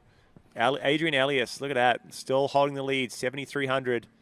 We got 6 skiers remaining.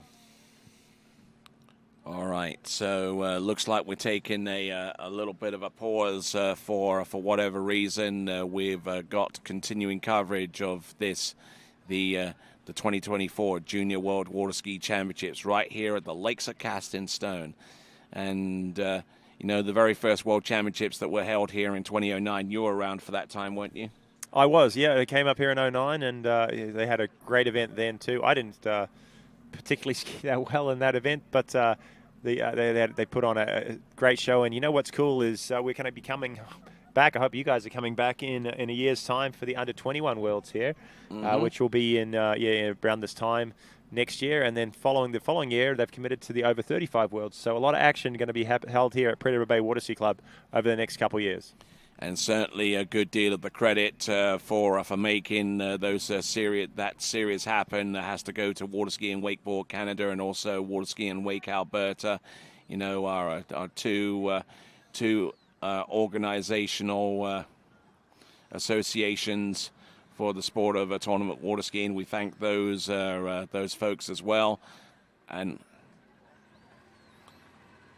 okay, so looks like we got a committed score, a confirmed score on pass number 1 for our previous skier, I believe. 35.90. That was BG Bickley. 35.90. That's a handy toe run for him. I think that's right up with his best. Got everything credit, so good clean tricking. Let's wait on that hand run. He threw some big flips, but missed maybe 1 or 2 at the end. So basically looking for something along the lines of about another 3,500 points. Trying to add it up in my head. Back-to-back Mobes, 800. He's probably got another back to front. That's 1,350, 2,350, 24, 3,100. I'm guessing on and maybe a 180 or 2. So maybe 3,200 on pass number 2. What did we say this first run was? 35.90. 35.90. Yeah. I'm gonna an announcer's guess around 6,700 there for BG Bickley. And I think Elias is still going to have our lead after the score comes in.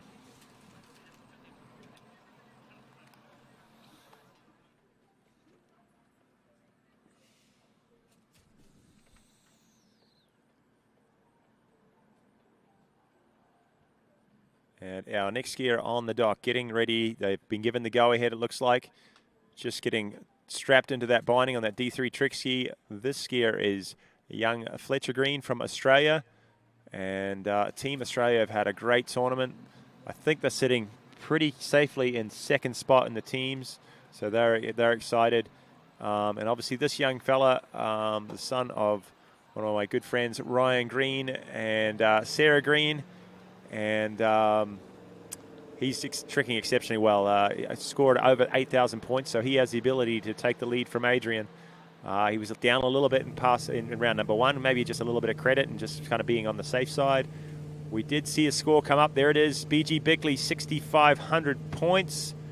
He slotted himself into second. Adrian is going to be a very nervous wait for him as he sits on the banks and seeing what these next 6 competitors can do. Here's Fletcher Green, hand pass. Watch this, guys. He gets into this straight away with some back-to-back moves, some huge flips, gets a lot of air. There it is, the first one. Takes a little bit of time, a little bit of loose line on landing. Looking good. Back to front. Half twist and the reverse. He nails that one. Yeah, still just a nice, easy rhythm. Huge front flip. Lands a bit heavy. Can he recover? Yes, he has. He's back in. Ski line back. Hopefully a few extra little tricks, some slides. Yep. He's happy with that. And I noticed that for the final 2 or 3 tricks, he doesn't bother dropping the boat speed down from the flip. So it's only like a 180 or so, right? Yeah, he threw in a ski line back there at the end. He might have, I think he was a little slower on his flips than he would like to be. You saw he had that heavy landing on the front flip. Took his time, though. He just wanted to make sure he secured all of these. Here's the first one. He comes in. The time starts right then as he leaves the top of the wake. There's a back-to-back mob. Had to wait on the rope a little bit. I'm sure he probably sometimes does the reverse right there, but he just did that back to front. And now continues on. There's just the front-to-back flip. Comes front. This is a big one here. He lands this one clean. And just straight up and down. This front flip was beautiful, but just landed a little bit heavy. Boom. There we go. Chest dropped, yeah. Just turned you into a pretzel. Yeah, throws one more back flip right at the end and just campers back to the wake to try and get in just a little bit more. There's a ski line back. I have a feeling, yeah, he was a bit close to the top of the wake. Hopefully he doesn't lose that one. The skier has to go over the wake. Obviously it's got to be in the air and it has to be over the wake to get credit. So sometimes when you land on the crest of the wake like that, that can, they can take that trick away from them. Let's see what the judges come up with. All right, skier about to take to the water is going to be our skier from Argentina, Francisco Georges.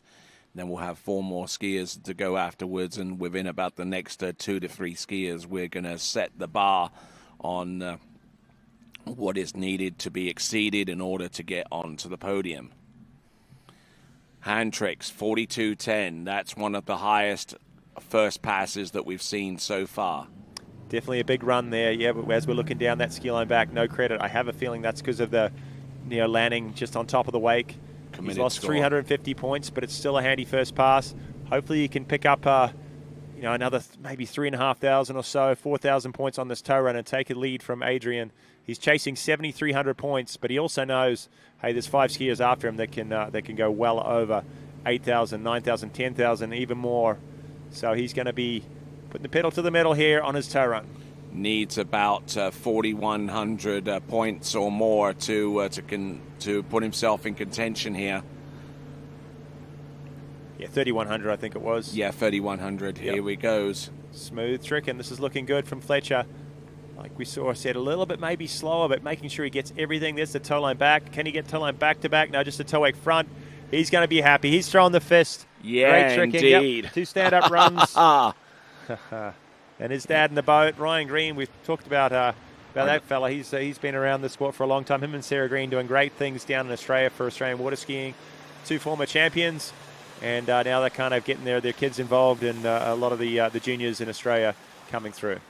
Wonderful stuff, and I'd love to see that reaction there from Ryan Green at the tail end of that run. But I tell you what, some fine performances from not only from Fletcher Green but also Daisy Green as well. Yeah, we saw her in the final earlier and scoring I think somewhere around the 4,000 points both times.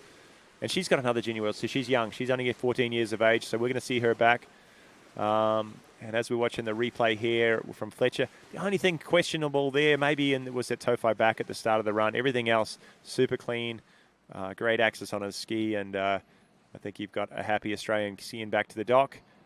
And we're going to move on to Argentina. Francisco Georges, he's one of those guys in the overall race. I think he's sort of sitting on about 5th right now, and he's going to have to go for a big run to try and catch up to 3rd, that's for sure. All right, so some great skiing that we've seen so far, and we're now down to the final 5. We got Francisco Georges. Well, he's jumped in, so a score is there, 22.50. It's not going to be enough to take the lead, is it? It's a committed score, 22.50 and 42. 42, yeah. 40, so we're looking around 6,400, yeah, 6,460, I believe. That'll come through in just a second. He slotted himself into 3rd, BG Bickley hanging on to second right now with 65. Here we go, 64-60, 64-60. New score there for Fletcher Green. Yep, it's getting tight around that sort of mid-6 to 7,000 points. Let's see what Francisco, can he pick things up a little bit? He has scored over 8,000 points, maybe a little bit more. He had a successful jump round 2. I think he ended up at round 4th or 5th. Going over 50 meters, but here he is, toe 5 back. Toe 8 back to back, straight into the reverse. He is going fast. He's picking up the speed a little bit from some of our other competitors. Maybe getting a little bit extra here towards the end. There's the toe 8 O, toe line back. No toe line O today. Toe 8 back, big toe line back to back at the end. He trips on the rope though, and he's down. It's 480. He's going to lose. Yeah, he's going to lose at least about 200-300 points there with the tricks that he had to come afterwards, even if they're lanyard tricks. Well, he's got some work to do in his hand run, that's for sure. Chasing 7,300, and Bickley and Green around that mid 6,000s. Yep, there's only a 40-point separating Bickley and Green between a second and a third right now. And we just saw that top score of what was it? Adrian Alias with 60, with actually 7,300 points. Adrian can do no worse than 6 at this point, and with that going down a little early in the toes, tough work for Francisco to catch him. He does have some big tricks in his hand run though. He does a lot of flips. He's got a couple of brothers that also ski. Tobias Georges, he's an under 21 world champion. So it definitely runs in the family for this guy. Yeah, just tripping over the rope. Maybe that's not a hard trick for him. You know, he does that one all the time. Just a little bit anxious, didn't get the rope quite close enough. And ski not going over the rope. So Argentina, which basically translates as the land of silver, and you can see that depicted on the top of his trick ski. It's all silver. I saw his jump binding painted all silver. I was wondering what that was about. Yep. Did you have to look that up, or is that just one of those facts you've got? It's just one of those facts because our Argento is silver. Well done. There we go.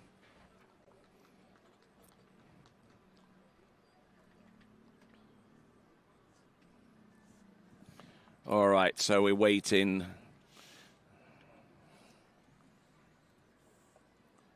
So getting ready with Tim Vild about to take to the water. And if there's one family that knows all about being able to excel at World Championship level, it's certainly the Vild family. No, definitely. We've mentioned that a few times. Well, you guys have mentioned that a few times over the course of the weekend. Stefan Vild kind of maybe even just a little bit earlier than when I was skiing, but I skied against him a few times. Sensational jump skier, but also a very, very handy overall skier. Slalom and tricked very well. And you said he was the 1986 overall champion, is that right? Yeah, I was there as a matter of fact. Milan Idriskala, right? Yeah, it was. See? I've seen some video of that one. My first Junior Worlds was 1990, and we went back to the same place. Yep. Yeah, the Idriskala is a real interest in place. And haven't had any events there for a while. We had the Worlds there in '99, the Open Worlds, but not lately. I think a lot of the reason why they don't use that venue as much is because of the water depth and how it varies dramatically from one end to the other. But Here we go. Let's get back to the water. This is Francisco coming in. There's 2 backflips. He turns backwards. There's a back to front. He's going well through this series of flips. There's the 4th one. Here's a back-to-back mobe. Can he spin back-to-back into the back-to-front flip? Just a little bit too far back on the landing, but he got the majority of the flips that he wanted to. Now, is that going to be enough? He started well, a couple of ski lines at the beginning. That was the 6th flip he went down on, but it's a huge point total, 850 points for that trick. Here it is, coming back on the replay, ski line back-to-back. To start, over the rope, ski line back, going back outside to set up now, and he just starts with a couple regular backflips just to try and do these quickly. There's 500 points each one. Turns back into the wake.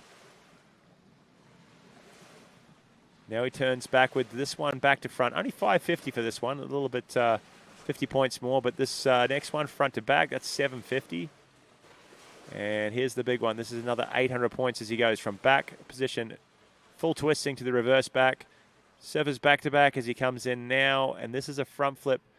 And he turns to the front, but just kind of lost the rope. Didn't go up as much. And 850 points. He's going to be lacking in pass number 2. It's going to be a challenge to catch Adrian Elias, I think. All right, getting ready to go. We've got a whole slew of competitors getting ready to ski. We've got Tim Wild, who's next. Then we're going to see the likes of Axel Garcia, and then Matias Gonzalez, and then finally will be Jake Abelson. Looks like we've committed a score on hands, and we'll get that over to you shortly in its full totality.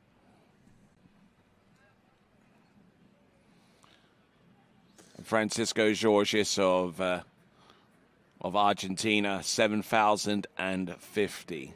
7,050 points. It's a good score. It's not a great score for him. He needed those last 2 tricks to push up over 8,000.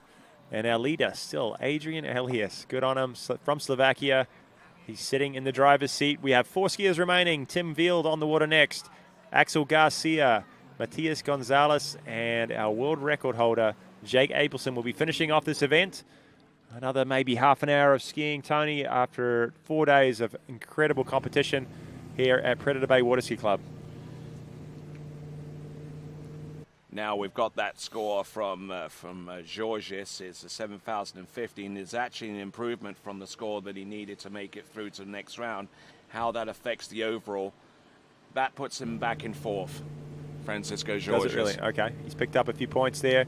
This guy needs a few points in the tricking. He didn't trick that well in the first round. He's still in 4th seed, 7,640, I believe, but that's down a little bit from what he can. He can go over 9,000. He's a great overall competitor. Oh, a little early on reverse toe back-to-back. That sort of tripped him a little bit. He's going to lose that one, and hopefully he finds his form again, gets back in sync. Toe wake O, he's found it. Little slide there. Toe line O, yeah, he's just moving around a little bit. It's not the smoothest run from Tim Wild. And that was vicious. Back-to-back fall. That's going to be an interesting one. I don't know how they're going to call that one. Whether he landed it and fell on the front back kind of thing that he did afterwards, or if he was falling. Well, that's why you have video review. Yeah. But tricking really well up to that point. I think he knew he had to go for it, and right from the start, he was trying to keep those toe wake back-to-backs really close to the wake to get a big overall score. He's comfortably in second to chase down Jake. He knew he had to go hard here, go fast, but he's trying to keep this toe wake back-to-back very close to the wake. Jumps on that next one, but just a little bit early. That he's going to lose that, not going over the wake. Then he tries to get back into rhythm here, and he does a pretty good job, although not maybe as smooth as you'd like. And depending on what the judges see at the end of the run, the toe line back-to-back may or may not be scored. There's the slide, throws in. It's cool seeing all these trickers throw those little slides in the middle of their run, trying to add little points here and there, following all of our top open skiers that have been doing that of late. And just to give you an idea, we're focusing a little bit on overall as well between B.G. Bickley and Francisco Jorges. 6 points separate those two. 6 points, yeah, not much, is it? No. After, 4 days of competition, I think they skied in the prelims, all 3 events, and both of them made the final in the trick and the jump, not in the slalom, but and only 6 points in it after all that. All right, so just looking at the reaction inside the boat there for Tim Wild and one of the world's top coaches there, Christophe Duvergier, overseeing his progress. And Axel Garcia getting his groove on the dock. I like to see it. Yep. Interesting point, though. You know, these last few skiers, all the top 3 in the overall, aside from Matias. Jake, Axel Garcia kind of came from nowhere. You know, he sort of had a big jump, a 10,000-point trick. Didn't slalom that well, but with that huge trick score, you know, he's cemented himself into 3rd spot in the overall race so far.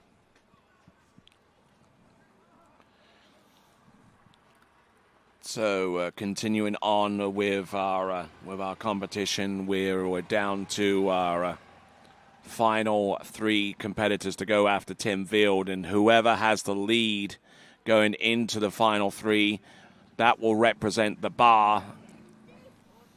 We didn't see a score so far for his toe run, did we, Tony?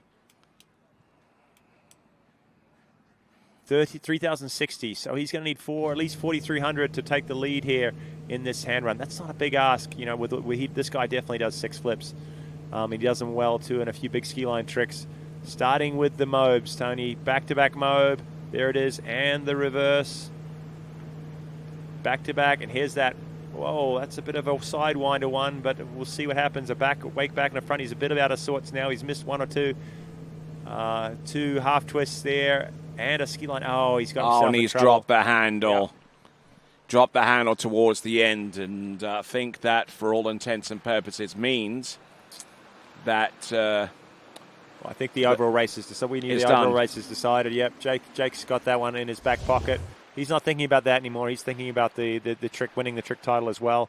He's got some stiff competition, though, with Matias Gonzalez and Axel Garcia coming up next. But, you know, again, one of these skiers that I haven't seen this guy do this run. There's the back-to-back, and he tries for the back-to-front flip. But that he got looked more like a scarecrow. Yeah, he got a little bit out twisted. It's probably a new trick for him. It's going to be in his run here pretty shortly, and we'll see this guy back tricking, you know, well over 10,000 points or more. And he kind of had to compose himself here at the end, just kind of make things up as he went, and going down there on a ski line. The interesting point, though, I think for this one is going to be, did he do enough on that run to get ahead of Adrian Elias? We saw a 3,060 on his toes. He needed 43, and I don't think he came up with it there. You know, he missed a flip or so. It's going to be very, very close. Indeed, going forwards, and spoke a little bit with Stefan Field beforehand and asked him what he was capable of tricking. He said that that at the Botas tournament he tricked over 9,000 points in that event. So he definitely had the capability to get high enough to maybe affect some change in the overall. But it's what you do on the day. Do some math there, Tony. 34.10. 3,060. We got 64.70. I don't know if it's been committed yet. And looking at our leaderboard, it's going to slot him right ahead of Fletcher Green by 10 points. But down in fourth place right now. 5th place. Actually, no, his scores dropped down a bit. Sorry, I don't know where he's maybe in time. 59.90. That's low.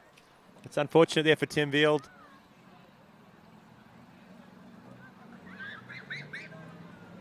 But leaving the dock, Axel Garcia, one of our 3 skiers that went over 10,000 points in the preliminary rounds. I think he has actually tricked over 11,000 points, somewhere along the lines.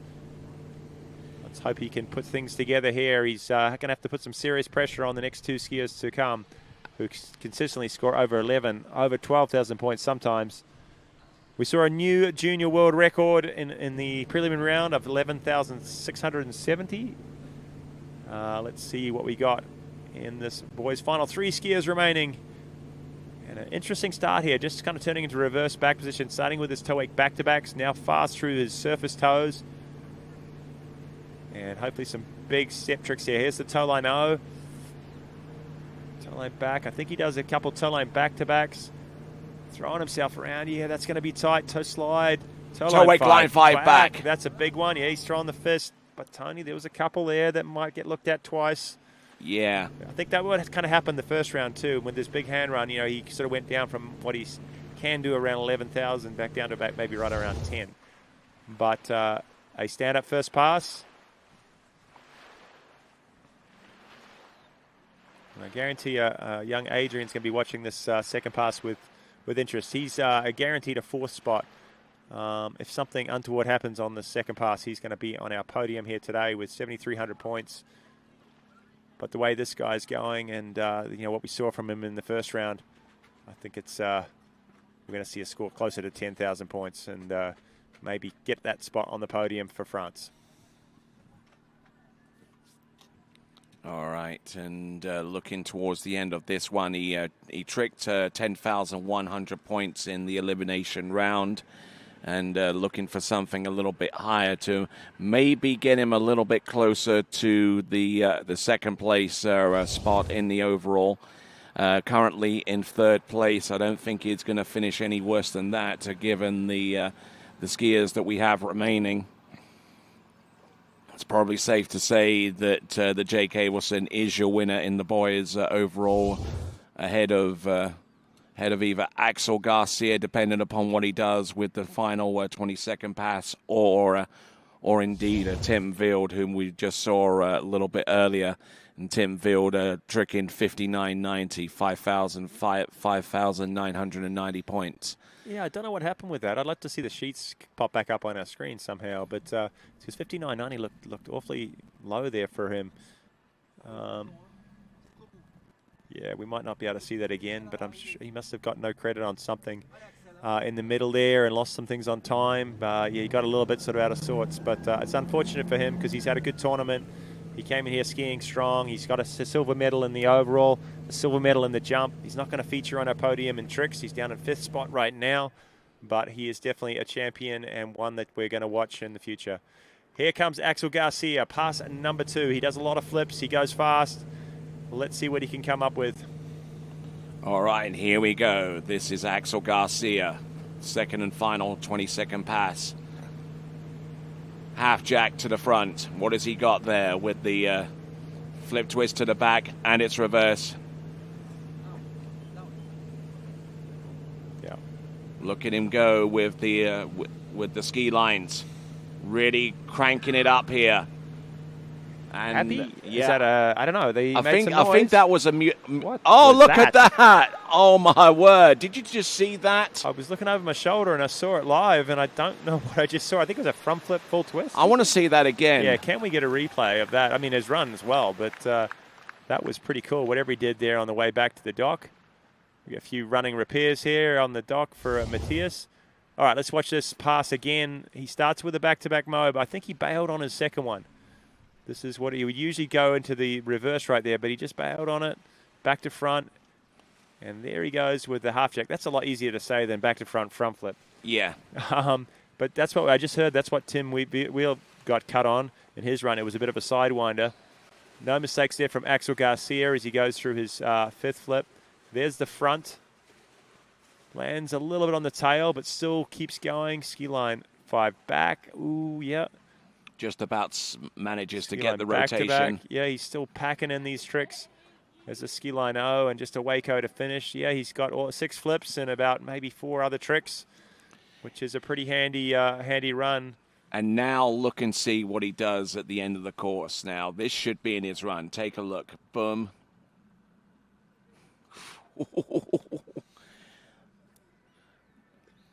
Yeah, I think that's the water skiing version of the Tootsie Roll.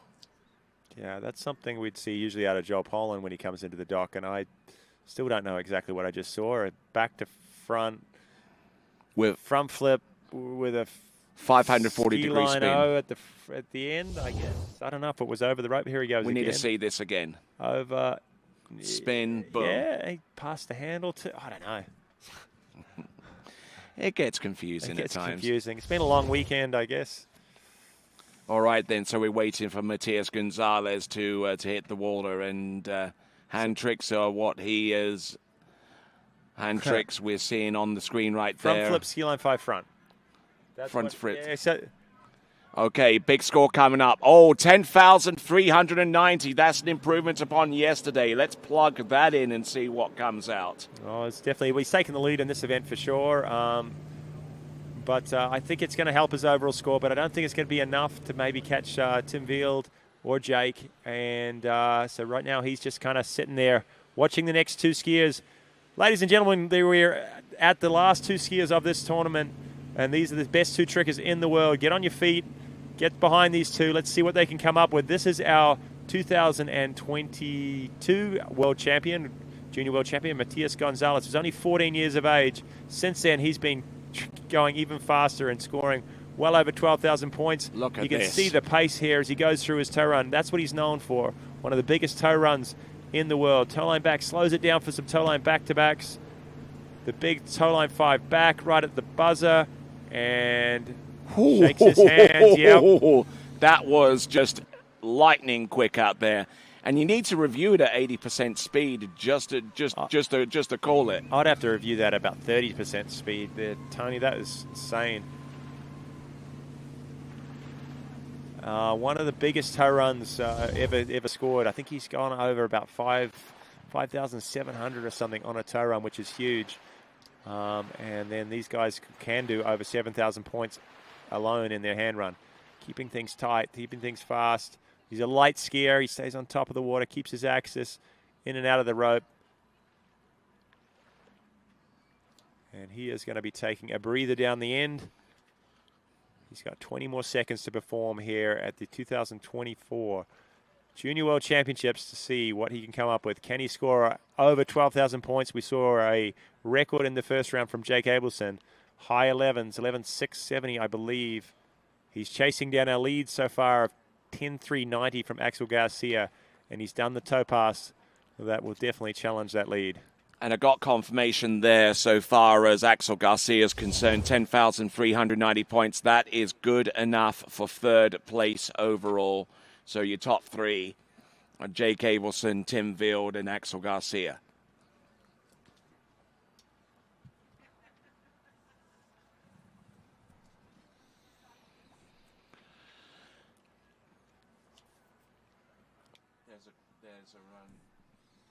There's a score that he needs in order to get the world overall record.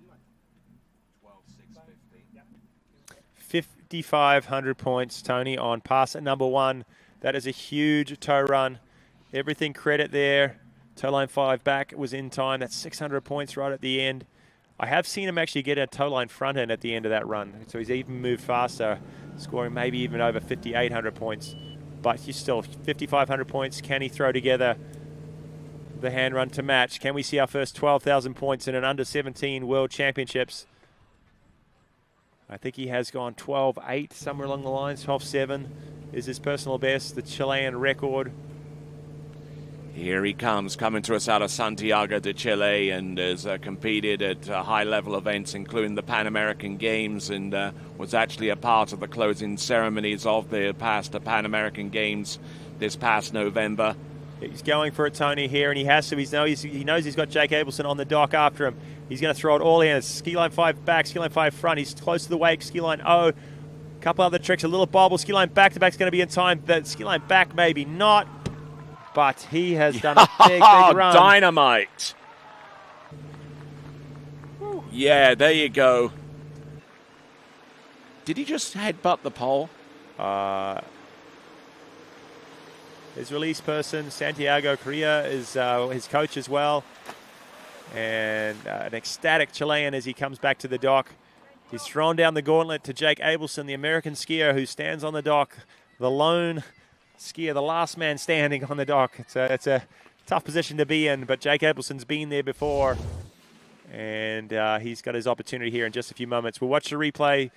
Matthias going quick through these 6 flips. There's 2 back-to-back mobs, spins one back-to-back 360 degrees to set up for that half jack, and lands that one clean. 2 half twists.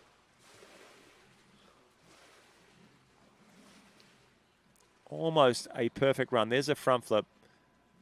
Lands that one close away. Ski line 5 back. That's such a difficult trick. And to do it after 6 flips, followed by a ski line 5 front. The only error here, maybe in the ski line. Oh, he almost goes back. Wastes maybe half a second, but that's what's going to separate these two guys. You know, that slight pause there. If that ski line back is in or out of time, that could be the difference. But he's done his job. He's back at the dock, and Jake Abelson is about to leave, and he's going to chase down some fantastic performance from Matias Gonzalez. All right, the Chilean delegation all lining up to congratulate him, and just looking at the reaction inside the boat. There is Santiago Correa.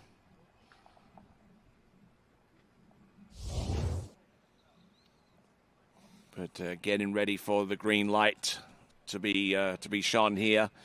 Now we know that that Axel Garcia, I believe, has done enough to put himself in the top 3. He is the leader with 2 skiers remaining, 2 scores coming up. So Axel Garcia with 10,390 is guaranteed a spot on the podium on the strength of that total. Did you see that score pop up, Tony? 6,910 points for pass number 2. We had 5,500 on pass number 1. To me, that adds up to something huge, but we're going to wait for it to be committed. We're going to wait for the judges to decide, hey, yep, before we start announcing. But Jake knows he's got to do everything in his repertoire here to catch that performance from Matias Gonzalez. All right, here we go, folks. Jake Abelson, there's toe 5 back, high tempo start, toe 8 back-to-back, and it's reverse. Toe back-to-backs on the surface, toe 5 front, toe out, toe straight back in, toe wake-o. Goes for the toe wake line-o. What does he has left? Toe wake line back to the front, toe wake line 5 back, nails that one shut, toe wake line back-to-back. Does he go for the reverse? Yes, he does. Now he goes for the toe wake line front. Wow, what a performance from Jake Abelson. Toe line front right at the end. Hopefully that was in time. But that is the reason why he is your current world trick record holder with 12,970. Is that right? Yeah, I believe 12,970. So close to 13,000. It's going to be one of these 2 guys, I think, that take down 13,000 first. There's a couple other guys knocking on the door. It wasn't so long ago we thought 12,000 was crazy. 12,410, guys, from Matias Gonzalez. That is an absolutely huge score. That's an under-17 world record so far. And holy crow, that is amazing skiing from Matias Gonzalez. Will he make it back-to-back world championships? 20 seconds remaining to decide the fate of what's going to happen here in this boys' trick final. Yes, indeed, setting a pending world championship record there, Matias Gonzalez. With that score of well in excess of 12,000 points. So we got the score. We didn't see the sheets for the hand run, but yeah, under 17 world record, 12,410. I have a feeling the ski line back was out of time. That was 350 points, and I think he has secured that in the past, which has got him up over as close as 12.7. And 49.20, there it is. Toe line front just out of time. I don't think that's going to phase him too much. It's down a little bit on what we saw from Matias, right? Absolutely. Matias had a 5,500, but Jake has some huge hand tricks, throwing some ski line 7s, some wake 7s at the front to fronts at the end of his pass. It's gone up a little bit, 53. His toe line front was in time, 5,300. That's huge. So what's your math like? Pretty good. He's got a score just over 7,000 points here to try and track him down. But like I said, he does 3 front flips in his run, which is huge. Two regular fronts and a back to front, and a half jack as well. 2 back-to-back mobs, a half twist. He's got one of the hardest combinations of flips. Here he goes, and then he throws some huge 7s at the end of the pass. There's his 2 back-to-back mobs. There's the first front. And the reverse does he's as good as anybody, and so fast. There's a half twist, a back to front flip, close to the wake. Here's the big points at the end. Ski line 5 back, going across the wakes a little bit. Ski line 5 front. There's a ski line. Oh, what's he going to throw for a ski line back to back front? He's going for the front. Oh, just a wake 5 back. He thinks he's done enough. It's going to be close, guys. Yep, it's going to be really, really close there. We've just seen the score from Matias Gonzalez. Oh, a huge front flip, sending it out into the flats there. 12,410 is the current top score, and that is from Matias Gonzalez, and we await the eventual score for Jake Abelson. He thinks he's done enough. I love the expression session on the way back to the dock after they finish their runs, throwing a few random things. But let's watch this pass again. This is the last trick pass of the event, and what a pass it was. Jake Abelson showing us why he has won a few professional events and has the current world record holder. Front flips, 3 in a row. And there we go. Ski line 5 back. He does throw some extra tricks at the end. some bigger tricks sometimes, but right here he's just going for safety. Ski line 5 front, ski line O, ski line back to back, I think it was after this. And I knew he knew he was maybe a little slower than he wanted to be. He doesn't go for the front to front 7, goes for the safe wake 5 back. I think he knows it. 12.410 he's chasing, and I think he's going to squeeze just a few more extra points in. So great skiing as well, and here's something else I've been holding back a little bit on. It's the score that Jake Abelson needs to get the world overall record. That point score is 12,650. If he gets over that, then we could have a... But let's have a look. There's the score, 12,170. Your IWWF trick champion in the U17 boys. It is Matias Gonzalez. What a moment for the family there. And the fellows from everyone from Chile. Congrats. All right, so here's our podium. Matias Gonzalez, your winner from Chile. In second place, Jake Abelson. In third place, Axel Garcia to round off these championships. I tell you what, that was some dynamite stuff there, Kyle. What a leaderboard. 12,410, new under-17 world championship record. Jake Abelson went for it. He thought he'd done enough. 12,170. It's not going to be enough for that world over record. Wouldn't that have been a fairy tale ending if he'd tricked 12.6. Axel Garcia rounds out the top 3, all scoring over 10,390. And Adrian Elias, 7,300, and a big group around that 65 to 7,000 points, kind of rounding out the middle of the field. That is some of the best tricking you'll ever see, and it was here, right here at the Under-17 World Champs Boys Trick Final.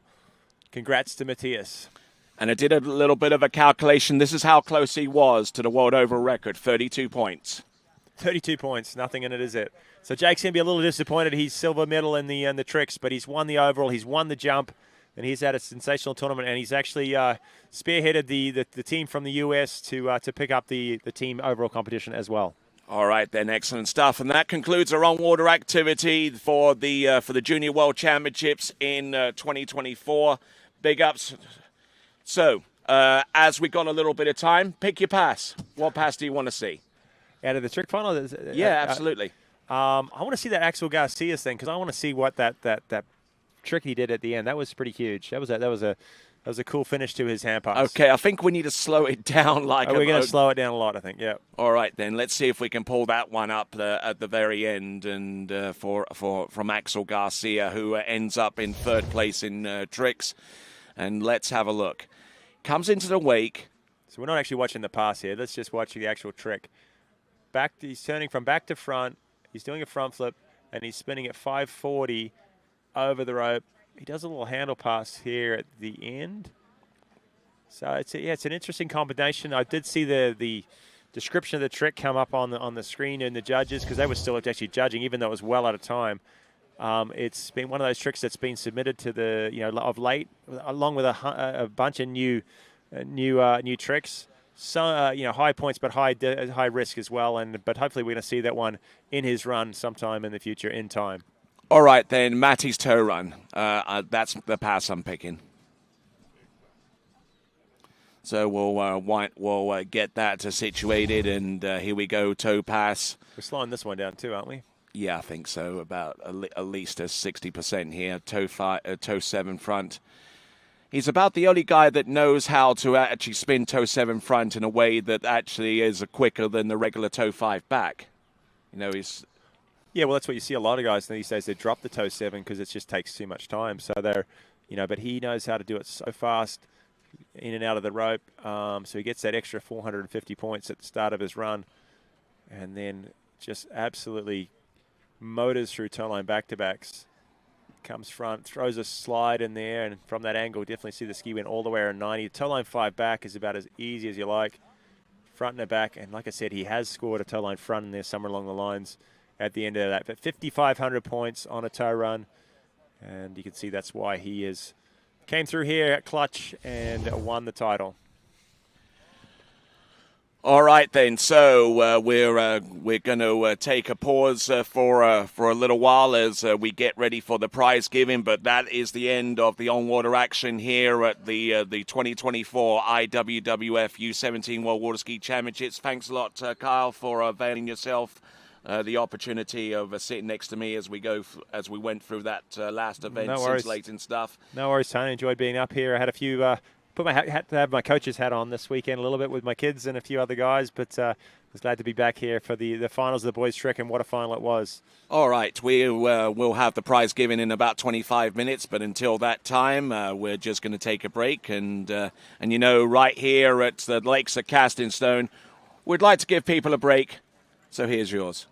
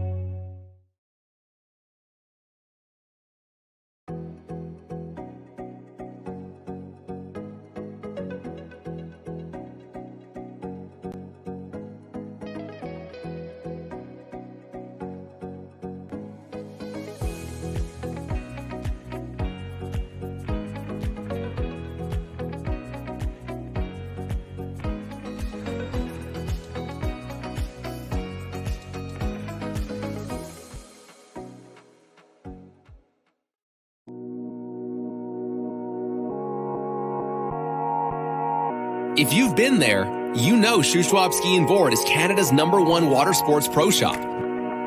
They have what's needed for an amazing, fun-filled summer, and you can take it home immediately.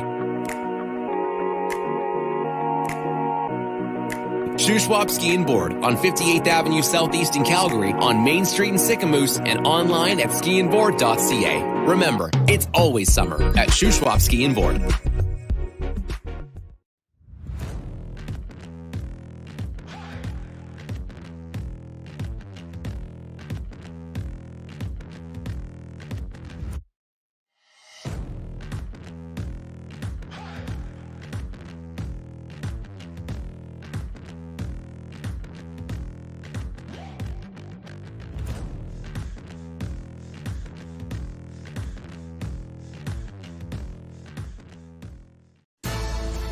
At Dillinger Insurance, we have over 50 different carriers to shop your home, auto, and recreational vehicle insurance needs.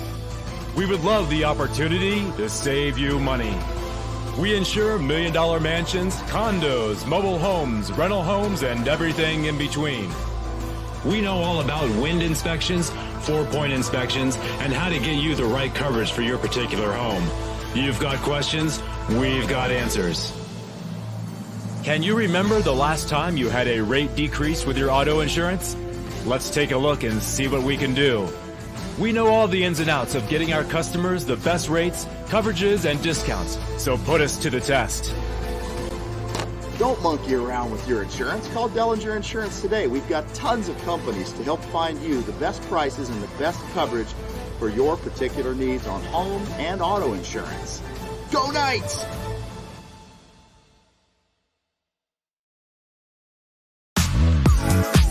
Where do competition standards meet the highest culinary standards? Where do the old masters meet the new masters? Where do first-class conditions meet first-class hotels? Where does the purest joie de vivre meet the purest drinking water quality? Only 30 minutes from the airport and Vienna city center.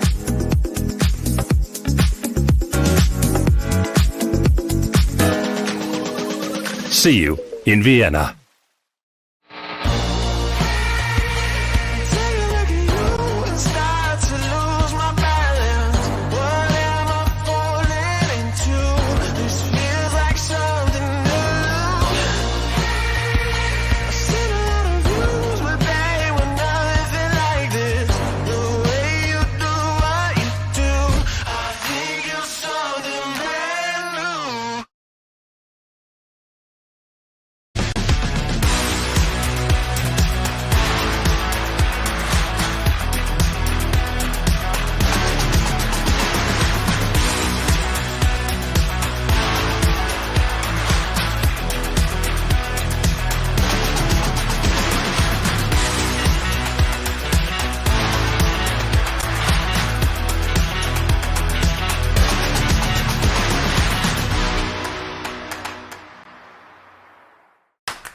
What if I told you there was a place where the sounds of nature are only broken by the roar of a boat, a place where that summer feeling lasts all year long, a place where the Florida sun is only outshined by the smiles of the skiers, a place where first-time skiers can ski alongside world champions and the world-class coaches work with all levels of skiers. What if I told you there was a place where life slows down and your only job is to make lifelong memories? That place is Swiss Water Ski Resort. Book your trip at SwissWaterSkiResort.com.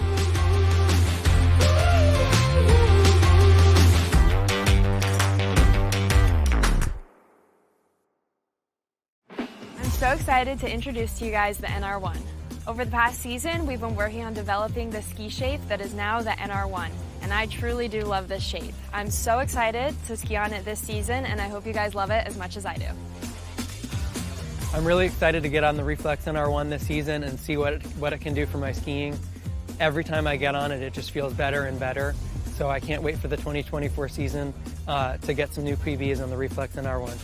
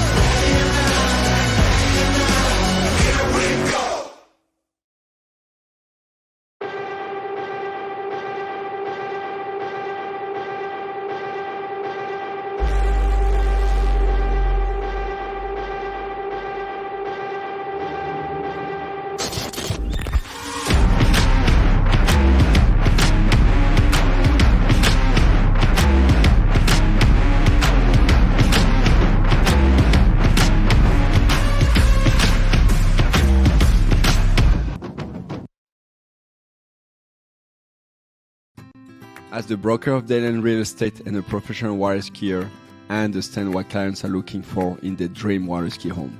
Our company is dedicated to helping you and your family invest in your future together in Florida. If it's time to move on to your next adventure, let us help you find the perfect match for your home. Our team offers service in English, French, Spanish, and German. Whenever you are ready, just give us a call. We will be suited up and ready to assist. Dayland Real Estate, where expertise meets passion. What if I told you there was a place where the sounds of nature are only broken by the roar of a boat? A place where that summer feeling lasts all year long. A place where the Florida sun is only outshined by the smiles of the skiers. A place where first-time skiers can ski alongside world champions, and the world-class coaches work with all levels of skiers. What if I told you there was a place where life slows down and your only job is to make lifelong memories? That place is Swiss Water Ski Resort. Book your trip at SwissWaterSkiResort.com.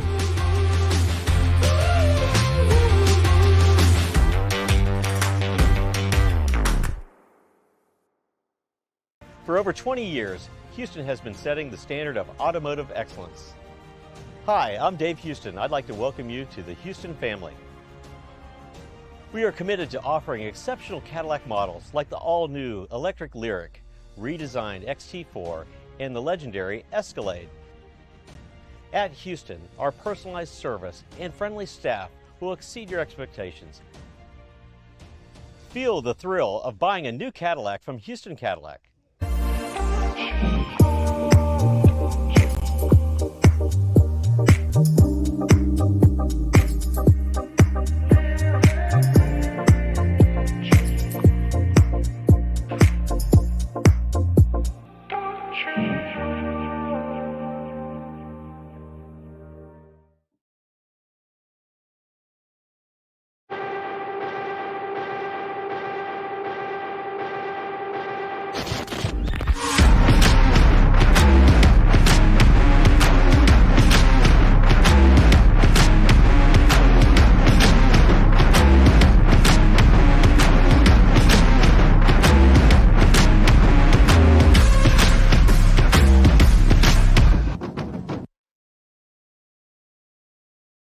For skiers and water enthusiasts, Florida lakes are what dreams are made of.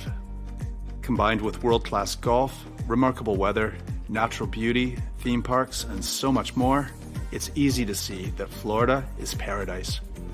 For more than 30 years, I've enjoyed Florida's lakes and many offerings. If you are interested in Florida real estate, let me be your guide and trusted advisor as you search for your paradise. Together, we can make your dreams a reality.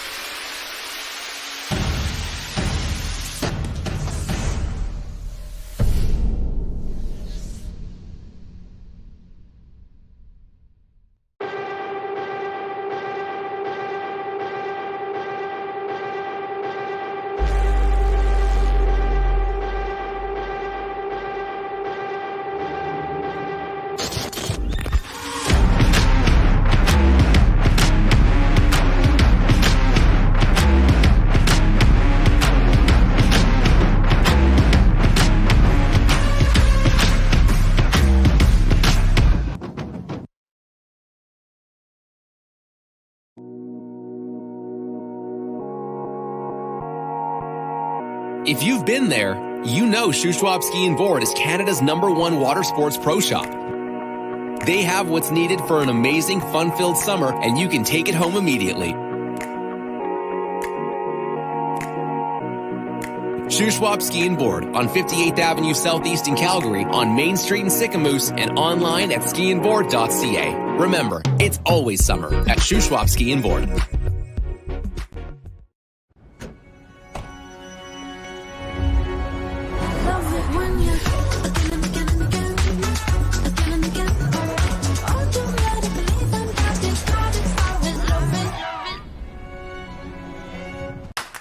What if I told you there was a place where the sounds of nature are only broken by the roar of a boat, a place where that summer feeling lasts all year long, a place where the Florida sun is only outshined by the smiles of the skiers, a place where first-time skiers can ski alongside world champions and the world-class coaches work with all levels of skiers.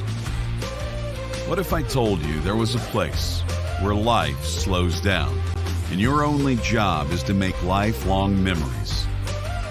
That place is Swiss Water Ski Resort. Book your trip at SwissWaterSkiResort.com.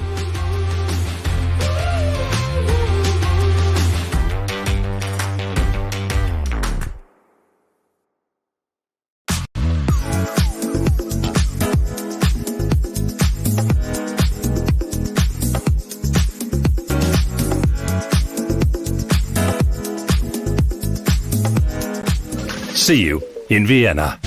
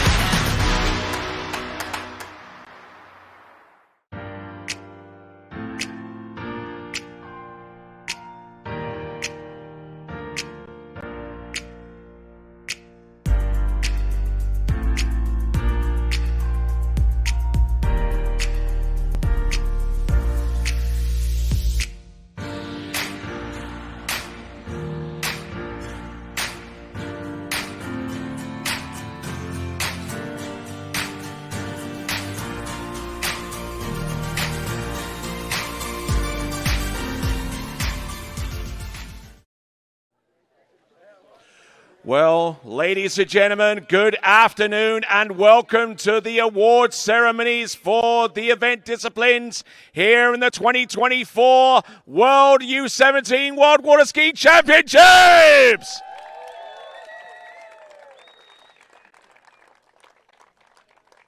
Okay, ladies and gentlemen, we have some award presentations, and the first of them is going to involve our girls. So if you young ladies can avail yourself and stand behind the podium. Ladies and gentlemen, this is the award presentation for the girls slalom, and presenting the medals, the president of Water Ski and Wakeboard Canada. Let's give it up for him, please, Mr. Russ Dixon.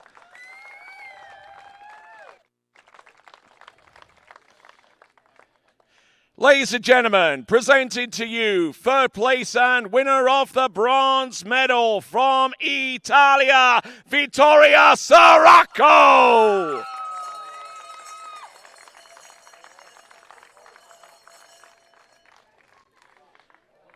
Silver place, runner-up from Chile, Trinidad Espino.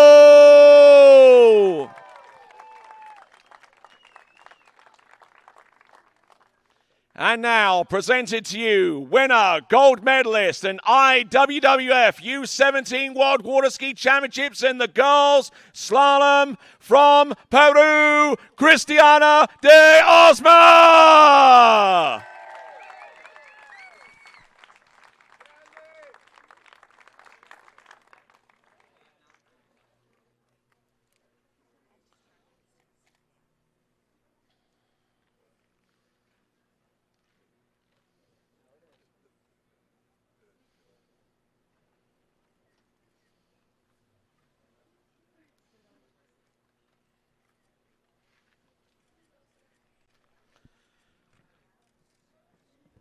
And ladies and gentlemen, please be outstanding as we play the national anthem of Peru.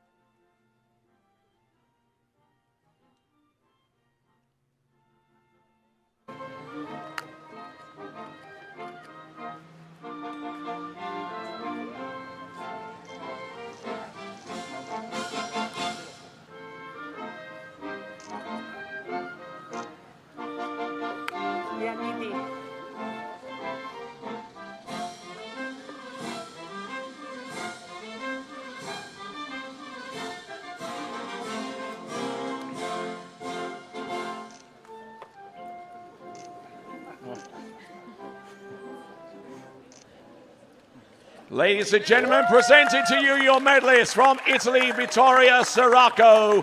In second spot, Trinidad Espinal of Chile. And your world champion from Peru, Cristiana de Osma. Give them a big cheer once again.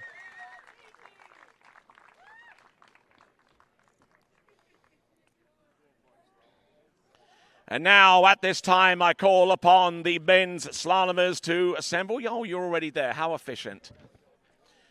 And I'd like to call upon our boys slalomers to assemble behind the podium positions, because we are now ready to present the medals in the boys slalom competition. And ladies and gentlemen, a competition like this couldn't happen without a great boat company, and we have that in Nautique. And ladies and gentlemen, let's give it up, please, for Brian Sullivan, who will be presenting the medals.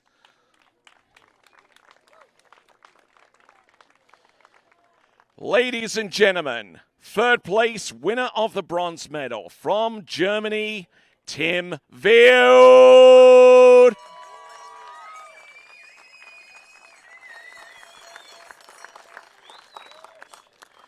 And now, winner of the silver medal, second place runner-up from the United States of America, Damian Eade.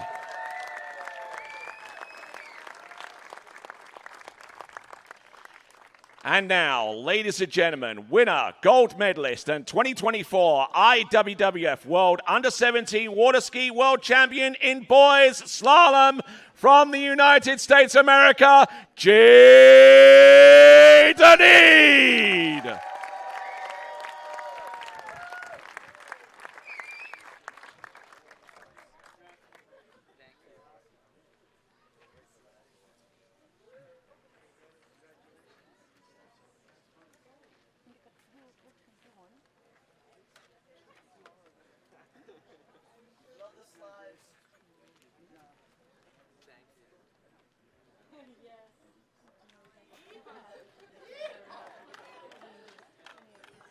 And now, ladies and gentlemen, please be outstanding as we play the Star Spangled Banner.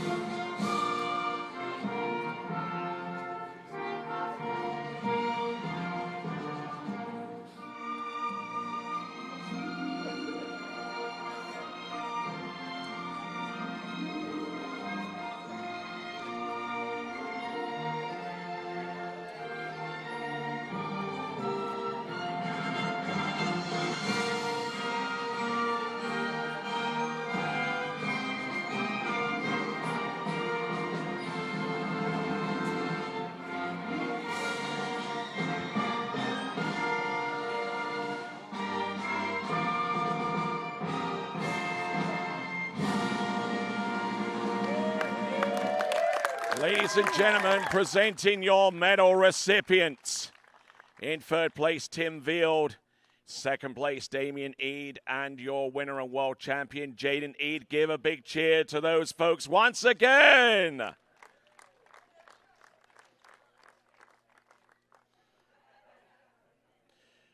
All right then, folks. We now go into the girls' jumping competition. Presenting the medals, former World Junior Champion medalist and Canadian national team athlete. Let's give it up, please, for Taryn Grant.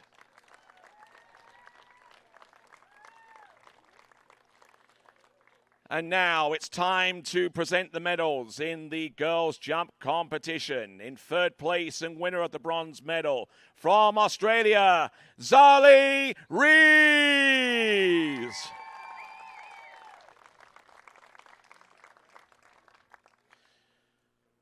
Second place, winner of the silver medal and runner-up from Australia, Christy Appleton.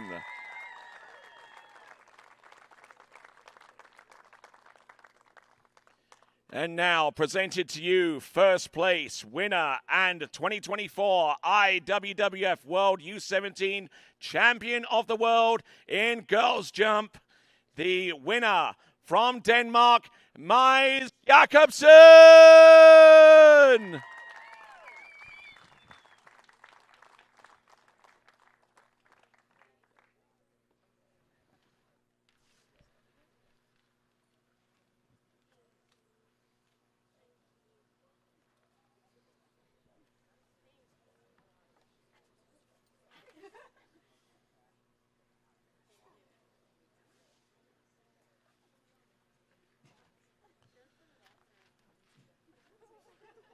And now, ladies and gentlemen, please be outstanding as we play the national anthem of Denmark.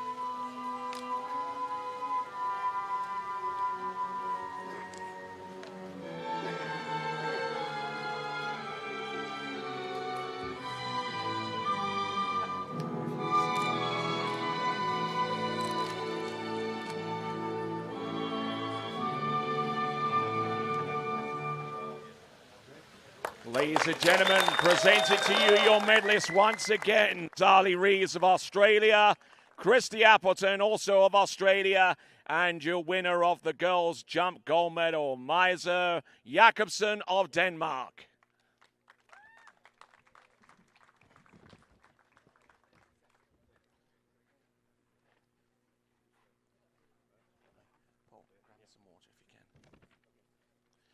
Ladies and gentlemen, I call upon the medalists in the men's jump to assemble behind the podium, please, as we now get ready to present to you the medals in the boys' jump competition. Presenting the medals, former Canadian World Team member, bronze medalist in the 93 World Water Ski Championships, and known collectively to everyone here as the Canadian Cannonball, Jim Clooney.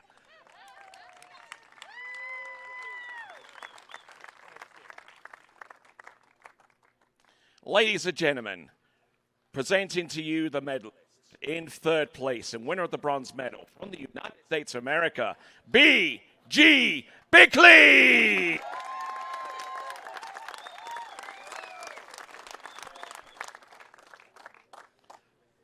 Runner-up, second place, winner of the silver medal from Germany, Tim Field.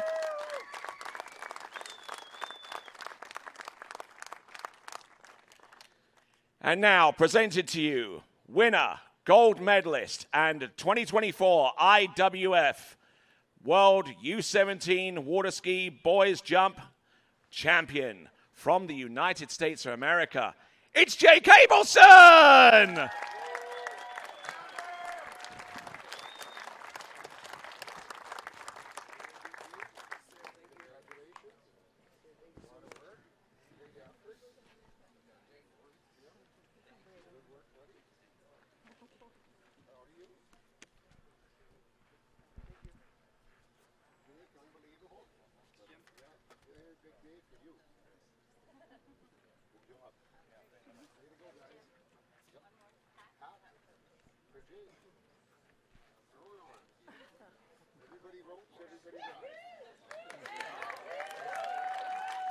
Ladies and gentlemen, please be outstanding as we play the Star Spangled Banner.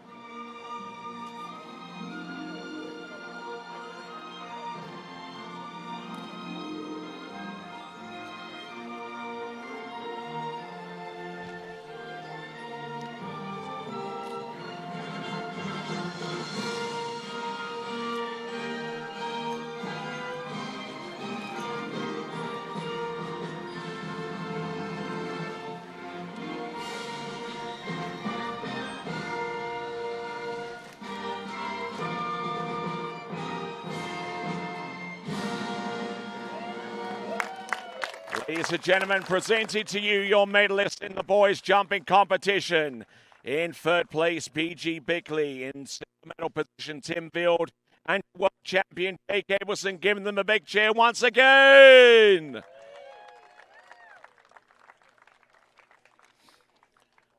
Okay, ladies and gentlemen, I call upon our girls' trick medal recipients to make their way behind the podium because we are in the position right now to present the medals in girls' tricks. To present the medals, Canadian national team coach and all-round good guy, Matt Reaney.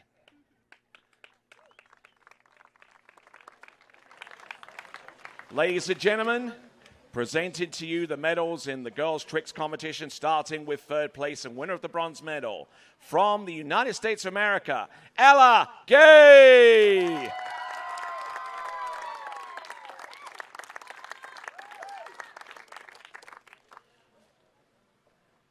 Second place, winner of the silver medal from Australia, Christy Appleton.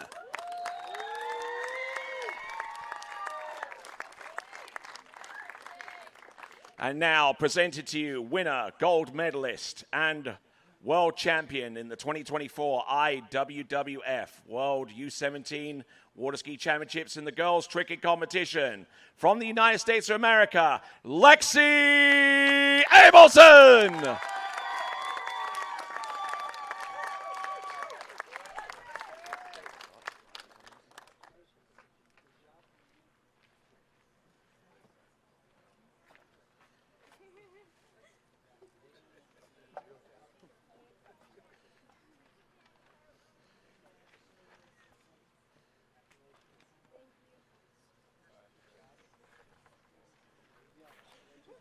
And now, please be outstanding as we play the national anthem of the United States of America.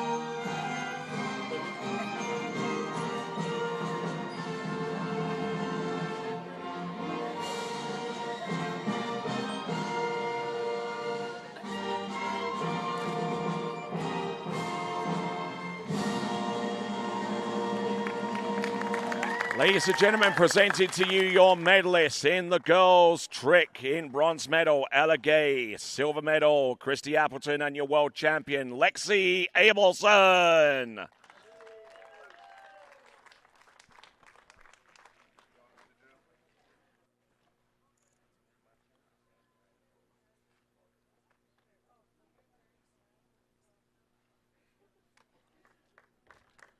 Okay, I'd like to call upon the recipients for the boys' tricking medals to make your way to the podium, because we are about ready to present the awards in the boys' tricking competition. And ladies and gentlemen, I present to you someone special. She is one of the founders of the Predator Bay Water Ski Club, this facility right here, and is the current president. Ladies and gentlemen, let's give it up, please, for Suzanne Velsen.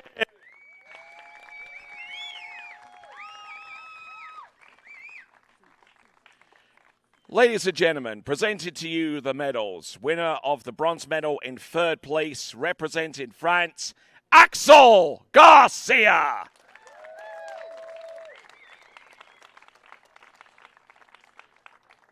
And now presenting to you, silver medalist, runner-up from the United States of America, Jake Abelson.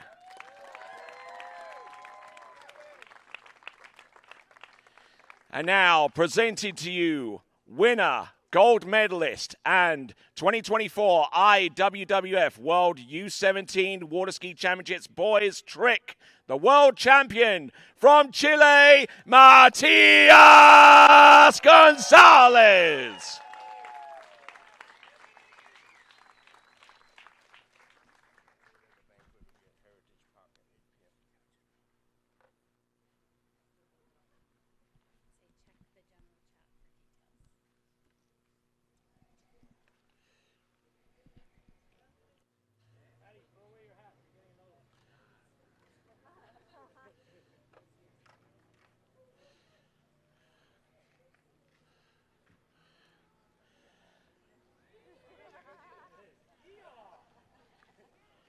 And now, ladies and gentlemen, please be outstanding as we play the national anthem of Chile.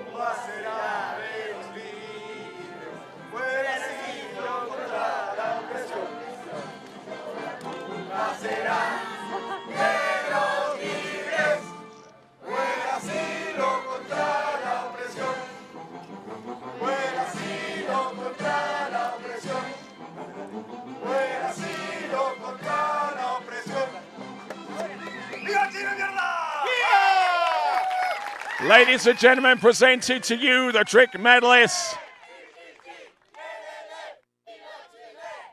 The trick medalists consisting of Axel Garcia of France, Jake Abelson of the United States, and Mati Gonzalez of Chile, your world champion.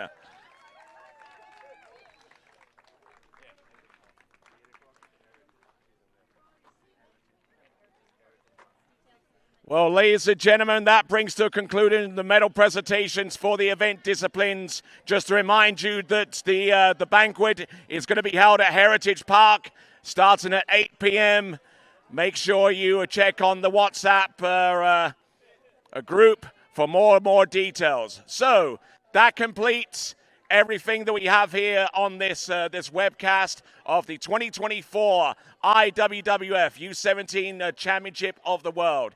Thanks a lot for tuning in, no matter where you happen to be around the world. A big thanks to the organizers, the athletes, the officials, and everyone that had a vested interest in making sure that these championships were a success from start to finish. My name is Tony Lightfoot, and until next time, and on behalf of everyone here, it's ciao for now!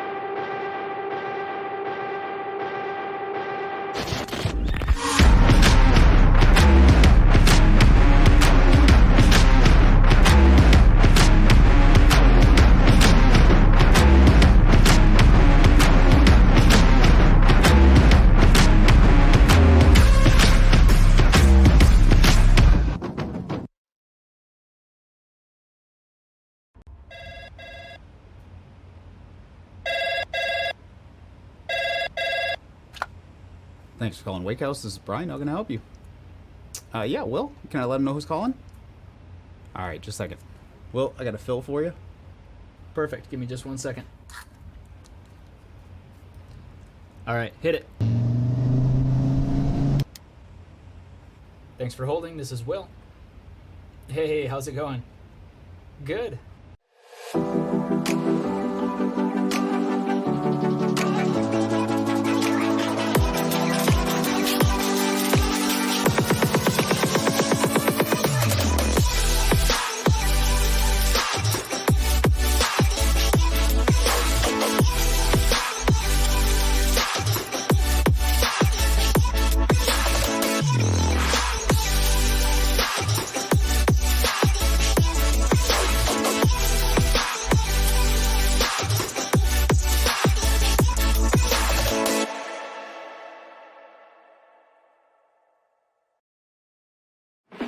So excited to introduce to you guys the NR1. Over the past season, we've been working on developing the ski shape that is now the NR1, and I truly do love this shape. I'm so excited to ski on it this season, and I hope you guys love it as much as I do.